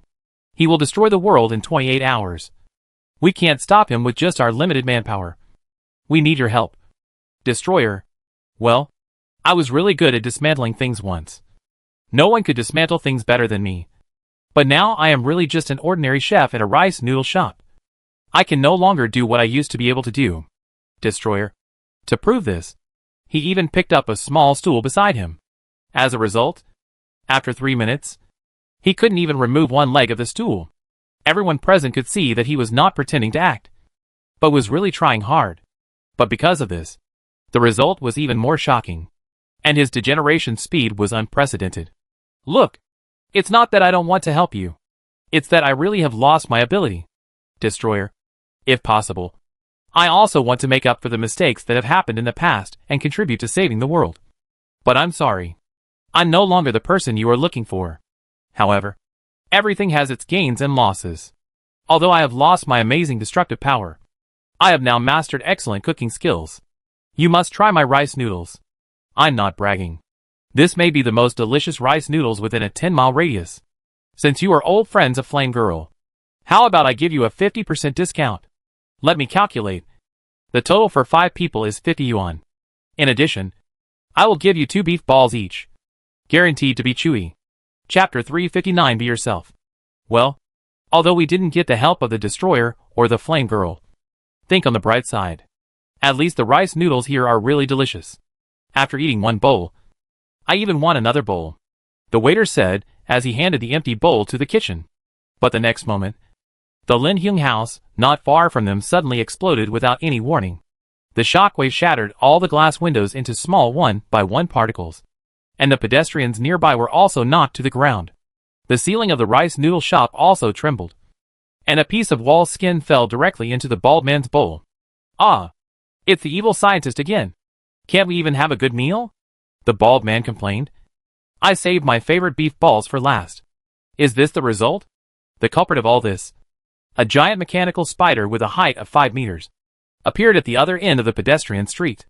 As soon as it appeared, it caused a panic among the crowd, and people on the pedestrian street fled in all directions. Flame Girl also rushed to the cashier and took out all the banknotes inside. Just as she was about to close the store door, her body suddenly froze there, and a panic expression appeared on her face for the first time. And she said anxiously, Suna is there.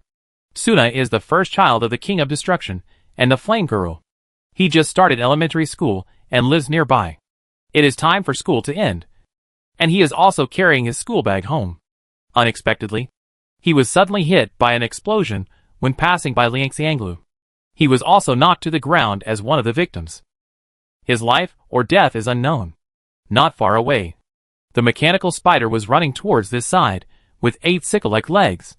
Every step it took left a deep ditch on the ground. Leave it to us.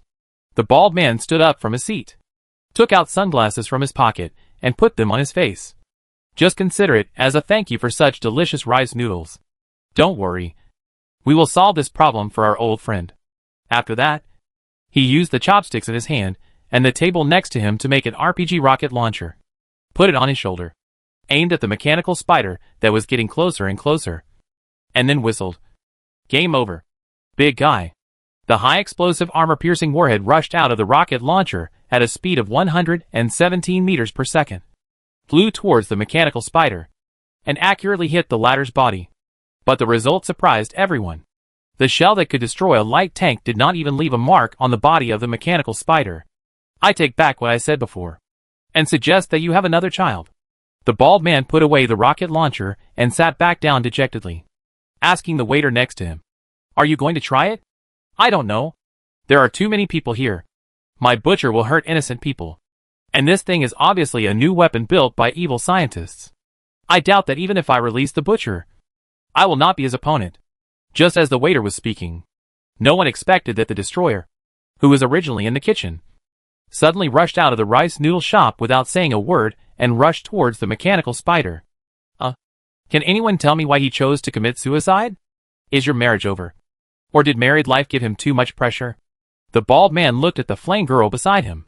Zhang Heng originally planned to take action, but when he saw this, a thoughtful look flashed in his eyes, and he stopped. Of course, he was not completely idle, but took advantage of this time to build weapons to deal with mechanical spiders. It can be seen that the King of Destruction rarely exercises after switching from a supervillain to a chef. He started panting after running for only 2 steps, and the fat on his chin was shaking. But he did not stop and ran to the front of Liangxianglu before the mechanical spider. He picked up his unconscious son on the ground, and when he turned around and tried to run back, a shadow suddenly appeared above his head. One of the mechanical spider's legs slashed down, and the King of Destruction twisted his bloated body and narrowly avoided the attack. But he was also tripped by something and fell to the ground. Suna, who was originally in his arms, also rolled out, and without hesitation, the mechanical spider raised another leg. I'm not sure if I want to see the next scene. The waiter closed his eyes reluctantly. However, the bloody scene he imagined did not appear the next moment, because the leg that the mechanical spider chopped down magically disappeared. It was not blocked by someone, nor did it suddenly malfunction or break. It just disappeared completely, as if it had never existed. The handsome man rubbed his eyes and counted again, and found that the mechanical spider now only had 7 legs. So everyone's attention finally focused on the fat white chef, who had just climbed up from the ground, holding his knees and breathing heavily, as if to confirm their guess. The mechanical spider, which had become somewhat angry because of losing a leg, actually raised both legs at the same time and stabbed at the unconscious Suna on the ground. The people who had been keeping their eyes open finally saw what happened before. The King of Destruction took a deep breath, and his movements became more agile and faster than ever before. His hands, which were still stained with butter and chopped green onions, flew up and down, and it took less than 3 seconds to disassemble the 2 legs of the mechanical spider into a pile of parts. He did not stop. and then climbed onto the back of the mechanical spider. The latter's 8 eyes revealed a trace of fear like a human, as if it had encountered a natural enemy. Its metal shell, which was invulnerable to swords and guns, and could not be broken even by armor-piercing bullets, was no different from an onion just bought from the vegetable market in the hands of the King of Destruction. The outer layer was peeled off layer by layer, and it kept shrinking. In the end, only a small mechanical spider the size of a fingernail was left on the ground. It tried to escape with its tiny legs, but was crushed by the chef's shoes that fell from the sky. The destroyer wiped the sweat from his forehead and said to the stunned crowd, "Why are you looking at me? What just happened? Your destructive ability. Is it back?" The waiter said excitedly. "My destructive ability? How? How is this possible?" The destroyer was stunned. Just now, his attention was all on how to save his son. His brain had no time to give instructions to his body, so his hands were just acting on instinct. It was not until this time that he reacted and looked at his hands, and said in a trembling voice, "My destructive ability is really back?" But after howling, he used one eye to steal a glance at the flame girl not far away. The latter rushed up at the first time, checked Suna's body on the ground, and found that he was just unconscious and nothing serious. Then he breathed a sigh of relief and looked up at the King of Destruction and said, "I'm sorry. I know that you have not had an easy time these years in order to be with us. You have been suppressing your nature and trying to be a good husband and a good father." The King of Destruction scratched his head. "It's not so bad. In fact, I occasionally peek at female customers with good figures, hide private money, and sometimes pretend to have washed my feet before going to bed." "Be yourself?" "Huh? What?" "I said it's time to be yourself. You heard what they said before. This time you can use your abilities for the right things. Do something good for the world. Save the city. Be a hero. Make up for the mistakes you made before. And Suna and I will be proud of you." Chapter 360, The Eve of the War. "Cool. We have brought the destroyer into the team now, and I think our chances of winning have greatly increased," the waiter said. "This guy is a beast. Well, although he is a little fat now, he is still a fat beast. You know, he alone made all the construction masters in the city run around. You think too highly of me." The destroyer shook his head. "After all, I haven't dismantled anything for many years, so it's inevitable that I'm a little rusty. Now I'm probably less than 60% of my level in my heyday. In the past, it would definitely take me less than half a minute to dismantle that mechanical spider. Ha! I like this guy. He can brag." The waiter patted the destroyer on the shoulder. "Not bad. I can feel that he has begun to integrate into the team and become one of us. Now we only have one thing left," the bald man said seriously. "What is it?" "It is to give our team a resounding name. Otherwise, when we meet the enemy and they ask us who we are, we have to line up one by one to report our names, which will make us lose momentum." "Wow. Are you talking about a name like Avengers or Task Force X?" The waiter suddenly became interested. "Don't forget about Watchmen and Justice League." "Yes, something like that," the bald man said. "This is indeed a very important thing. Let me think. Builder? I don't know. It sounds like working on a construction site or something. Or defeating an evil scientist to close the space-time channel. Taking the infinite building blocks from the quantum collider and returning the smart toilet seat to save the city action team. I think this name is the most intuitive and clear, but it seems a bit too long. Why not call it the Destroyer and his teammates team?" the Destroyer suggested. "I think this name is still debatable. What do you think? Messenger? Messenger, eh? Well, I don't think we can call it the Ellipsis team." The waiter scratched his head. "Although I like this name. In order to get rid of the evil scientist's men as much as possible." The 5 people did not go to the hotel this time, but found a vacant lot with few people, built a house directly on it, and installed alarms and defense systems around it, intending to spend the last 24 hours here to welcome the upcoming decisive battle. The bald man and the waiter were arguing in the living room, as usual, about how to name the team, while Zhang Heng and the handsome man were drinking black tea on the balcony on the second floor, enjoying the short leisure before the battle. "I don't think I have said Happy New Year to you yet," the handsome man said. But it shouldn't be too late now. After all, it should have just passed midnight in the real world." "Thank you. I thought I would spend the spring festival alone. The streets outside were empty at this time, and the shops were closed. I didn't know what to do, and I was a little depressed. But now it's much better. Having something to do can make people forget the depressed mood. Not to mention there are 2 or 3 idiots downstairs. This way of spending the New Year seems not bad. Seeing John Hung about to speak, she shook her head. No. We have an agreement. You don't ask me why I don't go home. And I don't ask you how you suddenly raised your Lego assembly skills to such a high level. And also learned so many secret information about the dungeons. We all have our own secrets that we don't want others to know. Don't we? Sounds fair enough. Do you want some cookies? Of course. I want blueberry flavor. Or matcha. Is that okay? John Hung removed a corner of the table and skillfully put together a plate of cookies. Well, although I have accepted this setting, I must admit that it is still a bit weird to watch you produce food. The handsome man picked up one of the pieces and put it in his mouth. The taste is unexpectedly good. And considering that we just ate steak made with a radio 2 days ago, I think this can be rated 7 points. Where are the remaining 3 points? When I was eating, I couldn't help but think of the missing corner of the table. And I was worried that I would bite a mouthful of sawdust. I pay attention next time, John Hung said. No. I still want to know where the food I eat comes from.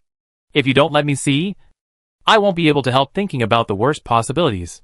The handsome man finished the cookie in his hand, paused and said, Fan. My last name is Fan. And my full name is Fan Mainan. Since you already know the most difficult part, I think it's better for me to be generous. While the two were talking, the bald man and the waiter rushed upstairs, followed by the destroyer. The 3 of them looked serious. We are now facing the biggest crisis since the establishment of the team. Yes, we have discussed for a long time, but still can't decide on the name of the team. None of us can convince each other. So we need you to vote. We now have 3 alternative names. Mover, Devil Squad, and Destroyer and his friends. These 3 names now have 1 vote each. And the messenger abstained? So please use your voting rights carefully, because your vote will play a decisive role. Why not call it the New Year's Eve game team? John Hung said. New Year's Eve? What year? It's only September now. Is this the sequelae of your awakening? Has your cerebral cortex been damaged? Is this irreversible? I like this name very much. It has a New Year's flavor. 2 votes. So let's follow the rules. Then Mainan on the other side agreed. Wait. I didn't know brain damage could be contagious. Have you been confused for the rest of your life? Do we really have to call it this name 5 months in advance? We are still 3 months away from New Year's Day. Oh my God. Can you imagine such a scene? Before the battle, we stand in front of the enemy and tell each other our names. I say we are the New Year's Eve game team. The opponent will definitely complain about our team name. I may even get a debuff that reduces my combat power by half. Don't care too much about other people's opinions. Just do your own thing. John Hung patted the bald man on the shoulder. Rest early. We still have a big battle tomorrow. No. I still have to design the action badge. But this time it's easier. I guess I just need to find a bunch of blessing characters to stick on everyone's back to complete the task. The bald man complained. People who don't know would think we are fewer. Chapter 361 Tower Climbing Plan. Nothing happened overnight. Considering that the evil scientist would not open the space-time channel until tomorrow afternoon, everyone chose to sleep in the next day. The bald man and the waiter wanted to sneak out with the destroyer to do some team building and deepen their comradeship. But they were discovered by the messenger before they went out. The 3 of them had to go back to their rooms. John Hung opened his eyes at 10 in the morning and made breakfast.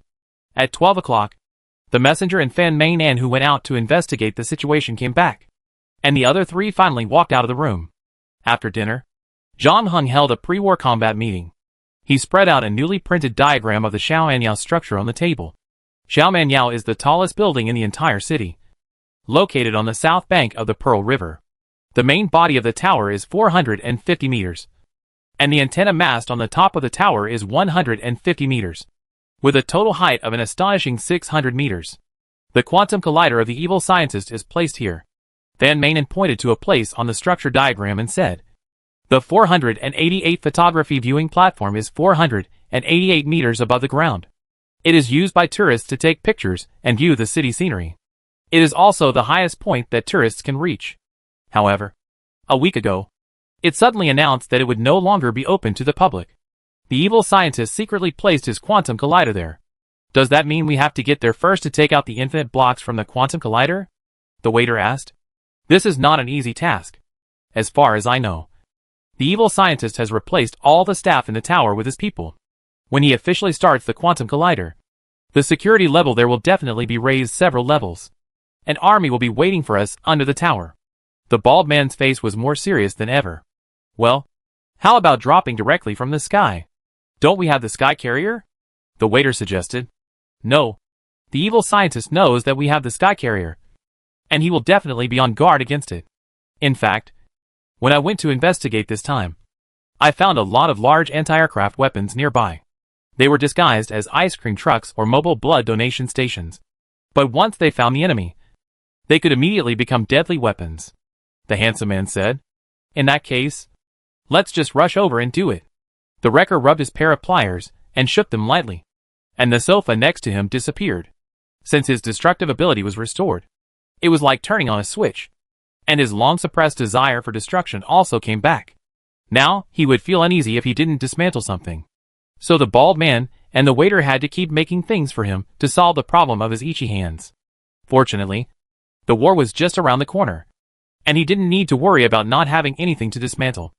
As for defeating the evil scientist and saving the city, the things that happened after that were automatically ignored by everyone. We have to fight, but we have to be strategic. Van Manen looked at Zhang Heng. You or me? You can do it. I give you more information later if needed, Zhang Heng said. Well, the most convenient way to climb the tower is to take the elevator. But if we fight the enemy at the bottom of the tower and tell them we are coming, they will probably cut off the power of the entire tower to ensure safety. In this case, we can only climb the stairs to the tower, which is nearly 500 meters high. Let's not talk about how much physical strength we have left to fight after climbing up. And by then, the monsters may have arrived, Van Manen said. Then what should we do? Try not to alert the enemy. For some reason, the evil scientist did not completely seal the waste. Although the photography viewing platform cannot be accessed, the Bayun Starry Sky sightseeing hall below is still open to tourists. It is very close to the photography viewing platform, only a few dozen meters high.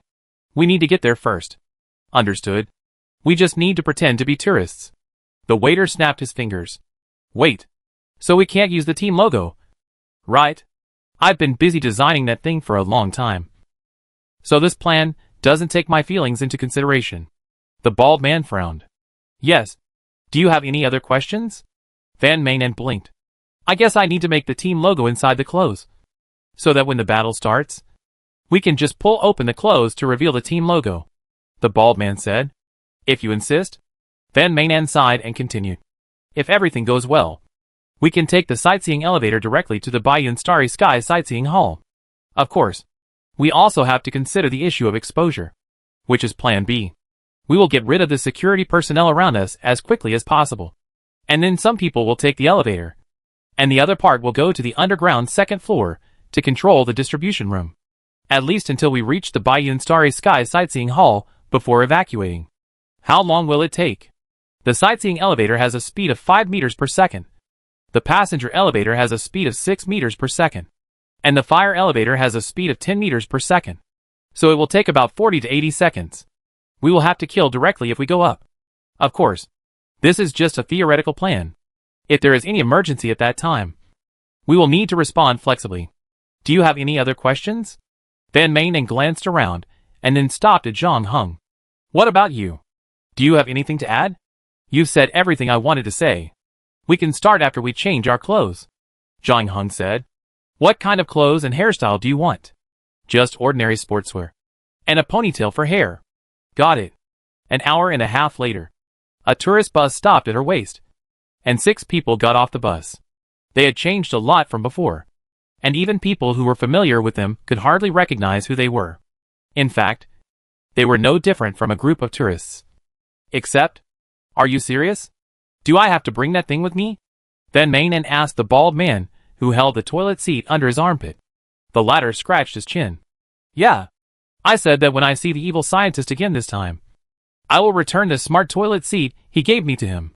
This is a man's promise, and must be fulfilled. But the question is, have you ever seen any tourist wearing a toilet seat to visit the little waste? I can also pretend to be a staff member who is going to replace the toilet seat in the public toilet inside. I don't think this will work. Or we can do some disguise and make this thing look like a surfboard. Although it is still a bit strange. It at least looks much better. John Hung said. Chapter 362. Welcome to join us. The bald man in a suit and tie with a surfboard under his arm still attracted some attention. Especially when the pattern on the back of his surfboard was a toilet lid. He received more surprised looks. The 6 people did not choose to climb the tower immediately for fear of alerting the enemy, but sat down in a nearby cafe and waited for the quantum collider to be started. Okay. From now on, each of us must be careful in our actions. Because there are surveillance cameras everywhere around here. And there are also spies of evil scientists. Van Manen lowered her voice and said, we must always remember that we are just tourists. Don't do things that are inconsistent with our status. I'm talking about you. The destroyer. The latter reluctantly put the half-disassembled ashtray back. Then Manen used the coffee cup in her hand to cover the missing part. You need to restrain your desire for destruction. In 1 hour at most. You can destroy as you please. Sorry. I was just a little excited before the action. The destroyer wiped the sweat from his forehead. Van Manen was a little surprised. Because this time the waiter and the bald man, the 2 most troublesome guys, were quieter and more honest than anyone else. They didn't speak for so long. Van Manen thought they had changed their nature. Until she turned around and found that they were now staring at a woman wearing a wide-brimmed hat at the next table with their eyes wide open. The unconcealed gazes of the 2 were enough to call the police.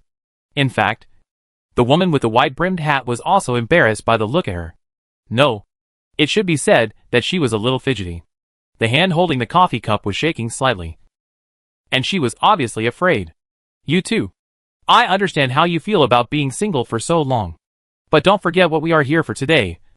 And believe me, as a girl I can tell you for sure that you can never chase a girl by staring at her like this. I don't know. The waiter scratched his head. I've never seen her before. But she always gives me a very familiar feeling. Is this the love at first sight that everyone has been talking about? Even if there is love at first sight, it should be based on first come first served. Obviously. I saw her first. The bald man said dissatisfiedly. As a friend, you should quietly withdraw and bless me at this time. There is no such saying.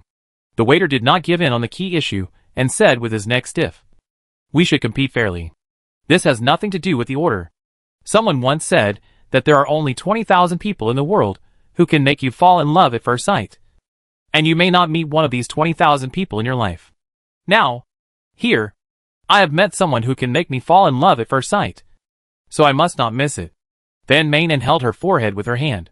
You 2 should have been eliminated long ago if you stared at me like that. What's there to fight about? As soon as she finished speaking, the woman in the wide-brimmed hat seemed to have made up her mind and began to hurriedly pack up the books and computer on the table. She was obviously scared of being stared at and was ready to leave. She picked up the Scottish fold cat on the seat and put it in her bag. It can be seen that she really likes cats. Not only does she carry a pet cat, but there are cat patterns printed on her wallet and cartoon cats on her clothes. Congratulations. Your love at first sight is about to end here. Let's toast to the fastest heartbreak in the world. Van Manen raised her glass. But she didn't expect that the first person to stand up this time was Zhang Hung, who had remained silent before. He walked over directly from his seat. This action also made the waiter and the bald man feel like they were facing a great enemy. They complained to each other. It's over. It's all your fault. Someone else got there first. Seeing Zhang Hung coming towards her, the woman with the wide-brimmed hat became more nervous. She almost ran away. But then Zhang Hung said something and she stood there again, looking a little doubtful. The 2 began to talk. The bald man was amazed. Oh my God. This is too amazing. In addition to awakening, the chosen one also has the skill to pick up girls? This makes me jealous. Not long after, Zhang Hung actually came back with the woman in the wide-brimmed hat. Is he going to personally announce their relationship in front of us losers? Damn. I'm already very sad. Is it necessary to do this? The waiter also said sadly. Then Zhang Hung said, let me introduce you. This is the construction master, Miss Cat. Miss Cat. This is the messenger. The demon butcher. The mobile arsehole. The destroyer and Van Manen, who is also the chosen one like me. Miss Cat stretched out her hand and shook hands with everyone. Wait, you are Miss Cat? The waiter was surprised. But now that you mention it, you do look a little bit like us. It seems that you are disguised like us. No wonder I felt familiar with you before. So this is not love at first sight. The bald man was also very disappointed. I thought I met my 20,000 people. After sitting down, Miss Cat explained why she wanted to escape just now. At first, she thought that Zhang Heng and his group were the subordinates of the evil scientist, and her disguise was seen through by the enemy. So you are here to stop the evil scientist from destroying the world? The waiter asked. It seems that you received the message from the bees. Messenger bees? What bees? The cat lady seemed a little confused. I did see a group of bees flying in front of me, and then I fainted. Well, actually I learned about the evil scientist's plan to destroy the world from the cats. The process is a bit complicated to explain. In short, my cat heard from the girlfriend of the cat next door that the cat of the evil scientist was bragging to her girlfriend about how evil his master was, and that he would open a time-space channel today to attract monsters. So I came here to find a way to stop him. Great. We have the same goal as you. It's great to meet people with the same goal. You can join our New Year's Eve game team. Fight against evil scientists with us. Remove infinite blocks from the quantum collider. And save the city. The bald man made an invitation. Miss Cat was stunned when she heard it. New Year's Eve. What New Year's Eve? Isn't it still 5 months away from the new year? Even if it's still 3 months away from New Year's Day? The bald man gave Zhang Heng a look that said, Look, I knew it would be like this. Don't worry about those details. Anyway, we welcome you to join us, Zhang Heng said. Having more people can further increase the chances of success in this operation. Chapter 363 Fire in the Hole. At 5:17, a beam of light appeared above the waist and shot directly toward the dome. A huge air vortex appeared at the end of the beam of light. The whole scene can be imagined as the scene of aliens invading New York in the Avengers. Nearby tourists and passers-by took out their phones to take photos with this once-in-a-lifetime opportunity.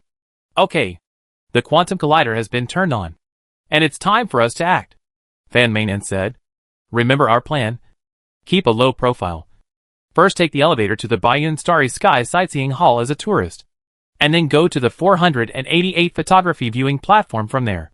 Oh, and the most important thing is to remember that we only have 70 minutes for this operation. After saying that, she stood up from her seat first, and the other 6 followed closely. The destroyer squeezed his pliers and looked ready to fight, while the bald man put on sunglasses and adjusted his tie. However, the handsome expression on his face did not last long. He walked out of the cafe a few steps and his face suddenly changed.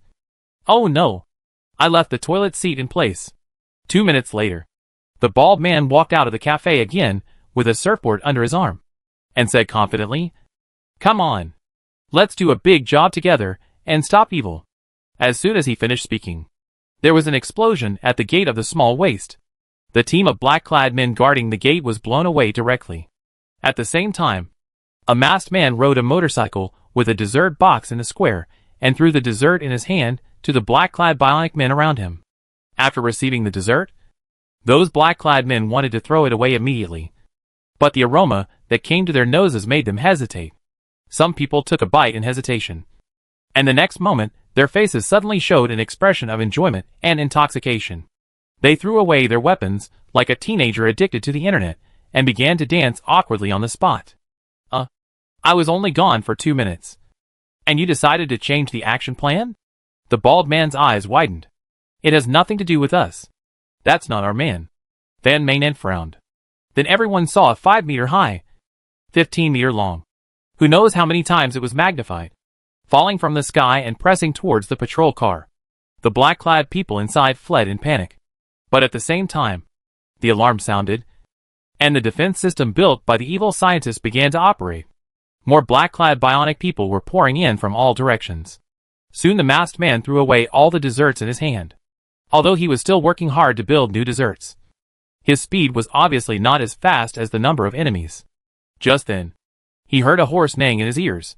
Hold on, handsome guy, a deep and masculine voice said, and everyone looked in the direction of the voice and saw a handsome old man wearing a cowboy hat, shirt, vest, cowboy boots, and a green scarf around his neck riding a maroon pony galloping from Yuejiang West Road.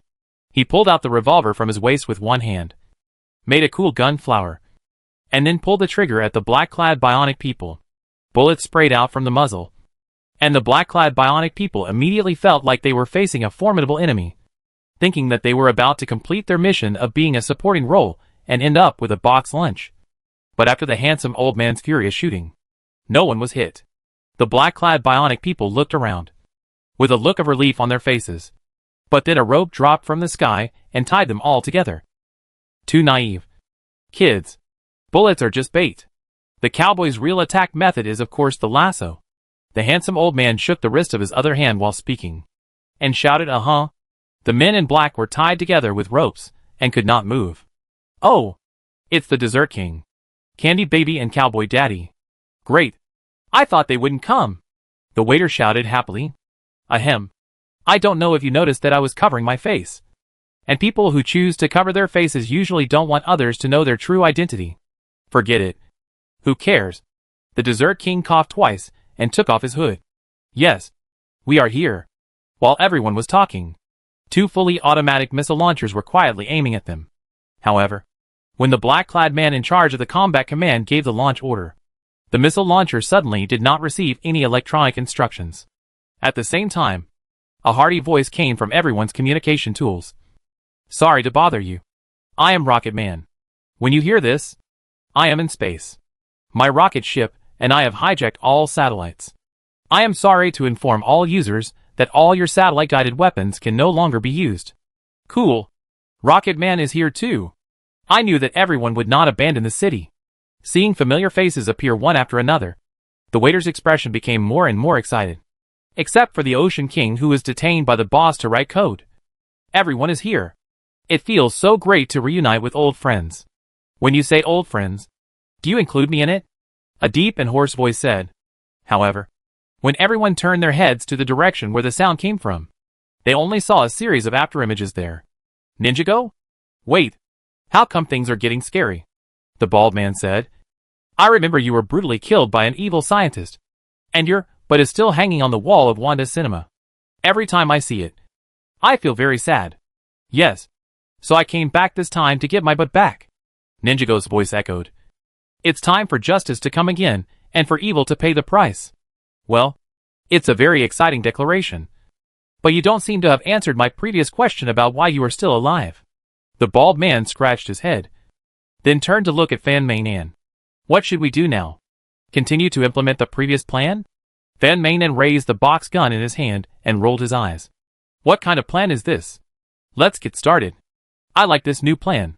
The bald man took off his sunglasses on his nose, quickly combined them into a flash bomb in his hands, threw it into the first floor hall of Xiaomineo, and shouted, Fire in the hole.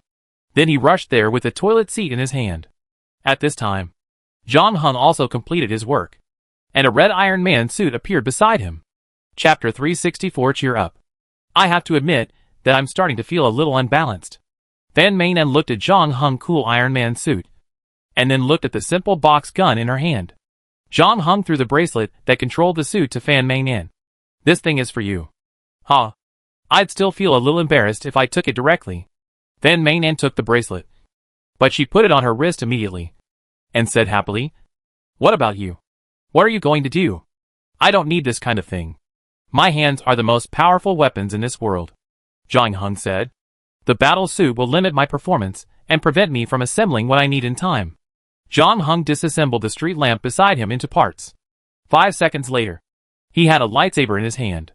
Well, my jealousy is back, Fan Mei-nan said sourly, and at the same time turned on the bracelet, letting the battle suit wrap her body. Well, it feels good. I wanted to try what it feels like to be Iron Man a long time ago. I will accept your New Year's gift. After she finished speaking, she paused, and then said seriously, It's time for us to fight for justice together. Go ahead, Master Yoda. Don't give me random names. Zhang Heng used his lightsaber to reflect back several bullets fired from the opposite side, and killed the 2 black-clad bionic men closest to them. They have already entered the mobile arsenal, and we have to work harder. Got it. Fan Mei-nan controlled the battle suit and released 24 micro-missiles in one breath. Those missiles landed accurately among the black-clad men, not only causing large-scale casualties, but also the smoke from the explosion was the best cover for the 2. However, just as they arrived at the main entrance, They saw the bald man who had rushed out the fastest back out faster than anyone else. John Hung raised his eyebrows. There is an Optimus Prime inside. Is this a metaphor? Van Manen asked. No. It's really Optimus Prime. And the Decepticons. I have no idea how they got together. The waiter also quickly backed out. And at the same time did not forget to call the messenger behind him to escape together. Van Manen looked inside, and saw two Autobots fighting with Cowboy Daddy and the others. However, neither bullets nor ropes could do much damage to Optimus Prime and the Decepticons. Not to mention the desserts of the Dessert King. The giant fruit hard candy that Candy Baby had just made was also smashed into sugar slag by the Decepticons. However, no one noticed that when the Destroyer King saw the two behemoths in front of him. He showed a touch of surprise in his eyes. His body was shaking involuntarily. Not because of fear, but like a traveler who had been trekking in the desert for 3 days and 3 nights and suddenly saw an oasis. Really? Are we going to encounter Transformers in the first level? And there are 2 big bosses. One positive and one negative. Van Manen sighed and turned on the arc pulse cannon on her arm. At this moment, a voice came from her ear. Can I dismantle things now? Wreck-It-All expected. Of course. Can you dismantle these 2 things? No. What you should ask is, how long will it take me to dismantle these 2 things? The King of Destruction moved his wrist and said excitedly. The next moment, Candy Baby, who had been retreating step by step, was forced back to the door by the Decepticons. But then the Decepticon suddenly felt a strong sense of crisis. However, before it could make a defensive posture, it found that one of its arms was missing. And then its calf, waist, and pectoralis major were missing. At this moment, the King of Destruction seemed to be back in his kitchen, holding a kitchen knife in his hand, waving it wantonly on the chopping board. With each cut, the whole piece of beef was broken into different small pieces. Half a minute later, the originally majestic Decepticon was left with only a head. The Destroyer was about to make further efforts. But the next moment a samurai sword blocked his way. And then, he saw a green creature with a red ribbon tied on its head suddenly standing in front of him. A mechanical version of the Ninja Turtles? Or Raphael? Are Michelangelo and Einstein here too? Van Manen opened his eyes wide. This is too much. This is the terrifying thing about the evil scientist. His mechanical creations are more powerful than each other. In fact, there is nothing he can't make as long as he wants to make it. The bald man said seriously. At this time, Wreck-It Ralph also encountered trouble. Raphael was not as powerful as the Decepticons, but his flexibility and agility were completely incomparable to the Decepticons. Although Wreck-It Ralph's destructive ability was powerful, it also needed contact to take effect. Now Raphael was running around everywhere, flying over eaves and walls, and sometimes attacking from the ceiling. Wreck-It Ralph couldn't even find the opponent's shadow, so he couldn't do anything to dismantle it. Instead, he encountered a series of dangers. Fortunately, Ninjago arrived in time and snorted. Let's leave the ninja to the professional ninjas. At this time, the cowboy dad on the other side also said, let us handle this. You hurry up to stop the evil scientist. Don't worry. We will control the power distribution room and stop other enemies. Do you mean you plan to stay down there and happily fight the minions to gain experience? And then let us go up to fight the arduous boss battle? The bald man asked. Yes, that's what it means when translated. Do you have any questions? The Dessert King asked. No. I'm glad you're here. Let's solve the current urban crisis together. The bald man clenched his fist. My little me, and I will pray for you. Miss Cat also made AV's sign. The 6 members of the New Year's Eve game team resolutely walked into the sightseeing elevator amid encouragement. As the elevator door closed, Van Manen raised her hand cannon. Do you mind if I kill those guys down there after we finish the business? Count me in, John Hung said. But he could guess that the group was unreliable. Not to mention the usual unserious style of the Lego world. It was unlikely that they would suddenly have so many helpers in terms of the difficulty of the dungeon. In fact, it was a pleasant surprise that the group of cowboy dads could stand up during the battle and help them enter the elevator smoothly. Obviously, they still need to solve the subsequent battles by themselves. I hope that the mechanical version of the ship girl will greet us after the door opens, so that at least I can feel better during the battle, the waiter said. Chapter 365 Murphy's Law. The sightseeing elevator was climbing up and getting farther and farther from the ground. At the same time, A female voice came to Zhang Heng's ears. It should be the automatic explanation set in the elevator. It will start automatically as long as the elevator rises. But soon the voice disappeared and was replaced by another strange male voice. Unfortunately, you made a wrong choice. Oh, evil scientist. You finally showed up. What's wrong? Are you worried that we will go up and kick your ass? Don't worry. We'll be there soon, the bald man said. Do you think you can stop me like you did 3 years ago? After the last failure? I have been looking for ways to become stronger all the time in the past 3 years. I am now completely transformed compared to before. On the other hand, I saw your performance outside. Ha ha ha. How about it? Are you scared to pee your pants? How should I put it? I am really disappointed. You seem to have been stagnant all these years, and even regressed a lot compared to 3 years ago. Without my leadership, you seem to have completely lost your direction. TSK. TSK. TSK. If I were you, I wouldn't feel so good about myself. You think you are too important. I have been very good without you for the past 3 years. I am full of energy every day. Even the problem of frequent urination and urgency has been cured. Ahem.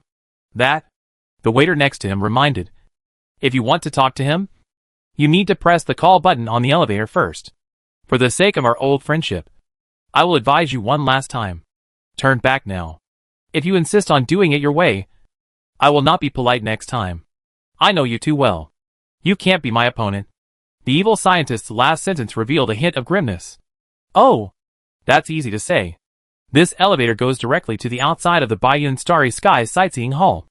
Even if we regret it, we can't turn back halfway. Okay. This time the bald man pressed the call button, but the person on the other end seemed to have hung up the line. What I hate most is that the other party hangs up the phone before I finish speaking. The bald man said dissatisfiedly. Forget the phone. We are about to arrive. So let's prepare for the battle first. Van Manen glanced at the height on the elevator LCD screen. It was less than 60 meters away from the 107th floor, which means the elevator will arrive in 10 seconds. Everyone's nerves immediately tensed up. Zhang Heng held the light knife with both hands. Van Manen activated the missile launcher on the shoulder of the battle suit. The bald man also picked up his AK. And the waiter built a bulletproof suit for himself and the messenger. However, when the elevator door opened, the scene outside made everyone who were facing a great enemy stunned. Because there was no one there. What's going on? Is it dinner time and everyone is going to get their lunch boxes? The bald man scratched his head. The 6 people walked out of the elevator and saw the equally empty restaurant bar not far away, with a cup of unfinished Coke on it. Something is wrong. Even if there are no evil scientists ambushing here, why are those tourists gone? You know, until the quantum collider was started, the waste was still open to tourists. So the evil scientist arrested those tourists? Why? Why did he do such a thing? The waiter asked puzzledly. Is he going to use those people to threaten us? I don't think so. Van Manen aimed the micro-missile on his shoulder at a figure stumbling not far away. Judging from his clothes, he should be one of the tourists who went up the tower before. He was wearing a suit and tie, with a valuable Rolex on his wrist and a mobile phone in one hand, never forgetting his work. But his walking posture was very strange. His 2 feet were 90 degrees apart, especially his other hand. The elbow joint was twisted unnaturally, and he kept his head down. I don't know why I have a bad feeling in my heart, the waiter said. You don't think the same thing as I do. As soon as Van Manen finished speaking, the Rolex man opposite slowly raised his head. The original facial features on his face had disappeared, replaced by a pair of blood-red eyes, teeth without muscles, and only half of the nose. Well, after Transformers and Ninja Turtles, it seems we are about to face another biohazard. Does that mean that evil scientists have even created the T-virus? The Rolex man probably smelled the smell of fresh flesh and blood and began to move faster. At first, he was just walking with his ridiculous figure 8 steps. But gradually his steps became faster and faster. Just like a cheetah. This is not a biohazard. It's more like the zombies in World War Z. The bald man pulled the trigger, and a series of bullets hit the Rolex man. The latter's body trembled and kept retreating under the force of the bullets. But he never fell down. It was not until Van Manen used the missile on the battle suit to blow off the head of the thing that it was completely killed. The good news is that the head is still its weakness. And the bad news is that its body is much more resistant than ordinary zombies. The waiter wiped the sweat from his forehead and breathed a sigh of relief. Fortunately, there is only one. If dozens of them jumped out at once, it would be troublesome. Van Mainan and Zhang Heng looked at each other and sighed. Please let us know in advance next time you set a flag. As if confirming Murphy's Law. When the waiter finished speaking, new zombies arrived as promised. And this time, they were in astonishing numbers.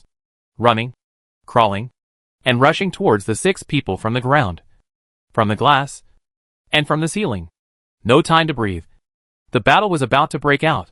Zhang Heng used the light knife in his hand to chop down the 2 zombies in the front. But then more zombies rushed towards him. Zhang Heng jumped back and rolled behind the bar. But the zombies did not give up the hunt, because they temporarily lost their target. They were like sharks that smelled blood, and they rushed over unwillingly. A female high school student zombie jumped directly onto the bar. But what was waiting for it was a rapidly rotating chainsaw. Zhang Heng reassembled the lightsaber in his hand, and the wine bottle on the ground, to get a new weapon to deal with the current situation. He jumped into the zombie group waving the chainsaw in his hand. After a Thomas turn, at least 4 zombies lost their heads. Chapter 366, If Only the Queen of Plants Were Here. This is a bit too far from my wish of meeting a mechanical ship girl. The waiter built a crowbar as quickly as possible, and used it to hit a zombie Teddy, who had been hugging his legs and rubbing against him. What are you waiting for? Release the butcher, Van Mainan shouted. There were several zombies crawling on her Iron Man suit. But those zombies obviously had no way to deal with the suit, and could only play the piano, with their teeth outside. Van Mainan activated the cluster gun on her chest, and burned a zombie to ashes with one shot. She freed her hands, and used the hand cannon to deal with several zombies around the waiter, buying time for the latter to create the butcher. The waiter did not disappoint her expectations. He built a butcher as quickly as possible and threw this killer into the pile of zombies. Feel the real horror from hell. As soon as the butcher landed, he was immediately surrounded by zombies. At least 6 zombies bit him, and gnawed the rotten flesh on his body. However, when the butcher opened his eyes, the situation immediately changed. He swung his kitchen knife, and chopped off the heads of zombies wherever he passed. Just like when he faced the black-clad bionic man before. The butcher began to turn on the invincible mode, and kill the zombies. Well done. Zhang Heng solved the last twin-tailed zombie in front of him and praised. Ha ha ha. These zombies don't seem to be that bad, the waiter said proudly. But his pride didn't last long. The butcher's movements in the distance began to become slower and slower, as if he had Alzheimer's disease. And at the same time, his eyes began to turn red. Oh no! Your butcher seems to be infected with the virus, the bald man said seriously. These zombies can spread the virus by biting just like in the movie. No wonder there is no one left alive on the entire floor.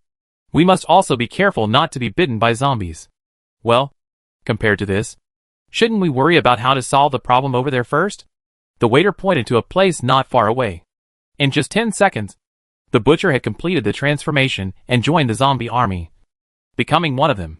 Moreover, after the zombie transformation, its strength, defense and speed were greatly improved, making it several times more difficult to deal with than before.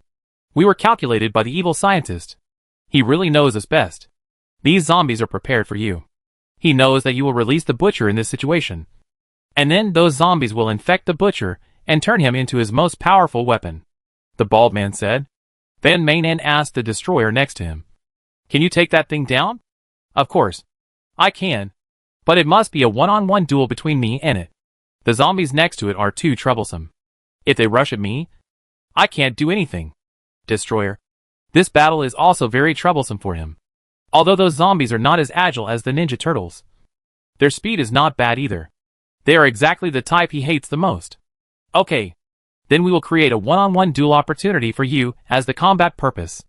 Let's separate that thing from the zombies first. Although they are both very fast, there is still a difference in speed. As long as... Van Mainan paused in the middle of her words, because she found that the zombies did not charge forward mindlessly as before, but began to gather around the zombie butcher like soldiers, surrounding the latter tightly in the middle. Oops. Your plan has been seen through before it even started. The bald man was shocked. Have zombies learned to deploy troops these days? I miss the plant queen a little now. If she were here, this kind of scene would be perfect for her to show her skills. Unfortunately, she died in the battle 3 years ago. Yes, the pea shooter and piranha plant she built are the natural enemies of zombies. Now I understand why the evil scientist put her second on the must-kill list. The waiter also agreed. So, is the pea shooter you were talking about that thing? Van Manen pointed in the direction of the bar. John Hung was busy there. His mind was more focused than ever before. His hands were not stopping. He disassembled the counter, and tables, and chairs of the restaurant bar into parts, and reassembled them into various plant weapons in the shortest time, including but not limited to pea shooters, piranha plants and potato mines. These creations were taught to him by the plant queen in the parallel copy. They were of limited use in ordinary battles, and their lethality was far inferior to the various modern weapons of the bald man. However, when facing zombies, they would become the most deadly weapons. John Hung has now completely transformed the restaurant bar into his own backyard. While the zombies are gathering around the butcher, he is also frantically expanding his plant arsenal. At this time, everyone else has automatically become a spectator, watching John Hung actions in amazement, watching how the pieces of parts are transformed into a variety of plant weapons in his hands. When the zombies have finished gathering, they find that they are facing a terrifying plant base, and every step they take will encounter countless strange attacks. The battle didn't last long before the winner was decided. In the end, except for the butcher's shaky figure, the other zombies were either crushed by pumpkins, shot in the head by peas, or swallowed whole by carnivorous plants. When the King of Destruction cut the butcher into pieces, there were no more zombies left in the hall, and peace returned. Ha! Van Manen took off his helmet and looked at John Hung. You are really hard to figure out. Every time I think I'm beginning to understand you, you always continue to surprise me. The bald man and the waiter on the other side also looked as if they had seen a ghost, and screamed, How is this possible? These plant weapons are the special creations of the plant queen. Why do you also? Wait, in addition to awakening, do the chosen ones also have special abilities such as soul possession? So now your body is actually the soul of the plant queen? Then can you help me ask her what color underwear she likes to wear? Let's answer these questions later. Let's solve the business first. The world will be destroyed in 40 minutes, and we have to continue on our way. John Hung said. You're right. I didn't expect the evil scientist to have fallen to such a level. In order to deal with us, he even went so far as to transform all the innocent tourists in the small waste into zombies. What he is doing now has nothing to do with the leader we loved back then. The bald man held the toilet seat tightly in his hand. So it's time to end it all. Chapter 367 329 Shield. From the 107th floor to the 108th floor, the 6 people did not encounter any enemies. The tourists on these 2 floors were obviously transformed into zombies by the evil scientist's T-virus. They were killed by Zhang Hung army of plants in front of the bar. So the 6 people successfully arrived at the elevator to the top floor. The bald man straightened his suit and said seriously, After paying such a great price and effort, we finally got to this point. I know everyone is very tired now, but the so-called man is to grit his teeth and persevere even when exhausted. The road to pursuing justice is never easy, but it is precisely because of this that this cause is more worthy of our burning ourselves. As he spoke, he stretched out his right hand. Come on. Let's cheer each other up. New Year's Eve game team. You should put your hands on mine now. And when I shout charge, we raise our hands together. Although I don't want to ruin the atmosphere, I still want to remind you that since the battle started, no, to be more precise, you have been slacking off since we went to Shanxiaja to find the wrecker a day ago. I thought about it carefully. In the previous battle, except for being scared away by the combination of Decepticons and Optimus Prime, you didn't make any contribution or presence at all. Van Manen couldn't help but complain. But the messenger doesn't have a sense of existence either. You see, she hasn't appeared in several chapters. The bald man said aggrievedly. That's how her character is. Okay? Van Manen rolled her eyes. Anyway, stop talking nonsense. Let's end this battle quickly. After that, she walked into the elevator first, and Zhang Hung took this time to rebuild the chainsaw in his hand into a lightsaber, ready for the final battle. This time, because the height was only a few dozen meters, the elevator's running time was not as long as before, and it reached the viewing platform in almost a blink of an eye, without anyone reminding them. Everyone entered a state of combat readiness. There was no other way. The evil scientist was notorious. The bald man, the waiter, and the messenger the older generation of construction masters, had fought side by side with the scientist and had received his guidance to a certain extent. They knew how powerful the evil scientist was. Zhang Heng had been in contact with the scientist in the parallel copy for a long time. Even if he had learned all the creations that other construction masters were good at, he still had no confidence in fighting against the evil scientist. However, compared with the three people, Zhang Heng was not that worried. After all, this dungeon was very special. He could leave at any time and play the game repeatedly. At most, he could just accumulate experience and play again next time. Zhang Heng also gave Fan Mei a look and told her to leave the dungeon first if the situation was not right. Zhang Heng believed that with Fan Mei's intelligence, she would not show off or play some bloody drama of leaving together. In fact, the two of them cooperated well when facing Xaviercha before, so no one was injured or killed. As the elevator door opened, the 6 people finally stepped onto the final stage.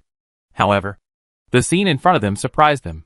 This time, they were not greeted by mechanical creations or zombies, but a group of violinists, playing music together with their heads down. In addition, the ground was piled with various children's toys and celebrity posters. This strange scene made everyone alert. The male voice that had appeared in the elevator before said, "Don't worry. What you see is what you see. There is no trap. In fact, I don't need any trap to deal with you." Tchaikovsky's Skylark song. My wife's favorite. When she returns to this world, she will definitely be eager to listen to this song again. Your wife and daughter can't come back. Evil scientist. Accept the reality. They have all died in the explosion. The bald man interrupted the former. After walking out of the elevator, everyone finally saw the evil scientist, the creator of this disaster, the leader of the evil bionic army. He was about the same age as the bald man, wearing a red windbreaker and sitting on the platform. The strong wind blew his hair. Zhang Heng realized that compared with 3 years ago, the white hair on his head was more than half of the black hair. How dare you mention that explosion in front of me? If you hadn't ignored my advice and messed with the machine, how could it have caused the explosion and killed my wife and daughter? The evil scientist's voice became more and more sinister. You murderers! I should have killed you all in the past 3 years. It was just an accident. No one wanted to hurt your wife and daughter. Not to mention that Phantom Ninjago also paid a price. You took his ass. Well, I think you should give his ass back to him, the bald man said. Also, what you did to the other construction masters over the years was really excessive. You should apologize to everyone. Apologize? The evil scientist laughed in anger. You don't really think that you can get here because you are strong enough. You are still alive now, and you have to thank my kindness. I don't want to kill people on this good day of reunion. Otherwise you and those guys below would have reported to the underworld long ago. Oh, this joke is not funny. Why? Has your sense of justice disappeared along with your sense of humor? The bald man said loudly. And then he lowered his voice to the other 5 people around him. I have found the quantum collider, which is the green box on the antenna mast at 7 o'clock. Okay. This is very Lego. And there is a warning sign next to it saying danger. Do not touch. Fan Mei said. So the next plan is this. I will use words to delay the evil scientist first. And you take the opportunity to approach the box and take out the infinite building blocks from it. As a result, it was the evil scientist's turn to interrupt the bald man. Why? Are you discussing how to take out the infinite blocks from my quantum collider? Unfortunately, no matter what you do, it will be in vain. Because I have placed a 329 shield nearby. 329 shield? Have you built that thing? The waiter's expression changed drastically when he heard this. And Zhang Heng also frowned. Is anyone going to explain to me what the 329 shield is? Fan Mei looked around and found that he seemed to be the only one who didn't know what this thing was. 329 shield is also called absolute defense shield, the evil scientist said proudly. As the name suggests, it is a shield that no one can break. Don't underestimate this shield. Even a nuclear bomb level attack can't break it. Once it is turned on, it can never be turned off. Only me and my men can enter and exit freely. If I had this thing 3 years ago, you wouldn't have ruined my plan. Chapter 368. You guys disappoint me so much. How about it? Can you dismantle it? Fan Mei asked the destroyer on the side. She had tried it with the weapon system on the battle suit before, and the result was just as the evil scientist said. At this moment, there was a transparent air wall in front of them. which easily blocked all attacks. The evil scientist behind the wall just sat there quietly, with a mocking look on his face, looking down at them struggling in vain. The destroyer stretched out his hand and groped forward. In order to concentrate, he closed his eyes. However, after 5 minutes, he opened his eyes again and sighed. The 329 shield is not really without any weaknesses. But I need more time to find its weaknesses. It will take at least a day to have some clues. But it will probably take at least 3 days to dismantle it. What about underground? Then Main used the cluster gun on her chest to bombard the ground below her feet. But when she passed through the big hole and tried to approach the evil scientist from below, she was still blocked by an invisible air wall. Hee. If the 329 protective shield is really so easy to break, what kind of absolute defense is it? Give up. Even if you tear down the entire waist, you can't shake this place. The evil scientist sneered. Then Main looked at Zhang Heng again. But this time, the latter was unable to continue to create miracles. Facing the 329 protective shield, Zhang Heng had no good way. He went through all the creations he had learned in his head, and found that none of them could be used in this situation. The 329 shield was an idea that scientists had long ago. In the parallel copy, the two had discussed its feasibility. But it was eventually shelved by the scientists because there were too many problems to solve. Unlike other creations, the core of the 329 shield is to materialize the concept of absolute defense. And the difficulty coefficient is much higher than building real objects. Zhang Heng didn't expect that the scientists really completed his crazy idea and used it here, turning it into a natural barrier that they could not cross. Time passed by minute, and the huge cyclone above everyone's head was also changing. From the original white to the current black like thick ink. No matter from which angle you look at it, it looks like something bad is going to happen. The 6 people originally thought that they still had plenty of time left. After all, they had only used up less than half of the time to fight their way from the bottom of the tower to the top. There were still 40 minutes left, so they could end the battle anyway. However, now they couldn't even get close to the evil scientist, which made every member of the New Year's Eve game team feel discouraged. Moreover, Zhang Heng had to admit that even if it happened again, he would still be helpless with a 329 shield. The evil scientist also looked up at the sky, with a hint of excitement and anticipation in his eyes. My wife and daughter are coming back. I can feel them calling my name. Today is the day for our family to reunite. No, don't deceive yourself anymore. You will destroy the city if you continue like this. Open your eyes and look at your feet. That is the place we once fought and protected. Look at the innocent people below. You told us to protect them. Have you forgotten your oath? The bald man advised. Yeah. I used to worry a lot about some illusory things. For those stupid ideals and so-called justice. I had to work with you hopeless idiots patiently, telling you what to do and what not to do like a full-time nanny. But what did I get in the end? Look at the good things you did. And you caused me to lose my wife and daughter. You really disappoint me. The evil scientist turned on the projector at hand and projected the previous battle scenes into the sky, including the bald man encountering the Autobots and escaping from the first floor, the butcher created by the waiter brother being turned, the cowboy daddy slacking off below, the dessert king and the candy baby starting to talk about love in the middle of the fight. The cat lady who was supposed to be responsible for guarding the distribution room has lost her way in order to find her cat. And the king of the sea who is still working overtime in the office to write code and sneak a peek at Gaki's new drama. I have to say, you have never disappointed anyone in terms of disappointment. Protest. This is completely selective editing. Cutting out the most embarrassing side of each of us and splicing it together. Which doesn't mean anything. Haha. So many of you gathered together. But you can't even touch a hair of mine. What else is this but losers? Okay. Even if you're right. We are all a bunch of complete idiots. But at least I have found the chosen ones. And the prophecy says that they will stop you. Although now they are standing there with their eyes wide open. And it seems that they can't do anything. Thank you for mentioning this. Then Main rolled her eyes. Oh. So you really believe in that so-called prophecy? I can't believe that after seeing so many stupid things. This one can still be on the list. That prophecy is simply nonsense. The evil scientist said disdainfully. No. That's because you haven't experienced the magic of the chosen ones. They can awaken and possess souls. I saw with my own eyes that the soul of the Queen of Plants possessed one of them. The bald man defended. I said that prophecy is nonsense. Because I was the one who released it, the evil scientist said calmly. I made it up to test your stupidity. And it turns out that you are really hopelessly stupid.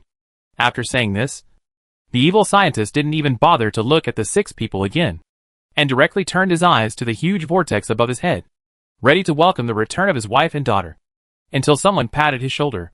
You are going too far. I am very angry. The bald man frowned and said, no matter what happens, you shouldn't take advantage of someone's trust. The evil scientist's eyes almost popped out of their sockets. Fuck. How did you get in? I don't know. I just walked in when I was angry. The bald man scratched his head. I didn't feel any air wall before. But seeing how excited you guys were, I had to pretend there was a wall there. I was mainly worried that there was some hidden setting, such as only fools could not feel it. After all, you have tricked me several times, so I have to be careful. Does the 329 shield have such a loophole? The evil scientist was shocked. But then, he saw the toilet seat that the bald man held under his arm, and suddenly understood something. The smart toilet seat I gave you uses the same AI as the bionic man, and the latter is upgraded based on the former. So the 329 shield also recognizes you with the toilet seat as my subordinate. But are you really an idiot? With such a good opportunity, why don't you go to the quantum collider and take down the infinite building blocks? Why are you talking to me here? Chapter 369, but I still have something to say to you. The evil scientist was so angry that he pounded the floor. I've had enough. Your stupidity is as endless as the opening advertisement of Aichi video. I can't believe I was once one of you. Since you are determined to die, don't blame me for being ruthless. After saying that, he assembled a mechanical venomous snake with a toy car next to him and was about to throw it at the bald man. Then the latter said, wait a minute. What's wrong? Do you have any last words? The bald man looked serious. Yes, you are right.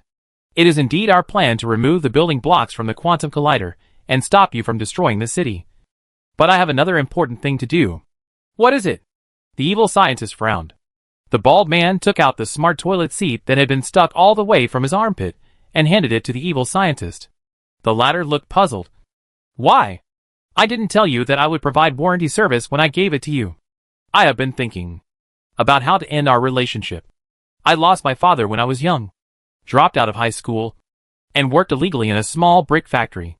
I once thought that the happiest thing was to buy 20 cents a bottle of soda at the village store when I got my salary. If nothing unexpected happened, I would have continued to live like this and achieved nothing.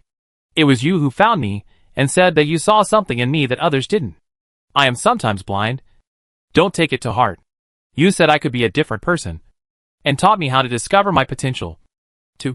To build something. To make the world a better place. I didn't know. I grew up in an environment where people would only say I couldn't do it, and I was destined to do nothing well in the future. My boss told me that if I left the brick factory, I would starve to death outside. So I should be grateful even if I work 18 hours a day.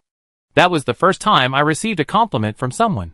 I had never seen my father, so I didn't know what it felt like to have a father. But at that moment, I really felt that you were my father. Why are you suddenly talking about this? Do you want me to feel guilty after I kill you? This move is too despicable. The evil scientist said dissatisfiedly. The waiter on the other side also spoke up at this time.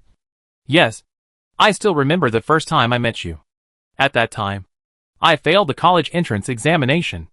I was about to follow Brother Quinn next door to join the society and collect city appearance management fees from the stalls on the nearby streets. It was you who told me that all heroes will endure pain and suffering that ordinary people cannot endure before becoming heroes. They are constantly knocked down, but they always stand up again. This is why they are called heroes. So I finally chose to go back to school to repeat my studies, although I failed the exam the second year. Well, it's always easier to tell the truth to others. The evil scientist scratched his head. You used to be our leader, the person I admired and loved the most. The bald man continued. But you became a different person after the explosion. I should be the one who was disappointed. Look at what you did after that. You took away Ninjago's butt and cruelly nailed it to the wall of the cinema. You hunted down the remaining construction masters everywhere. You ignored the lives of the people in the whole city for your own selfish reasons. You even turned those innocent tourists in the tower into zombies.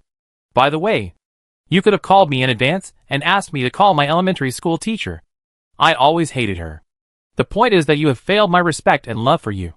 So, I don't think I can still regard you as my father, mentor, and the person I respect the most. The bald man opened his mouth several times, but he couldn't continue. It can be seen that it was not easy for him to say this. I don't think our relationship can continue. The evil scientist's eyes also flashed a gloomy color, but he still tried to maintain his arrogance on the surface. It's over. I have proved that I will be stronger without you idiots. Since our relationship has ended, I think I should return the thing you gave me to you. The bald man stroked the toilet seat in his hand. That's why I brought it up this time. When you take it, it means that we will no longer have any relationship from now on. The evil scientist snorted coldly and stretched out his hand. Well, this way we can also cut it. However, just when his fingers were about to touch the toilet seat, the bald man took the toilet seat back and said in a deep voice, "You can't do it, right? Just like me.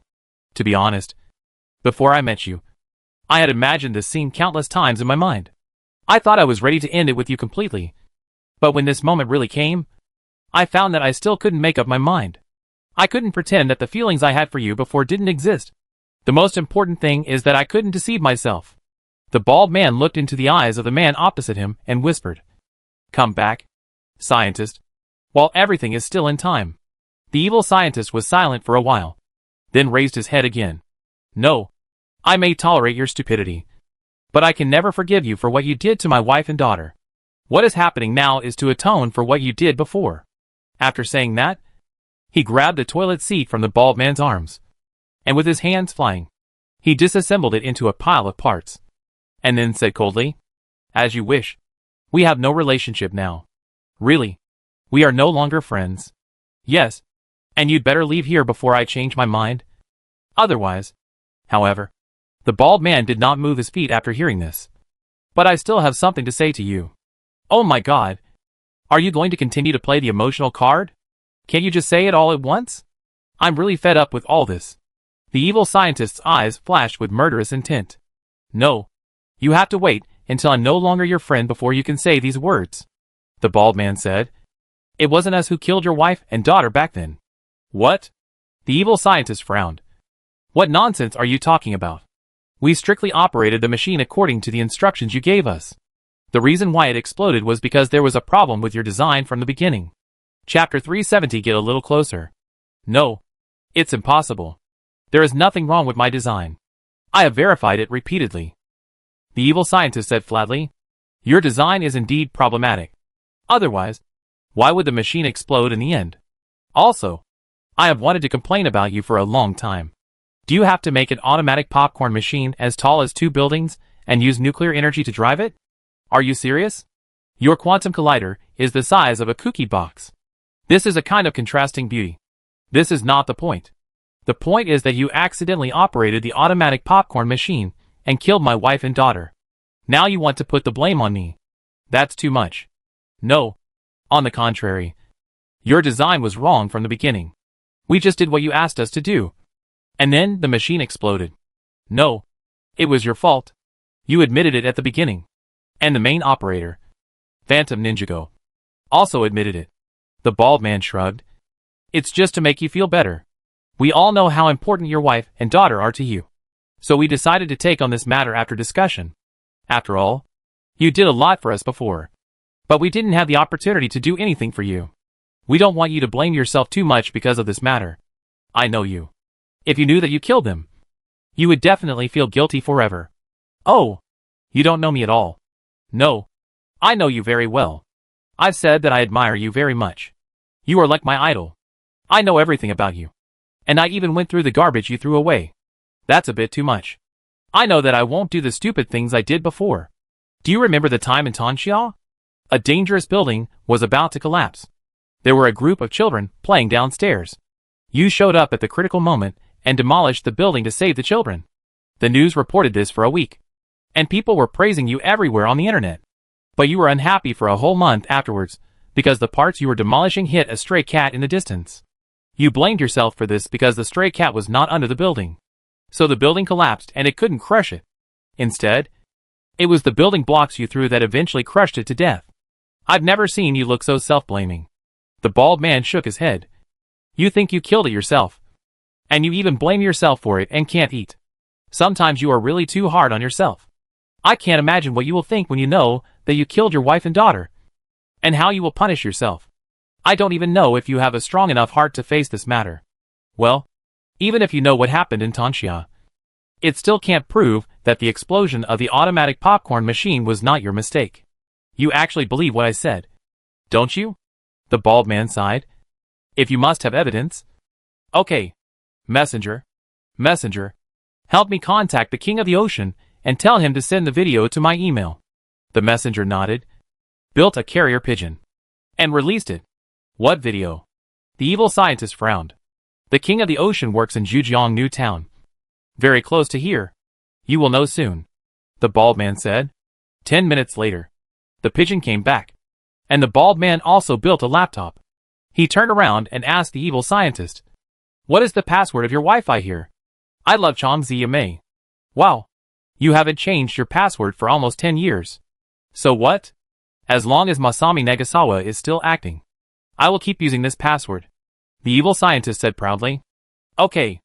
The bald man operated and pressed enter. Okay. Now I'm connected to the internet. Do you want to come closer? The evil scientist moved his feet and came to the side of the bald man. Come closer. The screen is a bit small. The evil scientist hesitated for 2 seconds, and then moved closer, almost standing shoulder to shoulder with the bald man.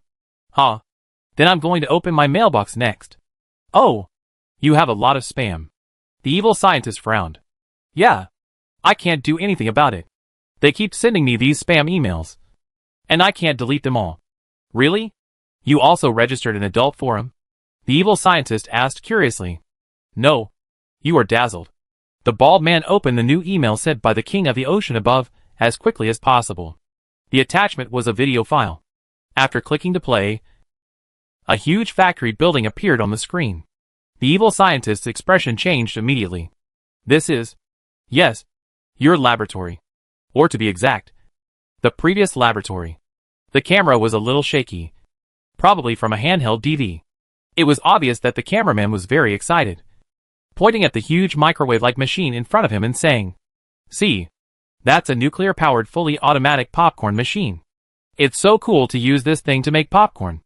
Oh, I can't believe there is such a cool popcorn machine in the world. I love scientists. Their inventions are not only practical, but also very cool. I'm thinking that when I move to a new house, I must ask him to give me one of these things." Another voice said, "Forget it. Your new house can accommodate this thing? By the way, is this thing fueled by enriched uranium? Then won't we eat genetically modified popcorn? But it's still cool," the new voice said. At this time, the camera rotated and aimed at the eyes of the King of the Sea. He pushed the camera towards himself, zoomed in on his face quickly, and then zoomed out, repeating this action, seemingly enjoying it. "Are you guys always so stupid when I'm not around?" the evil scientist said bitterly. "Not all the time. But most of the time. Yes, we have to have some fun," the bald man said. As the two were talking, a voice in the video said, "Look who's here. Our little birthday boy." Oh. Everyone started to make a noise, and the camera finally stopped showing the improperly enlarged and shrunk face of the King of the Sea, and turned to a woman with a little girl, who shyly threw herself into her mother's arms after hearing the words. When the evil scientist saw this picture, he was also stunned. Qian and Mingjie. A touch of tenderness appeared on his face. "These years, I miss you so much."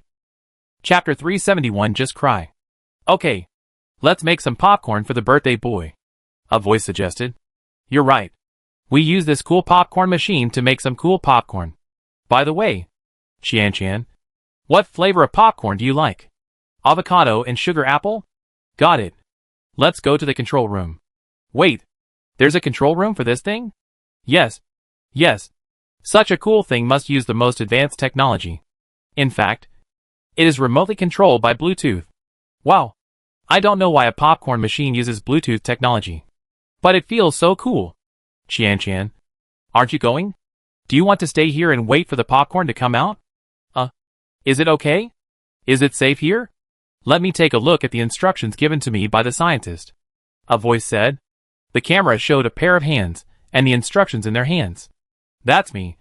I mean me 3 years ago, the bald man said. I was pretty handsome back then. Found it. It says that you should not enter the heating chamber when the machine is working, the bald man from 3 years ago said. Does that mean that other places are okay? Yes, since it says so. The scientist can't be wrong. Cool. Then the little birthday girl stays here, and we all go to the control room. The screen shone on the shy little girl again, and then began to move outward. The evil scientist knew that moment was coming, and stared at the screen, afraid of missing anything. But the next moment, the bald man pressed the spacebar to pause the video, then looked into the eyes of the evil scientist and said, "Are you sure you want to continue watching? Until now, I'm still not sure whether I should show you this video. Of course, I need the truth," the evil scientist said firmly. "But you know, the truth doesn't always make people feel good," the bald man sighed. "I understand, but even so, it is still the truth," the scientist insisted. "Okay." The bald man pressed the spacebar again to let the video continue. This time the camera came to a convenience store, where everyone bought beer and braised peanuts. Then someone clamored for milk tea. So everyone ran to a street to buy silk stocking milk tea and egg waffles. During this period, the king of the ocean must have forgotten to turn off the DV, and the camera was always facing his feet. 10 minutes later, Van Manen couldn't help but say, "You too. No matter what you want to do, you'd better hurry up, because the situation above your head doesn't look too good." A claw similar to a dragon has stretched out of the cyclone. The visible part alone is as large as 10 football fields, emitting a terrifying momentum. "Give me 2 more minutes. Just 2 minutes. We are about to reach the key point," the bald man said. "Well, I have no problem. But I don't know if the city can wait." Van Manen chewed the gum that Zhang Heng handed to her and said. The two of them now understood that the zombie battle downstairs should be the ultimate battle of this copy.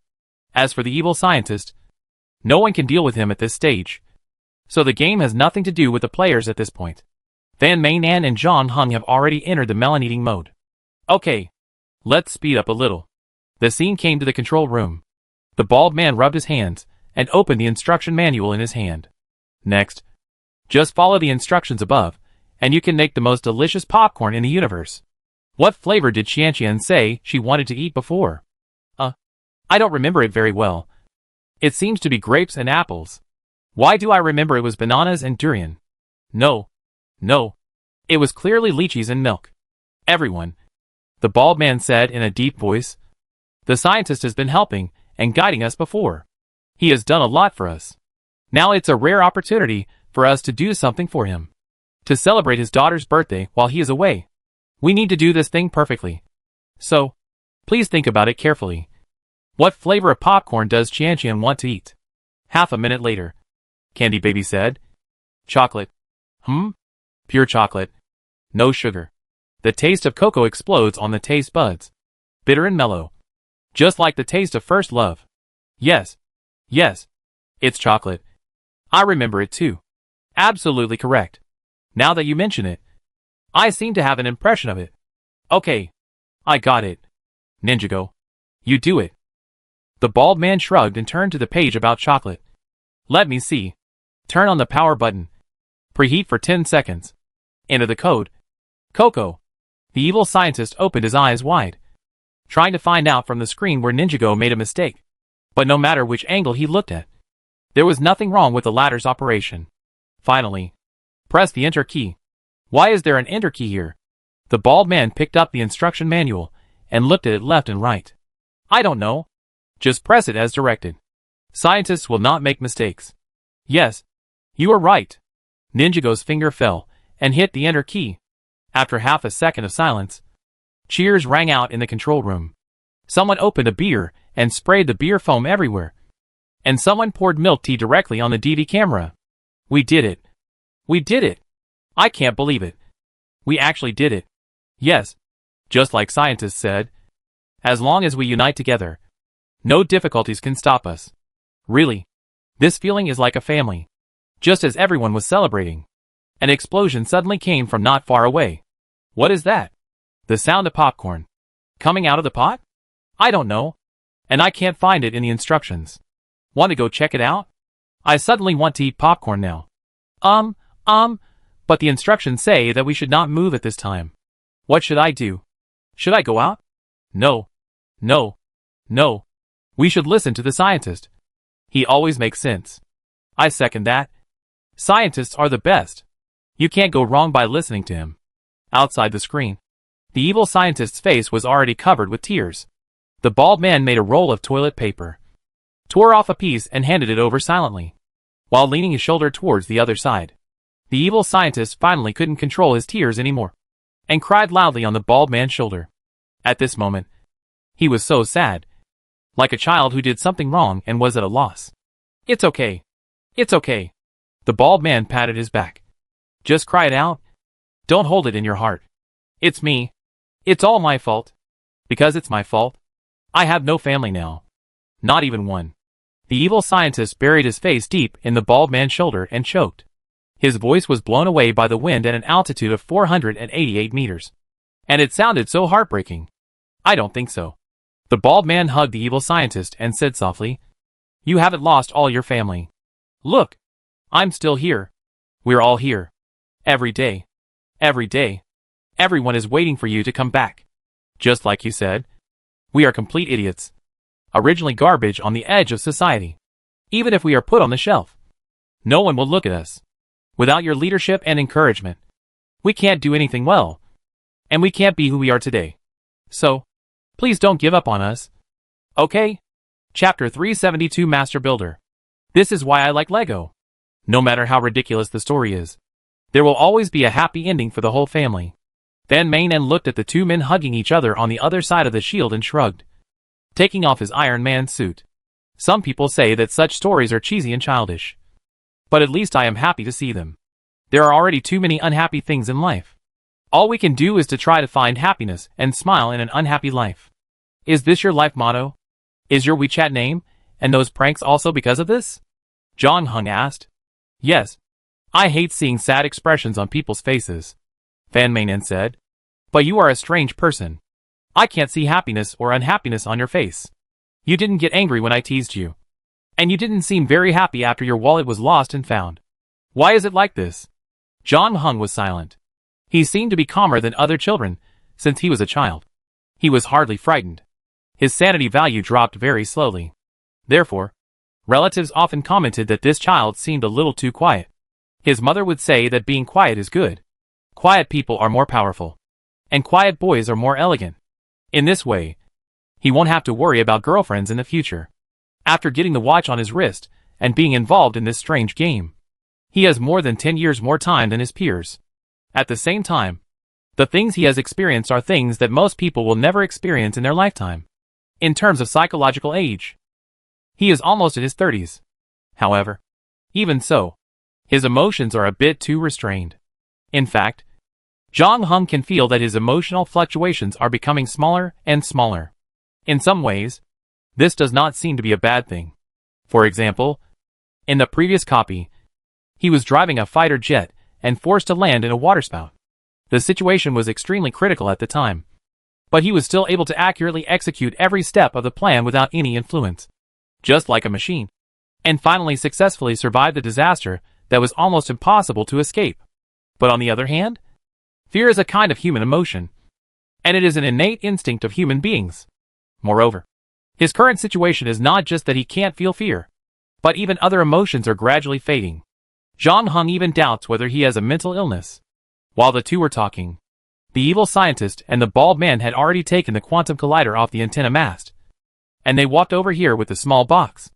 I'm sorry, because my willfulness has caused so much trouble to everyone, and it almost caused a big mistake and destroyed the whole city, the evil scientist said. Well, I don't mean to interrupt your deep confession and monologue, but the head of the thing above our head seems to be coming out, Van Manen said. Okay, then I make a long story short. I'm no longer worthy of holding the infinite building blocks. I originally wanted to give it to the mobile arsenal because he is the most promising and special master builder I have ever seen. But he said he has no interest in this thing. In this case, I hope to give it to you for safekeeping. But we are not from your world, John Hung said. Oh, I also heard about this from the mobile arsenal. But it doesn't matter. Anyway, I have had the infinite brick for so long. And besides finding that it can inspire me from time to time, it seems to have no other use. Sorry, I made up the prophecy about the chosen one. But I did hear a real prophecy. One night when I was sleeping, a voice whispered in my ear that if someone from another world stopped me, I should give him the infinite brick. At first, I didn't take it seriously. But then he kept repeating this sentence in my ear every night, which made me a little insomniac now. Can you see the bloodshot in my eyes? The evil scientist opened the upper eyelids he had painted on his face. Of course, there is also the factor of missing my wife and daughter. But that voice is the culprit. It has been giving me a headache. So just do me a favor and take it away quickly. I just want to have a good sleep. In that case, I'd rather obey you than be disrespectful. John Hung didn't say anything more after hearing that. He opened the box, and inside was a seemingly ordinary building block. However, unlike ordinary Lego building blocks, this building block did not have any number on the back, and it looked like a 3-no product. After he got it, a system prompt sounded in his ears. Found game props infinite building blocks, unidentified. Before the identification, John Hung couldn't be sure whether this was the B-level prop that Fan Mainen had mentioned before. This copy was very special. It was not as long as the number of rounds entered. You could enter and exit at any time, and you could also repeat the game. But the price was that you couldn't get points like ordinary copies. Therefore, this thing was his only gain from this game. When he took out this building block from the quantum collider, the light column in the sky disappeared, and the cyclone began to rotate in the opposite direction. The monster inside roared unwillingly, but it couldn't get out of the cyclone after all. And finally it could only dissipate in the night sky with endless anger. Instead, there was a brilliant starry sky. At this time, tens of thousands of citizens had gathered under the waste, recording the abnormality of the sky with their mobile phones, and happily sharing their feelings about eating melons. Hey, can you lend me that thing? John Hung threw the building blocks to Fan Mainen without hesitation. TSK. Unexpectedly generous. Aren't you afraid that I will take it all or switch it? Fan Mainen blinked. No, because if you dare to take it all, I will definitely find you. John Hung said calmly. Ah, you really ruin the atmosphere. Shouldn't a normal boy look me in the eye and say, because I believe in you? This is a great opportunity to win a girl's favor. Does this method work for you? John Hung asked back. Well, the person who scores points. Girls are unreasonable creatures. The right person is right no matter what he does. And the wrong person will only lose points no matter how hard he tries. Then Mainen threw the infinite building blocks in her hand back to John Hung. Anyway, thank you for spending the new year with me. After that, she took 2 steps back and came to the guardrail of the observation deck. Looking down? Speaking of which, I wanted to do this a long time ago. What is it? You will know soon. Fan Mainen showed a sly smile on her face. Hey, you must be happy in the new year. Before she finished speaking, she had already jumped down from the 488-meter high platform with the guardrail. John Hung rushed to the viewing platform and saw Fan Mainen's figure streaking across the night sky like a meteor, and then falling continuously. However, just as the onlookers below screamed and couldn't help covering their eyes, the figure that was about to touch the ground suddenly disappeared. John Hung knew that Fan Mainen had logged out of the game. It's a bit too much. John Hung shook his head, put the building blocks in his pocket, and took a last look at the city built entirely of Lego blocks, as well as the bald man and the evil scientist who were hugging each other tightly, and chose to log out of the game. Chapter 373 New Year's Eve.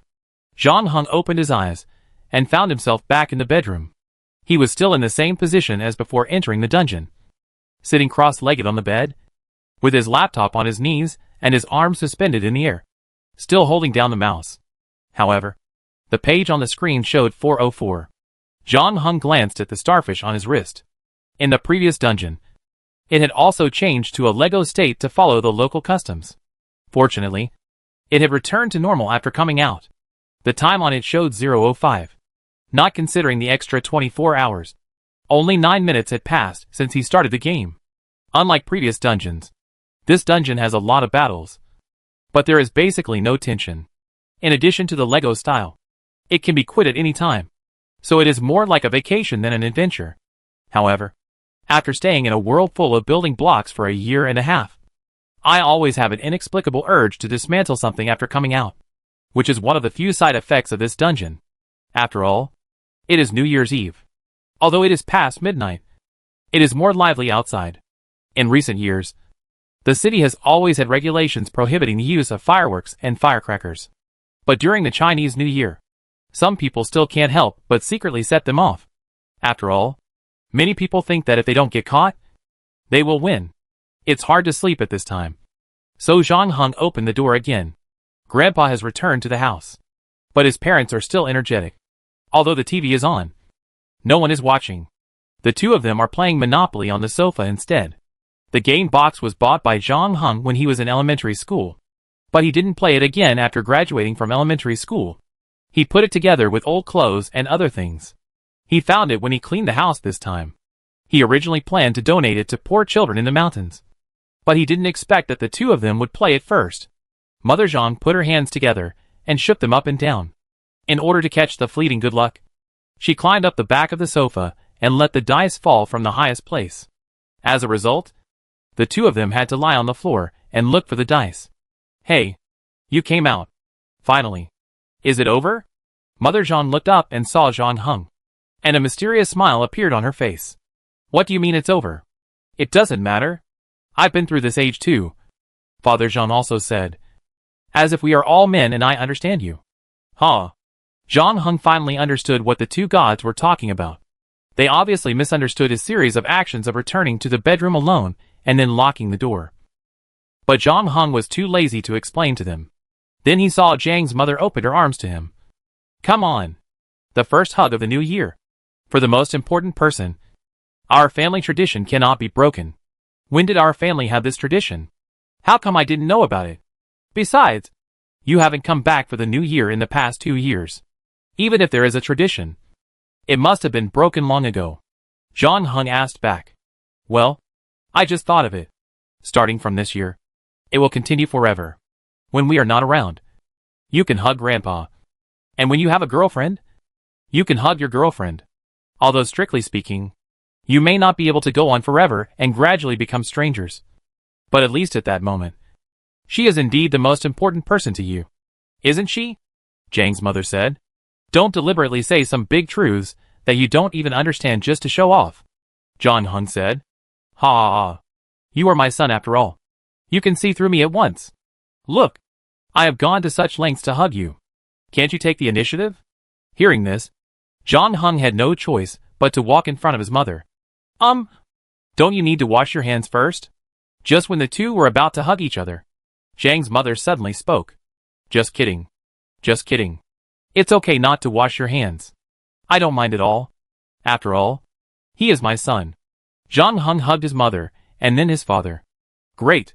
Now our family has a New Year tradition. You can pass it on to your son or daughter. And then your son or daughter can pass it on to his son and daughter. And so on. Maybe someday in the future the whole world will have such a custom. It's pretty cool to think about it. I can also be remembered as the founder. Of course. Provided you can find a girlfriend. You can find one. Right? Mind your own business. Zhang Heng bent down, picked up the dice that the two of them couldn't find from under the sofa, and threw it on the table.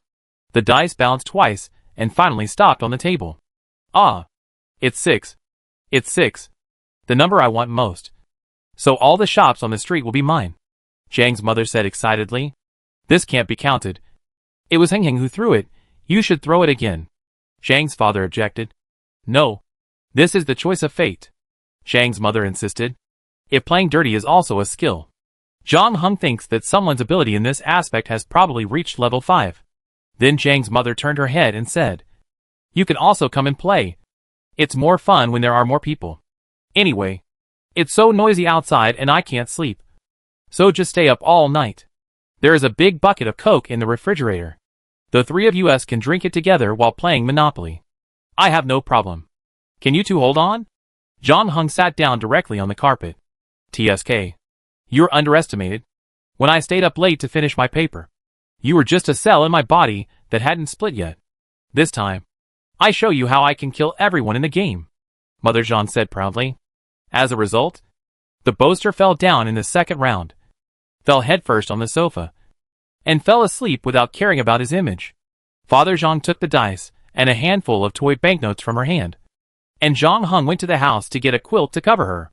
Then the two of them cleaned up the messy table and divided the remaining coke. Nothing happened recently, right? Zhang's father suddenly asked while tidying up the living room. What do you mean specifically? Various aspects. Love, study, life, health. Zhang's father paused. And you suddenly asked about Greenland and Mr. Tame before. But you don't seem to want to talk about the scientific research activity in Greenland. Yes. Zhang's father touched his hair. Because nothing actually happened. You know, there are glaciers everywhere. And the impression left on me is nothing but cold. Yeah. Zhang Heng nodded in agreement. Then the two of them were silent for a while, unable to find a topic to talk about. I guess I'm probably not very good at lying. Father Zhang was a little embarrassed. You've never been a good liar, Zhang Heng said. But it doesn't matter. You don't have to say anything you don't want to say. It's okay. Maybe next time. We can talk about this in a while. Just you and me. Father and son. Do you plan to go to Europe for the summer vacation? I can recommend you some good attractions or bars. Sounds good. Let's talk about it then, Zhang Heng said. I'm going back to sleep. Should I leave the light on for you? Leave it on. I turn it off later. Good night, son. Good night, Dad. Zhang Heng opened the door. Chapter 374 Farewell. The next morning, Zhang Heng unexpectedly received a greeting card from the United States. On it were 4 big characters Happy New Year written in crooked Chinese, with no name at the end. However, when he saw the stick figure of Moresby in the lower right corner, Zhang Heng knew who sent the card. Zhang Heng turned the card to the back and saw a line of small words there. Don't worry about the cheating detection problem. I have fixed the bug for you. You can play the game with confidence in the future. Please continue to work hard. Smiley face. Zhang Heng checked the mailing address on the computer and found that it was a motel.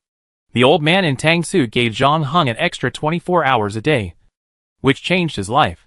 However, Zhang Heng was always wary of the latter, especially after picking up the old photo and finding that the old man in tang suit had appeared in his life as early as 17 years ago. This sense of vigilance almost reached its peak. The other party's words in the maid cafe were obviously no longer valid. But Zhang Heng still didn't know what the old man in tang suit wanted from him. No one knows better than him how powerful the other party is. In the static world, he is the unique king. And the old man in tang suit, who gave him this ability, will be even stronger. With the latter strength, he can easily get whatever he wants. If he had been targeted by the other party 17 years ago, why did he wait so long? What is the difference between him 17 years ago and him now? What secrets are hidden behind his parents' scientific research activities in Greenland? There was also his weakening mood swings. There seemed to be some secret connection between these things. However, he could not connect all the clues together for the time being. But this did not prevent Zhang Heng from starting to prepare. After breakfast, he took the infinite building blocks to the game point for identification, and then rode to the city library to look for books and documents related to Kronos and ancient Greek mythology. In modern society, people have less social interactions, but the older generation like my grandfather still maintains the custom of visiting relatives during the new year. So relatives and friends have visited each other in the next few days. Zhang Heng also paid special attention to the situation of Tian's family next door, confirming that the curse on Tian had indeed disappeared. The family's bad luck had finally passed and returned to normal life. Tian's mental state also began to gradually recover. As for Peng Jianing, Zhang Heng also saw her on the road once. She was sitting in her father's car. The two of them didn't know where they were going. But this time, her stepmother and brother were not in the back seat. However, because of the nature of his father's work, he would only go home for a short period of time during the holidays. As for whether Peng Jiating's living environment would change after he left, and how it would change, Zhang Heng didn't know, and it was not within his obligation. 3 days later, Zhang Heng and his grandfather sent the two guys, who needed to recharge their vacation money, to the airport again. They were still carrying large and small bags like when they came. But the things in the bags were different. They were filled with various specialties, which were bulging and almost bursting the suitcases. Zhang's father received the boarding pass at the self-service ticket machine, and then the four of them hugged and said goodbye. But Zhang's mother walked 2 steps and stopped. Oh, by the way, I almost forgot the gift. Gift? What gift? Didn't you give us the gift? No. The gift this time is different. Zhang's mother glanced at Zhang's father. Oh, I suddenly feel a little embarrassed. You should say it. Summer and I want to. Grandpa snorted. Speak Chinese? Oh, sorry. Xuxia and I. We want to have another child. So you're only talking about the most important thing now. Zhang Heng raised his eyebrows when he heard it. Am I going to be a brother? Well, to be precise, you are actually already a prospective brother. Zhang's mother stuck out her tongue. Because of the age issue. We actually started preparing for pregnancy a year in advance. But until 2 weeks ago, Zhang's father said. It was just confirmed 2 weeks ago. And then you clamored for ice cream in the middle of winter and shouted that you wanted to play all night. Zhang Heng looked at his mother. The latter showed a guilty look. Ha. It's only 6 weeks. It's not obvious yet. It shouldn't matter. And pregnancy is very hard. If you don't eat what you want to eat and play what you want to play in advance, it will be more difficult in the future. So you didn't tell anyone else before you made the decision? Grandpa frowned. This is too hasty. Aren't you worried that I won't be able to take care of the child? Zhang's mother and father looked at each other. Well, this time we plan to take care of the child ourselves. Abroad? Abroad? Well, because research is not so busy now. We have time to take care of the child. Dad, the reason why we left Heng to you was that we really didn't have time at the time. And secondly, we could let him accompany you. As for this time, we won't bother you anymore. Grandpa was silent for a moment after hearing this. Finally, you are acting like parents. You can make your own decisions about your relationship. But remember to bring the child back to see me and your mother during the Chinese New Year. Of course, you can also come to our place if you want. We just bought a house with 2 floors and a small garden. You can also plant some flowers and plants. Forget it. I've been a party member all my life, and I'm not used to the water of capitalist society. Grandpa shook his head. And your mother is here. I have to visit her during the holidays. What about you? Mother Zhang looked at Zhang Heng again. Do you plan to study abroad after graduating from university? Your father, and I know a lot of professors, and can help you with school applications. I don't have any plans for the time being. Zhang Heng said. There are still some things that have not been resolved here. And if we all leave, I will be worried about leaving Grandpa alone here. The game is not over yet. And the mystery of him has not been solved. So Zhang Heng has no interest in considering going abroad. Something's going on. Are you talking about relationship problems? Zhang Heng smiled and didn't explain. Well, if you change your mind, you can always call us. Father Zhang said at last. Have a safe trip. Zhang Heng said. Mother Zhang made a phone call gesture again. And then she and Father Zhang walked towards the security checkpoint with their bags on their backs. They looked back several times and waved to Zhang Heng and Grandpa until they passed the security checkpoint and finally disappeared completely. Grandpa patted Zhang Heng on the shoulder. Let's go. We should go back too. Chapter 375 Fair Trade. After seeing his parents off, Zhang Heng and his grandfather returned to the community. After getting off the car, they unexpectedly ran into Jia Jia outside the apartment building. The latter was no longer dressed as exaggeratedly as in the game point. Today, she was just dressed normally, wearing a down jacket and a pair of loose sweatpants. She wrapped herself tightly, and her figure could not be seen. However, even so, the men passing by could not help but sneak a peek at her. She seemed to have an indescribable fatal attraction. Jia Jia took a cigarette out of the cigarette box and put it in her mouth. But she couldn't find a lighter after feeling in her pocket. So she said to a passing man, Hey, uncle, can you lend me a light? The latter was no longer a young man. With his age and experience, he had seen many women. But at this moment, he couldn't help but freeze in place. After 3 full seconds, he frantically took out the lighter and lit it. Jia Jia leaned forward and let the cigarette but stay on the flame for a while. Then exhaled a puff of smoke and said lazily, Thank you.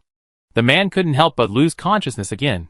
Just when he was about to muster up the courage to speak, he heard footsteps behind him. Ah, you're back. Jia Jia looked past the man. The latter couldn't help but feel jealous. But when he turned around and saw a young and strong figure, he could only sigh in his heart. Carrying the vegetables he had just bought, and left reluctantly. Jia Jia didn't care at all and said to Zhang Heng, I've been waiting for you for a while. Your friend? Grandpa asked. Well, I guess so, Zhang Heng said. Then you guys chat. Grandpa said, and walked into the building. Zhang Heng spoke again after the door closed again. How did you find this place? I found the address you left at the game point. I met a kind person on the way, and he drove me away, Jia said, while she took out a small bag from her pocket. Here. Your stuff. Zhang Heng opened the black bag and saw the infinite building blocks inside. And there was also an identification card. Name, Infinite Bricks. Quality, B. Function, when assembled with other Lego bricks. The work can be made real for 1 hour. And then restored to Lego state after 1 hour. Note, only for realistic works. Fantasy works do not have the conversion function, although he had been mentally prepared. Zhang Heng was still a little surprised when he saw the appraisal result. This small building block without a number turned out to be a B-level game prop. And judging from the description on the appraisal card, its function was worthy of its B-level quality. However, the use conditions of this B-level item are also the most special of all the items he has seen. In a sense, how much effect it can play depends entirely on the strength of the user's Lego assembly skills. In this way, Zhang Heng level 2 skills in the previous copy came in handy again. I didn't know you were also responsible for the delivery of the game point. I'm not responsible for delivering to the game point, Jia said. But this time is an exception. After all, it is a B-level item. It is not as safe as handing it to you personally if it is mailed. But in the end, whether it is safe or not has nothing to do with me. The reason why I am willing to help that idiot make this trip is just to get your address and find an excuse to meet you. Jia had walked to Zhang Heng unconsciously.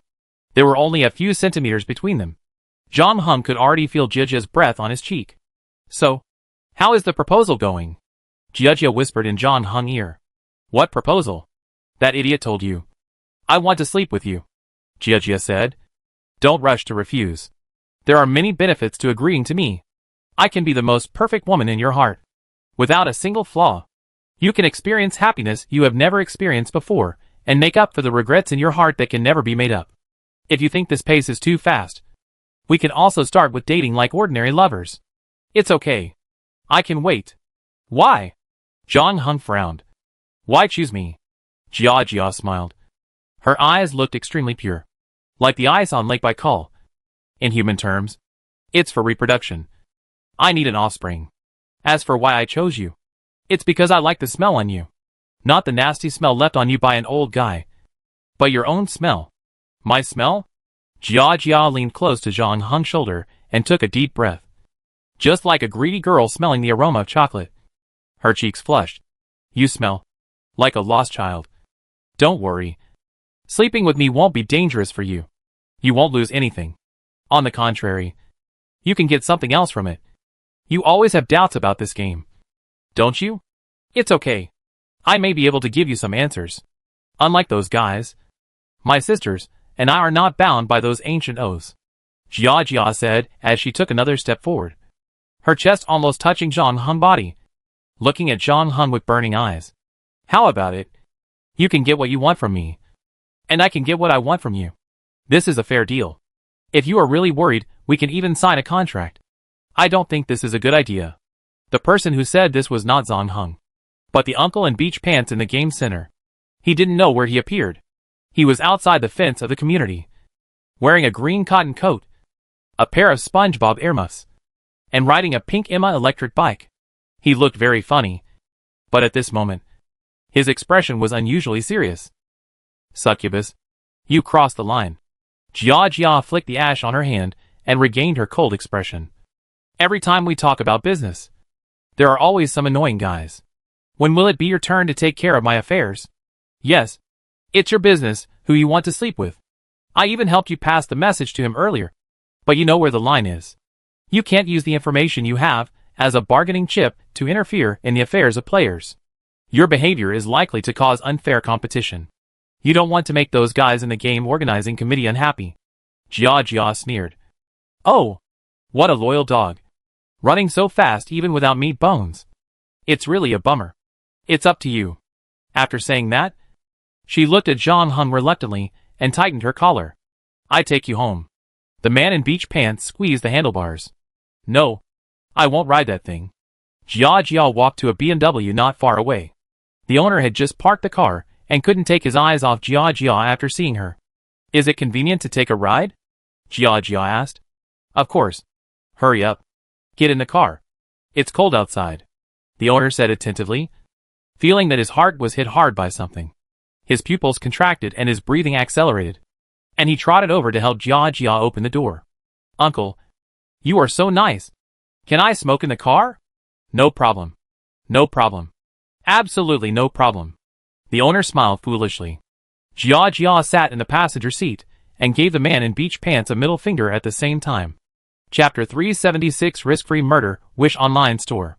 After getting infinite building blocks, the first thing Zhang Heng did was to go to the mall and buy a few boxes of Lego toys and start to conduct actual tests.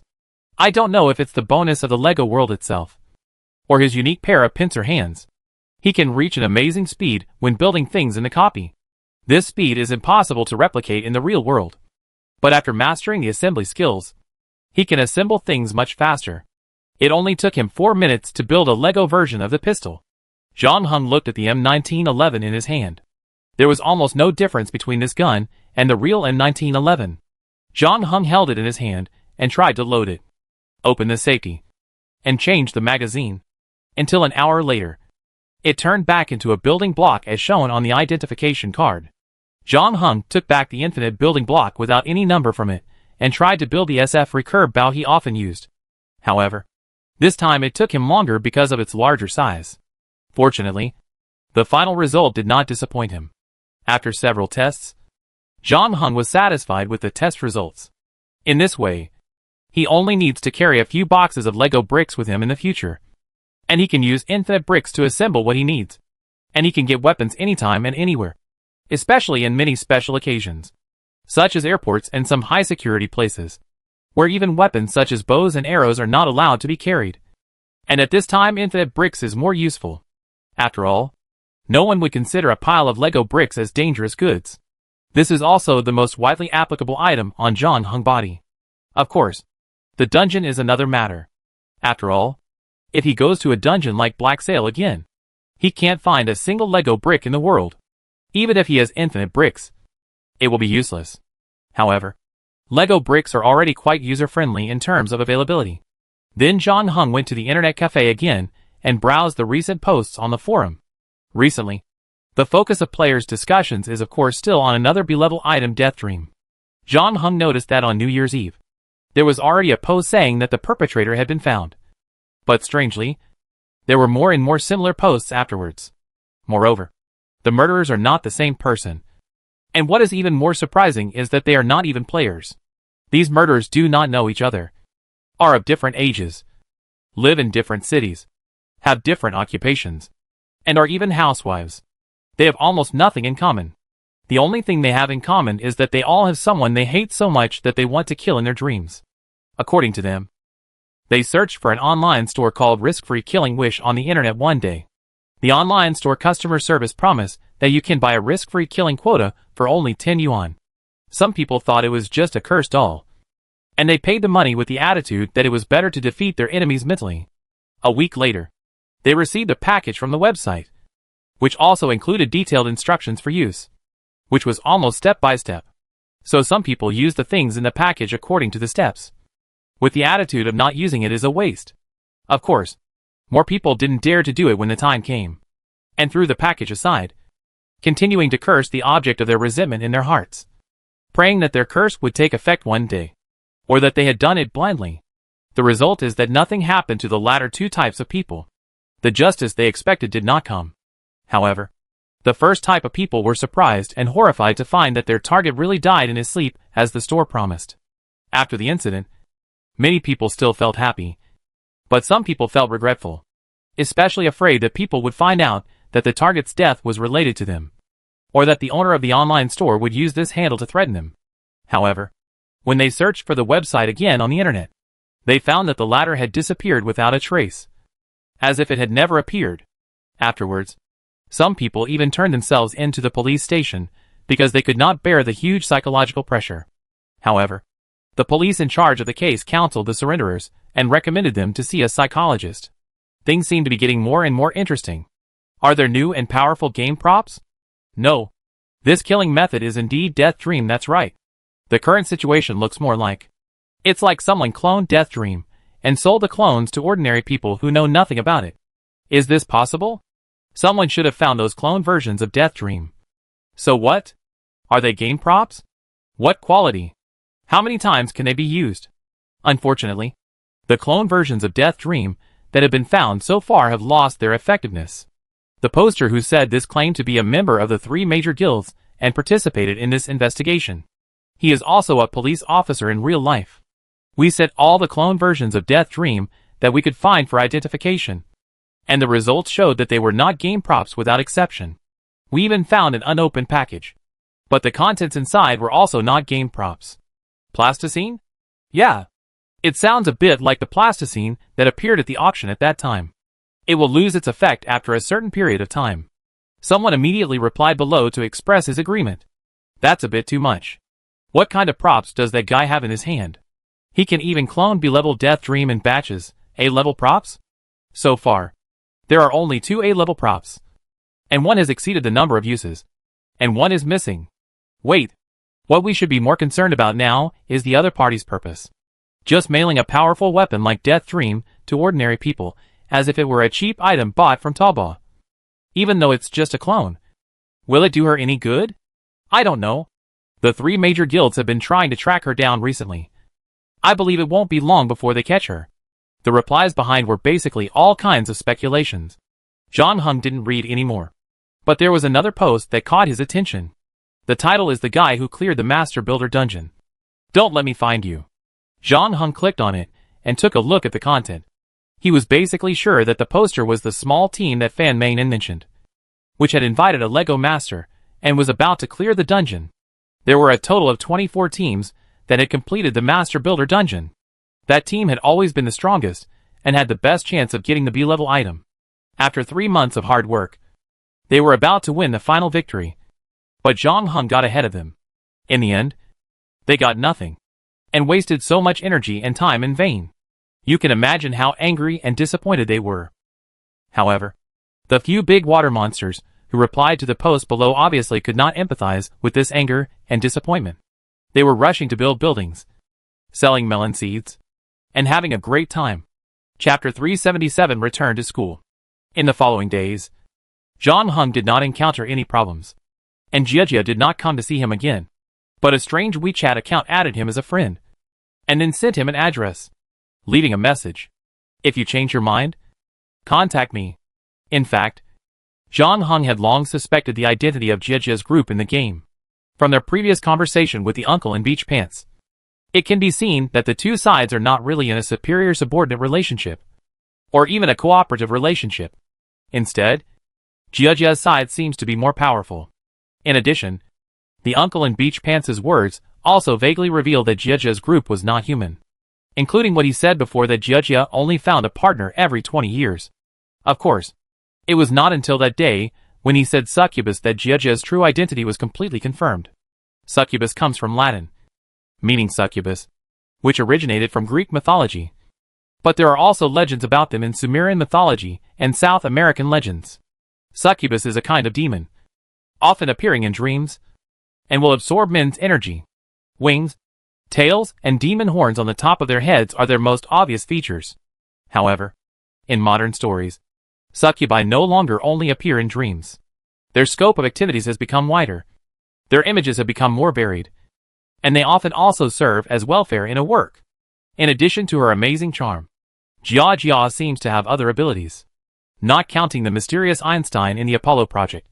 She is the first person who can see the relationship between Zhang Heng and the Tang Su weirdo, relying on what she said, smell, and she also seems to know the true identity of the Tang Su weirdo. Unfortunately, Zhang Heng could not get the final confirmation from her. Although Jia had been mocking the uncle in beach pants and did not take him seriously, it was obvious that she was still quite afraid of the game committee. The reason why she had offered such conditions to Zhang Heng before was purely because she was overwhelmed by the desire to reproduce. Of course, judging from her attitude, it was not impossible to continue the discussion after leaving the uncle in beach pants. But Zhang Heng was sure that if he did not sacrifice himself, the other party would not give in, and he had no plans in this regard for the time being. Let's not talk about the long history of the succubus species. No matter how cute they look, They can't hide the fact that they are a species of demons. Even if it is true, as Jia Jia said, that the combination of the two will not bring any harm to him. Zhang Heng has no habit of using such things as bargaining chips. So after adding the WeChat account, he threw it aside. In the rest of the holiday, in addition to collecting information, Zhang Heng continued to familiarize himself with the infinite building blocks in his hands, trying to assemble what he needed at a faster speed. Grandpa came back from the supermarket after buying ingredients for dinner. When he opened the door, he saw an orange kitten lying on the floor. He was stunned. A stray cat in the yard? No. It's from a friend's house. I was planning to return it. Zhang Heng picked up the little orange cat, which was still scratching its ears with its hind legs. Come back early, and have noodles with soybean paste tonight. Okay. Oh, and have you packed your things? Grandpa asked while changing into slippers. Almost. Only toiletries and power cords are left, Zhang Heng said. The little orange cat in his hand yawned, and seemed not very satisfied with being held in someone's hand, and began to kick and struggle. But Zhang Heng did not dare to put it on the ground, because he had tested it before. The cat made with infinite building blocks was no different from an ordinary cat. In other words, it was completely out of control. It was okay in the room, no matter where it ran. Zhang Heng could catch it back. But once it was outside, the cat was free to roam in the vast world. If it ran away and then turned back into a Lego building block and was picked up by someone, it would be a lot of fun. However, through this experiment, Zhang Heng has basically confirmed that he has no way to control his creations. So unless it is necessary, he'd better not use infinite building blocks to assemble living things in the future, especially those that run fast. Don't forget to put it away tomorrow morning, Grandpa reminded. Get up early. I drive you to the train station. I just take a taxi. No, I take you. Anyway, I have to go out to the flower and bird market in the morning. It won't be a big deal to stop by. Okay. Zhang Heng held the cat in one hand and opened the door with the other. The little orange cat had longed for the outside world. As soon as the door was opened, its heart began to stir again. However, Zhang Heng kept holding its neck and did not let go. The man and the cat came to a place with few people. Zhang Heng waited for a while, looked at the time on his watch, and threw the little orange cat on the ground. The latter suddenly became energetic, like a dragon entering the sea and a tiger descending from the mountain, and spread its 4 legs to run away, forever escaping from the clutches behind it.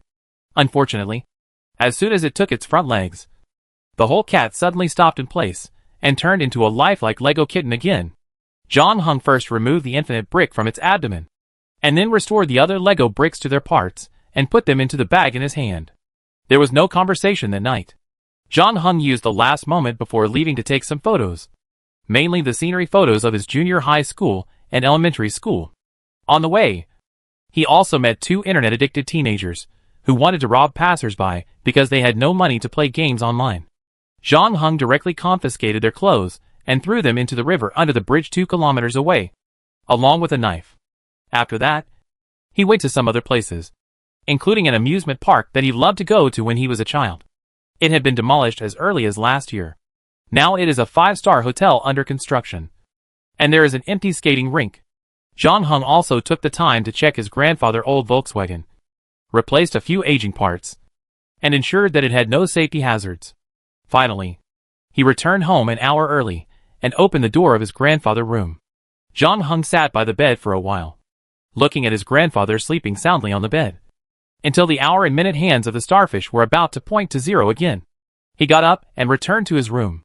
The next morning, Zhang Heng returned to school with his backpack on his back. His grandfather drove him to the station, watched him pick up his ticket and go through security, and confirmed that he had not forgotten anything before turning around and leaving. Unlike the way here, there were no more accidents on the way back. Zhang Heng was surrounded by students returning to school, and the atmosphere in the carriage was very harmonious. However, no one approached him this time. So Zhang Heng continued to flip through the Finnish grammar in his hand and took a short rest until the train arrived at the terminal. Chapter 378. It's hard to say. The first thing Zhang Heng did after he returned to school and put away his luggage was to register for a driving school. He chose a course that would allow him to get a driver's license the fastest. But the driving school is very popular now, and ordinary courses have to be scheduled for half a year later. In order to drive legally as soon as possible, Zhang Heng could only choose a VIP class, so that he could go to class in 2 weeks. As long as you have time, you can make an appointment in advance to practice. After the accumulated class hours meet the requirements, you can apply for the test. It takes only 20 days to get a driver's license, but the fee is also twice that of the ordinary class. With Zhang Heng's current level 2 driving skills, he can already drive against traffic on Tokyo Expressway. However, if he doesn't enroll in a driving school and attend classes, he still can't get a driver's license. Although in principle, individuals are allowed to enroll directly without going through a driving school, they still have to go through the same learning process.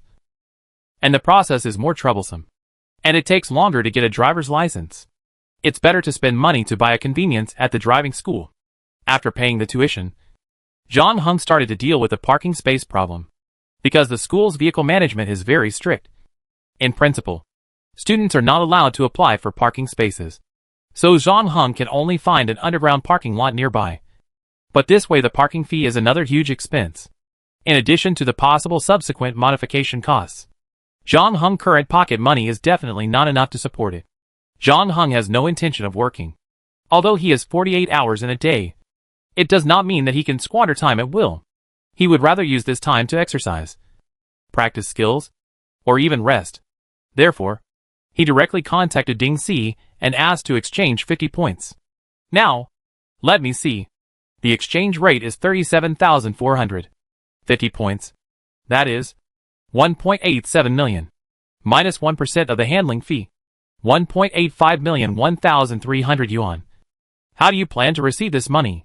Do you have any recommendations? Zhang Heng asked. Of course. If you don't want to expose personal information when transferring money, the least risky way to receive it is a white card. White card. Yes.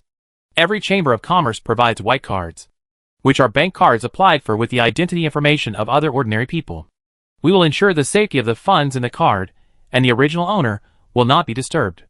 Of course, if it is due to your own mistakes, such as believing in fraudulent text messages, the loss has nothing to do with us.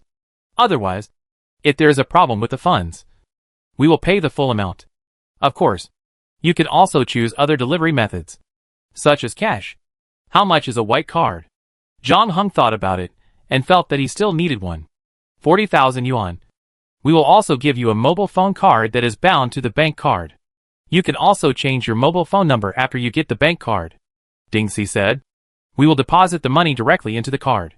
You just need to go to the game point and transfer the points to us.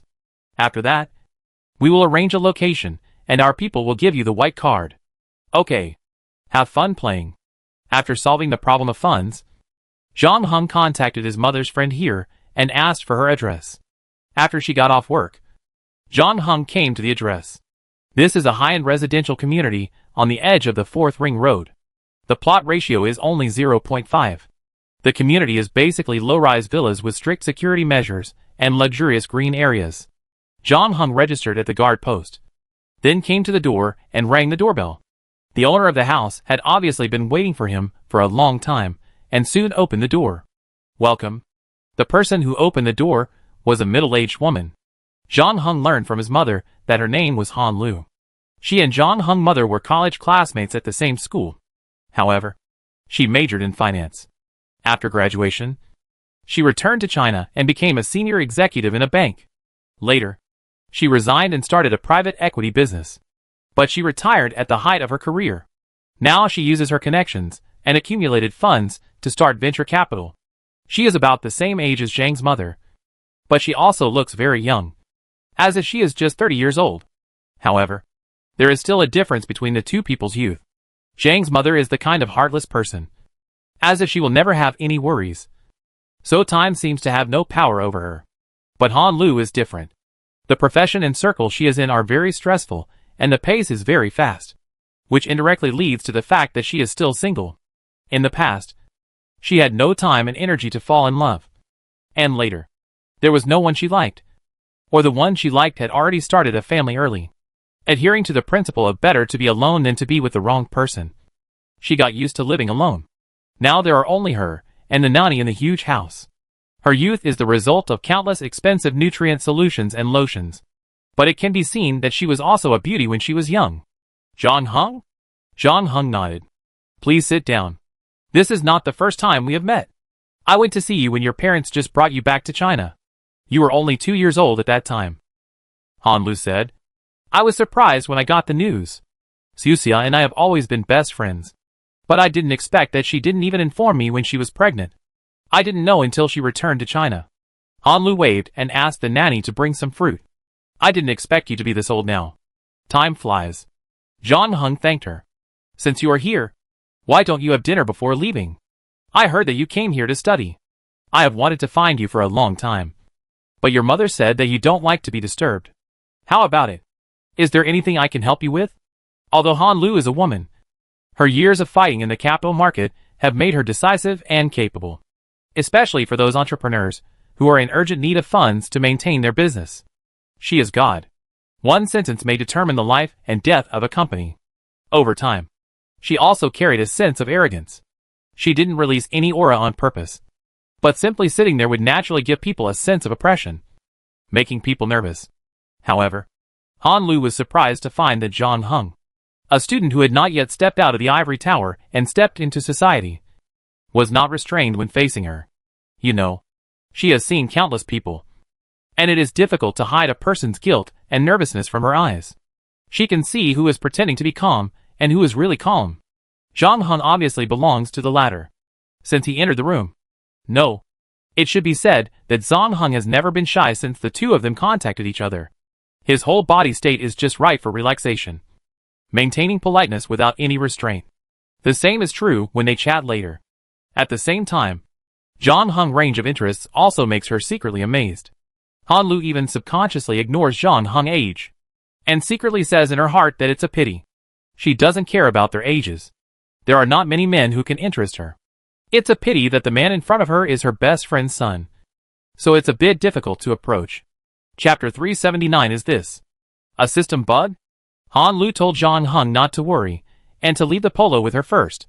She had 3 parking spaces anyway. And it would not be too late to pick up the car after John Hung got his driver's license. But he declined. John Hung did not have a driver's license, and could not drive during normal hours. But this did not mean that he could not drive during the 24 hours that belonged to him. In fact, public transportation in big cities has always been very convenient. There are many ways to travel during normal hours. Even if there is no car, it is not a big problem. On the contrary, after the world stops, if Zhang Hung wants to go to a farther place, he needs a means of transportation. So Han Lu no longer insisted, and called someone to drive the polo to the parking lot near Zhang Hung's school. You have my address and contact information. You can come to see me when you are free. When they said goodbye, Han Lu said to Zhang Hung, but you'd better tell me before you come. I sometimes go out for a long trip. Thank you. And Han. Zhang Hung responded politely. Just call me Sister Han. It sounds younger. Han Lu smiled. After the 7th day of the first lunar month, students who were on vacation began to return to school one after another. Chen Huadong, who lived in Zhang Hung dormitory, came back the earliest. In his words, staying at home was very boring. He ate and slept all he did. Besides being warmly welcomed by his parents in the first few days, he felt like he was given a gift for topping up his phone bill. No matter what he did, he would be criticized. So after the first year of the Spring Festival, he would rather book a ticket and return to school early to return to the warm embrace of games and animations. Wei Jianyang followed closely behind. He had booked a play on the 7th night of the Lunar New Year, so he and his girlfriend came back early to watch the play. Zhang Hung came next. Ma Wei stayed at home for 2 more days because he was the last to go back before the new year. But he also came back on the last day before school started. The new semester had just begun, and it was still a long way from the final exams.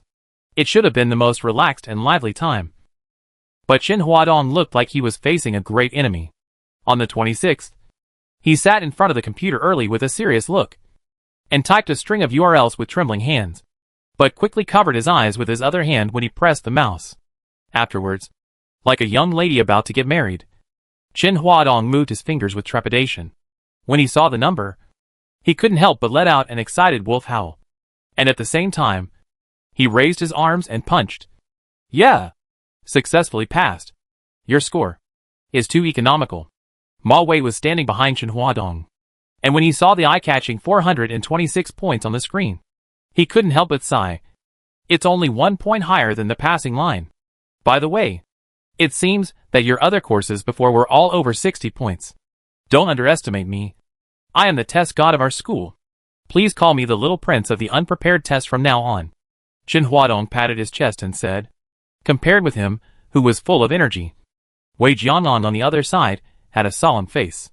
As another member of the unprepared test team, his English was actually okay. Although he had a certain factor of overperformance in the college entrance examination, he could not be too bad to get more than 130 points. This score should have no problem taking the level 6 directly, so he didn't take the exam too seriously. In addition, he had to accompany his girlfriend at ordinary times, so he didn't review much in the end. However, he didn't expect that he would fail this time and only scored 402 points. As a result, he will have to retake the exam in June this year.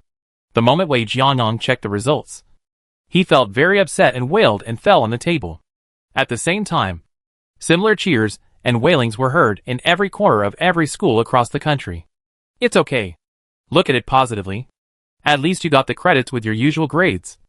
And Mr. Zhang is the real trouble. Chen Huadong patted his shoulder and comforted him. Zhang Heng is not in the dormitory now, but everyone in the dormitory knows about his situation, because he was caught skipping classes before the CT6 exam. The teacher cancelled his regular grades in anger. According to the 3-to-7 conversion rule, he not only has to pass the CT6, but also has to get at least 609 points in this exam to successfully get English credits. Otherwise, he will have to retake it with the freshman next semester. Zhang Heng English level is no secret.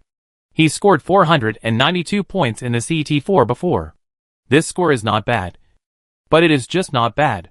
There is still a gap of more than 100 points from the target score. What's more, the CT6 test paper is more difficult.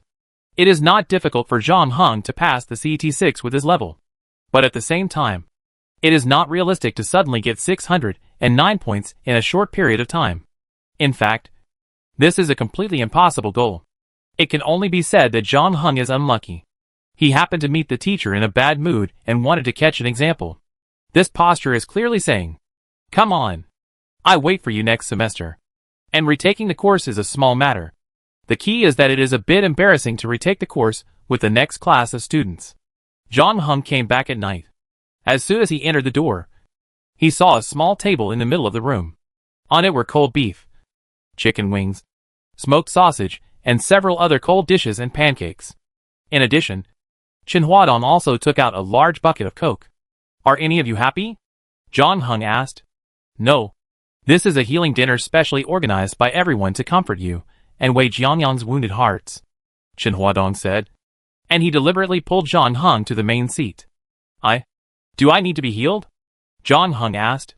"Brother, I admire your courage to face death. The results of the level 6 exam are out today. Haven't you seen it yet?" "Oh, I forgot." Zhang Heng really forgot. Although it was only 2 months since the level 6 exam, he had gone through 3 dungeons during this period. A few years have passed in total. He had long forgotten about the level 6 exam until Chen Huadong reminded him. Chen Huadong handed him a pair of disposable chopsticks and said comfortingly, "Think positively. At least you can get close to those cute junior sisters next semester. With your looks and temperament, it won't be a problem to get out of being single. When the time comes, I may ask you to help me solve my lifelong event. By the way, you haven't checked your grades yet. Do you want to check them first?" "Okay," Zhang Heng said. Chen Huadong gave up his computer and opened the score-checking web page for Zhang Heng. Zhang Heng entered his account on the keyboard, paused for a while before continuing to enter the password, and then the page jumped to the query results. When seeing Zhang Heng grades, the whole dormitory suddenly became quiet. Chen Huadong's mouth was wide open, as if he could fit a whole hot dog. After a long time, he came back to his senses, rubbed his eyes and said, "This is a system bug. Definitely a bug. Right? Chapter 380 Wonder Woman. 691 points? Is there something wrong with my eyes? Or is the page opened in the wrong way?" Chen Huadong took a breath. Listening 248.5. This is too high. What's the difference between this and the full score? Actually, 248.5 is the full score. Ma Wei added on the side. Ah? Then the reading 241.5. The full score for reading is also 248.5. So you only lost 7 points in this part? Writing and translation 201. That means only lost 12 points. Wait, doesn't this mean that there are only 19 points away from the full score? Su Huadong was shocked and looked at Zhang Heng. What the hell? Did you get the answer in advance? Ma Wei beside him also sighed. He was a recognized academic master in the class. Basically, his grades in all subjects were excellent. Everyone said that he was 360 degrees without dead ends. But he knew that there was a difference between excellent and excellent. English was a relatively weak link for him. So after entering university, he had been strengthening his ability in this area. He got up early every day and read aloud in the playground as if no one was around. He insisted on reading English magazines and memorizing vocabulary. He had used more than a dozen draft books to practice writing. However, when the results came out and he saw that he had scored 612 points, all these hardships were nothing. He was even a little complacent. But he didn't expect to be scolded so soon. Learning has no end. And the ancients are honest. It turns out that learning is like sailing against the current. You can't be lax or complacent. Ma Wei sighed. It's over. Old Ma asked you to write an exciting ancient Chinese essay. Chen Huadong grabbed his hair. 691 points. This is the highest score in the whole school. No. Maybe it's the highest score in the whole city. Will it be the highest score in the country? What do you think? Mr. Wei? Chen Huadong turned his head to look at Wei Jiangang beside him. I'm dead. Wei Jiangang almost cried. What's more sad than knowing that I failed the level 6 is that when I failed the level 6, I saw other people's dazzling transcripts. There are actually 2 people around me who scored just over 600 points. What sin have I committed? I was actually assigned to this hellish dormitory. I didn't see you reviewing normally. But your parents are always abroad. Do you go abroad every winter and summer vacation? So it's the language environment that's the reason. But that's not right. You only got 492 points in the CET4 before. And it's too much to improve by 200 points. You really got the answer in advance? Chen Huadong said. Damn it. You didn't even inform your roommates about such a good thing. Didn't you pass? Yes, I did. But don't look at me like this. I also wanted to get a high score. Okay. Chen Huadong straightened the joystick. If you really wanted to, you wouldn't take the exam without preparation. Zhang Heng said. Ah. So this dinner tonight is prepared for me. The only person who failed? Then I drink first to show my respect. On the other side, Wei Jiangang had already sat down and poured himself a cup of Coke, which he gulped down. It was just a carbonated drink, but he drank it with a sad feeling of Hengshui Lao Bai gone. Seeing that Wei Jiangang was a little depressed, Chen Huadong turned to comfort him again. Don't be sad. You can take the exam again in June anyway. You have already got the credits, and don't need to retake it with the next class. Just pass the level 6 before graduation. Even I passed it. With your level. Master Wei. Do you still need to worry? Wei Jiangang rolled his eyes. I believed your lies and joined the army of people who took the exam without preparation. As a result, you always passed the exam with a narrow margin, leaving me alone to take the brunt of the gunfire. Huh. This is probably what everyone often says. Success in love but failure in exams. Although Zhang Heng told the 3 not to spread his CET6 score, the whole class knew it the next night. On the 3rd day, the news spread to the whole department, and then to the whole school.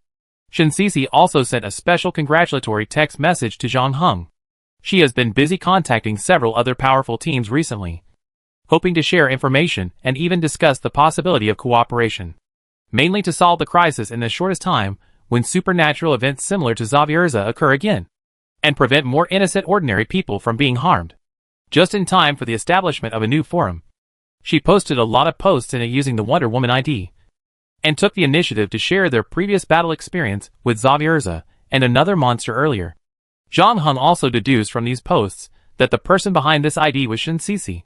She is one of the few players who is willing to take the safety of ordinary people as her responsibility, and her cooperation conditions are very attractive, promising to distribute the final spoils according to the value of the information provided. That is, the team willing to provide information can get a certain amount of benefits in the end even if it does not take action. The game itself is already very dangerous. Most players have no interest in protecting the safety of unrelated strangers. But no one will refuse an additional channel to earn points. Therefore, judging from the replies, players in the same city are very interested in sharing information. There are even 2 or 3 teams that are willing to cooperate with Shinseisi's people to hunt monsters. Wonder Woman. Justice League? Zhang Heng can see some of Shinseisi's ideas and ambitions from this ID. But no one knows what the final result will be. There have been undercurrents among players in recent times. The turmoil at the auction. The mysterious sunglasses woman. The whereabouts of the B-level prop Death Dream.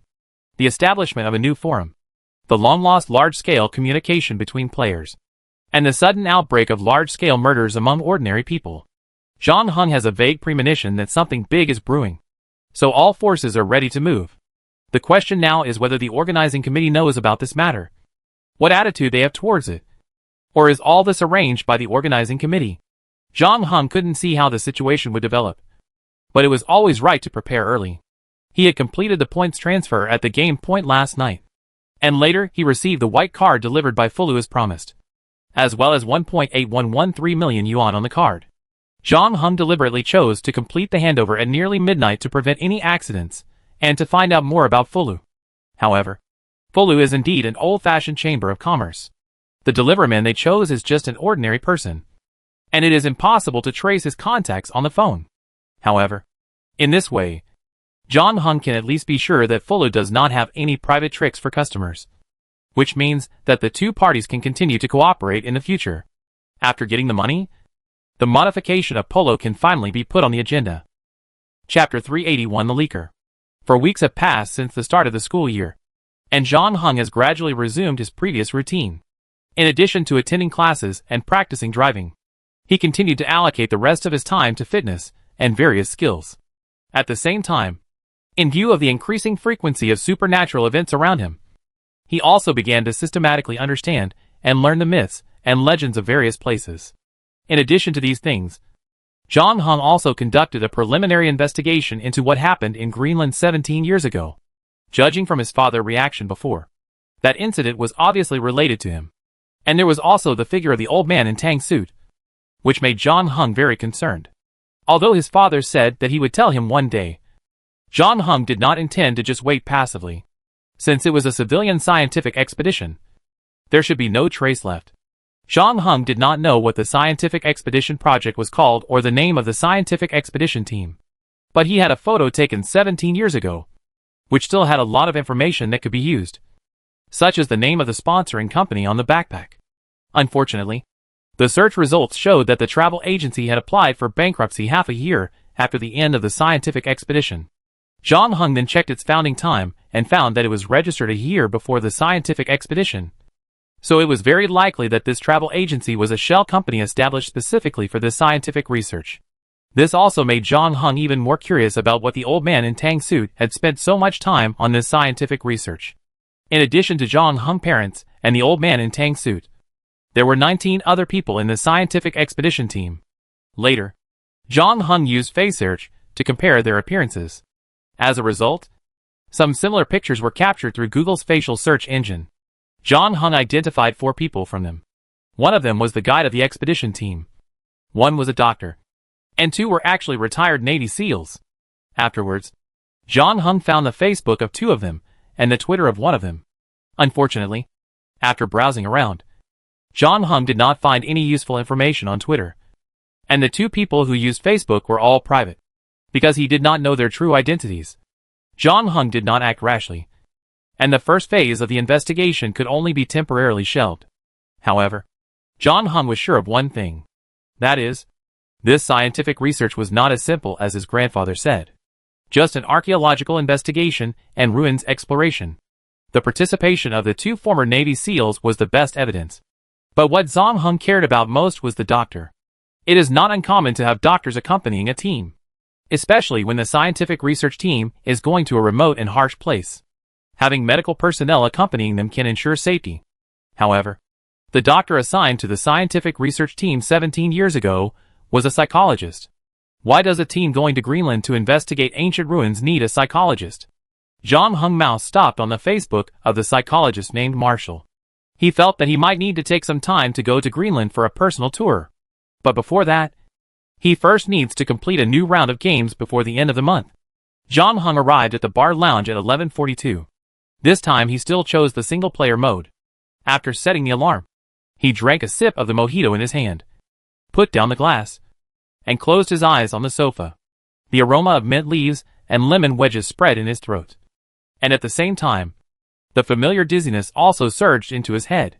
The next moment, the system prompt sound came to his ears. Player identity verification. Verification passed. The sixth round of copies are being randomly drawn for player number 07958. Drawing completed. The current copy is the Leaker the Internet. The foundation of the Information Society is a huge global network connected by universal protocols. Its birth has completely changed the way of life of human beings and made everyone's life more convenient.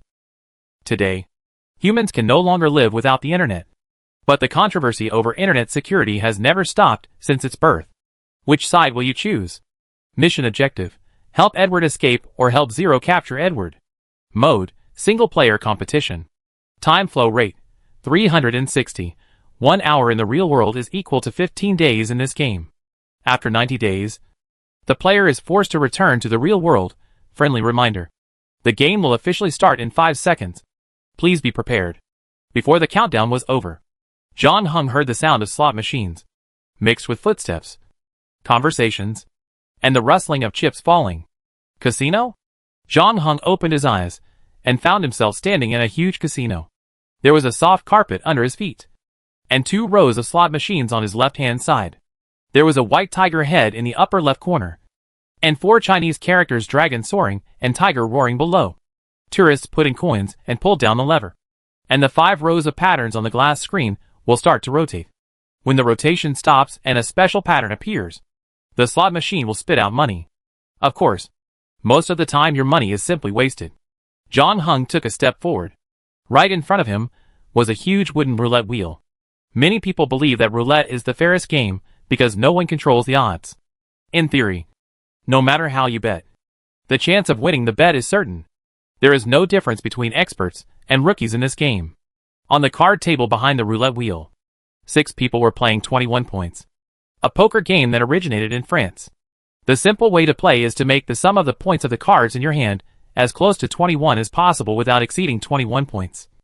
And then compare the points with the dealer to determine the winner. Unlike roulette, blackjack also involves luck. But on the other hand, it is also a game that requires a lot of skills, and is basically a must-have skill for professional gamblers. Previously, there was a movie called 21 that tells the story of how a group of MIT students used mathematics to win money at the card table. The prototype Chinese student used this set of winning secrets to win $5 million at the gambling table, and became famous in the card counting world. This algorithm was later announced, and is no longer a secret. However, because it requires a lot of mental arithmetic and continuous training, and casinos are constantly improving their response methods, it is useless for ordinary people to know it. 2 players at the table had already busted their cards after the new round of cards. They looked frustrated. One of them stood up and left. The remaining 4 became more cautious and hesitated whether to call or not. John Hung's eyes swept over the people nearby. He had been trying to observe his surroundings since the game started. According to the bartender, the chance of encountering a single-player competition dungeon in a single row was not high, only about 1 in 6. However, John Hung did not expect that he actually queued for 2 single-player competitions in a row. This meant that there were other players in this dungeon besides him. Chapter 382 Lucky Grand Prize. John Hung is now dressed like a typical tourist, wearing a short-sleeved t-shirt, knee-length shorts, sandals, and a pair of sunglasses in the chest pocket of his shirt. Like the copy of the Apollo Project training camp, his appearance has also been modified to a certain extent. John Hung can feel the stubble on his chin, and there is a Peppa Pig tattoo on his right arm. However, this time the system has retained his Asian features, but his skin color is now darker, and he looks like he has the habit of sunbathing. In addition, his strength, agility, and body shape have basically remained the same as the original body. John Hung had about 300 euros in cash in his wallet, and a Visa credit card with an unknown amount. The name on his passport was Liu Yin. But John Hung couldn't infer whether the other players in this instance were also Asian. In order to make himself less conspicuous, John Hung exchanged 50 euros in coins and pretended to play the slot machine. But after a round, he didn't find anyone who looked like a player around. Although it was late at night, the casino was still crowded, and Zhang Heng's ears were filled with all kinds of languages. The tourists here came from all over the world, including France, Italy, the USA, Chihuahua, Germany, the United Arab Emirates, and even North and South Africa. It was as lively as the United Nations General Assembly, making it hard to tell where you were. However, Zhang Heng still got the answer from the cover of a tourist brochure in the hands of an old American couple. In fact, he had already had some guesses earlier.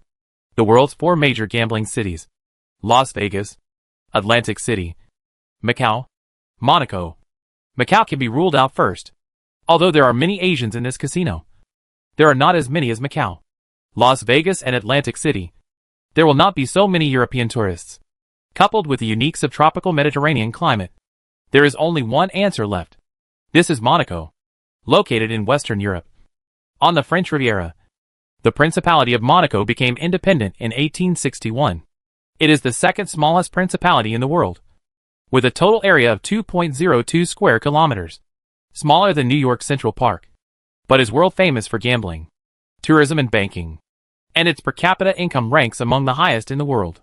The visa on the latest page of the passport also confirms this. Zhang Heng looked around and did not find any targets suspected of being players, but he did find a few noteworthy targets, among which the one that caught his attention the most was a young couple. The two of them stayed in the video poker area for quite a while, walking in front of the machines, and staying behind other tourists to watch them play the game, kissing for a long time without paying attention to others. Just like all couples in love. A Spanish man in a suit, wiping his sweat, didn't seem to have good luck tonight. He had lost several games in a row. After losing again, he was so angry that he hit his thigh, stood up from the game machine, and walked to the roulette wheel with a gloomy face, wanting to change the project to change his luck. So the young couple sat down in front of the video poker machine. They played a few rounds, and lost more than they won. Then a new round of games began. The man got 5 cards. He seemed not very satisfied with the cards in his hand, so he chose to change the cards. He changed the cards 3 times in a row. Then he received a phone call, as if he had encountered something important, and got up and left the casino. But his wife was still sitting by the game machine, flipping through a fashion magazine boredly, until 7 minutes later. The man came back. During this period, other tourists who wanted to play games on this machine were stopped by the man's wife. After the man came back, he kissed his wife again before sitting down in front of the game machine again, although he pretended to be indifferent and turned his head to talk and laugh with his wife. Zhang Heng could feel his inner tension, especially the corner of his eye that glanced at his watch several times, and his other hand was always placed next to the button, keeping on standby. His wife seemed to be amused by his jokes, and she chuckled and leaned back a little exaggeratedly, since she was only wearing a small camisole on her upper body. It was a feast for the eyes of the people behind her. At some point, the man's middle finger suddenly and quickly hit the button. The next moment, it was like someone was waving a magic wand. The screen of the machine began to flash wildly, and at the same time, the wonderful sound that all gamblers dream of sounded. A straight flush. When they realized what was happening, there was an envious cry around. The man seemed a little slow, and was stunned for a moment, until his wife began to push his body excitedly. He seemed to react, but still a little unbelievable, just like all gamblers who were hit by the goddess of luck. With his mouth wide open and a dizzy smile on his face. The prize for a straight flush is 4,000 to 1, and one bet is €5. The man just placed 2 bets, which means that he made 40,000 euros in this small game. This is not a small amount of money, although on the second floor where ordinary people can't reach, there are billionaires drinking champagne and hugging supermodels at the gambling table. But for most tourists, who have the mentality of gambling for fun, being suddenly hit by 40,000 euros is definitely a dream trip. In fact, the man was already hugging his wife. However, his happiness did not last long, as 4 guys in suits appeared. They were probably casino staff, and politely asked the young couple to play on another machine. Then one of the guys with high cheekbones and a gentle look squatted in front of the video poker machine. He first checked the machine's shell to make sure there was nothing wrong, then took out a bunch of keys, opened the case, took out the electronic board, took out the read-only memory chip inside, and put it in a ROM reader at hand. More and more tourists in the casino noticed the sudden situation here and cast curious eyes. The young couple felt offended and dissatisfied. They were in no mood to play games anymore and shouted to see the supervisor of the 4 people.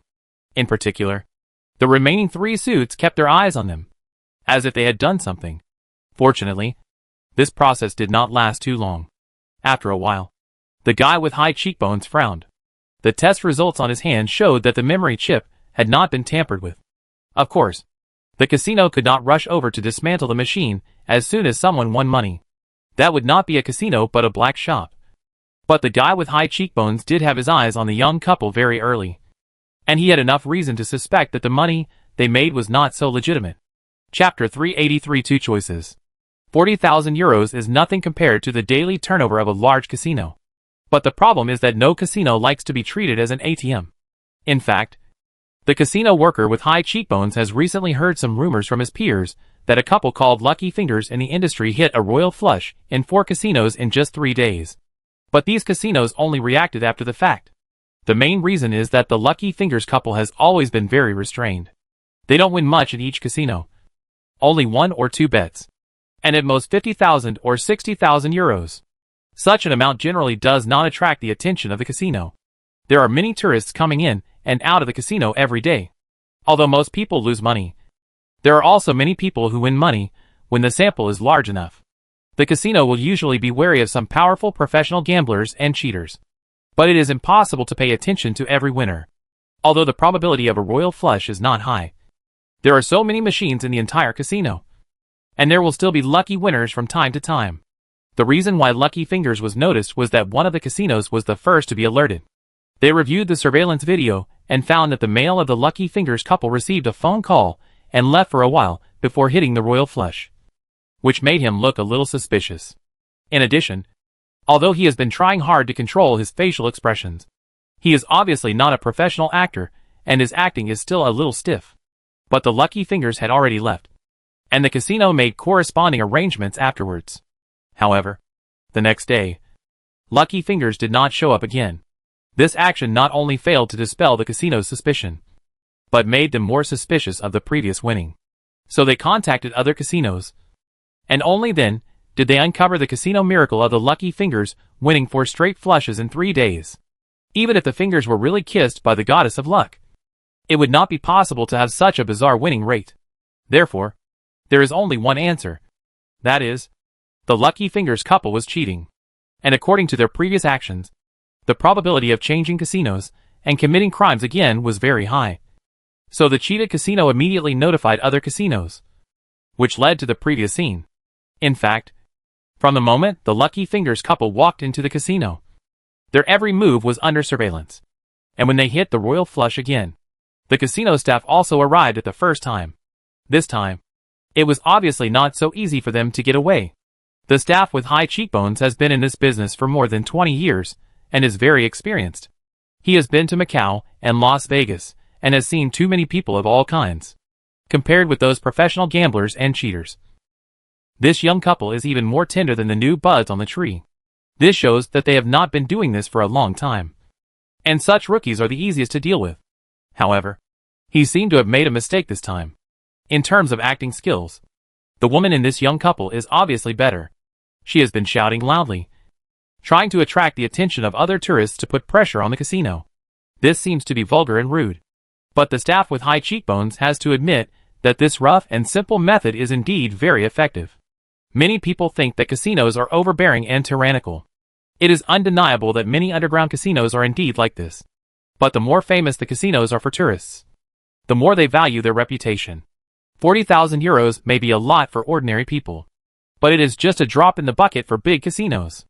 It is true that they want to catch the Lucky Fingers couple, but if doing so will affect their reputation among other tourists, it will not be worth the loss. On the other hand, the man on the other side, although he is also trying to put on a strong look, his acting skills are much worse, always giving people a feeling of guilt and a little bit of cowardice. Seeing more and more people looking over here, the staff member with high cheekbones also frowned. He originally thought that as long as he showed up when the other party committed the crime, the matter would be easily resolved. But the reality was not so. The inspection results showed that the video poker machine had not been tampered with. The staff member with high cheekbones had two choices at this time. Either let the two people leave immediately before the situation escalated, and the casino silently swallow the loss to minimize the impact, or use a tougher attitude and invite the two people to the cabin for further questioning. In fact, the staff of Gaoshigu wanted to search the two directly, so that their secrets might be exposed. But no casino would want to use such a method that obviously violates the law to solve the problem unless it is absolutely necessary, at least on the surface, whether for the sake of reputation or other things. The casino will try its best to remain restrained.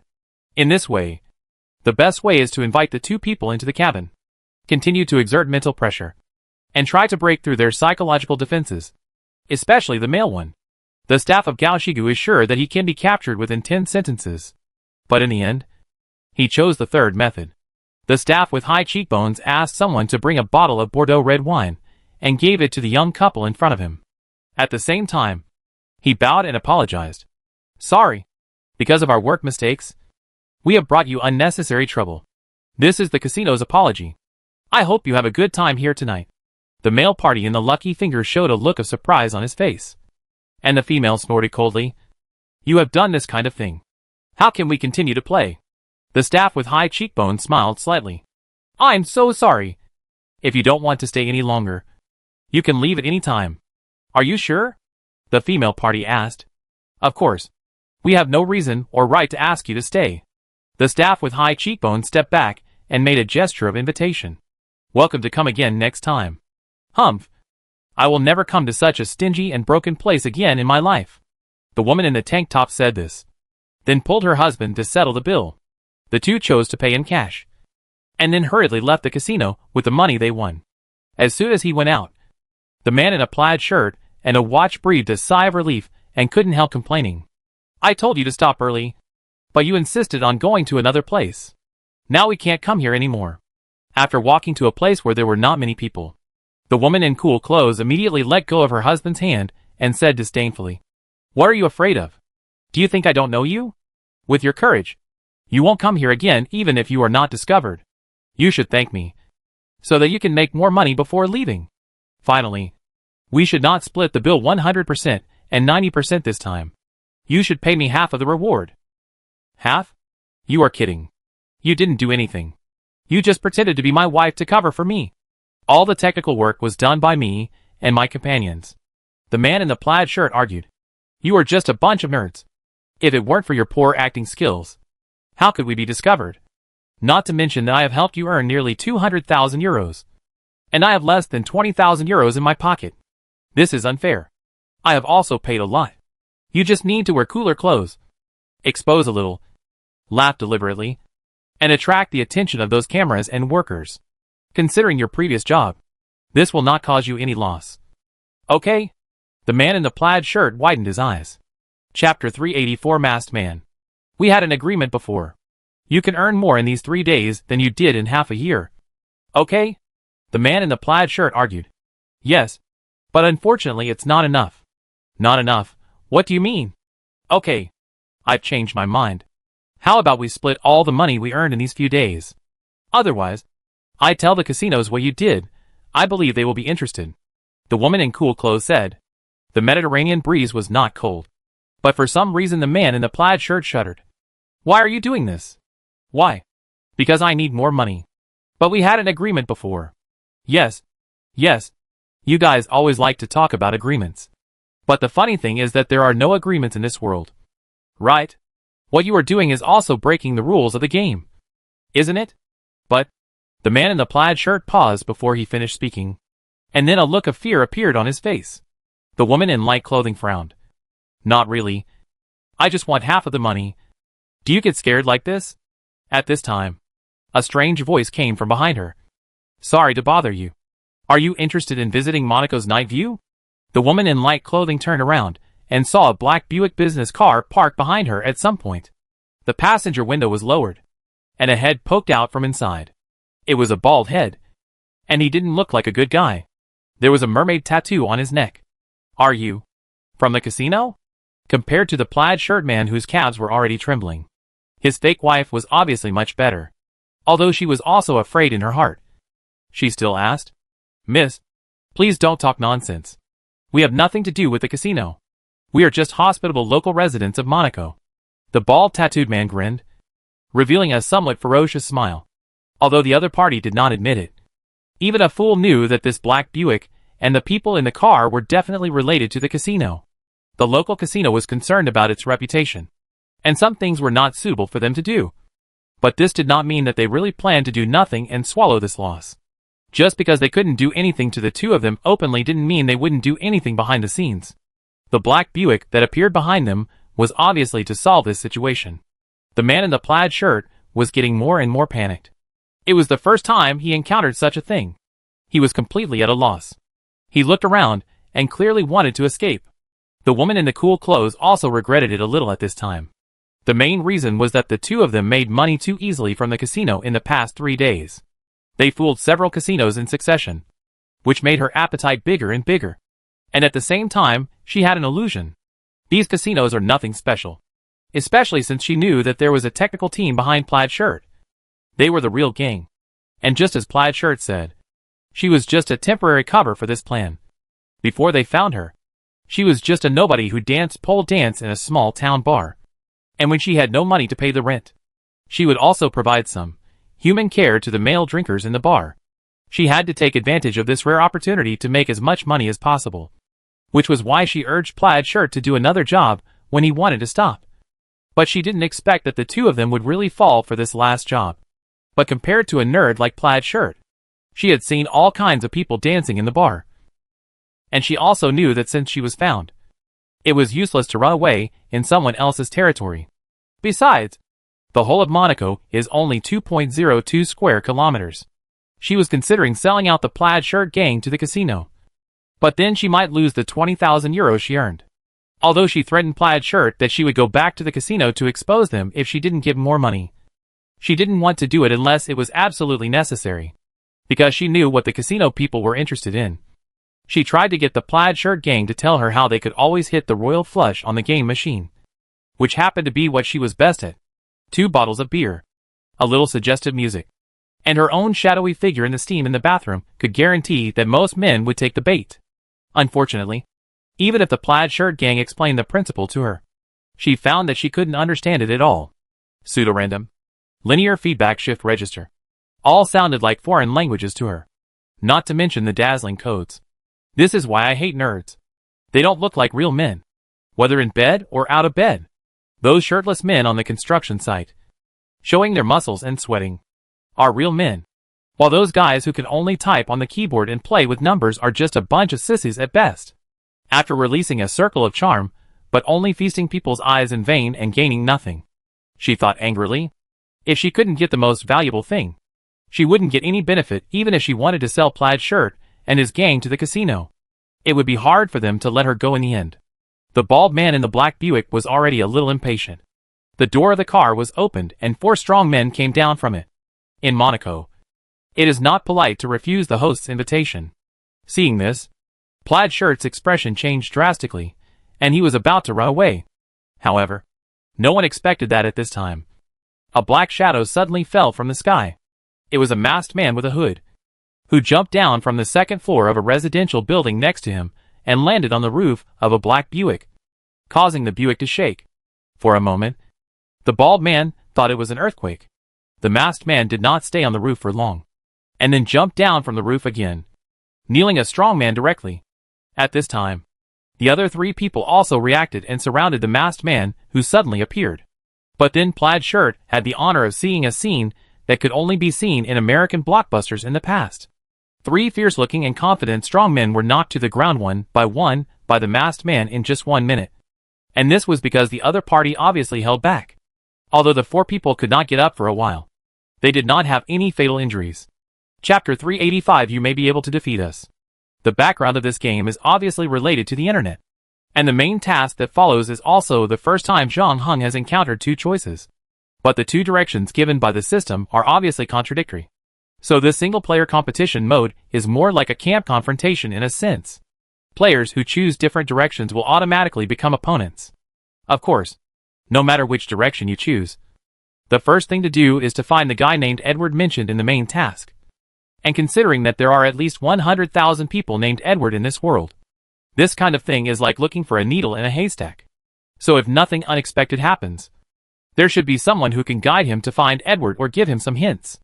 Zhang Heng did not find any other suspected players in the casino, but Plaid Shirt did successfully attract his attention. Although he disguised himself in his dress, the glasses on his face, the slightly hunched back, the slender and flexible fingers, and especially the innate temperament on his body, were difficult to conceal. If nothing unexpected happens, this guy should have been engaged in computer-related work for a long time. Like the worker with high cheekbones, Zhang Heng could also see that Plaid Shirt cheated during the game, but he could not see how Plaid Shirt did it. Subsequent inspections also proved that Plaid Shirt did not tamper with the video poker machine, which made things even more interesting. Without any evidence, the high cheekbone staff could only let the two leave the casino. At the same time, in order to eliminate the negative impact of this incident, they had to give the two a bottle of expensive red wine. While other tourists envied the good luck of the two tonight, Zhang Heng knew that the casino was not going to let it go, because the bottle of red wine was the best evidence. When the two left the casino, the worker with high cheekbones also walked into the employee lounge. When he pushed the door, he took out his mobile phone. At this time, Zhang Heng also walked out of the casino quickly.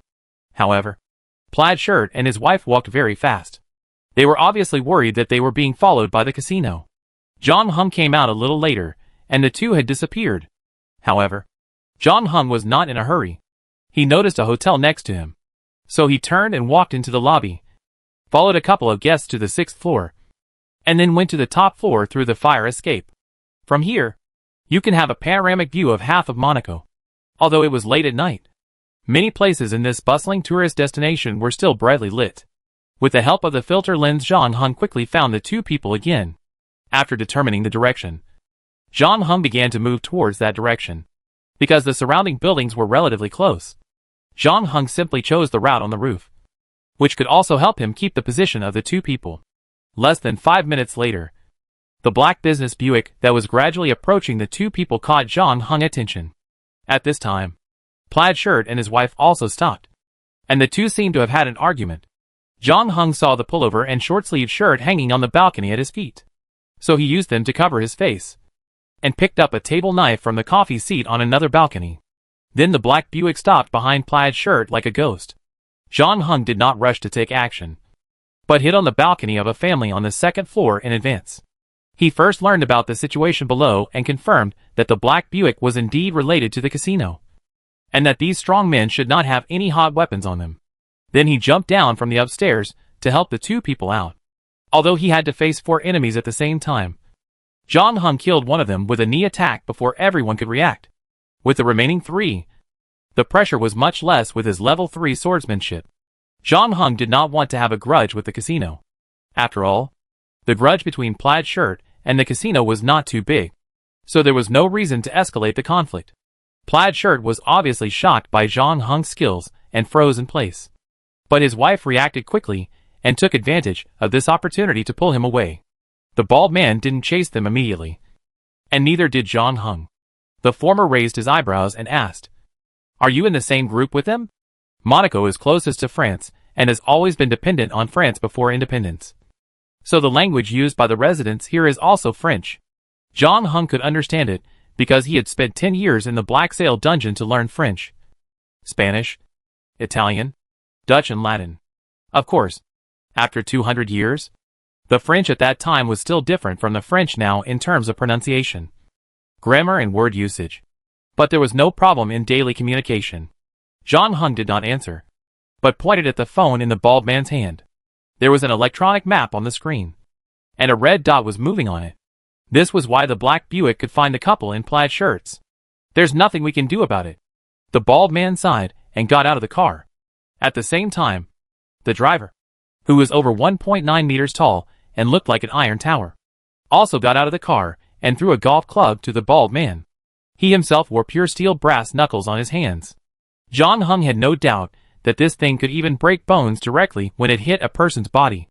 "I was taught by my parents to be a polite person since I was a child, especially when dealing with tourists who can bring us income. I am always polite and show my gentlemanly demeanor. But if someone comes to my house to mess around, I'm sorry, but I can only let him feel another kind of enthusiasm in Monaco. The bald man shook his neck, posed a fighting posture, and then waved to John Hung. 2 minutes later, he and the driver joined the luxurious pounce package of the 4 companions before, curled up on the ground, holding his stomach, and gasped in pain. John Hung walked up to him, took out his phone from his pocket, and put the unlocked screen in front of him. You may be able to defeat us, but don't even think about it, hiss, 7588. Seeing John Hung pointing the knife at his eyes, the bald man immediately changed the subject and honestly reported his phone password. Although he was very dedicated, he was not dedicated enough to give up his eyes. Moreover, the dispute between the plaid shirt and the casino was only 40,000 euros, which was nothing to the casino. What the casino was really worried about was that a new trick would appear and spread, and then someone else would use this method to cheat the casino out of money. Thank you. John Hung unlocked his phone with the password, confirmed where the couple in plaid shirts were sitting, and then turned and left. You don't know who you've offended. No matter where you hide in Europe, we can find you. The bald man shouted behind him. After he finished speaking, he saw John Hung stop and walk towards him again. His face suddenly changed, and he hurriedly said, I was just joking. Don't take it to heart. Please tell the boss behind you that I will never attack the casino in Monaco again, nor will I leak the technology to others. In exchange, you don't have to investigate this matter anymore. John Hung said. Chapter 386. You have no choice. Waldo, we've been exposed. The casino has set its sights on us. They sent someone to arrest us, driving a car, and that guy looks fierce. He's not a good guy. They might even kill us, because he was too nervous. The man in the plaid shirt pressed the wrong number twice with his shaking fingers, and spoke immediately after he got through. Calm down, man, said the man named Waldo on the other end of the phone. We just made a little money from the casino. No casino would kill people for just tens of thousands of euros. That's because you didn't see those guys. The leader is like a perverted sadistic serial killer, and he has a group of Terminator-like subordinates. They want to catch us in their car. God knows what will happen in there. I've seen similar movies. They will torture us, tie us up, shock us, and torture us cruelly until we tell us everything we know. Even the girl we liked in elementary school. Hey, Philip. Listen to me. You need to calm down. This is how those casinos do things. They will bluff and try every means to break through your psychological defenses and force you to make mistakes. But like I said before, they don't want to get into trouble unless it's absolutely necessary. Anyway, they have already found you. How did you get away? To be honest, I don't know. A guy dressed like Green Arrow, but without arrows or bows, suddenly jumped down from above. Just like in a movie. It only took a minute to get rid of the casino's thugs. Justina and I escaped while they were fighting. Philip hesitated. Did we just run into a superhero? Like Batman and Green Arrow? I don't know. But you're right. We should leave. Where are you now? Hurry back to the hotel and pack up. We leave in half an hour. Waldo paused.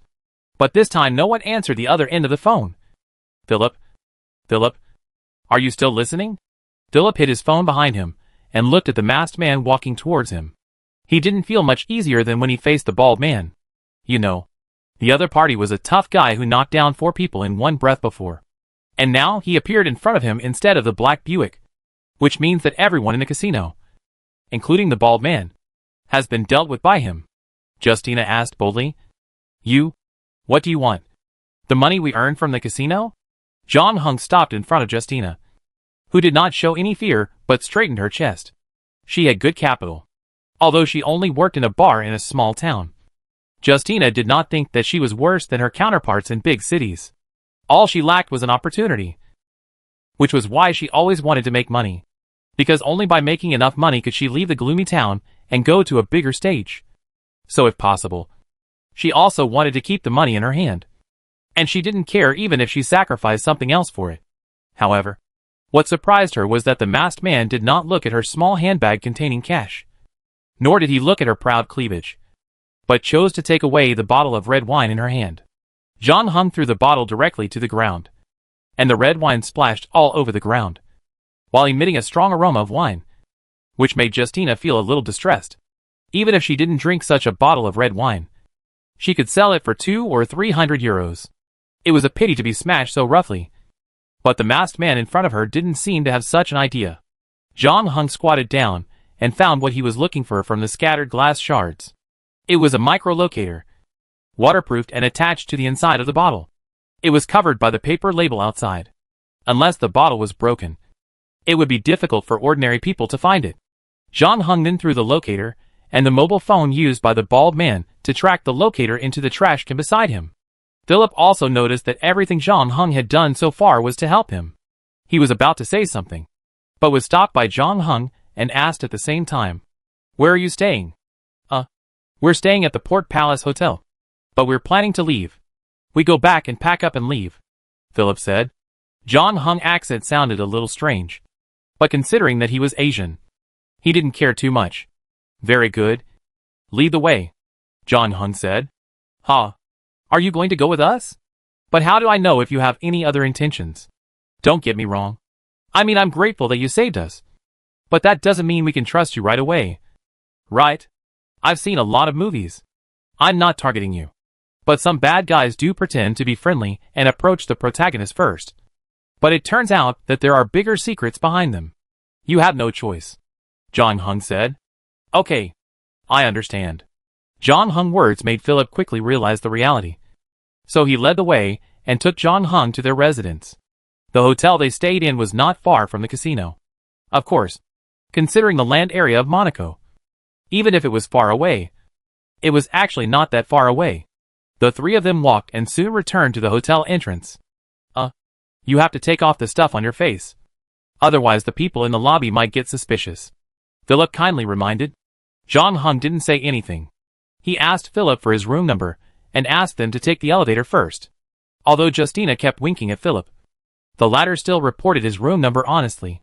When he returned to the room, Waldo had packed his things and was relieved to see Philip. "You are finally back." The phone call was suddenly disconnected before, and I was about to consider calling the police. "There is no train to Nice now. But we can drive. I just rented a car." "Waldo." Philip interrupted his companion and scratched his head. "Well, we may have one more passenger." "What do you mean by one more passenger? Wait, did you pick up some chick in the casino? How is that possible with justice around? When were you able to attract women? What did she look like? How old was she?" "Waldo, it's a man. And, oh my God, he's standing behind you now." Philip's eyes widened. Chapter 387: The Secret of the Game Console. Lu Yin. Zhang Heng introduced himself to Waldo and Philip in shock, and patted the dust on his pants when he came up. Waldo. Waldo was stunned for a moment before he suddenly woke up, and then stretched out his hand. "You are the one who saved them, that Philip mentioned before." He seemed to be more cheerful and talkative than Philip, and his mental quality was better. He was not too scared when he saw Zhang Heng, but seemed to be very excited and said, "Wow, can you really kill 4 strong men by yourself? You can't tell from the outside. Is this Yagua Kung Fu?" Zhang Heng didn't answer, looking at Philip on the side. "Have you packed your things?" "I've packed them for you," Waldo said, pointing to the 2 suitcases on the side. "Don't worry. I've also put the louis you hid under your pillow in there for you. You don't have to emphasize this." Philip blushed when he heard this. Waldo pointed to the clothes covering Zhang Heng's face. Aren't you going to take that thing off? Given the trouble you just caused, I don't want to be caught on camera." "Don't worry. The surveillance here can't catch you." Waldo smiled brightly. "Oh, I forgot to say that the hotel surveillance system has been hacked by us. We have implanted a small program in it, which will automatically delete the videos of these days after we leave," Philip said. "Who are you?" Zhang Heng raised his eyebrows and finally took off his masked short-sleeved shirt.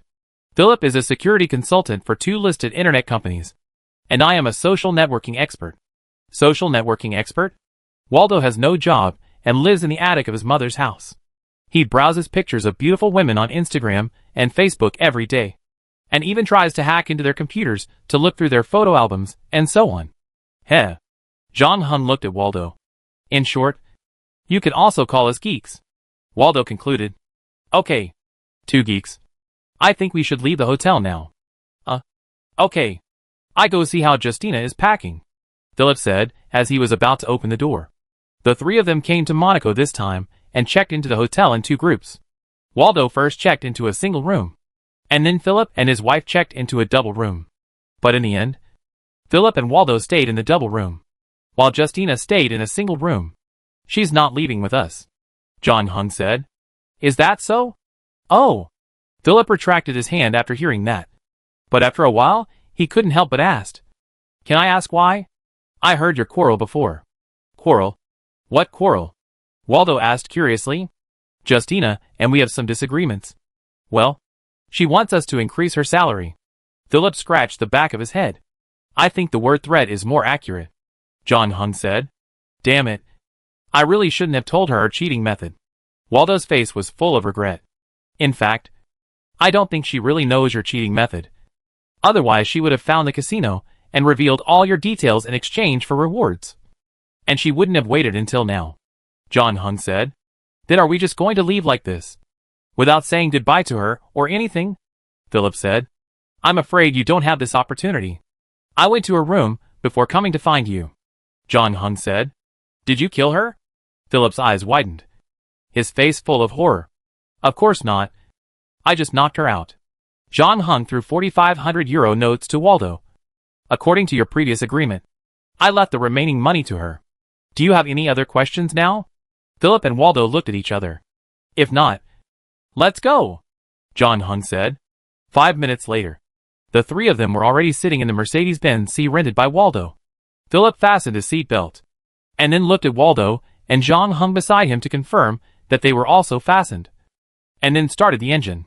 But then he pulled the handbrake again. His face changed. "Oh no. What's wrong?" Waldo thought Philip had discovered something new, but the latter just said, "I didn't check the tires and the surrounding situation."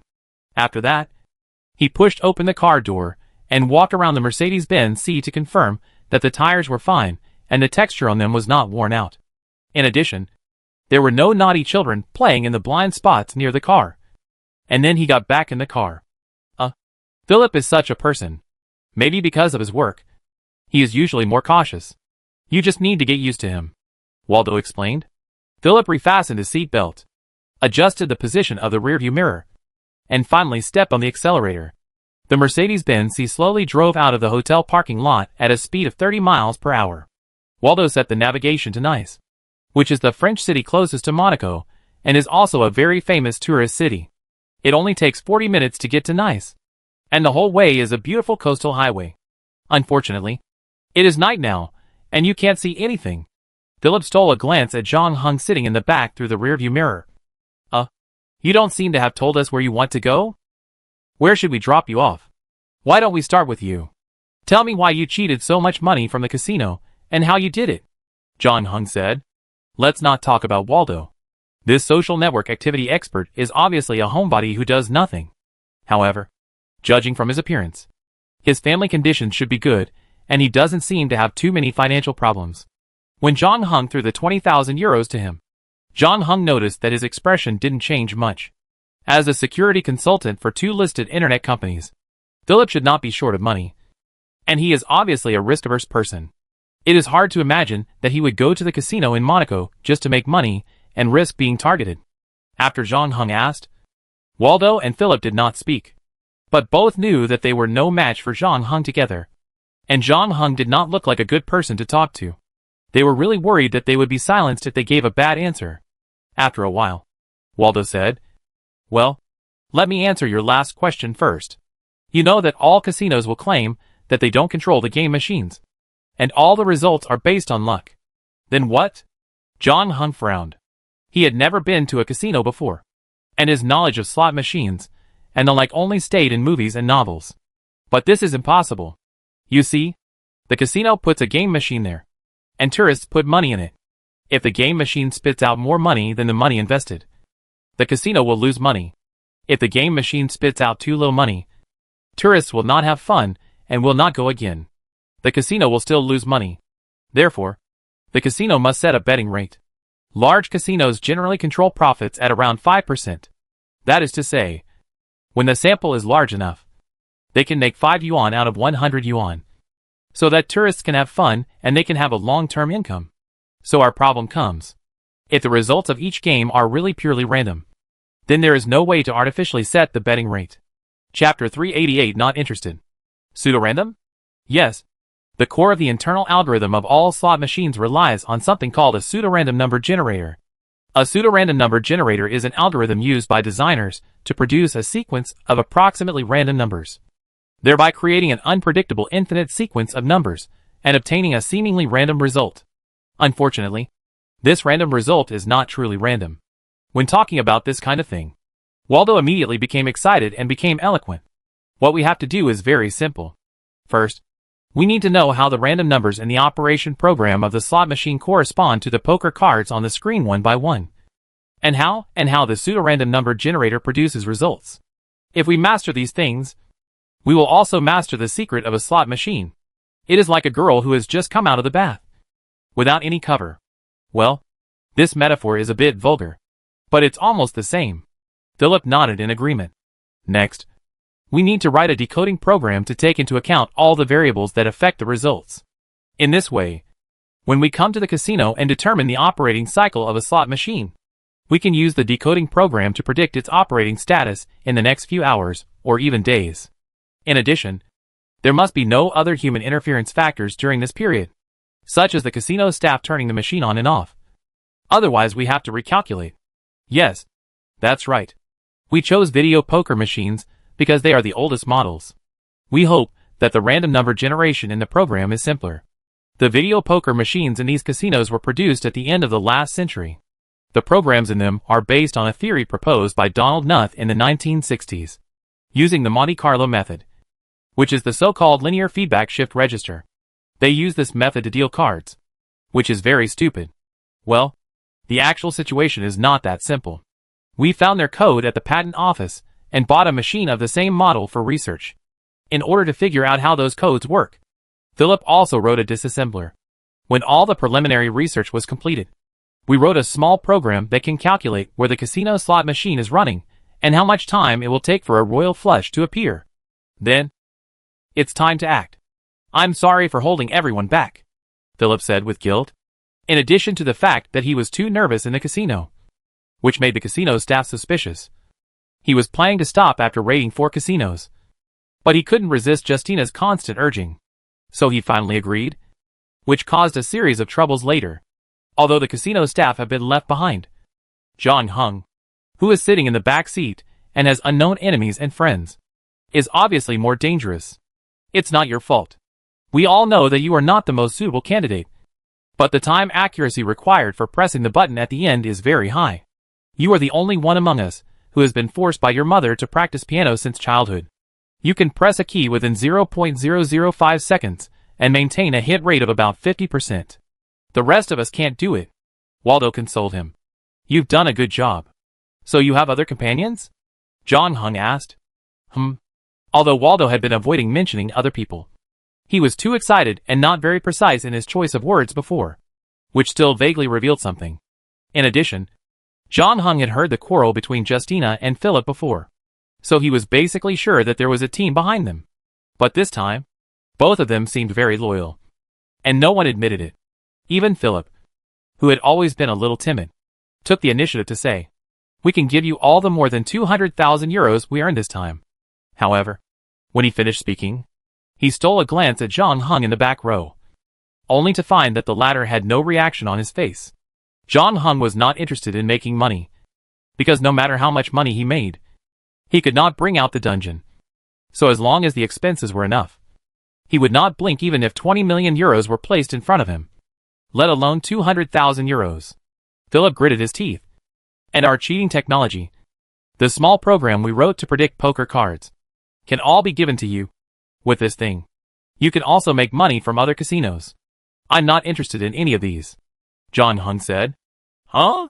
The two were surprised to hear this. John Hung approached them after the conflict between Philip and the casino. So there were only 2 possibilities. Either he was after their money, or he wanted to take their technology as well. Apart from these 2 things, they didn't have anything else of value. Have you ever heard of a name called Edward? John Hung asked. No, the 2 said in unison, shaking their heads like rattles. You answered too quickly. Good. I think I found the real boss, John Hung said. Let us go. We have told you everything we can. Seeing that he couldn't lie, Waldo turned to begging. You misunderstood me. I am not your enemy. On the contrary, I found you just to join your team. Why? Philip's eyes widened. Just treat me as someone who saw injustice and helped others, John Hung said. The system gave 2 routes to complete the main task. One was to help Edward escape, and the other was to help Zero capture Edward, which meant there were 2 camps in this instance. Although Philip and Waldo never admitted that they had any relationship with Edward, judging from their professions, it was unlikely that they belonged to the latter camp, which meant that they should want to help Edward.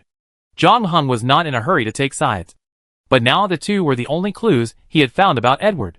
He needed to get as much information about Edward as possible from the 2, at least to figure out the whole story. And the easiest way was of course to join the organization behind the 2. Of course, he could also resort to violence. John Hung did not like torture, but that did not mean he would not. He had pried open the mouths of the tougher guys in the Black Sail dungeon. If he really got serious, the 2 people in front of him would probably not last even 10 seconds. However, the situation was unclear now. If he really did this, he might block the way to one of the camps. This was not the situation he wanted to see. Philip and Waldo looked at each other, and after a while Philip said, we can't make the decision on this matter. We have to ask other people's opinions first. Chapter 389. You were right.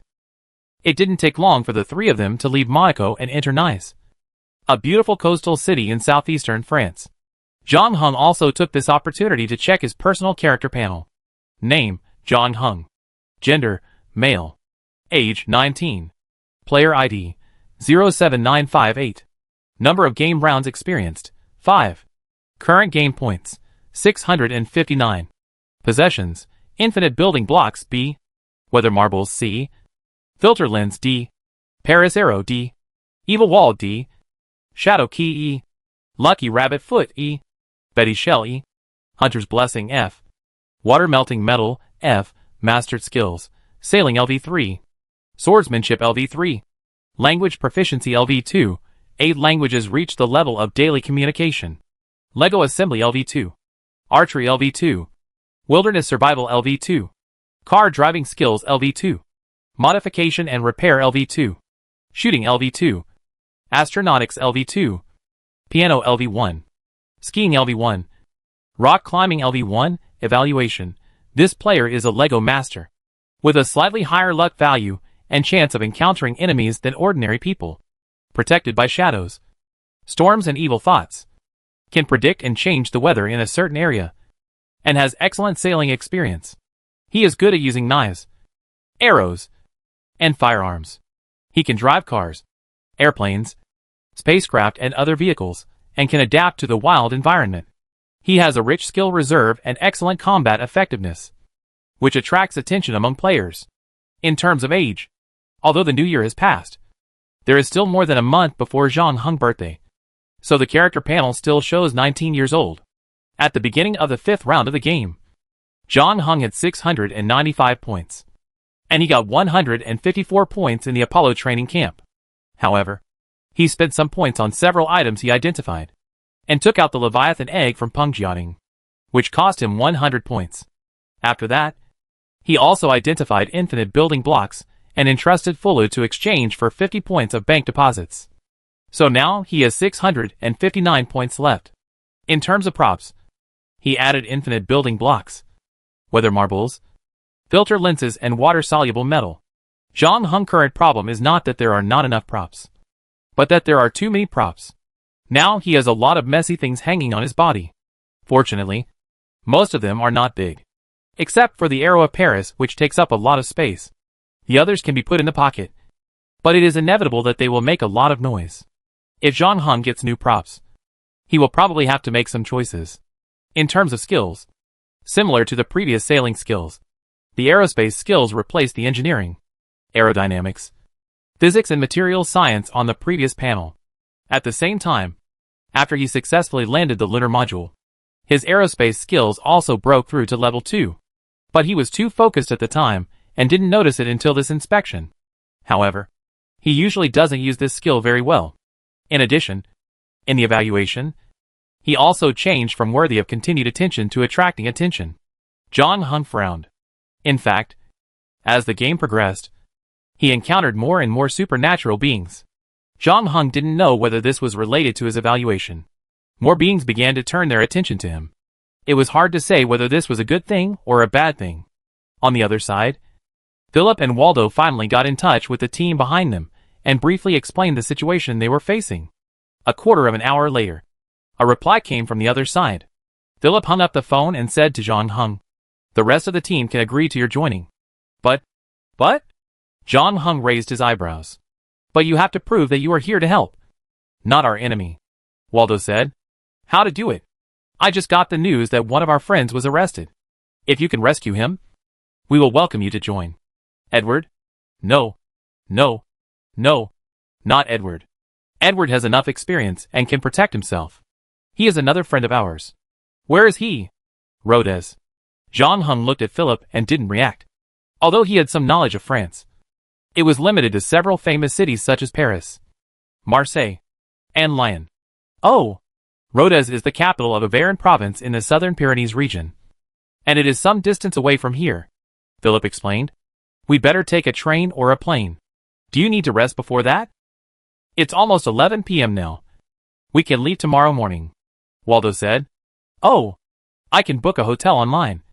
I still have Accor membership and coupons," Philip added, while he took out his mobile phone to check nearby Accor hotels, and soon found the closest one. Philip booked 2 rooms and specially booked a suite for Zhang Heng, and then drove over. The two pulled their luggage into the room, and then smiled at Zhang Heng.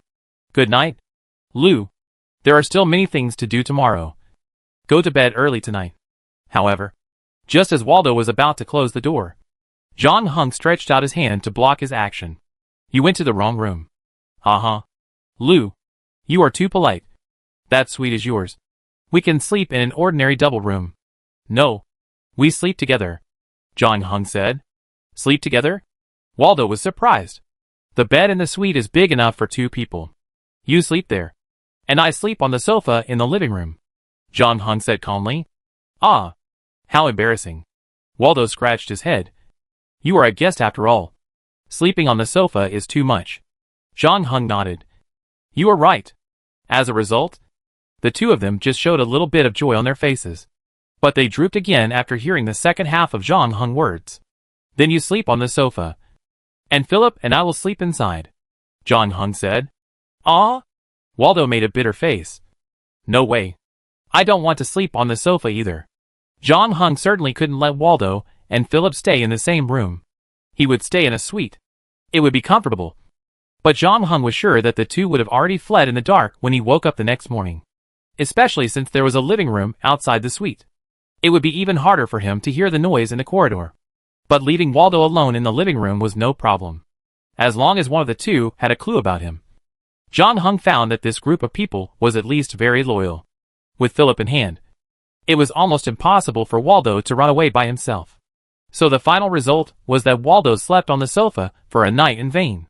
When he woke up in the morning, he felt a sore back and waist, and regretted it. Chapter 390: The Out of Control Elevator. Nothing happened overnight.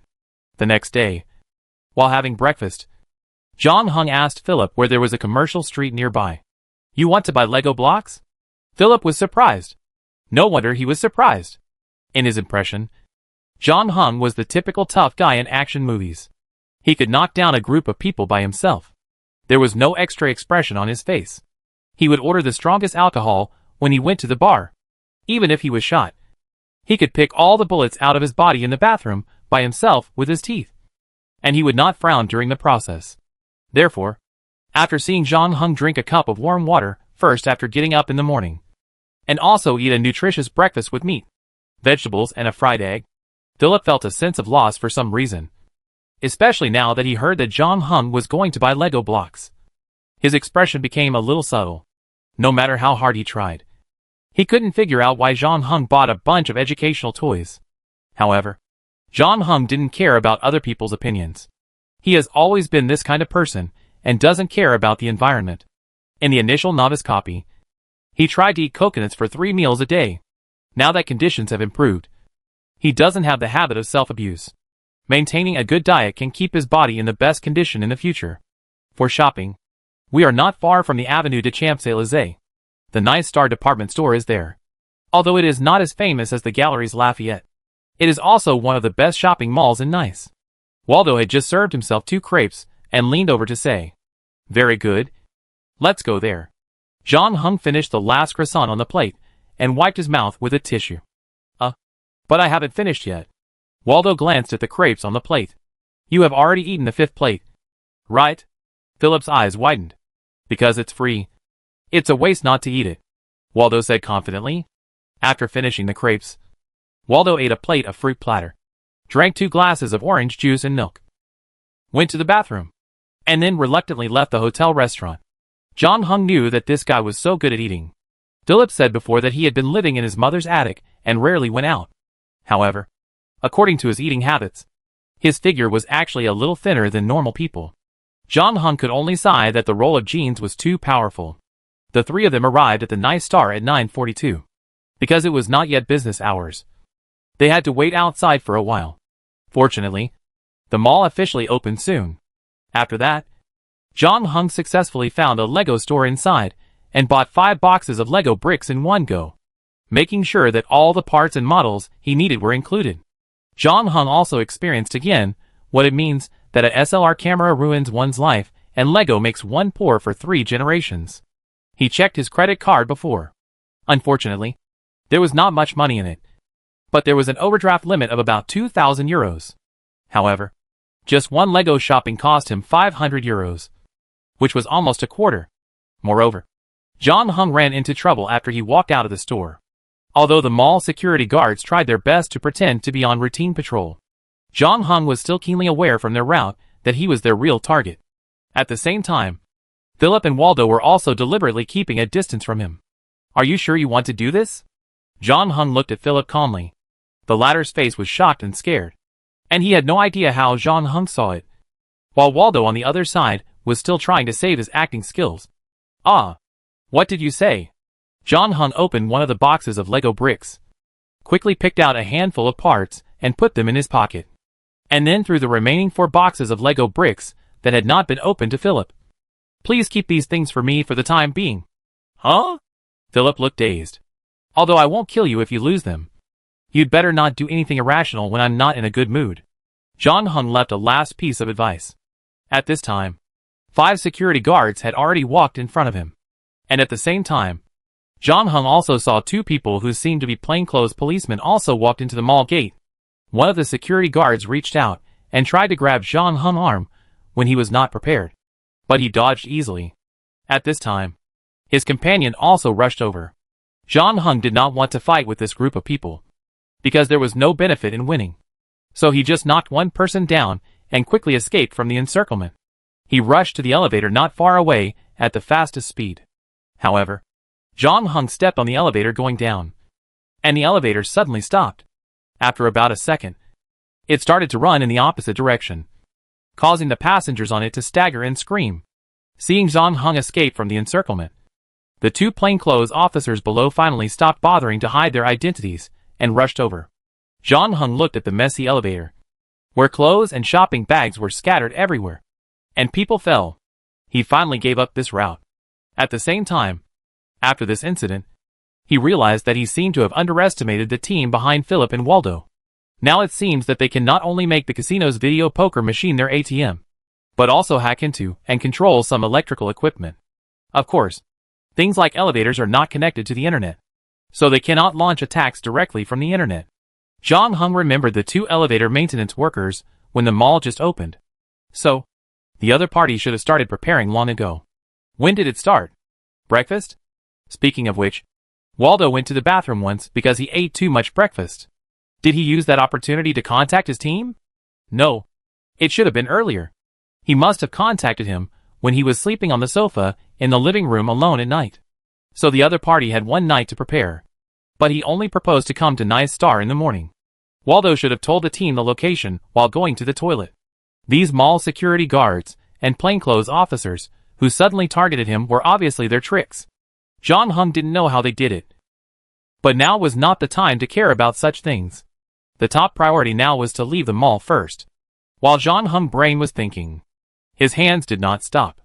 He blindly assembled a small electric shock device in his pocket and plugged in infinite building blocks as a weapon to deal with the security guards in front of him and the plainclothes officers downstairs.